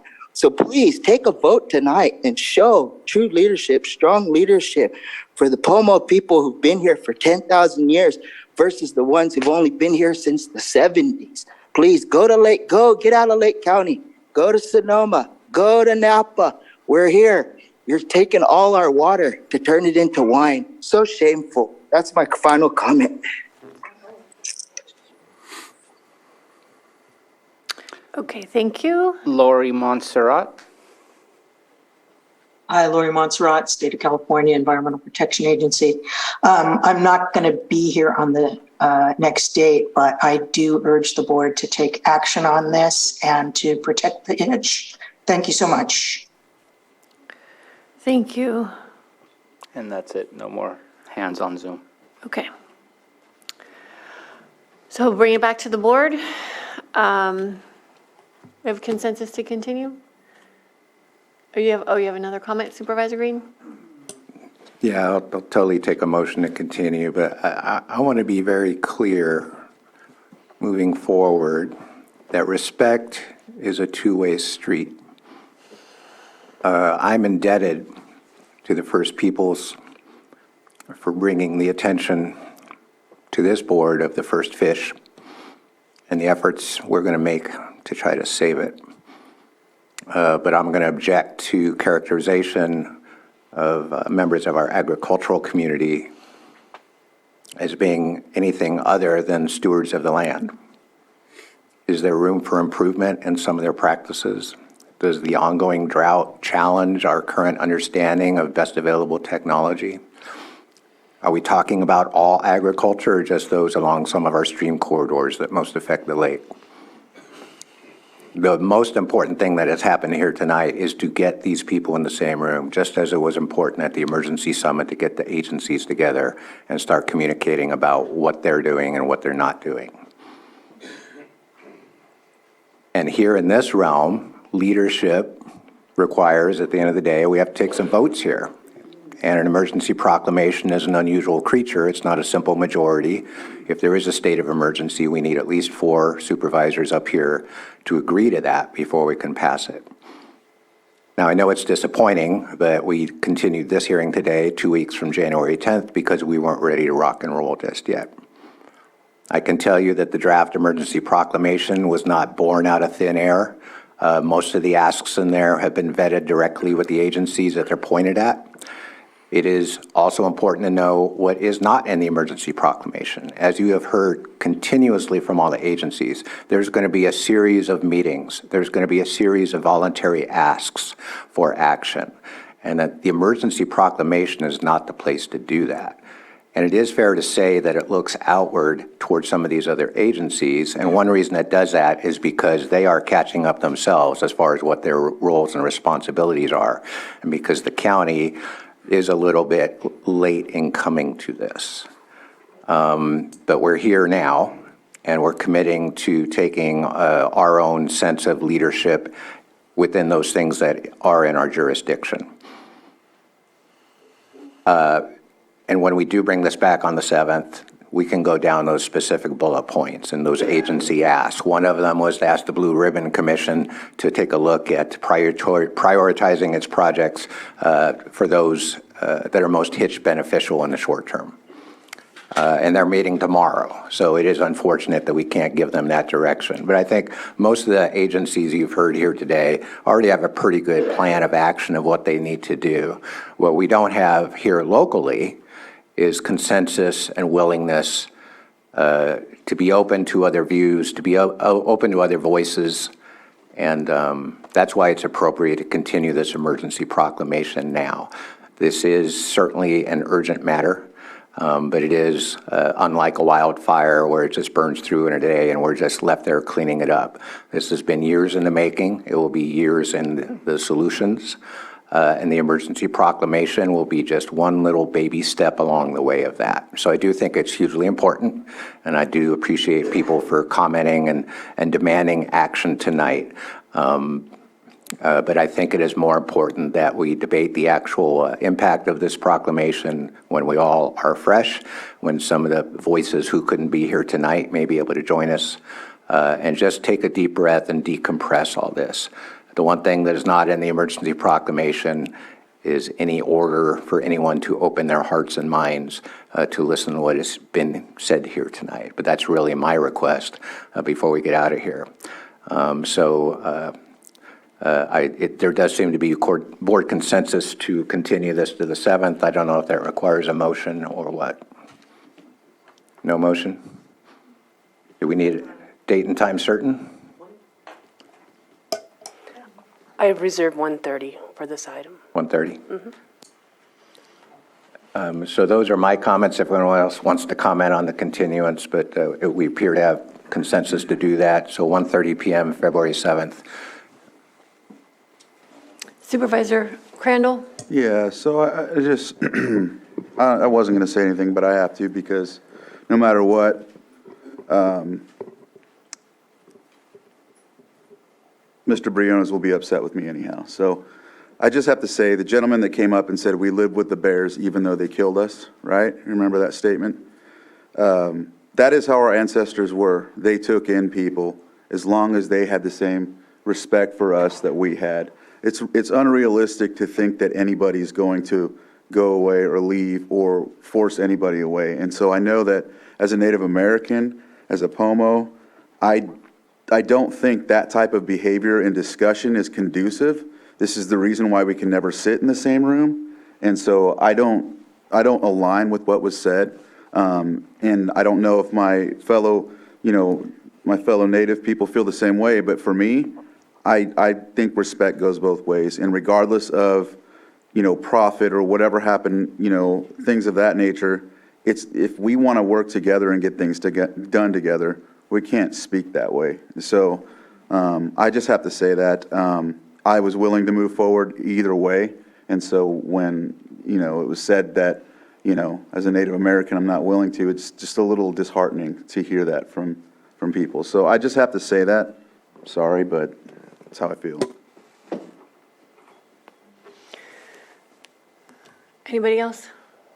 Okay. Well, I appreciate all of you coming. This has been a long day, and we've listened, and I think we've learned, and I think that we've done a lot of big work today. We have a lot of big work ahead of us. I'm looking forward to that, and I'm looking forward to seeing you all in a couple of weeks and continuing this. So I'm sure most of you aren't hanging around for the next 8 items that we have. So drive safe on your way home. And I just urge you all to think about what's happened today and what, everything that's we've talked about and discussed. And we'll see you soon.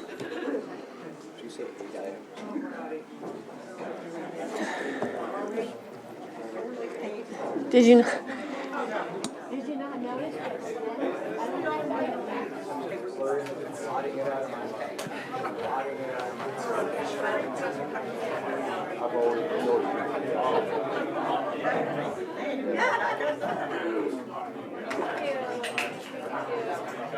Are you Mr. Moore?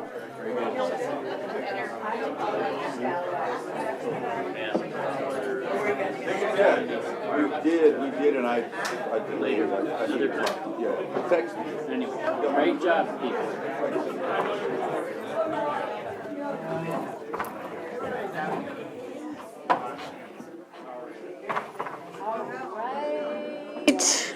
We are going to move along with our agenda.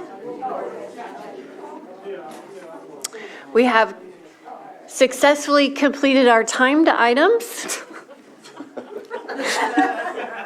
Just in time. I would like 3 CEU units and hitch fish, please. I have been looking at my phone, it's dead now because I've Googled everything. I know. I think for just a little bit of levity, why don't we do our calendars? We didn't do them last time, and it's just let's kind of quickly move through our calendars so we can take this time. We can start at this end, Supervisor Green. I have nothing on my calendar ever. No.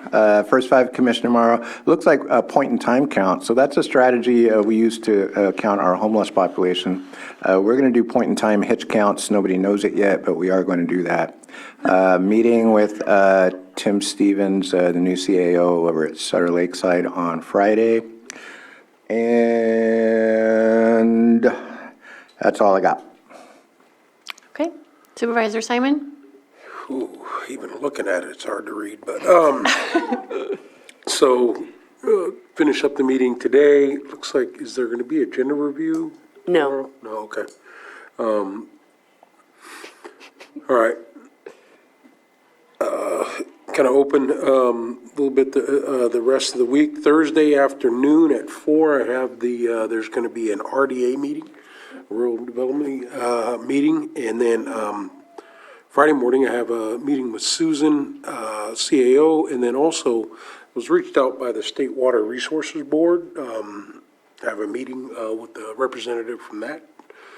She reached out. I think conversation about the hitch is what it's going to be, so we're going to take that up. And then had the Lake County Risk Reduction Authority meeting yesterday, just continuing on with those. And then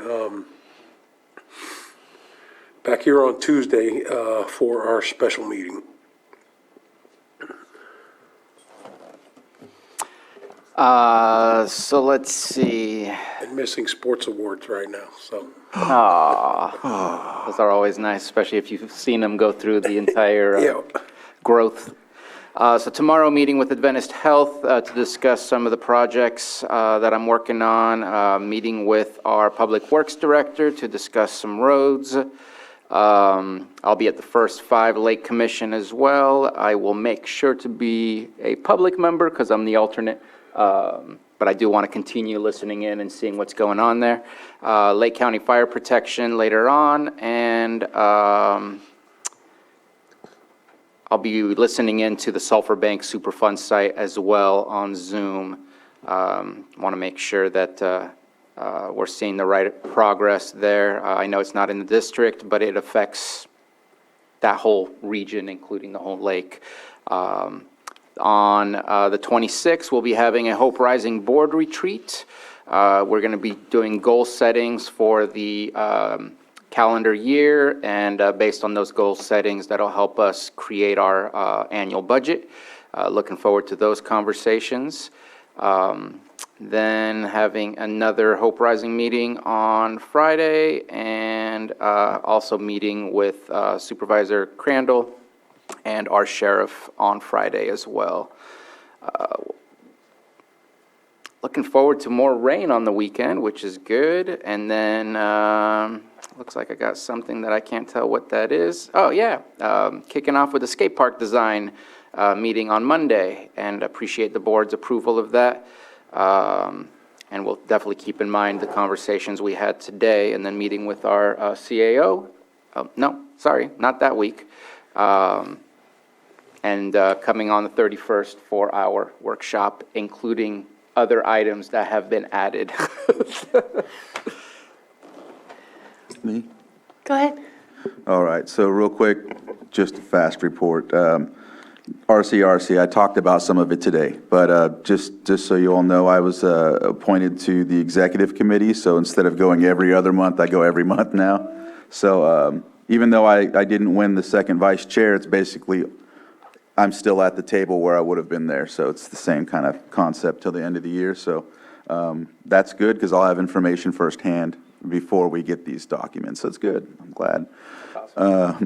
Blue Ribbon Committee meeting tomorrow, and then in the evening, I'm going to, well, it's a Zoom meeting, so it's the Superfund site proposed plan meeting that they're having. It's a community meeting.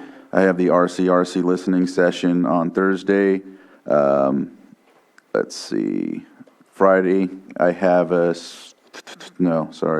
have another EPA meeting, Zoom call, and then the meeting with Supervisor Sabatier that we mentioned. I also think I don't know before or after, I'm going to be meeting with the sheriff as well, but either or, it's a meeting with the sheriff, so. Monday, CAO meeting in the morning, and then back here on Tuesday for the board meeting. Supervisor Crandall, I think I'm on Blue Ribbon now too, but I don't have a Zoom. So if you have a Zoom link, could you pass that along? I'll send it to you. Thank you. So Right now. no agenda review tomorrow, but will we be meeting about the governance meeting at some point? Okay. As soon as they draft. At some point. Sounds good. Okay. So just so that my colleagues know, I am in the NACO High Performance Leadership school, I guess. It's for 3 months. And so I have several hours every week doing that work. And Thursdays I meet with my breakout session, and Friday I meet with the cohort. So I am going to be catching up on that work in the next couple of days, so I'm ready for those 2 breakout sessions. Friday I am meeting with Megan McClure, who's been hired as the grant writer for RCD. And Saturday, there is a watershed workshop that I'm hoping to be able to go to, but I haven't committed 100% yet. And Sunday, I have an interview for the Photo Voice project, which is a group of, I think they're PhD students. I can't really recall, but started with the project Survivors from Hurricane Katrina and taking pictures of their journey and their community as it's progressed through the disaster and through recovery. And so they have a group of people that they've been working with in the Cobb area from the Valley Fire. So this has been a long project. I did my photo dump with them a couple of months ago, so this is the follow-up interview Sunday. And then Monday, my meeting with CAO Parker, and then at some point in the week, the meeting about the next meeting on Tuesday, our governance workshop. Okay, so we did that. That's done. 7.1 is done. Mr. Gearhart should be on Zoom. 7.2. He's still at work? You didn't go home, did you? Okay. No. Sitting as the Lake County Air Quality Management District Board of Directors, consideration of Memorandum of Understanding, MOU, by and between the County of Mendocino and the Lake County Air Quality Management District for Air Pollution Control Officer duties effective February 1st, 2023. Director Gerhart. Okay, well, I'll start out with a quick summary. I've been providing these services to Mendocino County for a year. We're coming up to a year now. They've been actively recruiting for an air pollution control officer. I think they're on their fourth or fifth recruitment now, trying to find someone. This last round, they did have a couple applicants who turned down the position when it was offered. So they're back, hopefully closing another round of recruitment in the next week or so. And so hopefully this will be a short-lived extension to the existing contract, but they do, so to put it, simply, I don't know how much detail you would like, but that's the simple crux of the issue. And there are a few minor changes, which I believe Anita is going to bring up and to the contract to do an extension if that is what the board desires to do. So my first question for you is, are you feeling like you have the capacity to continue this work, or is it impacting anything in your, is it affecting your work, or would it, you've been doing this for a long time, and I just want to make sure that you're not getting burnt out from doing all of this extra work. No, I'm not getting burned out. I'm actually learning quite a bit and coming up with some interesting lessons out of this and some ideas for moving things forward here, because I'm dealing with two different sets of rules, and so we're looking at different ideas and to deal with both of them, and it's actually fairly informative to see how some other agencies work and other districts work and what they do and how they do it. So occasionally the workload is extensive, but we're managing it and working to reduce the number of hours required to provide assistance to Mendocino. So. Okay, any comments from the board?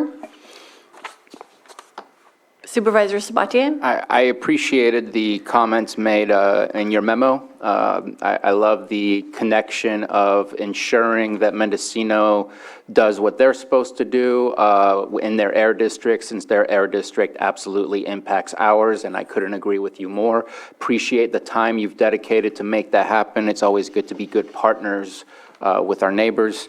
I do want to offer, I don't know if our county council will offer the same change, but I'd like to see it go all the way through to June 30th instead of July 31st, so that in a new fiscal year, we can, I feel our fiscal year is kind of the goal-setting time, and I want to make sure that we understand what your schedule looks like, and I'd love to review it. It's been a year, almost a year since we've started this relationship, and as soon as we figure out what the recruitment effort is, I know you said in your memo we would discuss it, but I think we need to review some of the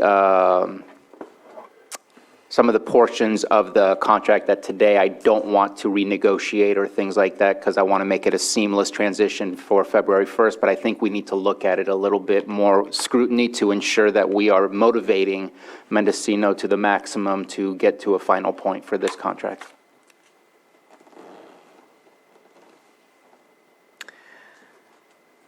Any other comment? Supervisor Green? Yeah, I was probably headed in a different direction. I was looking at the term of the contract as well, but I would, rather than put it to the end of June, I was going to the end of the calendar year, and this is just based on my admittedly personal experiences having sought employment in Mendocino County once or twice or 3 or 4 times. They can't do a hire in 6 months if they tried, and it is no diss, but they have a civil. Am I right? They have a civil service commission. Their personnel rules are different, and given the difficulty in hiring this position, so because there is a termination clause, if they are lucky enough to get a hire, whoop-de-doo, this contract will take care of itself. But if we don't want to come back at the end of June or at the end of July just to hear like, oh, we lost another recruitment, it'd be more efficient just to extend the term to the end of the calendar year.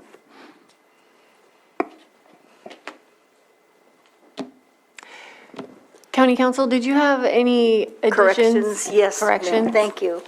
Thank you. I will say that, this agreement has continued and continued and continued again, and the terms of the agreement have been relatively loosely drafted because your board went into this as a stopgap measure to assist Mendocino County and allow the use of your pollution control officer in that county.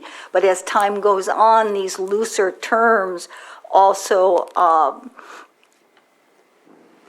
it can be rather risky for the county in terms of liability, insurance coverage, etc.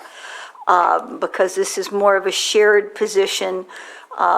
PRISM, the excess insurance authority through which the county is insured, would suggest a different type of agreement for this kind of an arrangement. So that's something that you may want to consider moving forward.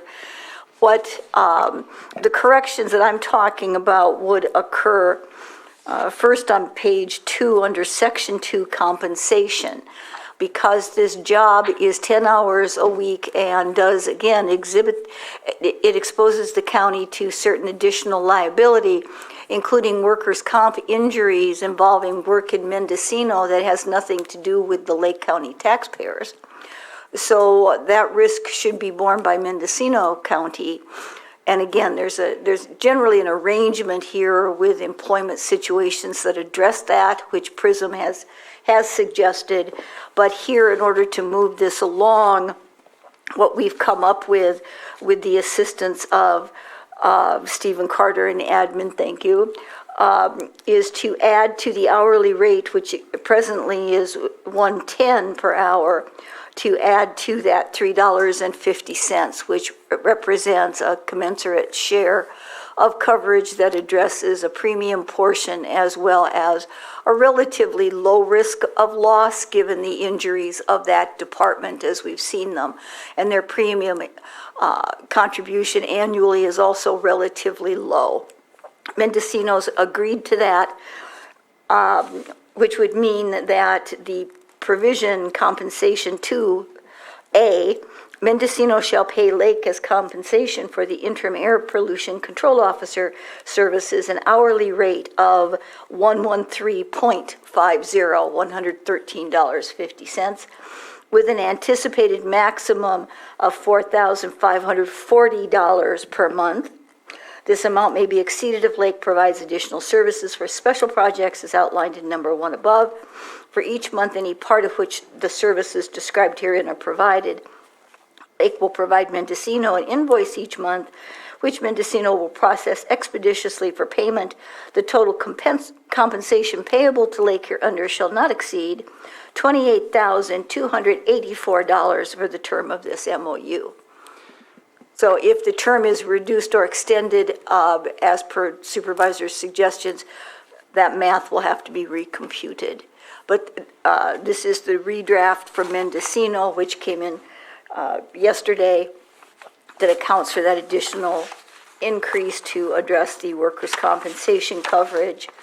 Also, our CAO pointed out that under the signature page on page 9, that the chair for the Air Quality District is still Supervisor Crandall, and so that should just be a strikeout with just chair, board of directors. Normally, you don't name the individual because you avoid this happening.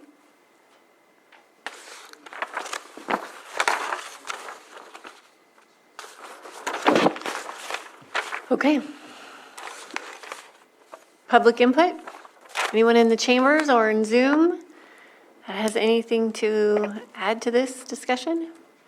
Zoom is empty. Well, Okay. it's not empty, but there's no comment. Okay. All right, I'll bring it back to the board for action. I have a quick comment. I don't know that the 28,000 is correct because it's $4,400 a month maximum. We've been at it for a year. It's not saying in addition to the original contract. That should be a number that covers the entire MOU, which would be the year, I would suspect, or at least through the duration of this MOU. And 28,000, whatever it was that you mentioned, to me, doesn't cover more than 7 months. Approximately, maybe 6 months. I don't think we've changed that number as we've amended it. And I want to make sure that it's not too, or else we've already exceeded the 28,000 for the MOU. The 28,000 is with the additional hourly cost. The I get that, but the total compensation payable to Lake hereunder shall not exceed. That means they've only paid us not to exceed, but if we're doing a maximum of $4,400 per month and we're getting close to a year, that means we're not getting paid more than the 28,000? I want to make sure we cover ourselves for the entire length of when we started, which would appear to be January of last year, or maybe February of last year, all the way through July, which 4,400 times 16 months or whatever it is should be the number we see for not to exceed. But this MOU term begins January 31, 2023 and remains in force until July 31. For some reason, I thought this was an amendment. I apologize. Okay. It's okay. It's late. Just wanted to make sure. But that is one thing I was hoping to look at is to me, the hourly rate is no longer correct for being over a year. So hopefully we can review that if they still don't have a recruitment effort that's successful. Apologize.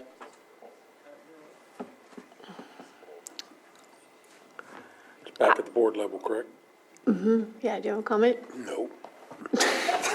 Ready to move forward. I don't want to, I don't want to extend it to 12 months because this has gone on long enough and there needs to be a sense of urgency here to have this position filled.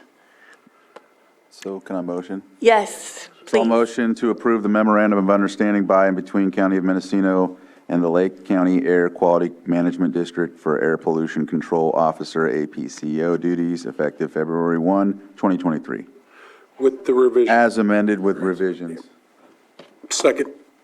Okay, we have a motion and a second. Roll call. Nope. All in favor? Aye. Aye. We're all good. Motion passes. Thank you. Okay, we are going to do 7:10 next.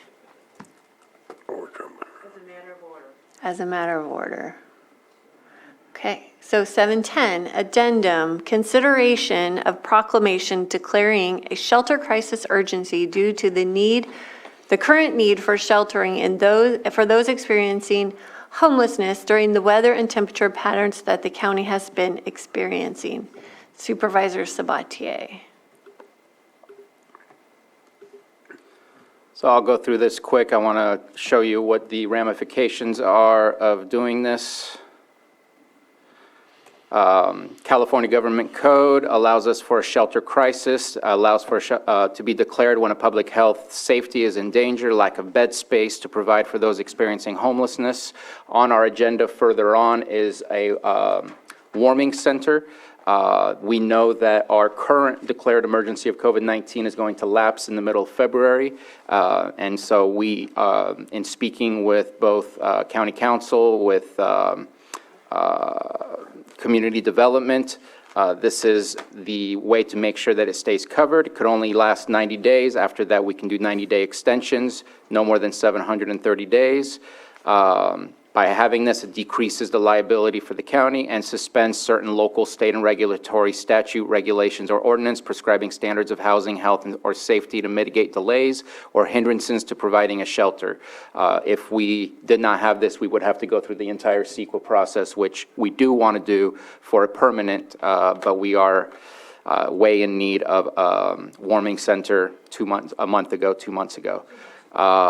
And so some of the mandates that come from this, just to explain, is that we have to work to develop a plan to address the shelter crisis. We do have a homeless strategic plan already that should fulfill that, but it will force us to review it and make sure that we are still on target as to what we need and what the plan should be. We need to submit numbers. I can't see what I'm looking at. We need to submit numbers as of each January 1st of every year. So that it can be submitted to the Senate committee. Those numbers are already being collected. So the two mandates, here are the things that need to be collected: estimated number of permanent supportive housing units, total number of residents in homeless shelters within the city. We saw these numbers when we did our HHAP round 4 application. All these things are already being done by behavioral health. I'm sure that Director Metcalf can speak to that if he chooses to, or if we ask him to. Just wanted to at least show you what the consequences and the repercussion is of doing so. If this is not approved, then we cannot move forward with the following item on 7.3. This was the best way that we could figure on how to move forward. And again, this is for temporary only, not for permanent, as that does need to go through the standard procedures. And that is my report. Anything from the board? Public input? I see none on Zoom. Hi, my name is Yvonne Cox. I'm the director of Are You Hunger? I have been serving the community 23 years. This is of the utmost importance that we get this shelter up and running. Right now, I own several homes that I would like to put up for sale that I've been putting homeless people in because we don't have adequate resources available for people. So this is something that is really important to my heart, my passion, is it can't wait any longer. If they keep putting this off, pretty soon it won't be necessary. As you know, spring will be here and it'll be less uncomfortable for those that are at risk. Thank you.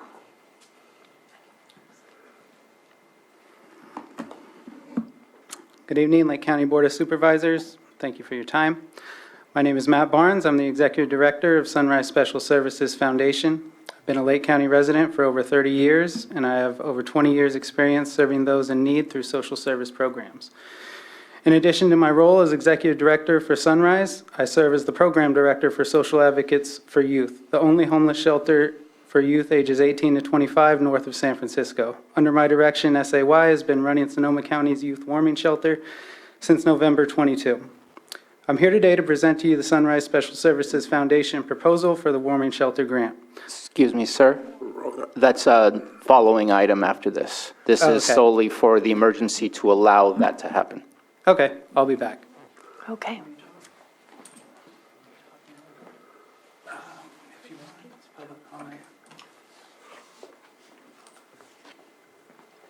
Good evening, Board. My name is Lori Kent. I have been the housing navigator for another nonprofit in the county. I work as an outreach worker in the county. I deal with a lot of the homeless folks in this county, and we really are in need of another warming shelter, and possibly another shelter period. The only housing shelter we have in this county serves 20 folks. It has 20 beds. So we are in need of a warming center at this particular time. Thank you. Okay, thank you. Okay, bring it back to the board. Oh, I'm sorry. Yes. Okay.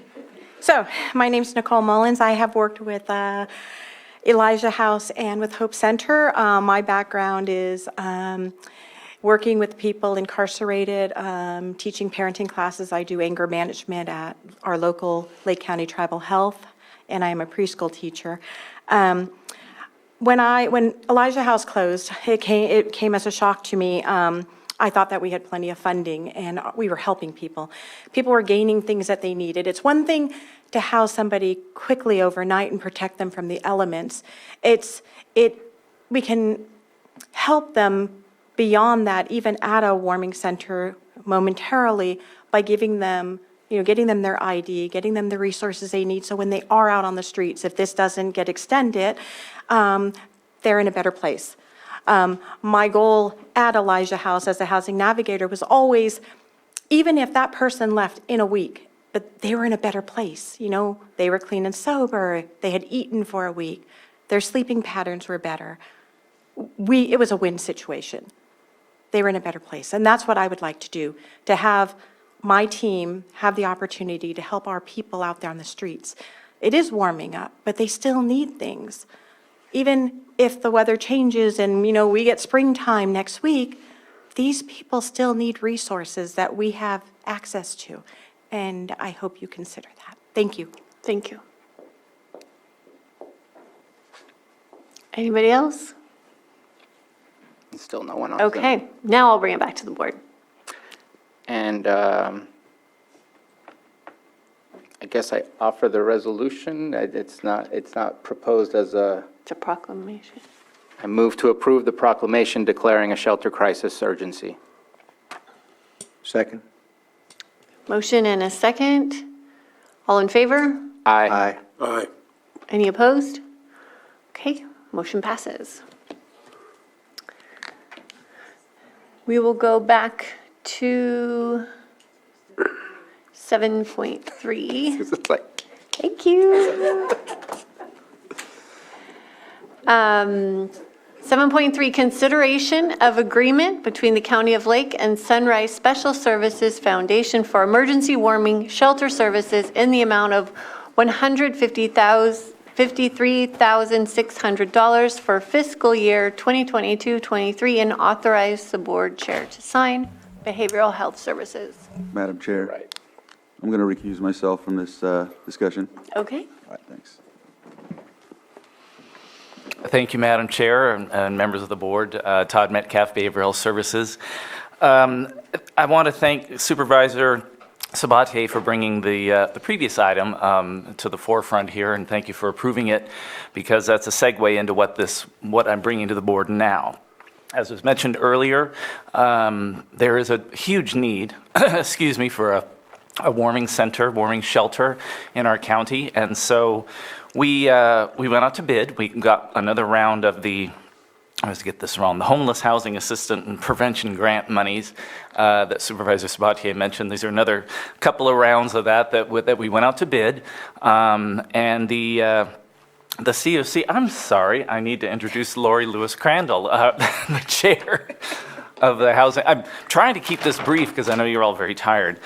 She is the chair of our Housing Continuum of Care and helped facilitate this process, going through the bidding process. And we went out to bid for these monies to operate a warming shelter. We had one respondent, Sunrise Special Services Foundation. They have been vetted and investigated by the COC, and they were awarded these funds for them to open up a warming shelter. And we're going to have to make an adjustment to the existing agreement, because I believe in the agreement it said that this was supposed to start on January 1st. It took us a little while to get this to your board. I'm hoping we can amend that language, but get it approved today, and just the clock will start ticking the day they start operating the shelter at Old Juvenile Hall is the location that has been selected. So with that, as was mentioned before, because of the emergency proclamation, the shelter will run no more than 90 days. Hopefully there might be some more funding that comes along that we can extend it. But for now, we are asking for approval of this agreement for Sunrise Special Services Foundation to operate. I believe it's a 34-bed. 34 or 35, I can't remember. I know I worked there. We're close. We're close. It's over there. Yes. But let's just say a 34-bed warming shelter for the next 90 days once this is approved. So I think that, and Supervisor Sabatier, I'm looking at you, I think that was the only language I believe we need to change. We don't even need to change that. What the effect? You've already done it. We have other things to bring up, but okay. I'll let Ms. Crandall speak first. Oh, did you want to say anything? I'm just only here to say that the COC did do the procedure of voting and that it passed, and that we're here to see the process move forward. Yeah. Thank you. So any questions? Supervisor Sabatier? I see the pen. And I prefer living life in a transparent world, so we did have to do some checking just to make sure, because we use Sunrise, who's also known as Paragon, in multiple ways. Paragon did work with behavioral health in order to obtain the funds from the state, which was the HAP, as mentioned by Director Metcalf. Those funds are dedicated specifically for specific reasons, not dedicated to the services that can be provided to Sunrise. Sunrise then did not take part in creating the RFP. That was behavioral health that manufactured that. And then Sunrise provided a bid proposal to provide the services. We did check in with County Council just to make sure there was not a conflict of interest, and the end result is there is no conflict of interest, since the money is specifically dedicated to specific types of services, not created by us, that list description. There are a couple of different things that we wanted to make sure to change. This came before the COC, and the COC provided some changes, and I want to make sure that those changes occur. So I know we talked with Director Ewing about the description of the different of services. That's been taken care of. That's understood who to contact. That the general upkeep of the building is mostly janitorial. Any specific repair, upgrade, or changes needs to go through behavioral health, who will then reach out to our public services director. In Exhibit A, Section 4.2, we wanted to decrease the destination error rate in HMIS, or for VSPs, a comparable database, from 20% to 15%. It's easy to create an error when adding information to the HMIS because the information we receive may not be correct. But we would like to challenge Sunrise, just like we are being challenged by our governor, to do better. And so we would like to reduce the error rate, if possible, down to 15%.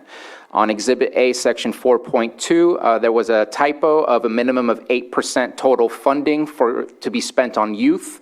We want to change that to 10%, which matches what HHAP allows us to utilize.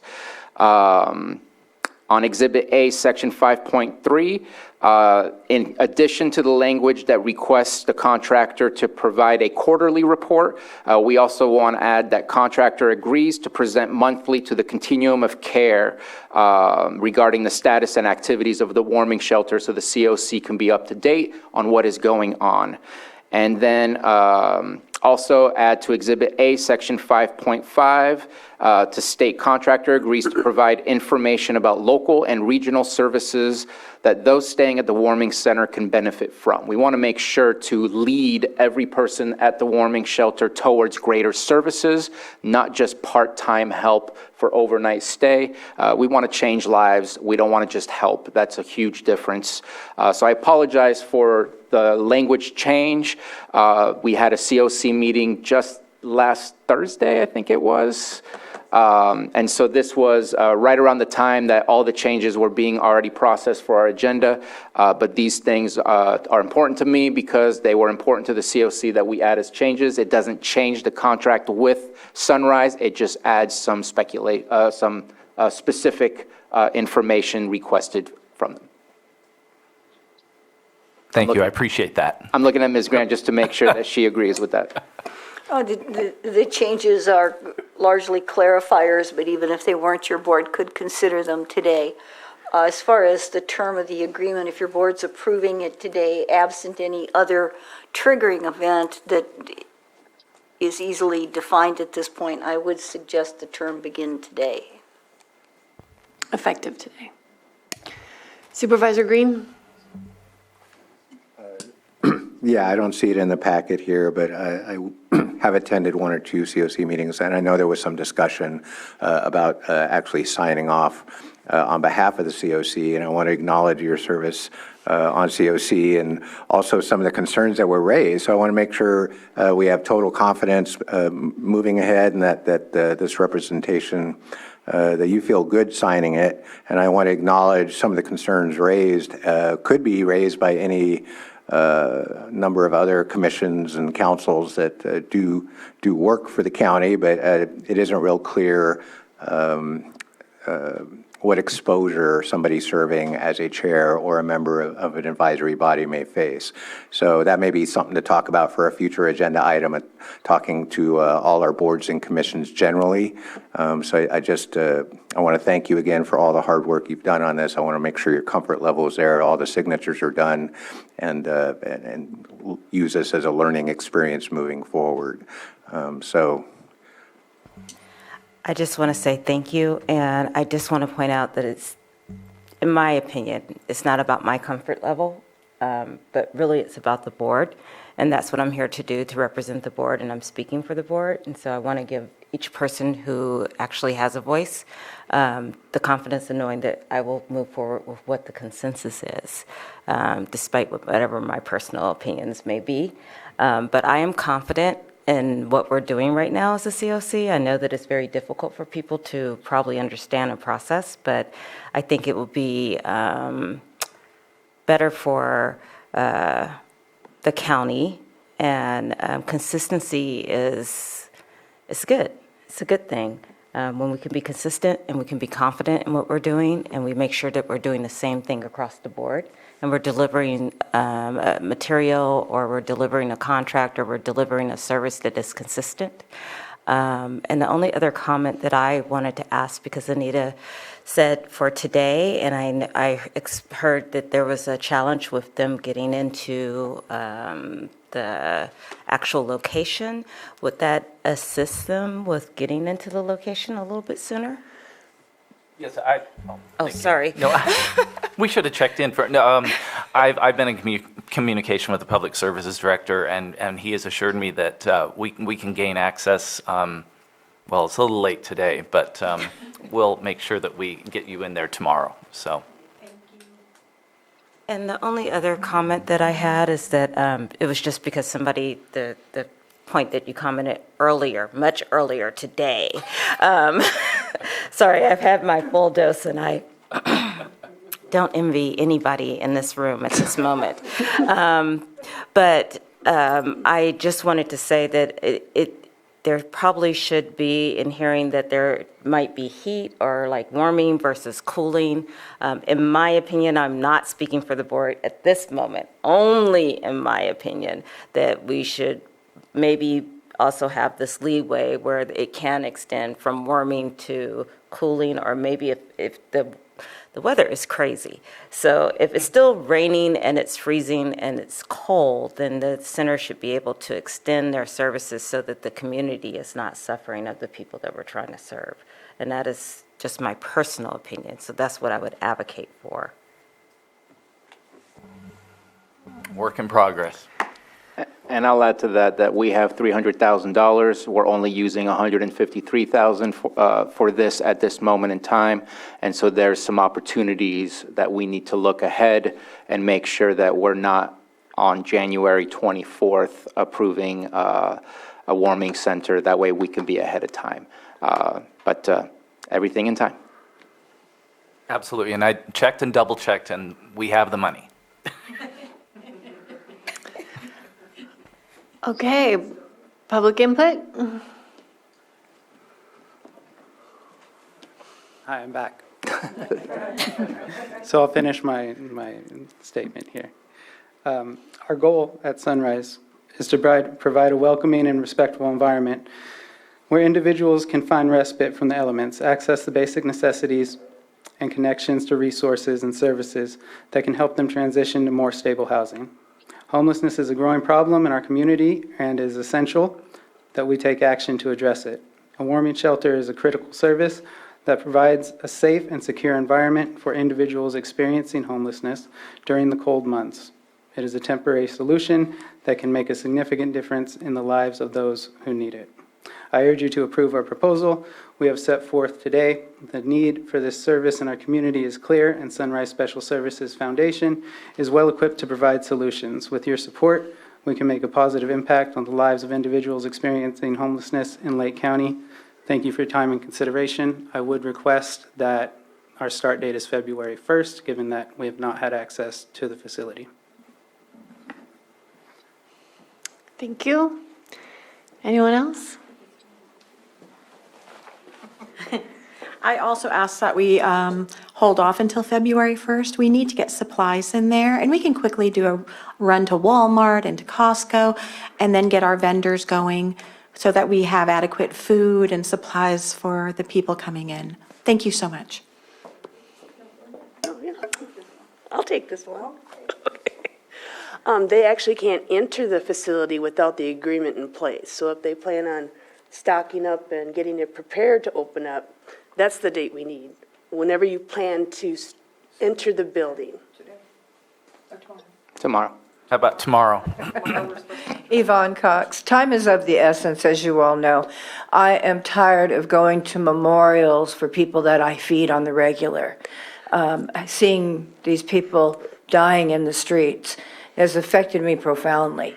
We don't have time to wait. I'm willing to work. I have 5 adopted kids I adopted out of the system because the county was splitting them up.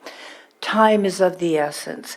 We need to get the people off the street. I'll work 24/7 to get this open. Thank you, and I Any just, other public, sorry, any other public comment? Okay. You have a hand up in Zoom, I don't know. Do we? well, I see Scott Abbott. What a trooper! He's in the office still. I did turn off the alarm, so no SWAT team. Oh, good. Yeah, I told you I've been caught there before with that alarm. I didn't know, Scott. I'm sorry. Did you want to add anything to the conversation? Yes, I did want to say, one thing. What the proposal is in this project is a warming center. A warming center is different than a full 24-hour shelter. A warming center gives people a place to stay at night out of the cold, which is great. But then it closes in the morning, and people will have to recheck in the evening. Therefore, one of the things that we are doing is we are working with Sunrise, the peer support centers, to provide a place for people to go during the day, and we also will assist with transportation to get them to the shelter and help them check in as well. So the idea is to help people not just at night, but to continue to keep helping them during the day as well. Thank you, Scott. I forgot about that. And you may recall, we've done that before. We've opened up our peer support centers as a cooling shelter and a warming shelter. So thank you, Scott. I'd forgotten about that. I have also offered up, I have a house behind my restaurant, and I have offered that up because the hours of us operating was from 4 in the afternoon, and then they have to be gone by 9, and they'll be taken by bus, vans to other spots. I offered my back house as like a community center where there'll be coffee, a hot bowl of soup, cards. I have lots of brand new board games I purchased for this, so that there's places for people to go. Not everybody there's because of circumstances. We have elderly that aren't looking for work, that are just trying to get out of the elements. So I'm also trying to supply that. Okay. So, Madam Chair, if I may, then the effective date of the agreement, if people are going to start attempting to ready the facility and use the facility under the contract, then would be tomorrow, which would be January 24th. 25th. 25th, I'm sorry. It's been a long day. 25th. We'll keep going, it'll be tomorrow. It will be. Madam Chair, if there's no further public comment, I would love to move to approve the agreement between the County of Lake and Sunrise Special Services Foundation for emergency warming shelter services in the amount of $153,600 for fiscal year 22, or for 90 days, as of tomorrow. And with great appreciation for that proposal in District 4. With all the amendments. With all the amendments. The amendments that I stated in the 90 days as of tomorrow fulfills the amendments provided by Ms. Grant. Second. Okay, I have a motion and a second. All in favor? Aye. Aye. Any opposed? Motion passes. Thank you for understanding the sense of urgency here and getting this thing going. So I thank you all for your help with Thanks this. for all to have stepped up and gotten us to this point. And Lori, Yes, everyone. it's so nice to meet you finally. Oh my God, I love you guys. Thank you. I love fish now. I love to eat fish. I signed up for the fish thing. But I'll sit here with you. No, I'm gonna jump to 7-9 because Patrick's been on Zoom. Thank you so much. And then we'll go to 7. It's nice to meet you. Nice to meet you. Thank you for your support. Thank you so much. That's what I figured. It's nice to meet you. That's why I asked. All right, he's back. Item 7.4. Nope. Yes, no. Yes. May I recommend that we go to 7-9, then we'll go back to 7-4 since Mr. Sullivan has been waiting on Zoom? I actually was just thinking about that. 7.9, consideration of North State Solutions application to purchase remaining tax defaulted properties, treasurer, tax collector. So good evening, board. I know you've had a long day, so I'll try to keep this as brief as I can. I'm here today to present an application that was submitted by North State Solutions. It's a nonprofit. It was created in September of last year. And shortly after its creation, it submitted an application following the standard state controller's format, requesting to purchase the remaining inventory from our tax default sale last year. My office has a number of concerns about this application. Chapter 8 agreement sales are permissible. Government entities can do them, nonprofits can do them for very specific reasons. And we do encourage them. I think they serve a valuable purpose, but they are typically smaller in scope. Typically, a nonprofit or an agency would have a specific plan. There would be a targeted area for development and some more specificity in the purpose of the project. What we're facing here is that entire inventory that remained. Some of them include even the paper lots that slip into the auction. There's not really any rhyme or reason geographically, zoning to what's left. So their stated purpose is to otherwise serve low-income persons, particularly for the purpose of providing low-income housing. I think the scope of this application and their offer to purchase is just too vast for us to take on. There's some fiscal concerns regarding the price that they have suggested. It represents 5% of the value. And operationally, there's 518 properties listed here. That's a significant burden on the Treasurer Tax Collector's Office. Deed restrictions have to be recorded with those to include that purpose. We would need the support of other county departments for the monitoring that is attached to it. And for all of those reasons, I wanted to bring it to your board's attention that this offer is out there.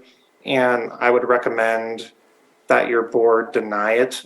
These agreements are involved and they do require cooperation between both the Board of Supervisors and the Treasurer Tax Collector's Office. So I'm happy to take questions or comments your board may have. I just wanted to get this to your attention and be able to take action on it, because until we do, all of these properties are tied up. I cannot sell them to other agencies that are interested, nor can I offer them in a tax sale in the future. So thank you. Anyone from the board? I'll be brief. I appreciate you bringing this to us. I'm sure you're finding many things on that desk. Thank you for bringing this to us, and I agree with your analysis of it. I would like to, I don't mind the letter, but I'd like it to fit within a plan that we have, not something so sporadic, spread out. I think there needs to be a specific plan that's aligned with the request as well. So thank you. Anybody else? Are you thinking about it? No, I was just. Supervisor Green? Just very quickly, our tax defaulted properties are literally all over the map, but is there any common characteristic between these? For example, I have seen other companies, I'm not aware of this company, but somebody is out there marketing paper subdivision lots on Craigslist and what have you. So I know that particular practice is concerning, whether it's for affordable housing or not. So do you have any description generally of the physical characteristics of the types of properties this company is seeking? Yeah, so generally speaking, the remaining inventory from the tax sale, what we're looking at is everything that was not redeemed or sold or otherwise pulled from the sale. So this is everything that remains, which was generally low value properties. If I recall, most of them were, the assessed value is only they were all under 10,000. I'd have to do a little bit more analysis, but often these lots they are characteristic of paper subdivisions. They were not all necessarily in the paper subs because we don't have a comprehensive list, but we're looking at the lower value properties that were offered. Higher value properties tended to go. If I recall, most of these are under 20,000.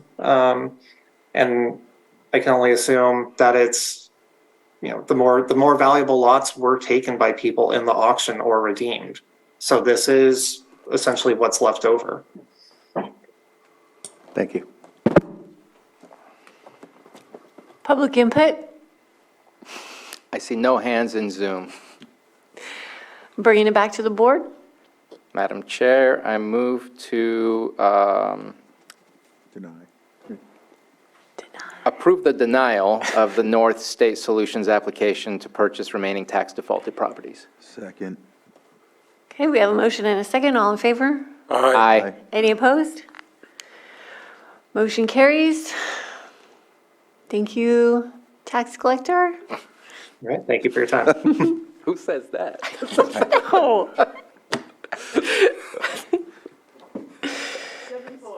Okay, 7-4. Focus. Okay, 7.4, consideration of the following advisory board appointment: East Region Town Hall, Fish and Wildlife Advisory Committee, Lower Lake Waterworks District 1 Board of Directors, and Maternal, Child, and Adolescent Health Advisory Board. We're doing this all in one, right? No. Each, Do them by one each. Well, Uh, multiple appointments to the same body, but each body separate. So four vacancies, 3 Anthony Morris, James Burton, Denise Lucelo, basically reappointments. So we've always struggled with the Clear Lake Oaks Key Property Owners Association, so yeah, I think so. Yeah, that's the issue, but those 3 are fine. I'm good with them. Public comment? See none on Zoom? Bring it back. So I motion to reappoint Anthony Morris, James Burton, and Denise Lucelo onto the East Region Town Hall. Second. Okay, we have a motion and a second. All in favor? Aye. Aye. Any opposed? No? The Earth Board is seated with those 3. Next is Fish and Wildlife Advisory Committee.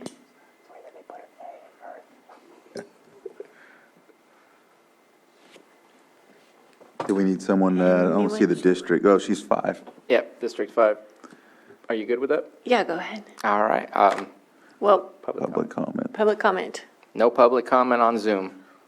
None in the chambers? Okay. Madam Chair, I move to approve Angela De Palma Dow for the Fish and Wildlife Advisory Committee. Second. A motion and a second. All in favor? Aye. Aye. Any opposed? Nope. Welcome, Angela. Fish and Wildlife Advisory Committee. Next is Lower Lake Waterworks District 1 Board of Directors. And there's 2 applicants. 2 vacancies and, oh wait, no, there are 2 apps. There's 2 Two applicants and 1 applicants. position, correct? No, it says It 2. says 2 vacancies, Oh, okay. and they're both for reappointment. Okay, then. Oh, Public comment? None on Zoom. Okay. Madam Chair, I move to appoint Frank McEwen, I'm probably messing that up right now, McEwen, and Monique Fabella to the Lower Lake Water District. Second. A motion and a second. All in favor? Aye. Aye. Any opposed? Okay. Welcome to the Lower Lake Waterworks District 1 Board of Directors. Okay, last we have Maternal, Child, and Adolescent Health. We have 10 vacancies and 1 applicant for reappointment. And I am good with Soledad Aguayo doing a reappointment. Okay, public comment? Back to the board. None on Zoom. Madam Chair, I move to approve Soledad Aguayo for reappointment to the Maternal, Child, and Adolescent Health Advisory Board. Second. I have a motion and a second. All in favor? Aye. Any opposed? Nope. Okay. Thank you for reapplying for that position. Okay, now we are on 7-6. 7.6. Consideration of proposed findings of fact and decision in the appeal of Monte Cristo Vineyard LLC AB 2203. County Council. Thank you, Madam Chair. These are the findings of fact and decision in the appeal. There is one correction that was requested by a supervisor, which I'll give you in a moment. The tentative vote was 4-1 in favor of granting the appeal of the project applicant. You'll have 2 motions here, one to approve the findings and decision, authorize the chair to sign, and then a motion to grant the appeal. The correction requested by the supervisor is on page 2, line 1. This appeal by the project applicant followed, rather than this appeal followed. Oh. So with that adjustment, I would submit this for your consideration. Comments from the board? No comment. Thank you. Public comment? Back to the board for action? None on Zoom. Question on page 4 of that same agreement. Item F.